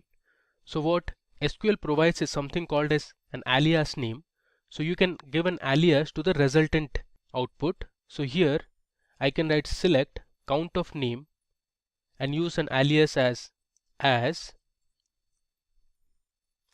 can give an alias as count_name and run this statement again. There you go. You can see here in the resultant output we have the column name as count name, which was our alias name. Now suppose you want to get the total sum of salaries, you can use another aggregate function called sum. So I'll write my select statement, and this time instead of count I'm going to write sum, and since I want to find the sum of salaries, so inside the bracket I'll give my salary column from my table name, that is employee details. If I run this, this will result in the total sum of salaries. So basically it adds up all the salaries that were present in the salary column. Now let's say you want to find the average salary. So instead of sum, you can write the average function, which is avg. So this will give you the average salary from the column salary. So you can see it here. This says average salary. Now if you want, you can give an alias name to this as well. Now you can select specific columns from the table by using the column names in the select statement. So initially we were selecting all the columns. For example, like you saw here, the star represents that we want to see all the columns from the employee details table. Now suppose you want to see only specific columns, you can mention those column names in the select statement.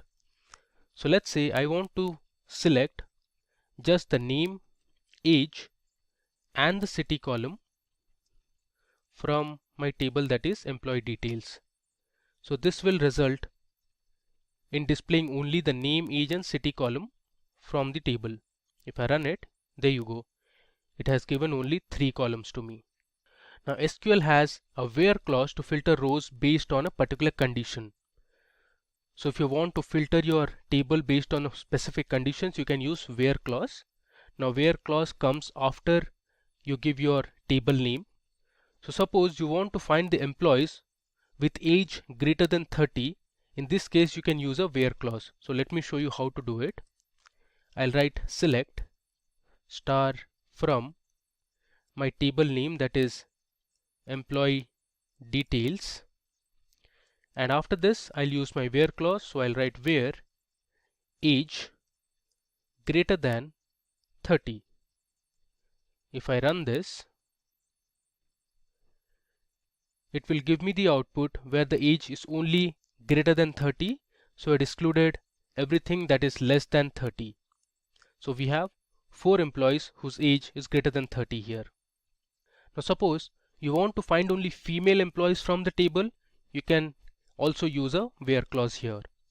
So I'll write select, let's say I want only the name, the gender, which is sex here, comma city from my table, that is employee details, where I'll give my column name, that is sex, is equal to, since I want only the female employees, I'll give F and run this statement. Okay, you can see here our employee table has 3 female employees. Now suppose you want to find the details of the employees who belong to Chicago or Austin. In this case, you can use the OR operator. Now the OR operator in SQL displays a record if any of the condition separated by OR is true. So let me show you what I mean. So since I want the employees who are from Chicago and Austin, I can use an OR operator. So I'll write select star from emp details, which is my table name. Then I'll give my where clause, where city equal to, I'll give my city name as Chicago, and then I'm going to use the OR operator, or city equal to, I'll write Austin. I'll give a semicolon and let me run it. There you go. So in the output you can see all the employees who belong to the city Chicago and Austin. Now there is another way to write the same SQL query. So you can use an in operator to specify multiple conditions.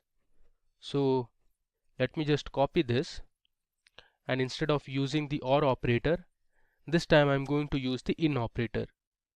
So I'll delete this. After the where clause, I'm going to write where city and use the in operator. Inside bracket, I'll give my city names as Chicago and I want Austin. So I'll give a comma and write my next city name, that is Austin. So this query is exactly the same that we wrote on top. Let me run this. You will get the same output. There you go. So we have Jimmy and Dwayne, who are from Chicago and Austin respectively. Now SQL provides the between operator that selects values within a given range. The values can be numbers, text or dates. Now suppose you want to find the employees whose date of join was between 1st of Jan 2000 and 31st of December 2010. So let me show you how to do it. I'll write select star from emp details, where my date of join, that is DOJ,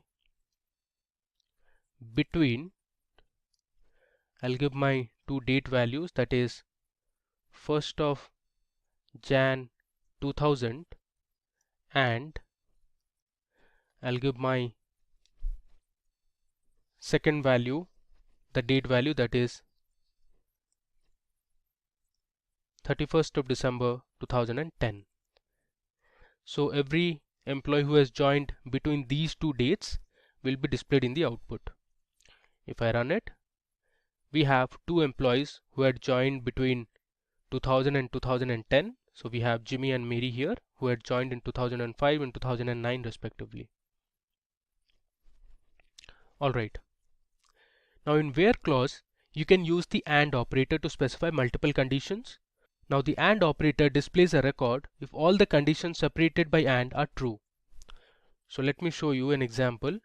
I'll write select star from employee details table, where I want the age to be greater than 30 and I want sex to be male.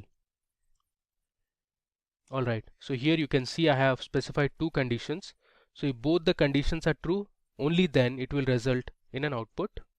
If I run it, you can see there are two employees who are male and their age is greater than 30. Now let's talk about the group by statement in SQL. So the group by statement groups rows that have the same values into summary rows. Like, for example, you want to find the average salary of customers in each department. Now the group by statement is often used with aggregate functions such as count, sum and average to group the result set into one or more columns. Let's say we want to find the total salary of employees based on their gender. So in this case you can use the group by clause. So I'll write select, let's say sex, comma, I want to find the total sum of salary, as I'll give an alias name, let's say total salary, from my table name, that is employee details. Next I'm going to group it by sex. Okay, let me run it. There you go. So we have two genders, male and female, and here you can see the total salary. So what this SQL statement did was, first it grouped all the employees based on the gender and then it found the total salary. Now SQL provides the order by keyword to sort the result set in ascending or descending order. Now the order by keyword sorts the records in ascending order by default. To sort the records in descending order, you can use the DESC keyword. So let's say I want to sort my employee details table in terms of salary. So I'll write select star from emp underscore details, and I'll use my order by clause on the salary column. So this will sort all the records in ascending order of their salary, which is by default. You can see the salary column is sorted in ascending order. Now suppose you want to sort the salary column and display it in descending order, you can use this keyword, that is DESC. Let me run it. You can see the output. Now this time the salary is sorted in descending order and you have the other values as well. Now let me show you some basic operations that you can do using the select statement. So suppose I write select and do an addition operation, let's say 10 plus 20, and I'll give an alias name as addition. If I run this, it will give me the sum of 10 and 20, that is 30. Similarly, you can use the subtraction operator and you can change the alias name as, let's say, subtract. Let's run it. You get minus 10. Now there are some basic inbuilt functions. There are a lot of inbuilt functions in SQL, but here I'll show you a few. Suppose you want to find the length of a text or a string, you can use the length function. So I'll write select and then use the length function. I'll hit tab to autocomplete. let's say I want to find the length of country India, and I'll give an alias as total length. If I run it, you see here it returns 5 because there are 5 letters in India. There's another function called repeat, so let me show you how repeat works. So I'll write select repeat.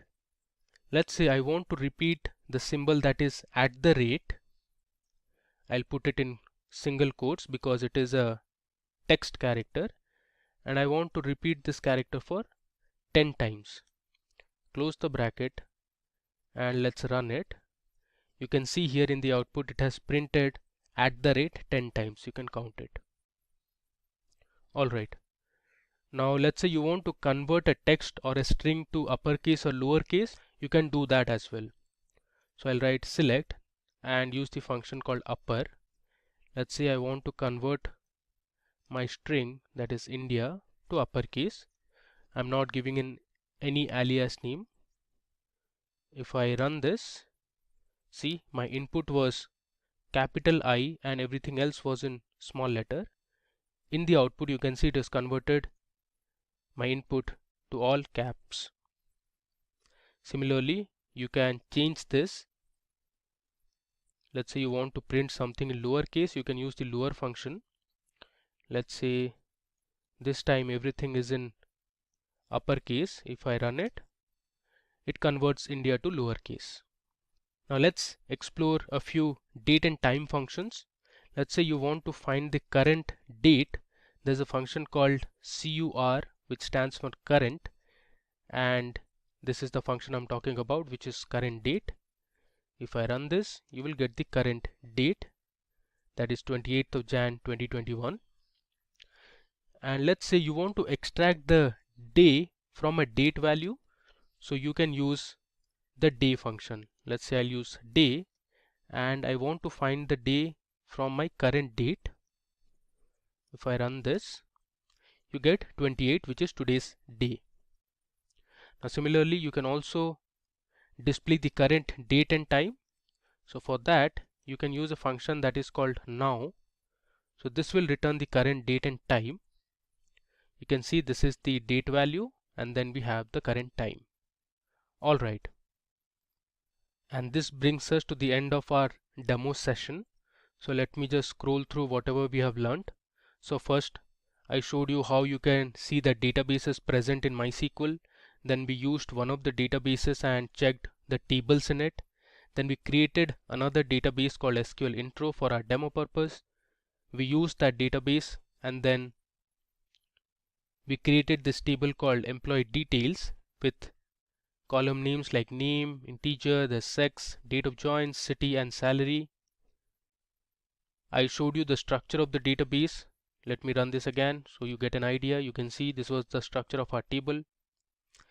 Then we went ahead and inserted a few records. So we inserted records for 6 employees. So you have the employee name, the age, the gender, the date of join, the city to which the employee belongs to, and the salary of the employee. Then we saw how you can use the select statement and display all the columns present in the table. We learned how you can display the unique city names. We learned how to use different aggregate functions like count, average and sum. Then we learned how you could display specific columns from the table. We learned how to use where clause. Then we used an or operator. We learned about in operator, the between operator. Then we used an and operator to select multiple conditions. Finally, we learned about group by, order by and some basic SQL operations. We are going to learn 2 important SQL statements or clauses that are widely used, that is group by and having. First, we'll understand the basics of group by and having and then jump into MySQL Workbench to implement these statements. So let's begin. First, what is group by in SQL? So the group by statement or clause groups records into summary rows and returns one record for each group. It groups the rows with the same group by item expressions and computes aggregate functions for the resulting group. A group by clause is a part of select expression. In each group, no two rows have the same value for the grouping column or columns. Now below, you can see the syntax of group by. So first we have the select statement, and then followed by the column names that we want to select. From, we have the table name, followed by the where condition, and next we have the group by clause, and here we include the column names. Finally, we have the order by and the column names. Now here is an example of the group by clause. So we want to find the average salary of employees for each department. So here you can see we have the employees table. It has the employee ID, the employee name, the age of the employee, we have the gender, the date on which the employee had joined the company. Then we have the department to which each of these employees belong to. We have the city to which the employees belong to, and then we have the salary in dollars. So actually we'll be using this employees table on MySQL Workbench as well. So if you were to find the average salary of employees in each department, so this is how your SQL query with group by clause would look like. So we have selected department, and then we are using an aggregate function that is avg, which is average, and we have chosen the salary column, and here we have given an alias name which is average underscore salary, which appears in the output, you can see here, from employees, and we have grouped it by department. So here in the output you can see we have the department names and the average salary of the employees in each department. Now let me take you to my MySQL Workbench, where we will implement group by and solve specific problems. If getting your learning started is half the battle, what if you could do that for free? Visit SkillUp by Simplilearn. Click on the link in the description to know more. Okay, so I am on my MySQL Workbench. So let me make my connection first. I'll enter the password. So this will open my SQL editor. So first of all, let me check the databases that I have. So I'll use my query that is show databases. Let's run it. Okay, you can see we have a list of databases here. I'm going to use my SQL underscore intro database. So I'll write use SQL underscore intro.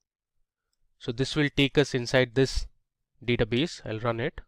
Alright. Now you can check the tables that are present in SQL underscore intro database. If I write show tables, you can see the list of tables that are already present in this database. To do our demo and understand group by as well as having, let me first create an employee table. So I'll write create table employees.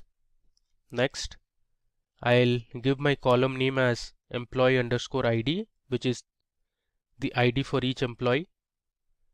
I'll give my data type as integer, and I'll assign employee ID as my primary key.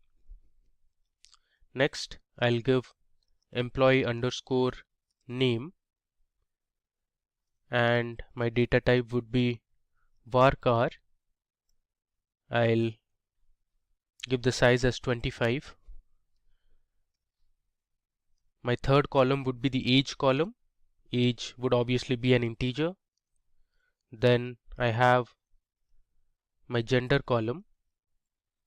I'll use character data type and assign a value of 1 or size of 1. Next, we have the date of join, and the data type will be date. We have the department column as well. This is going to be of varchar, and 20 will be the size. Next, we have the city column, which is actually the city to which the employee belongs to. And finally, we have the salary column, which will have the salary for all the employees.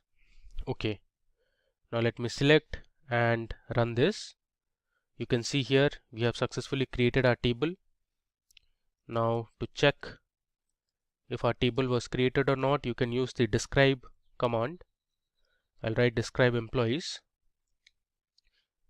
You can see the structure of the table so far. Alright, now it's time for us to insert a few records into this employees table.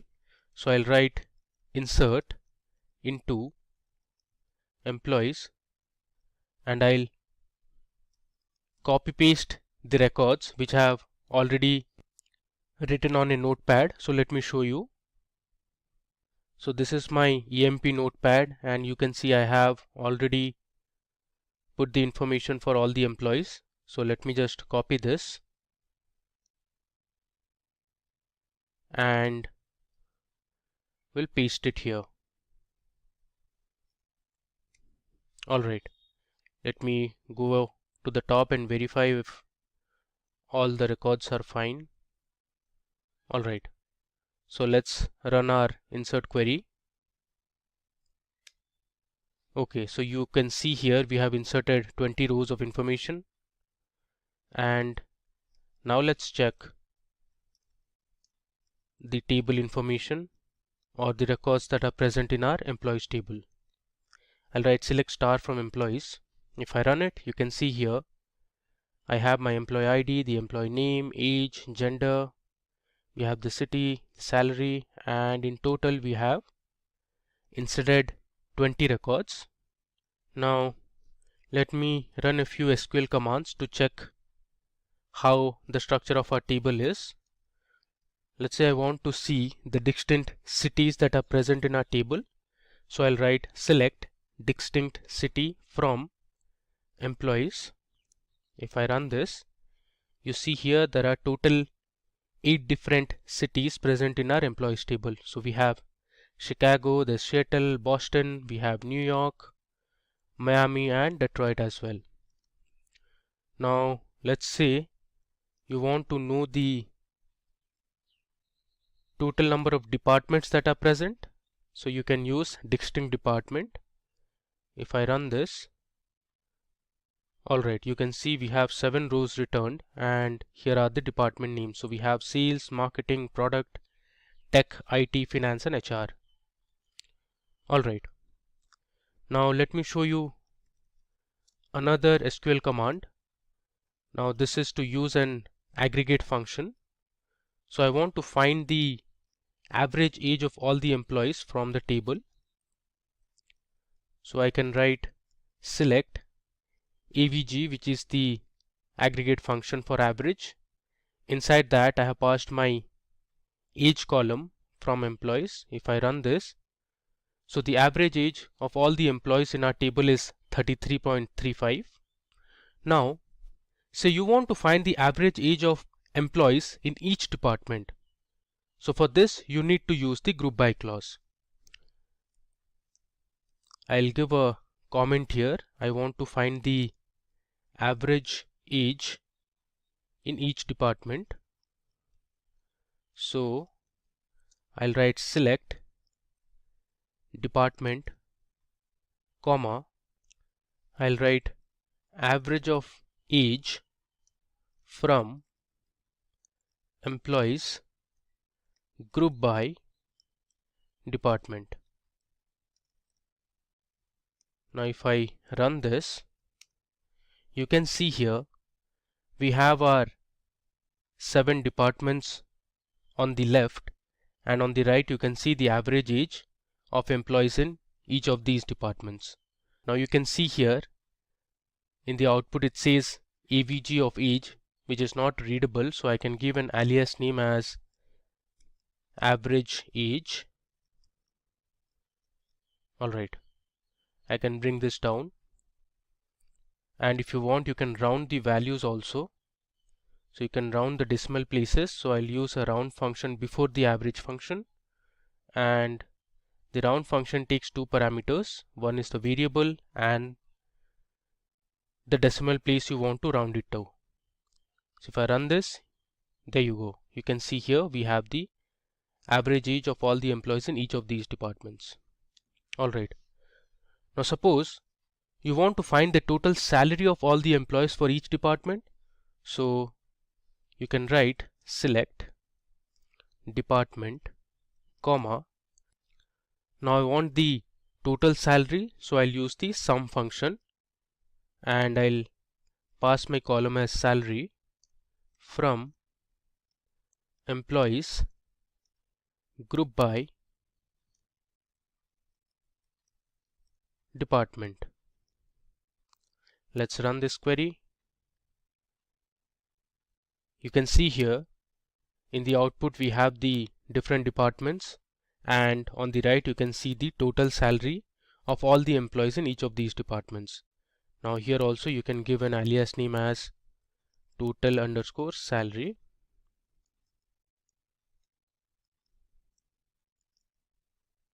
Let's run it again, and you can see the output here. Alright, now moving ahead, you can also use the order by clause along with the group by clause. Let's say you want to find the total number of employees in each city and group it in the order of employee ID. So to do this, I can use my select query. I'll write select count of, let's say, employee ID, and I want to know the city as well, from employees group by city, and next you can use the order by clause. I'll write order by count of employee ID, and I'll write DESC, which stands for descending. If I run this query, you can see here on the left you have the count of employees, and on the right you can see the city names. So in Chicago we had the highest number of employees working, that was 4. Then we had Seattle, Houston, Boston, Austin, and the remaining also had 2 employees. So in this case we have ordered our result based on the count of employee ID in descending order. So we have the highest number appearing at the top and then followed by the lowest. Okay, now let's explore another example.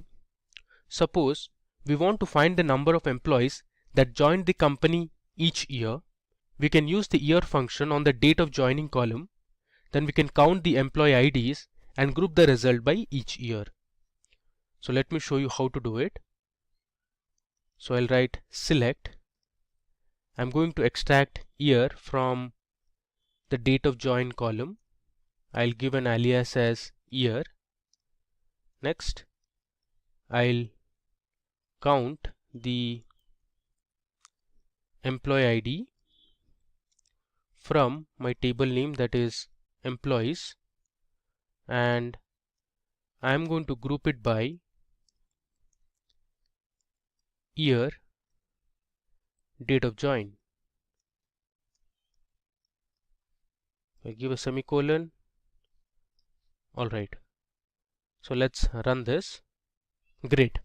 You see here in the result we have the year that we have extracted from the date of join column, and on the right you can see the total number of employees that joined the company each year. So we have in 2005 there was 1 employee.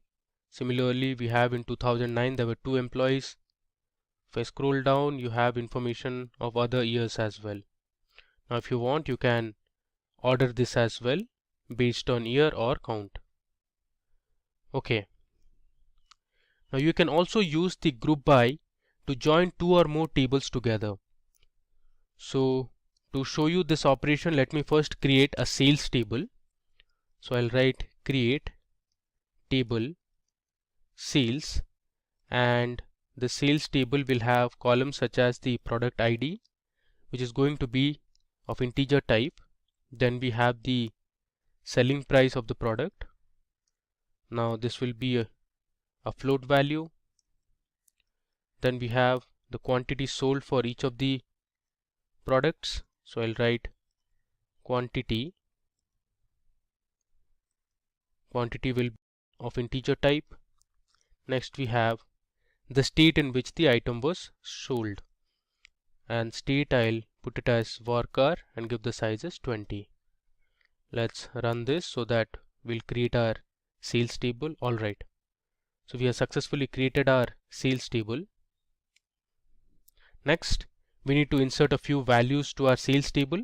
So I have already written the records in a notepad. Let me show you. Okay, so here you can see I have my sales text file. Let me just copy these information. I'll just paste it on the query editor. Okay, now let me go ahead and run this insert command.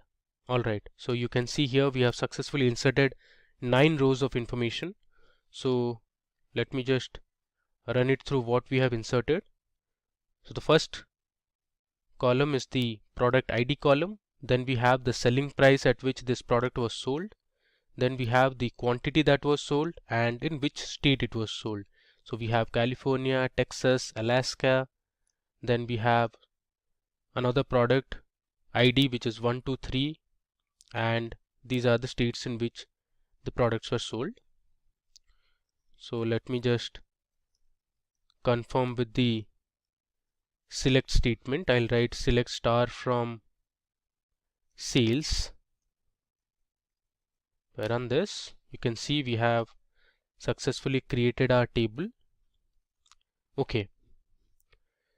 Now suppose you want to find the revenue for both the product IDs 121 and let's say 123, since we have just two product IDs here.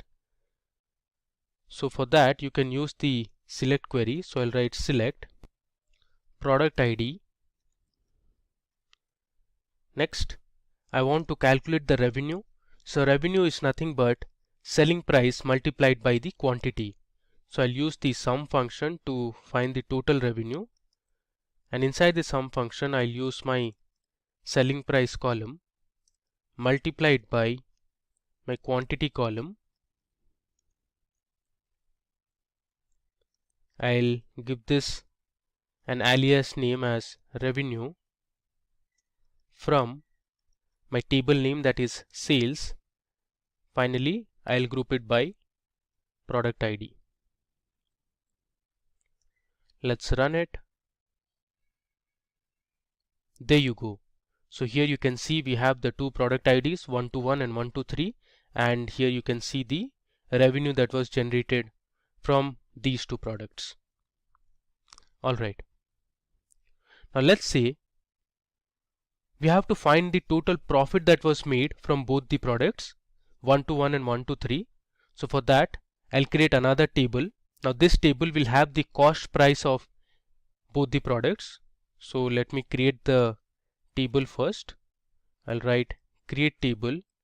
Let's say the table name is C product, which stands for the cost price of the products.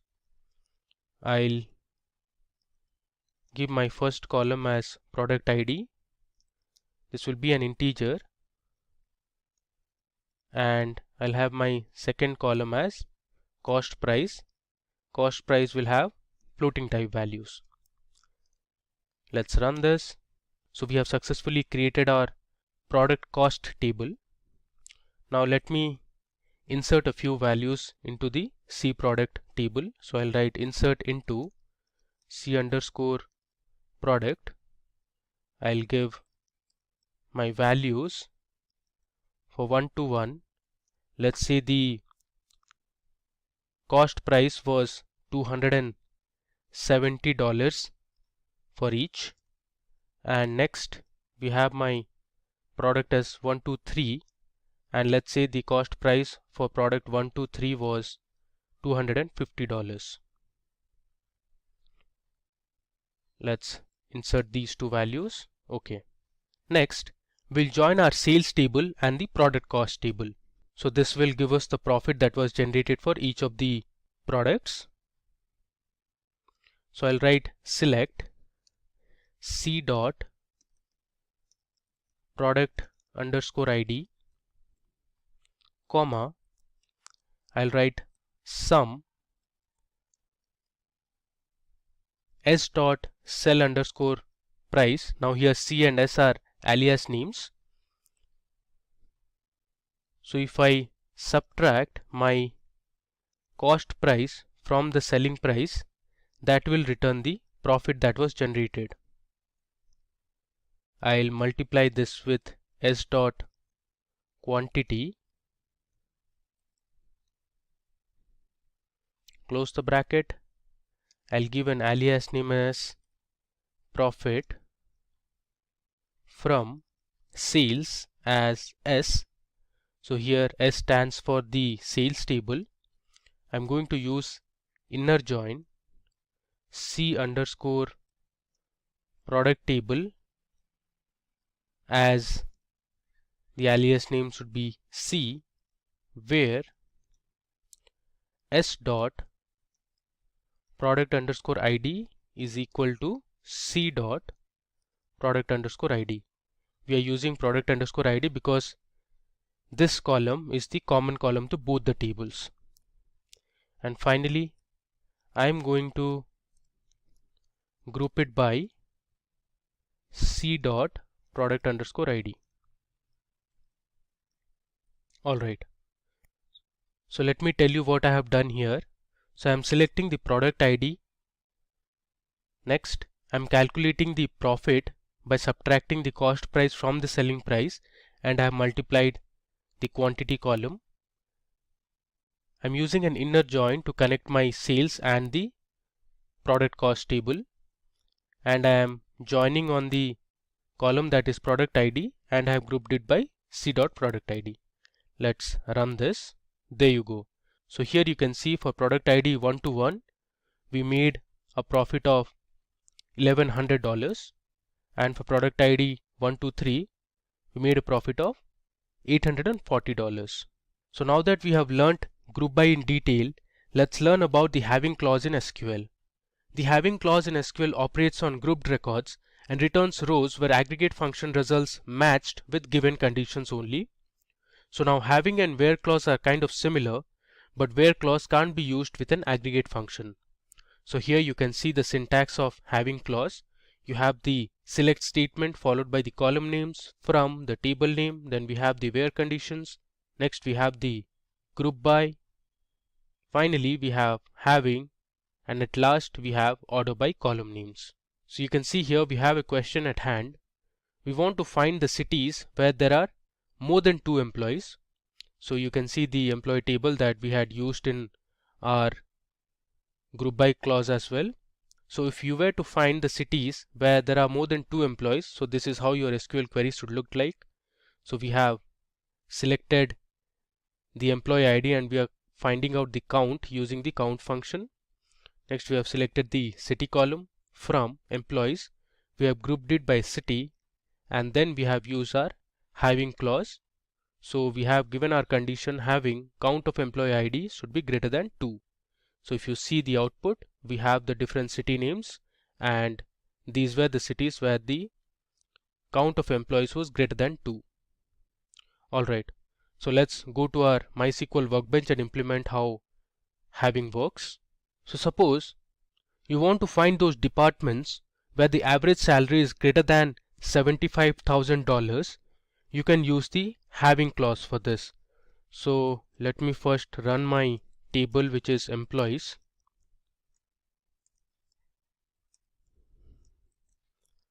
If I run this, you can see we had inserted 20 rows of information, and the last column we had was salary.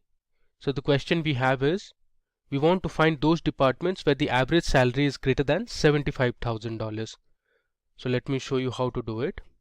So I'll write select department, comma, I'll use the aggregate function that is average salary. I'll give an alias name as avg underscore salary from employees. Next we'll use the group by clause, and I want to group it by each department, and then I'm going to write my having clause. So in having clause I'll use my condition that is having average of salary greater than $75,000. Let's run it and see the output. There you go. So here you can see there were total 3 departments in the company, that is sales, finance and HR, where the average salary is greater than $75,000. Okay. Next Let's say you want to find the cities where the total salary is greater than $200,000. So this will again be a simple SQL query. So I'll write select city, comma, I want to find the total salary, so I'll use the sum function and I'll pass my column as salary, as I'll give a alias name as total from employees group by city, and then I am going to use my having clause. I'll pass in my condition as having sum of salary greater than $200,000. Alright, so let's run this query. There you go. So the different cities are Chicago, Seattle and Houston, where the total salary was greater than $200,000. Now suppose you want to find the departments that have more than 2 employees. So let's see how to do it. I'll write select department, comma, this time since I want to find the number of employees, I'm going to use the count function. I'll write count star as employee underscore count or emp underscore count, which is my alias name, from employees. Next I'll group it by department, having, I'll give my condition count star greater than 2. Let's run this. Okay, so you have departments such as sales, product, tech and IT where there are more than 2 employees. Okay, now you can also use a where clause along with the having clause in an SQL statement. So suppose I want to find the cities that have more than 2 employees apart from Houston. So I can write my query as select city, comma, count star as emp count from employees, where I'll give my condition city not equal to Houston. I'll put it in double quotes since I don't want to see the information regarding Houston. I'll group it by city, having count of employees greater than 2. So if I run this query, you see we have information for Chicago and Seattle only, and we have excluded the information for Houston. Now you may also use aggregate functions in the having clause that does not appear in the select clause. So if I want to find the total number of employees for each department that have an average salary greater than $75,000, I can write it something like this. So select department, comma, count star as emp count from employees group by department, and in the having clause I'm going to provide the column name that is not present in the select expression. So I'll write having average salary greater than 75,000. This is another way to use the having clause. Let's run this. Alright, you can see we have department sales, finance and HR, and you can see the employee count where the average salary was greater than 75,000. Okay, so let me run you from the beginning what we did in our demo. So first we created a table called employee, then we inserted 20 records to this table. Next we explored a few SQL commands like distinct, then we used average, and finally we started with our group by clause followed by looking at how group by can be used along with another table, and we joined two tables, that was sales and product cost table, to find out the profit. Then you learned how to use the having clause. So we explored several different questions and learned how to use having in SQL. We will learn about joins in SQL. Joins are really important when you have to deal with data that is present on multiple tables. I'll help you understand the basics of joins and make you learn the different types of joins with hands-on demonstrations on MySQL Workbench. So let's get started with what are joins in SQL. SQL join statement or command is often used to fetch data present in multiple tables. SQL joins are used to combine rows of data from two or more tables based on a common field or column between them. Now consider this example where we have two tables, an orders table and a customers table. Now the order table has information about the order ID, which is unique here. We have the order date, that is when the order was placed. Then we have the shipped date. This has information about the date on which the order was shipped. Then we have the product name, which basically is the names of different products. We have the status of delivery, whether the product was delivered or not, or whether it was cancelled. Then we have the quantity, which means the number of products that were ordered. And finally we have the price of each product. Similarly, we have another table called customers, and this customer table has information about the order ID, which is the foreign key here. Then we have the customer ID, which is the primary key for this table. We also have the phone number, customer name and address of the customers. Now suppose you want to find the phone numbers of customers who have ordered a laptop. Now to solve this problem, we need to join both the tables. The reason being, the phone numbers are present in the customers table, as you can see here, and laptop, which is the product name, is present in the orders table, which you can see it here. So using a join statement, you can find the phone numbers of customers who have ordered a laptop. Now let's see another problem where you need to find the customer names who have ordered a product in the last 30 days. In this case, we want the customer name present in the customers table and the last 30 days order information, which you can get from the order date column that is present in the orders table. Okay, now let's discuss the different types of joins one by one. So first we have an inner join. So the SQL inner join statement returns all the rows from multiple tables as long as the conditions are met. From the diagram above, you can see that there are two tables, A and B. A is the left table and B is the right table.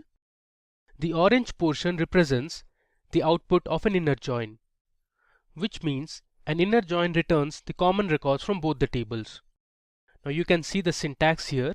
So we have the select command, and then we give the list of columns from table A, which you can see here is the left table, followed by the inner join keyword and then the name of the table, that is B, on a common key column from both the tables A and B.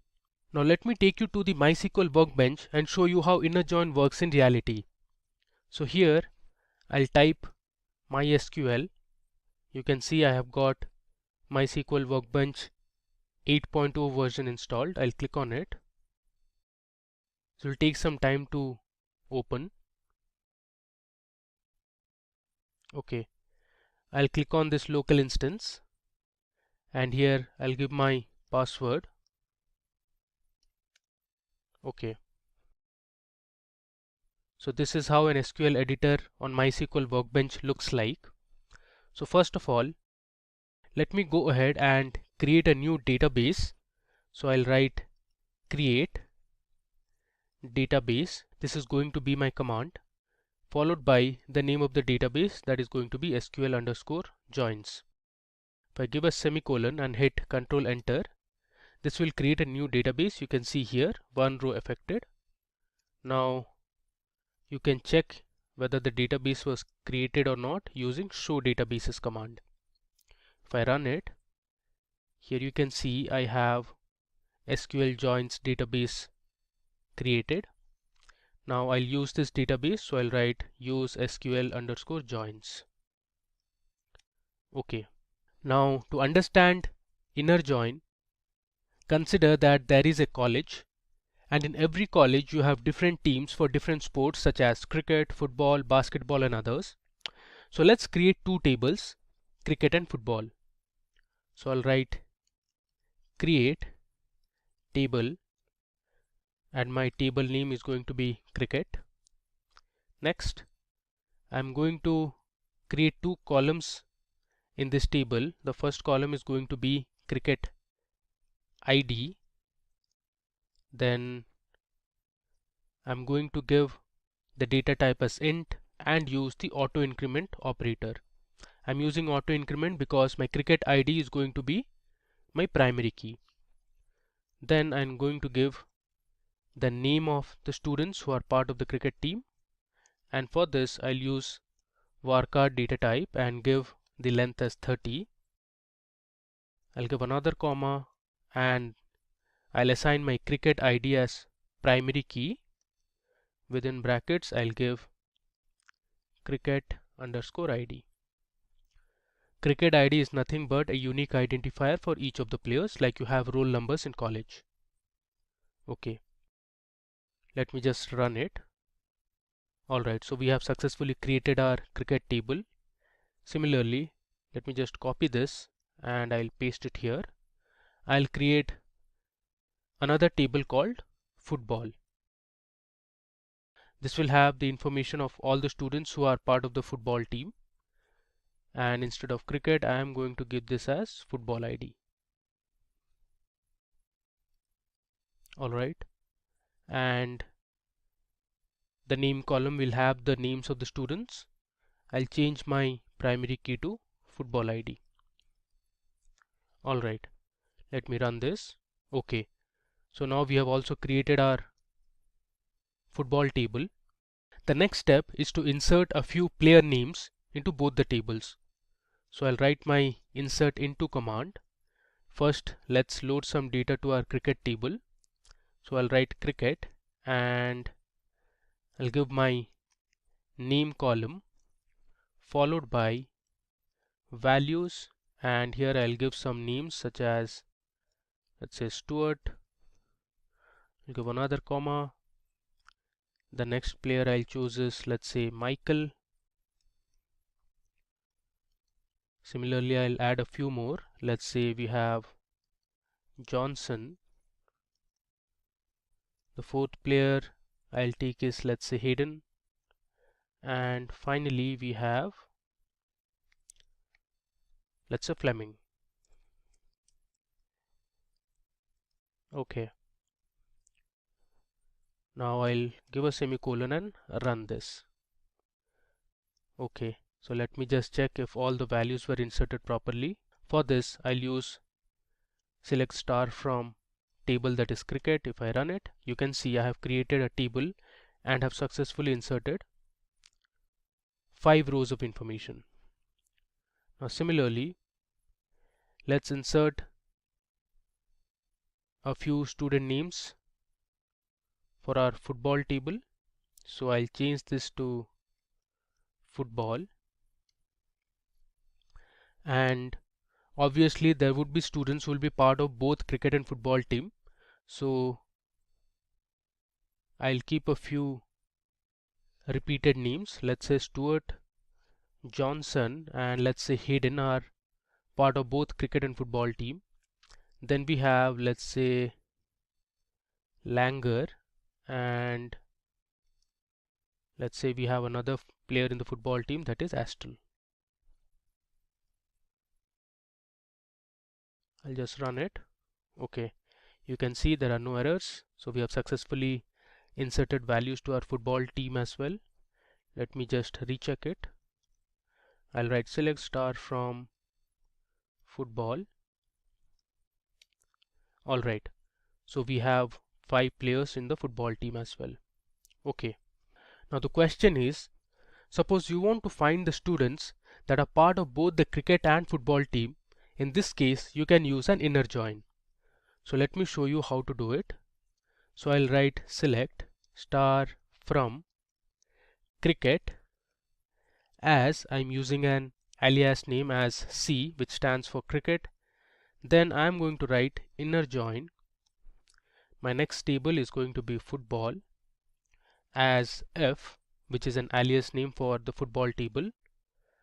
Then I'm going to use the on command or operator, and then I'll give the common key, that is name here. So c dot name is equal to f dot name. So based on this name column from both the table, my inner join operation will be performed. So let's just run it. There you go. So Stuart, Johnson and Hayden are the only 3 students who are part of both the teams. Alright. Now you can also individually select each of the columns from both the tables. So let's say I write select c dot cricket underscore id, comma c dot name, comma f dot football underscore id, comma f dot name.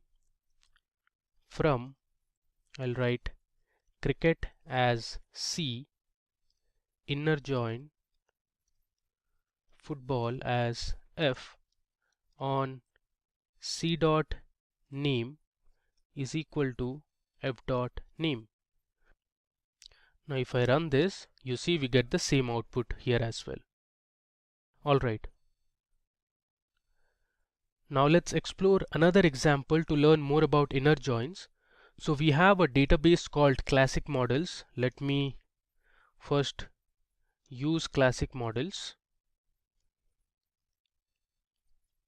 I'll run this. Okay.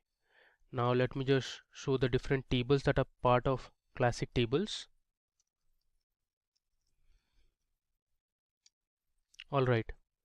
So here you can see there are tables like customers, there's employees, office, there's office details, orders, payments, products and product lines as well. Alright, so let me use my select statement to show what are the columns present in the products table. Okay, so this product table has information about different product names. You have the product code. Now this product code is unique here. We also have the product vendor, a little description about the product, then we have the quantity in stock, buying price and MSRP. Let's see what we have in product lines.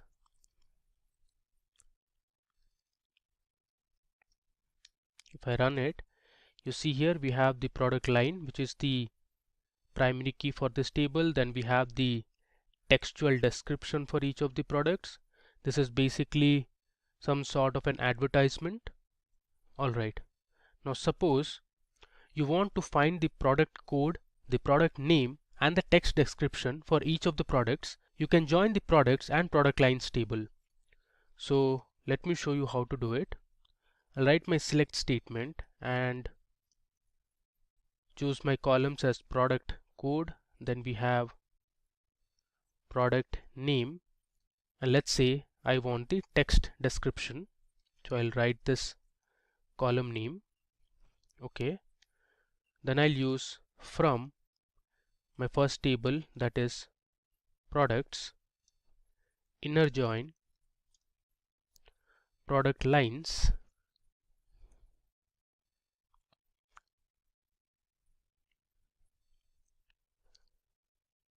I can use using the common key column, that is product line.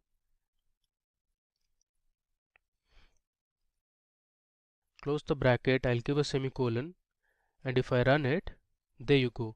So you can see the different product codes, then we have the different product names and the textual description for each of the products. So this we did by joining the products table and the product lines table. Alright.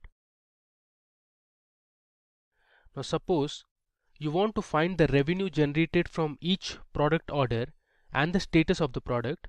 To do this task, we need to join 3 tables, that is orders, order details and products. So first let me show you what are the columns we have in these 3 tables. We have obviously seen for the products table. Now let me show you for orders and order details table. So I'll write select star from orders, I run it, you can see it has information about the order number, the date on which the order was placed. We also have the shipment date. We also have the status column, which has information regarding whether the order was shipped or cancelled. Then we have some comments column. We also have the customer number who ordered this particular product. Similarly, let's check what we have under order details.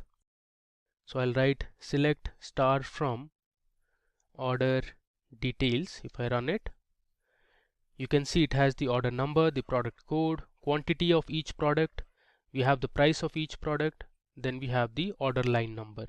Okay, so using the product orders and order details, let's perform an inner join. So I'll write select o dot order number comma o dot status comma I need the product name, which I'll take from the products table, so I'll write p dot product name. Now here O, P are all alias name for the tables, orders, products, and I'll use OD for order details, comma, since we want to find the revenue, we actually need to find the product of quantity ordered into price of each product. So I'll use a sum function, and inside the sum function I'll give quantity ordered multiplied by the price of each item. I'll use an alias as revenue. Then I'll use my from clause, from orders as O, inner join order details as I'll use an alias name as OD, on I'll write O dot order number is equal to OD dot order number.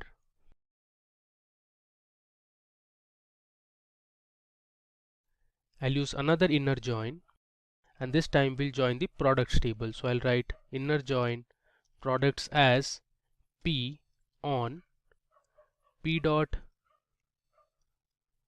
product code is equal to OD dot product code.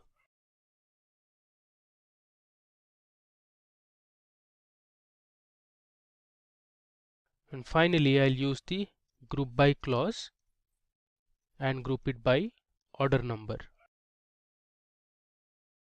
Alright, let me run this. Okay, there's some mistake here. We need to debug this. It says you have an error in your SQL syntax. Check the manual. Alright. Okay, I think the name of the tables is actually orders and not order. Alright, now let's run it. Okay, there's still some error. It says classic models dot product doesn't exist. So again, the product name is, the table name is products and not product. So let's run it again. Alright, there you go. So we have the order number, the status, the product name, and the revenue. This we got it using inner join from 3 different tables. If getting your learning started is half the battle, what if you could do that for free? Visit SkillUp by Simplilearn. Click on the link in the description to know more.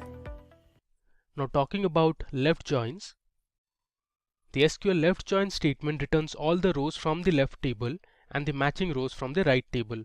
So if you see this diagram, you can see we have all the rows from the left table, that is A, and only the matching rows from the right table, that is B. So you can see this overlapped region, and the syntax for SQL left join is something like this. So you have the select statement, and then you give the list of columns from table A, which is your left table. Then you use the left join keyword followed by the next table, that is table B, on the common key column. So you write A dot key is equal to B dot key. Okay, now in our classic models database, we have two tables, customers and orders. So if you want to find the customer name and their order ID, you can use these two tables. So first let me show you the columns that are present in customers and orders. I think orders we have already seen. Let me first show you what's there in the customers table. Okay, so you can see we have the customer number, the name of the customer, then we have the contact last name, the contact first name, we have the phone number, then there's an address column. There are two address columns actually. We have the city name, the state, and we have other information as well. And similarly we have our orders table. So I'll write select start from orders. So I'll write select star from orders. If I run this, you can see these are the information available in the orders table. Okay, so let's perform a left join where we want to find the customer name and their order IDs. So I'll write select c dot customer name, or let's say first we'll choose the customer number, comma, then I want the customer name, so I'll write c dot customer name. Then we have the order number column which is present in the orders table, and let's say I also want to see the status. Then I'll give my left table, that is customers as C, left join, orders as O on C dot customer number equal to O dot customer number. Let's run it. Okay, again there is some problem. Alright, so the table name is customers. Let's run it. So there's another mistake here. This is customer number, so B is missing. Cool. Let me run it. Alright, so here you can see we have the information regarding the customer number, then the respective customer names, we have the order number and the status of the shipment. So if I scroll down, you'll notice one thing, there are a few rows you can see which have null values. This means for customer number 125 and for this particular customer name there were no orders. And similarly if I scroll down, you will find a few more null values. You can see here there are two null values here. For customer number 168 and 169 there were no orders available. Alright, now to check those customers who haven't placed any orders, you can use the null operator.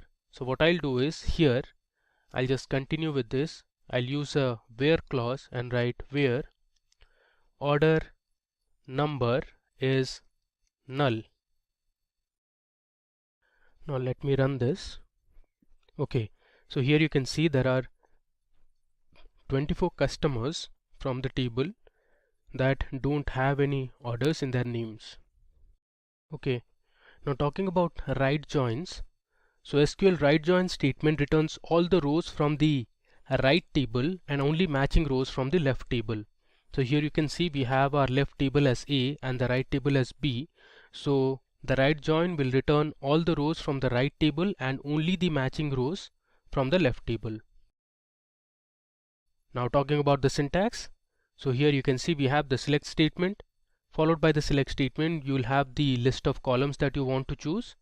From table A, right join table B on the common key column from both the tables. Alright. Now to show how right join works, I'll be using two tables, that is customers and employees. So let's see the rows of data that are present in the customer table first. So I'll write select star from customers. Let's run it. So here you have the customer number, the customer name, then we have the phone number, the address of the customers. You also have the country to which the customer belongs to, the postal code, and the credit limit as well. Similarly, let's see for the employees table. Here I'll change customers to employees. Let's run it. Okay, so we have the employee number, the last name, the first name. We have the extension, the email ID, the job title, and also reports to here means the manager. Okay. So based on these two tables, we'll find the customer name, the phone number of the customer, and the email address of the employee, and join both the tables, that is customers and employees. So let me show you the command. So I'll write select c dot customer name, comma, then we have c dot phone. I'll give a space here. Next, I want the employee number from the employee table, so I'll write e dot employee number, comma, e dot email from customers as C, right join employees as E on E dot, my common key column is employee number here, so I'll write E dot employee number is equal to C dot, we have sales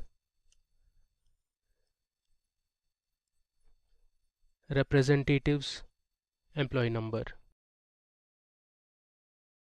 and I'm also going to order it by the employee number column. Okay, so you can see I have my customer name selected from the customers table, the phone number of the customer, then we have the employee number and the email address. So let me run it. Okay, there's some problem. Alright, so the table name is customers actually. Let's run it once again. There you go. So you can see here we have all the values selected from our right table, which is the employees table.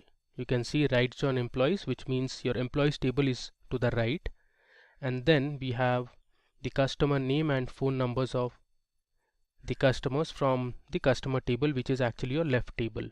So you have a few employee numbers such as 1002, there's 1056, which don't have any customer name or phone numbers. Okay, so there's another popular join which is very widely used in SQL, known as self joins. So self joins are used to join a table to itself. So in our database we have a table called employees. Let me show you the table first. Alright, so here you can see we have the employee number, the last name, the first name of the employee, we have the email ID, and here if you see we have a column called reports to. Now this you can think of as the manager column. So the way to read is, for example, for employee number 1056, the manager is 1002. So if you check for 1002, we have Dane Murphy. Then if I scroll down, let's say for employee number 1102, for employee number 1102, the manager is 1056. So here you can see who is at 1056. You have Mary Patterson. Similarly, if I scroll down, let's say for employee number 1188, we have the manager as 1143. Now if I check the table at 1143, we have Anthony Bow. So the employee Julie Firelli reports to Anthony Bow. Alright, now suppose you want to know who is the reporting manager for each employee. So for that you can use a self join. So let me show you how to join this employees table. I'll write select, and then I'm going to use a function called concat.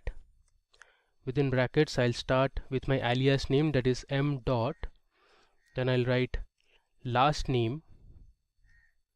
I'm going to concat last name followed by a comma, then I'll have my first name.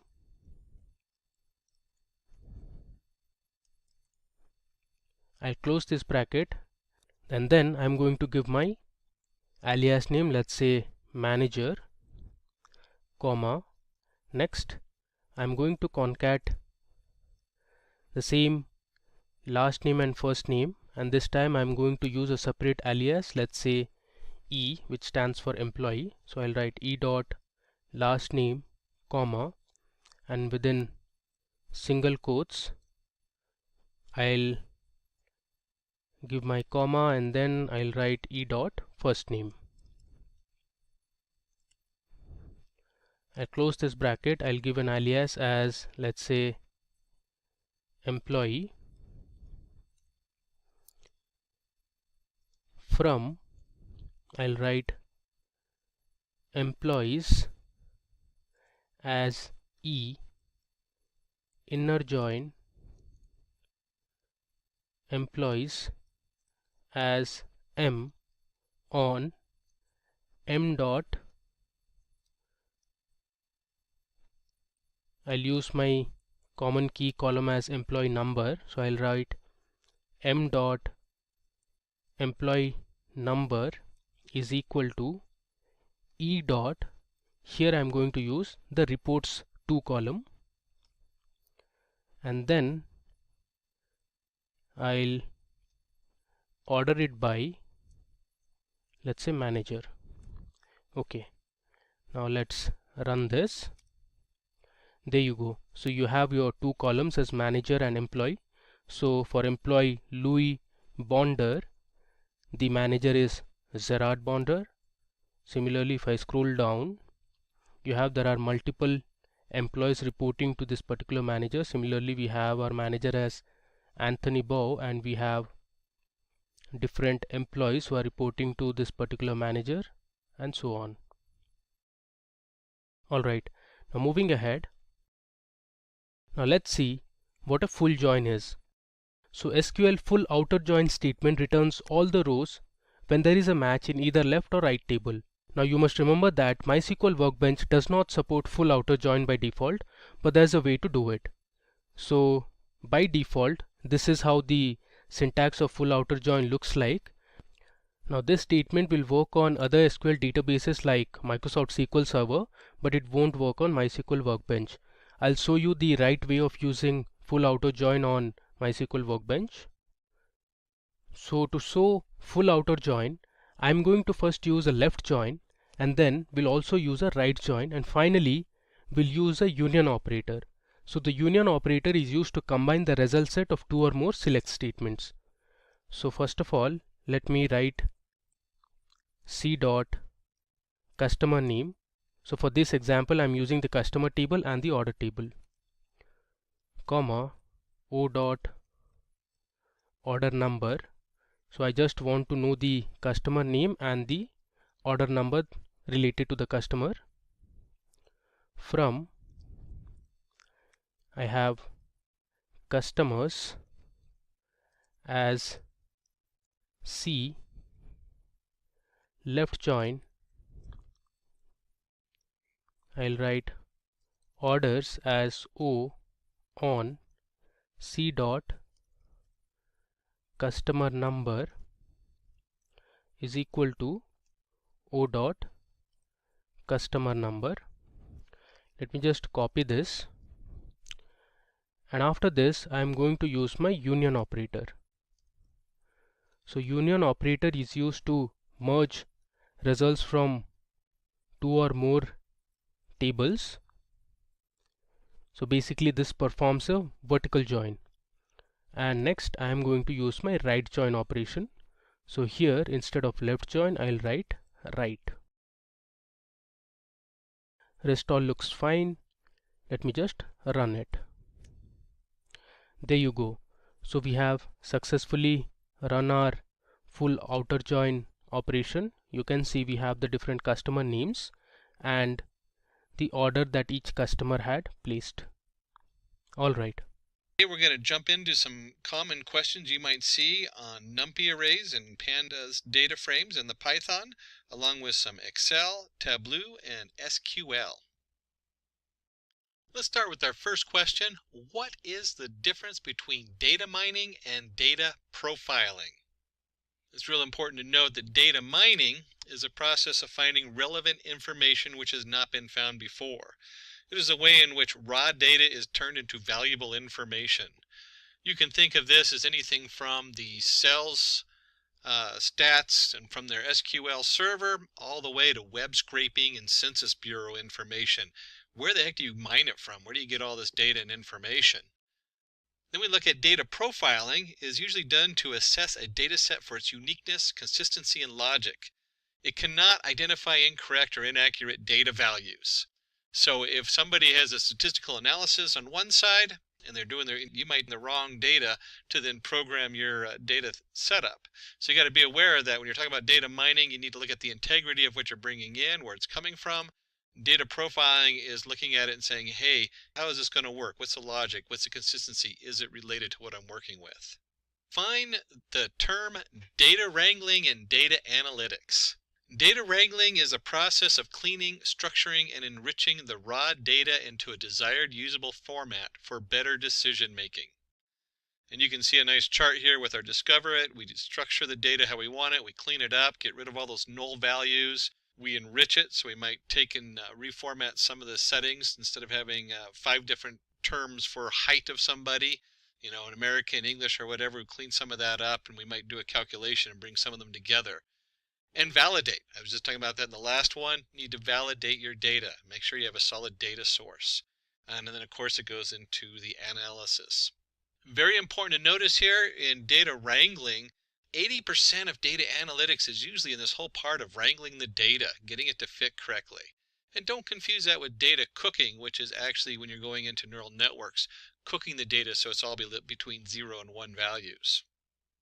What are common problems that data analysts encounter during analysis? Handling duplicate and missing values, collecting the meaningful right data the right time, making data secure and dealing with compliance issues, handling data purging and storage problems. Again, we're talking about data wrangling here. 80% of most jobs are in wrangling that data and getting it in the right format and making sure it's good data to use. Number 4, what are the various steps involved in any analytics project? Understand the problem. We might spend 80% doing wrangling, but you better be ready to understand the problem, because if you can't, you're going to spend all your time in the wrong direction. This is probably the most important part of the process. Everything after it falls in, and then you can come back to it. 2, data collection, data cleaning. Number 3, 4, data exploration analysis, and 5, interpret the results.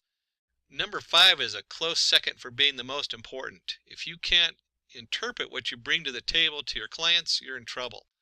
So when this question comes up, you probably want to focus on those 2, noting that the rest of it does, 80% of the work is in 2, 3, and 4, while 1 and 5 are the most important parts. Which technical tools have you used for analysis and presentation purposes? Being a data analyst, you are expected to have knowledge of the below tools for analysis and presentation purposes. There's a wide variety out there. SQL Server, MySQL, you have your Excel, your SPSS, which is the IBM platform, Tableau, Python. You have all these different tools in here. Now, certainly a lot of jobs are going to be narrowed in on just a few of these tools. Like, you're not going to have a Microsoft SQL Server and MySQL Server, but you better understand how to do basic SQL polls, and also understanding Excel and how the different formats for column and how to get those set up. Number 6, what are the best practices for data cleaning? This is really important to remember to go through this in detail. These always come up because 80% of most data analysis is in cleaning the data.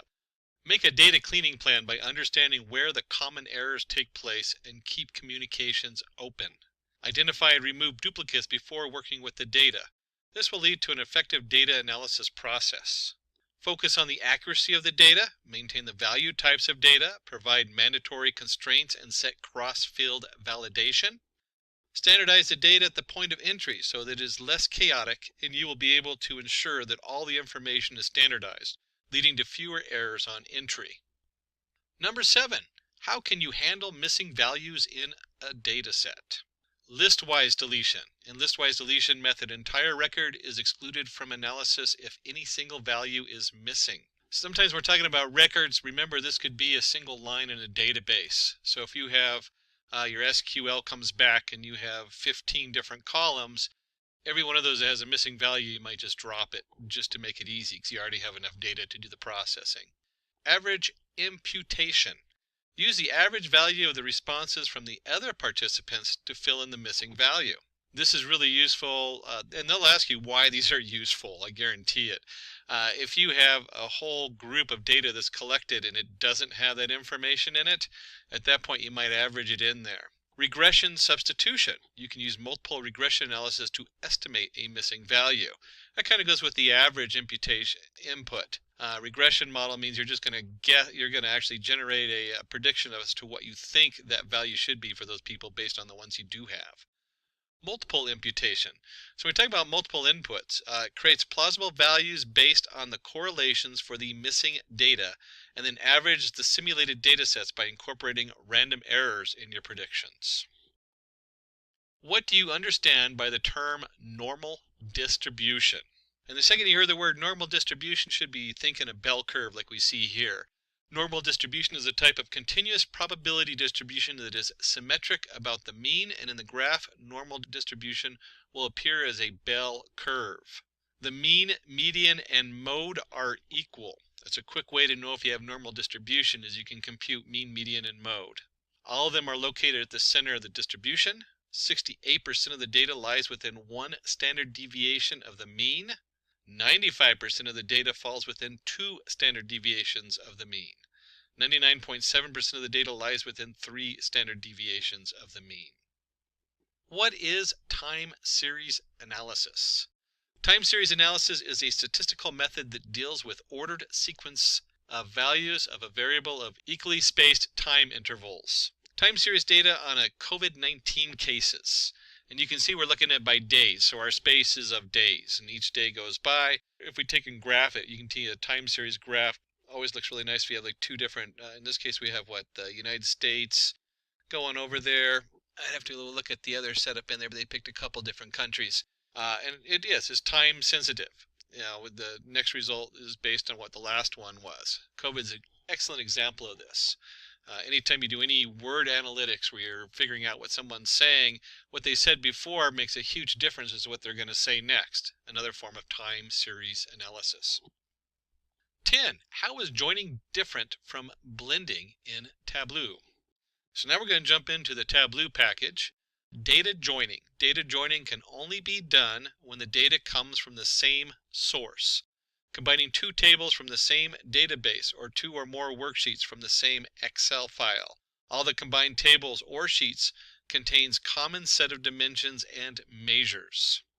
Data blending. Data blending is used when the data is from 2 or more different sources, combining the Oracle table with the SQL server, or 2 sheets from Excel, or combining Excel sheet and Oracle table. In data blending, each data source contains its own set of dimensions and measures. How is overfitting different from underfitting? Always a good one. Overfitting. Probably the biggest danger in data analytics today is overfitting. Model trains from the data too well using the training set. The performance drops significantly over the test set. Happens when the model learns the noise and random fluctuations in the training data set in detail. And again, the performance drops way below what the test set has.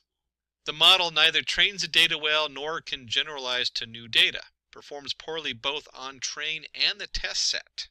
Happens when there is less data to build and an accurate model, and also when we try to build a linear model with a nonlinear data. In Microsoft Excel, a numeric value can be treated as a text value if it proceeds with an apostrophe. Definitely not an exclamation. If you're used to programming in Python, you'll look for that hash code, and not an amber sign. And we can see here, if you enter the value 10 into a field, but you put the apostrophe in front of it, it will read that as a text, not as a number. What is the difference between count, count A, count blank, and count if in Excel? We can see here when we run in just count, D1 through D23, we get 19. And you'll notice that there is 19 numbers coming down here. and so it doesn't count the cost of each, which is the top bracket, and it doesn't count the blank spaces either with the straight count. When you do a count A, you'll get the answer is 20. So now when you do count A, it counts all of them, even the title cost of each. When you do count blank, we'll get 3. Why? There's 3 blank fields. And finally, the count if. If we do count if of E1 to E23 is greater than 10, there's 11 values in there. Basic counting of whatever's in your column, pretty solid on the table there. Explain how VLOOKUP works in Excel. VLOOKUP is used when you need to find things in a table or arrange by row. The syntax has 4 different parts to it. We have our lookup value, that's a value you want to look up. We have our table array, the range where the lookup value is located, column index number, the column number and range that contains the return value, and the range lookup. Specify true if you want an approximate match or false if you want an exact match of the return value. So here we see VLOOKUP F3 A2 to C8 2, 0 for prints. Now they don't show the F3. F3 is the actual cell that prints is in. That's what we're looking at is F3. So there's your prints. He pulls in from F3. A2 to C8 is the data we're looking into. And then number 2 is a column in that data. So in this case, we're looking for age. And we count name as 1, age as 2. Keep in mind this is Excel versus a lot of your Python and programming languages where you start at 0. In Excel, we always look at the cells as 1, 2, 3. So 2 represents the age. 0 is false for having an exact matchup versus 1. We don't actually need to worry about that too much in this. 0 or 1 would work with this example. And you can see with the Angela lookup, again, her name would be in the F column number 4. That's what the F4 stands for, is where they pulled Angela from. And then you have A1 to C8, and then we're looking at number 3. So number 3 is height, name being 1, age 2, and then height 3. And you'll see here it pulls in her height 5.8. So we're going to jump over to SQL. How do you subset or filter data in SQL? To subset or filter data in SQL, we use where and having clause. And you can see we have a nice table on the left where we have the title, the director, the year, the duration. We want to filter the table for movies that were directed by Brad Bird. Why? Just because we want to know what Brad Bird did. So we're going to do select star. You should know that the star refers to all. In this case, what are we going to return? We're going to return all title, directory, year, and duration. That's what we mean by all.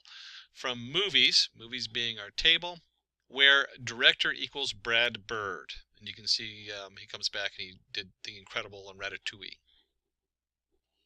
To subset or filter data SQL, we can also use the where and having clause. So we're going to take a closer look at the different ways we can filter here.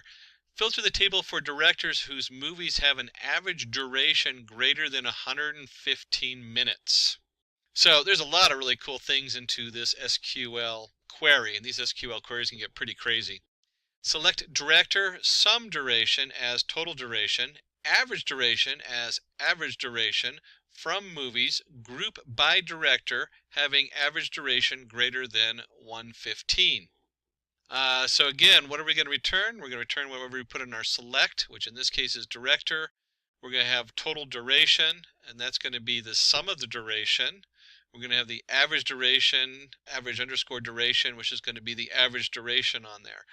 And then we, of course, go ahead and group by director. And we want to make sure we group them by anyone that has having an average duration greater than 115. These SQL queries are so important. I don't know how many times the SQL comes up, and there's so many different other languages, not just MySQL and not Microsoft SQL, but in addition to that, where the SQL language comes in, especially with Hadoop and other areas. So you really should know your basic SQL. Doesn't hurt to get that little cheat sheet and glance over it and double check some of the different features in SQL. What is the difference between where and having clause in SQL? Where clause works on row data. In where clause, the filter occurs before any groupings are made. Aggregate functions cannot be used. So the syntax is select your columns from table where what the condition is. Having clause works on aggregated data. Having is used to filter values from a group. Aggregate functions can be used, and the syntax is select column names from table where the condition is, grouped by, having a condition ordered by column names. What is the correct syntax for reshape function in NumPy? So we're going to jump to the NumPy array program, and what you come up with is you have, in this case it'd be numpy.reshape. A lot of times you do an import numpy as np, reshape, and then your array and the new shape. And you can see here as the actual example comes in, the reshape is A, and we're going to reshape it in 2, 5 setups. And you can see the printout in there that prints in 2 rows with 5 values in each one. What are the different ways to create a data frame in pandas? Well, we can do it by initializing a list. So you can import your pandas as PD, very common. Data equals Tom 30, Jerry 20, Angela 35. We'll go ahead and create the data frame, and we'll say pd.dataframe is the data, columns equals name and age. So you can designate your columns. You can also designate index in there. You should always remember that the index, in this case, maybe you want the index instead of 1, 2 to be the date they signed up, or who knows, whatever. And you can see right there, it just generates a nice pandas data frame with Tom, Jerry, and Angela. Another way you can initialize a data frame is from dictionary. You can see here we have a dictionary where the date equals name, Tom, Jerry, Angela, Mary. Age is 20, 21, 19, 18. And if we do a df pd.dataframe on the data, you'll get the same kind of setup. You get your name, age, Tom, Jerry, Angela, and Mary. Write the Python code to create an employee's data frame from the emp.csv file and display the head and summary of it. To create a data frame in Python, you need to import the pandas library and use the read CSV function to load the CSV file. And here you can see we have import pandas as PD, employees, or the data frame employees, equals pd.readcsv, and then you have your path to that CSV file. There's a number of settings in the read CSV where you can tell it how many rows are the top index. You can set the columns in there. You can have skip rows. There's all kinds of things. You can also go in there and double check with your read CSV, but the most basic one is just to read a basic CSV. How will you select the department and age columns from an employee's data frame? So we have import pandas as PD. You can see we have created our data. We will go ahead and create our employees PD data frame on the left. And then on the right, to select department and age from the data frame, we just do employees, and then you put the brackets around it. Now, if you're just doing one column, you could do just department. But if you're doing multiple columns, you got to have those in a second set of brackets. So it's got to be a reference with a list within the reference. What is the criteria to say whether a developed data model is good or not? A good model should be intuitive, insightful, and self-explanatory. Follow the old saying, KISS, keep it simple. The model developed should be able to easily consumed by the clients for actionable and profitable results.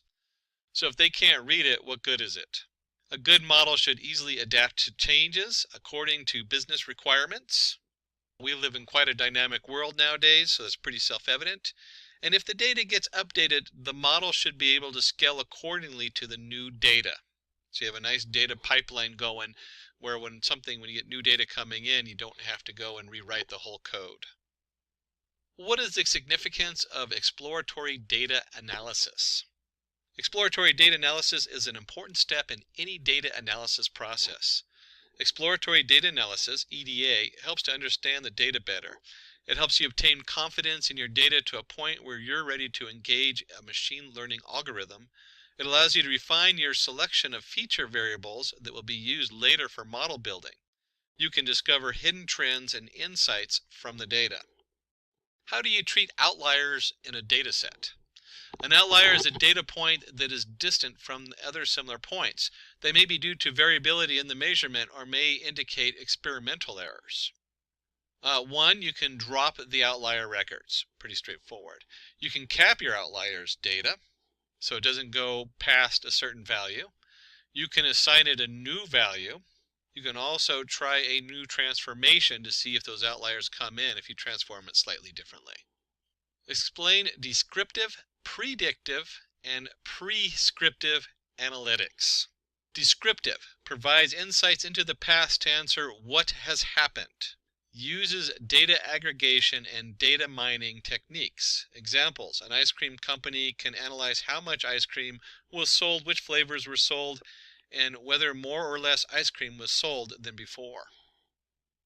Predictive understands the future to the answer, what could happen, uses statistical models and forecasting techniques.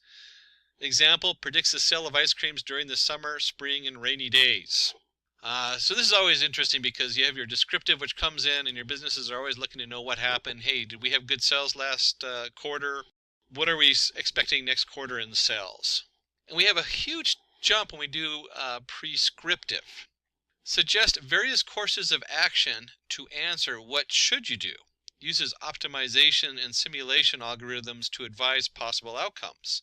Example: lower prices to increase sale of ice creams, produce more or less quantities of certain flavor of ice cream.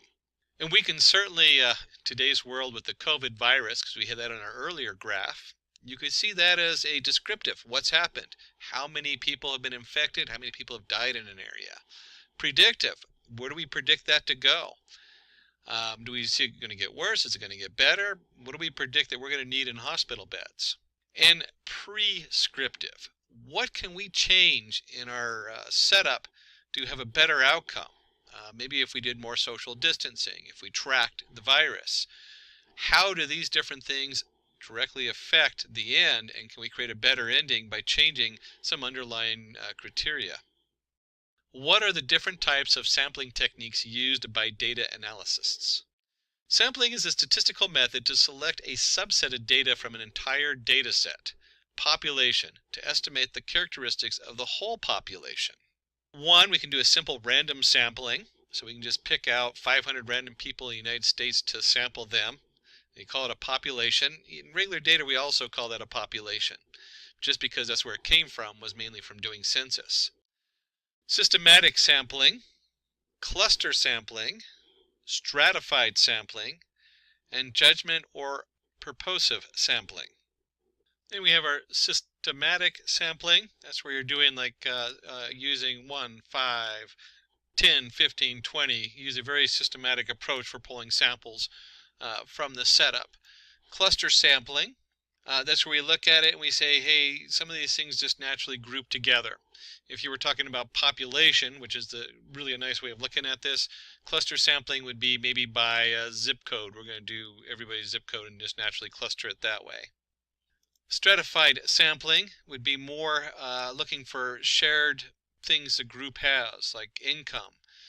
So if you're studying something on poverty, you might look at their naturally group people based on income to begin with, and then study those individuals in the income to find out what kind of traits they have. And then judgmental. That is where the researcher very carefully selects each member of their own group. So it's very much based on their personal knowledge. Jumping on to 26, what are the different types of hypothesis testing? Hypothesis testing is a procedure used by statisticians and scientists to accept or reject statistical hypothesis. We start with the hypothesis testing. We have null hypothesis and alternative hypothesis. On the null hypothesis, it states that there is no relation between the predictor and the outcome variables in the population. It is denoted by H0. Example: there is no association between patients, BMI, and diabetes. Alternative hypothesis, it states there is some relation between the predictor and outcome variables in the population. It is denoted by H1. Example: there could be an association between patients' BMI and diabetes. And that's the body mass index, if you didn't catch the BMI and you're not in medical. Describe univariate, bivariate, and multivariate analysis. A univariate analysis, it is the simplest form of data analysis where the data being analyzed contains only one variable. An example is studying the heights of players in the NBA. Because it's so simple, it can be described using central tendencies, dispersion, quartiles, bar charts, histograms, pie charts, frequency distribution tables. The bivariate analysis, it involves analysis of two variables to find causes, relationships, and correlations between the variables. Example, analyzing sale of ice creams based on the temperature outside. Bivariate analysis can be explained using correlation coefficients, linear regression, logistic regression, scatter plots, and box plots. And multivariate analysis, it involves analysis of three or more variables to understand the relationship of each variable with the other variables. Example, analyzing revenue based on expenditure. So if we have our TV ads, we have our newspaper ads, our social media ads, and our revenue, we can now compare all those together. The multivariate analysis can be performed using multiple regression, factor analysis, classification and regression trees, cluster analysis, principal component analysis, clustering bar chart, dual axis chart. What function would you use to get the current date and time in Excel? In Excel, you can use the today and now function to get the current date and time. And you can see down here with the two examples where just equals today or equals now. Using the SUMIFS function in Excel, find the total quantity sold by sales representatives whose names start with A and the cost of each item they have sold is greater than 10.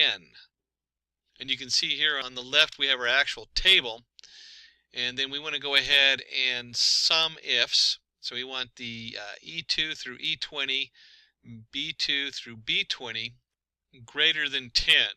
And this basically is just saying, hey, we're going to take everything in the E column and we're going to sum it up, but only those objects where the D column is greater than 10. That's what that means there. Is the below query correct? If not, how will you rectify it? Select customer ID, year, order date as order year from order where order year is greater than or equal to 2016. And hopefully you caught it right there. It's in the devil's in the details. We can't not use the alias name while filtering data using the where clause. So the correct format is all the same except for where it says where the year order date is greater than or equal to 16 versus using the order year, which we assign under the select setup. How are union, intersect, and except used in SQL? The union operator is used to combine the results of two or more select statements. And you can see here we have select star from region 1. We're going to make a union with select star from region 2. And it basically takes both these SQL tables and combines them to form a full new table on there. So that's your union as we bring everything together. When we look at the intersect operator, it returns the common records that are the result of the two or more select statements. So you can see here we select star from region 1, intersect, select star from region 2, and we come up with only those records that are shared, that have the same data in them.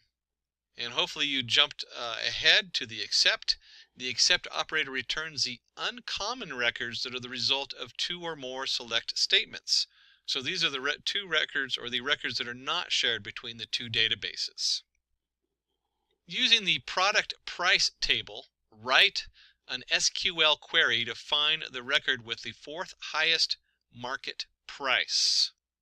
So here we have a little bit of a brain teaser. They're always fun. And the first thing we want to do is we're going to go ahead and if you look at the script on the left, we really want the fourth one down. So we're going to select the top 4 from product price. But we're going to order it by market price descending. SP order by market price ascending. So what we do is we take the top 4 of the market price ascending And that's going to give us the 4 greatest values. And then we're going to reverse that order and do descending.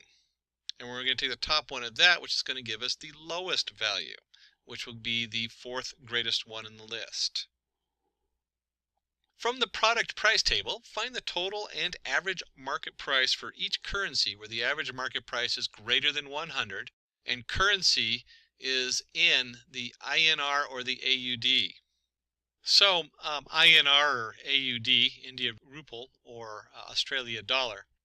You can see over here the SQL query. If you had trouble putting this together, you might actually do some of it in reverse. And you can see right here where the average market price is greater than 50. Remember, we use having, not where, at the end because it's part of the group. So group by currency, because we want those 2 currencies. And we want the currency India Rupee, the INR or the AUD. And as you keep going backwards, we're actually going to be selecting the currency, the sum of the market price as total price, and the average market price as average price. So there's our select. It's going to come from the product price, which is just our table over there, and then we have where our currency is in. And like I said, you can put it together however you want, but hopefully you got to the end there. So this question will test your knowledge in Tableau, exploring the different features of Tableau, and creating a suitable graph to solve a business problem. And of course, Tableau is very visual in its use, so it's very hard to test it without actually just getting your hands on. And if you can't visualize some of this and how to do it, then you should go back and refresh yourself. Using the sample superstore dataset, create a view to analyze the sales, profits, and quantities sold across different subcategories of items present under each category. So the first step is to go ahead and load the sample superstore dataset. So make sure you know how to load the sample, the superstore dataset. That's underneath either the connect button in the upper left or the Tableau icon up there, and be able to pull in the dataset. And then once you've done that, you just drag the category and subcategory on rows and salaries onto columns. It will result in a horizontal bar chart. So in this one, we're just going to drag profit onto color and quantity onto label. Sort the sales axes in descending order of sum and sales within each subcategory. And if you're at home doing this, you'll see that chairs under furniture category had the highest sales and profit, while tables had the lowest profit. For office supplies, subcategory binders made the highest profit, even though storage had the highest sales. Under technology category, copiers made the highest profit, though it was the least amount of sales. Let's work to create a dual axis chart in Tableau to present sales and profits across different years using sample superstore dataset. Load the orders sheet from the sample superstore dataset. Drag the order data field from the dimensions onto columns and convert it into continuous month. Drag cells onto rows and profits to the right corner of the view until you see a light green rectangle. One of those things, if you haven't done this hands-on, you don't know what you're doing, you're going to run into a bind because you're going to be just kind of dropping it and wondering what happened. Synchronize the right axes by right-clicking on the profit axis. And then let's finalize it by going under the marks card, change some cells to bar and some profit to line, and adjust the size. And then we have a nice display that we can either print out or save and send off to the shareholders. Let's go ahead and do one more Tableau. Design a view in Tableau to show state-wise sales and profits using the sample superstore dataset.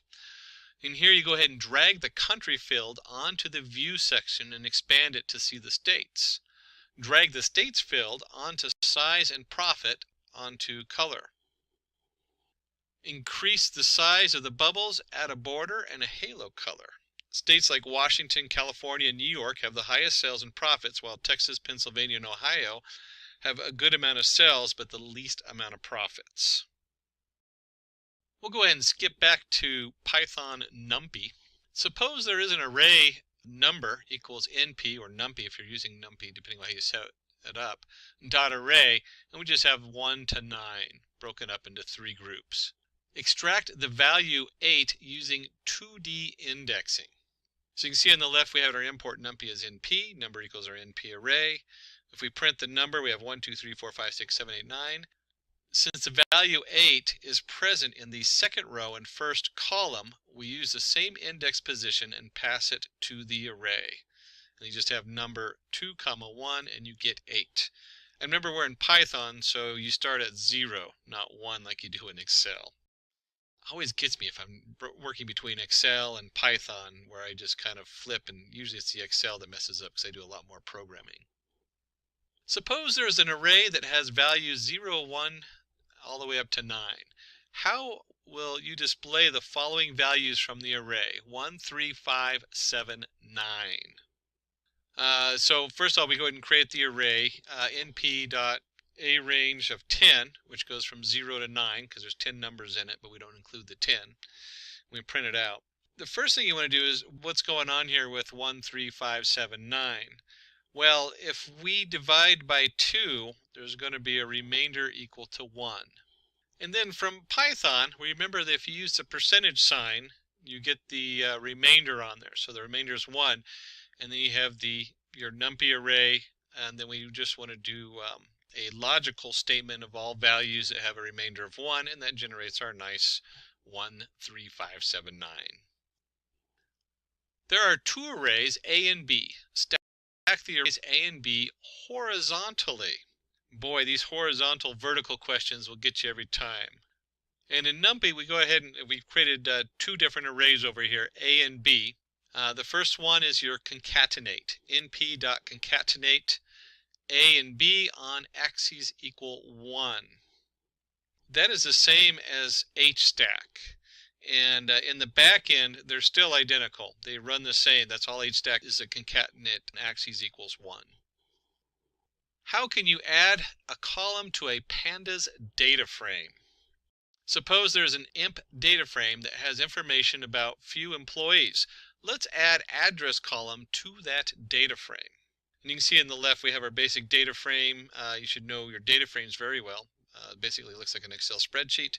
As you come over here, it's really simple. You just do df of address equals the address once you've assigned values to the address.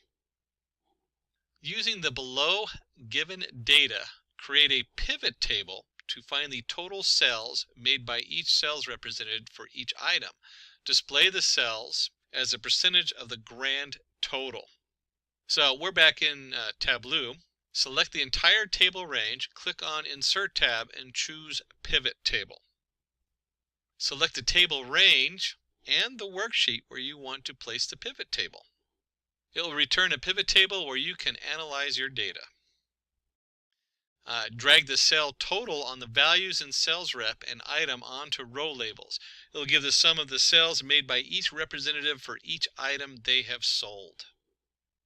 And finally, right-click on Sum of Cell Total and expand Show Values as to select percentage of grand total. Real important just to understand what a pivot table is. We're just pivoting it from rows and columns and switching this direction on there. And finally, we have our final pivot table, and you can see the values, roles, and sum of total cell.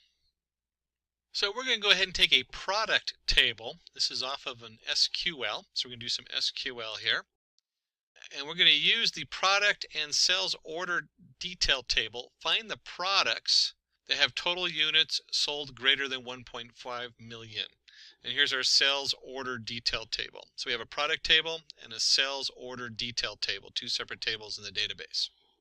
And what we're going to do is put together the SQL query. We want to select pp name, sum, sod, unit price as cells.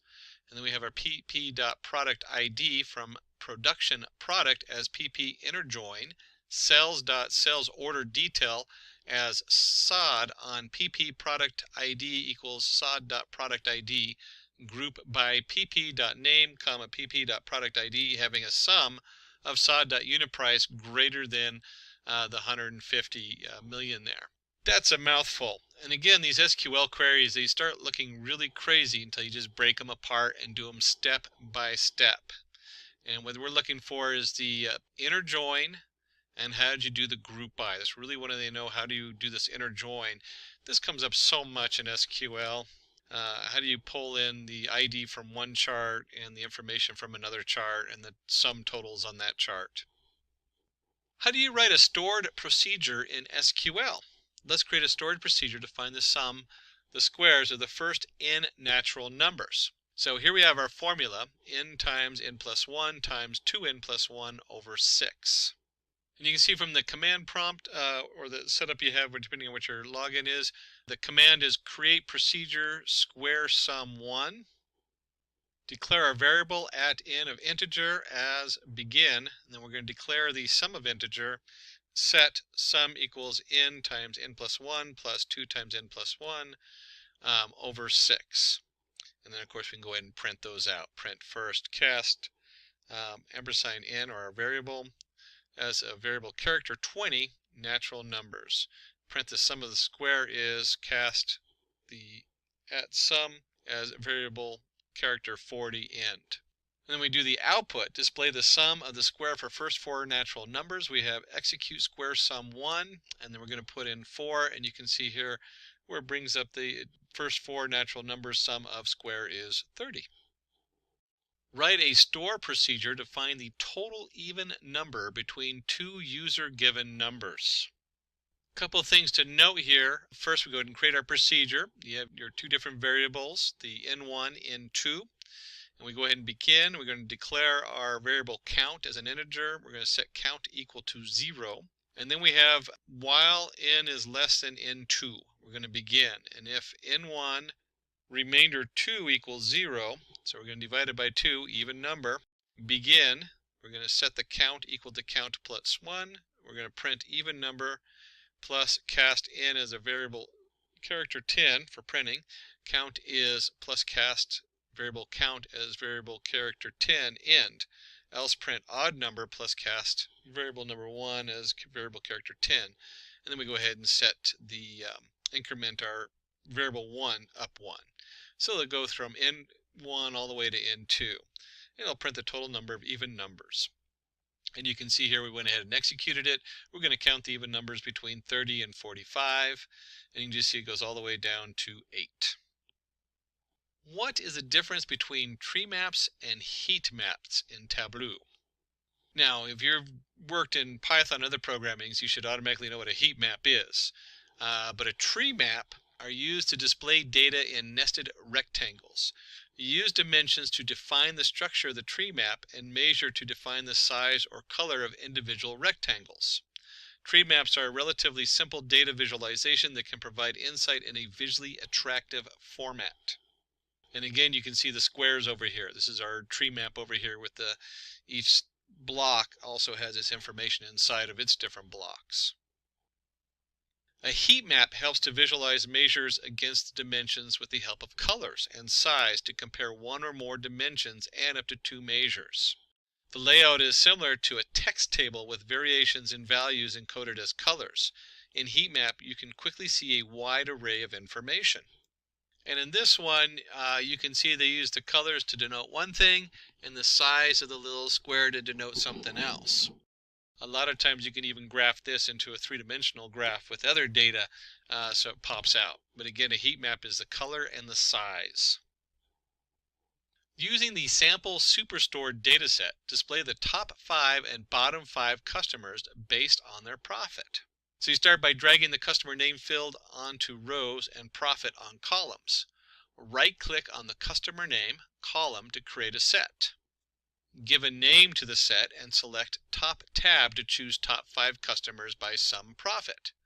Similarly, create a set for the bottom 5 customers by sum profit. Select both the sets, right-click to create a combined set. Give a name to the set and choose all members in both sets.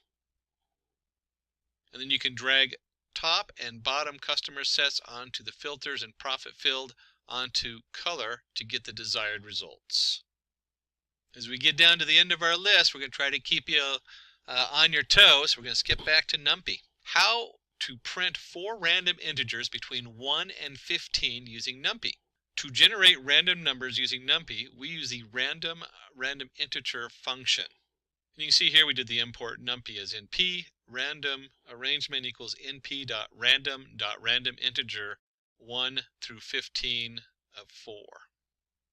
From the below data frame, going to jump again on you, now we're into pandas. How will you find the unique values for each column and subset the data for age less than 35 and height greater than 6? To find the unique values and the number of unique elements, use the unique and the in-unique function. You can see here we just did df height, so we're selecting just the height column, and we want to look for the unique. That returns an array, where in unique, if we do that on the height or the age, will return just the number of unique values. And then we can do a subset the data for ages less than 35 and height greater than 6. So if we look over here, we have a new df. Remember, this is going to be taking slices of our original data frame. It doesn't actually change the data frame. So our new df equals the data frame, or df, the data frame where age is less than 35 and the height is greater than 6. And in case you're not using Tableau, which has a lot of its own different mapping programs in there, make sure you understand how to use the basics of Matplotlib. Plot a sine graph using NumPy and Matplotlib in Python. And the way we did this is we went ahead and generated an x. We know our y equals np.sine of x. If you print out x, you'll see a whole value here. Our Matplotlib pyplot as plt. If you are working in Jupyter Notebook, make sure you understand the Matplotlib inline, that little percentage sign Matplotlib inline. That prints it on the page in the Jupyter Notebook. The newer version of Jupyter Notebook or Jupyter Labs automatically does that for you, but I usually put it in there just in case I end up on an older version. If you print y, you can see here we have our different y values and our different x values. You simply put in plt.plot xy and do a plot show. And before we go, let's get one more in. We're going to do a pandas using the below pandas data frame. Find the company with the highest average sales, derive the summary statistics for this sales column, and transpose these statistics. That's a mouthful, and just like any of these computer problems, break it apart. So first of all, we're looking for the highest average sales. So group the company column and use the mean function to find the average sales. And you can see here by company equals df.groupBy company. Once we've done that, using the describe function, we can now go ahead and look at the summary of statistics on here. Use the describe function to find the summary. So by company, those are groups. We're just going to describe them. And you could actually bundle those together if you wanted and just do them all in one line. So here we go, by company.describe. You can see we have a nice breakout. Always good to remember. Whether you're using any of the packages, whether it's Tableau or Pandas in Python, or even R or some other package, being able to quick look and describe your data is very important. And then we can go ahead and just do a basic apply a transpose function over the describe method to transpose the statistics. All we've done here is flip the index with the column names, but if you're following the numbers, a lot of times it's easier to follow across one line, or maybe you want to average out the count, or there's all kinds of different reasons to do that. And with that, we have come to the end of this video on Data Analyst Full Course. I hope it was informative and interesting. If you have any questions related to the topics that were covered in this video, please ask away in the comment section below. Our team will help you solve your queries. Thanks for watching, stay safe and keep learning. Hi there, if you like this video, subscribe to the Simplilearn YouTube channel and click here to watch similar videos. To nerd up and get certified, click here.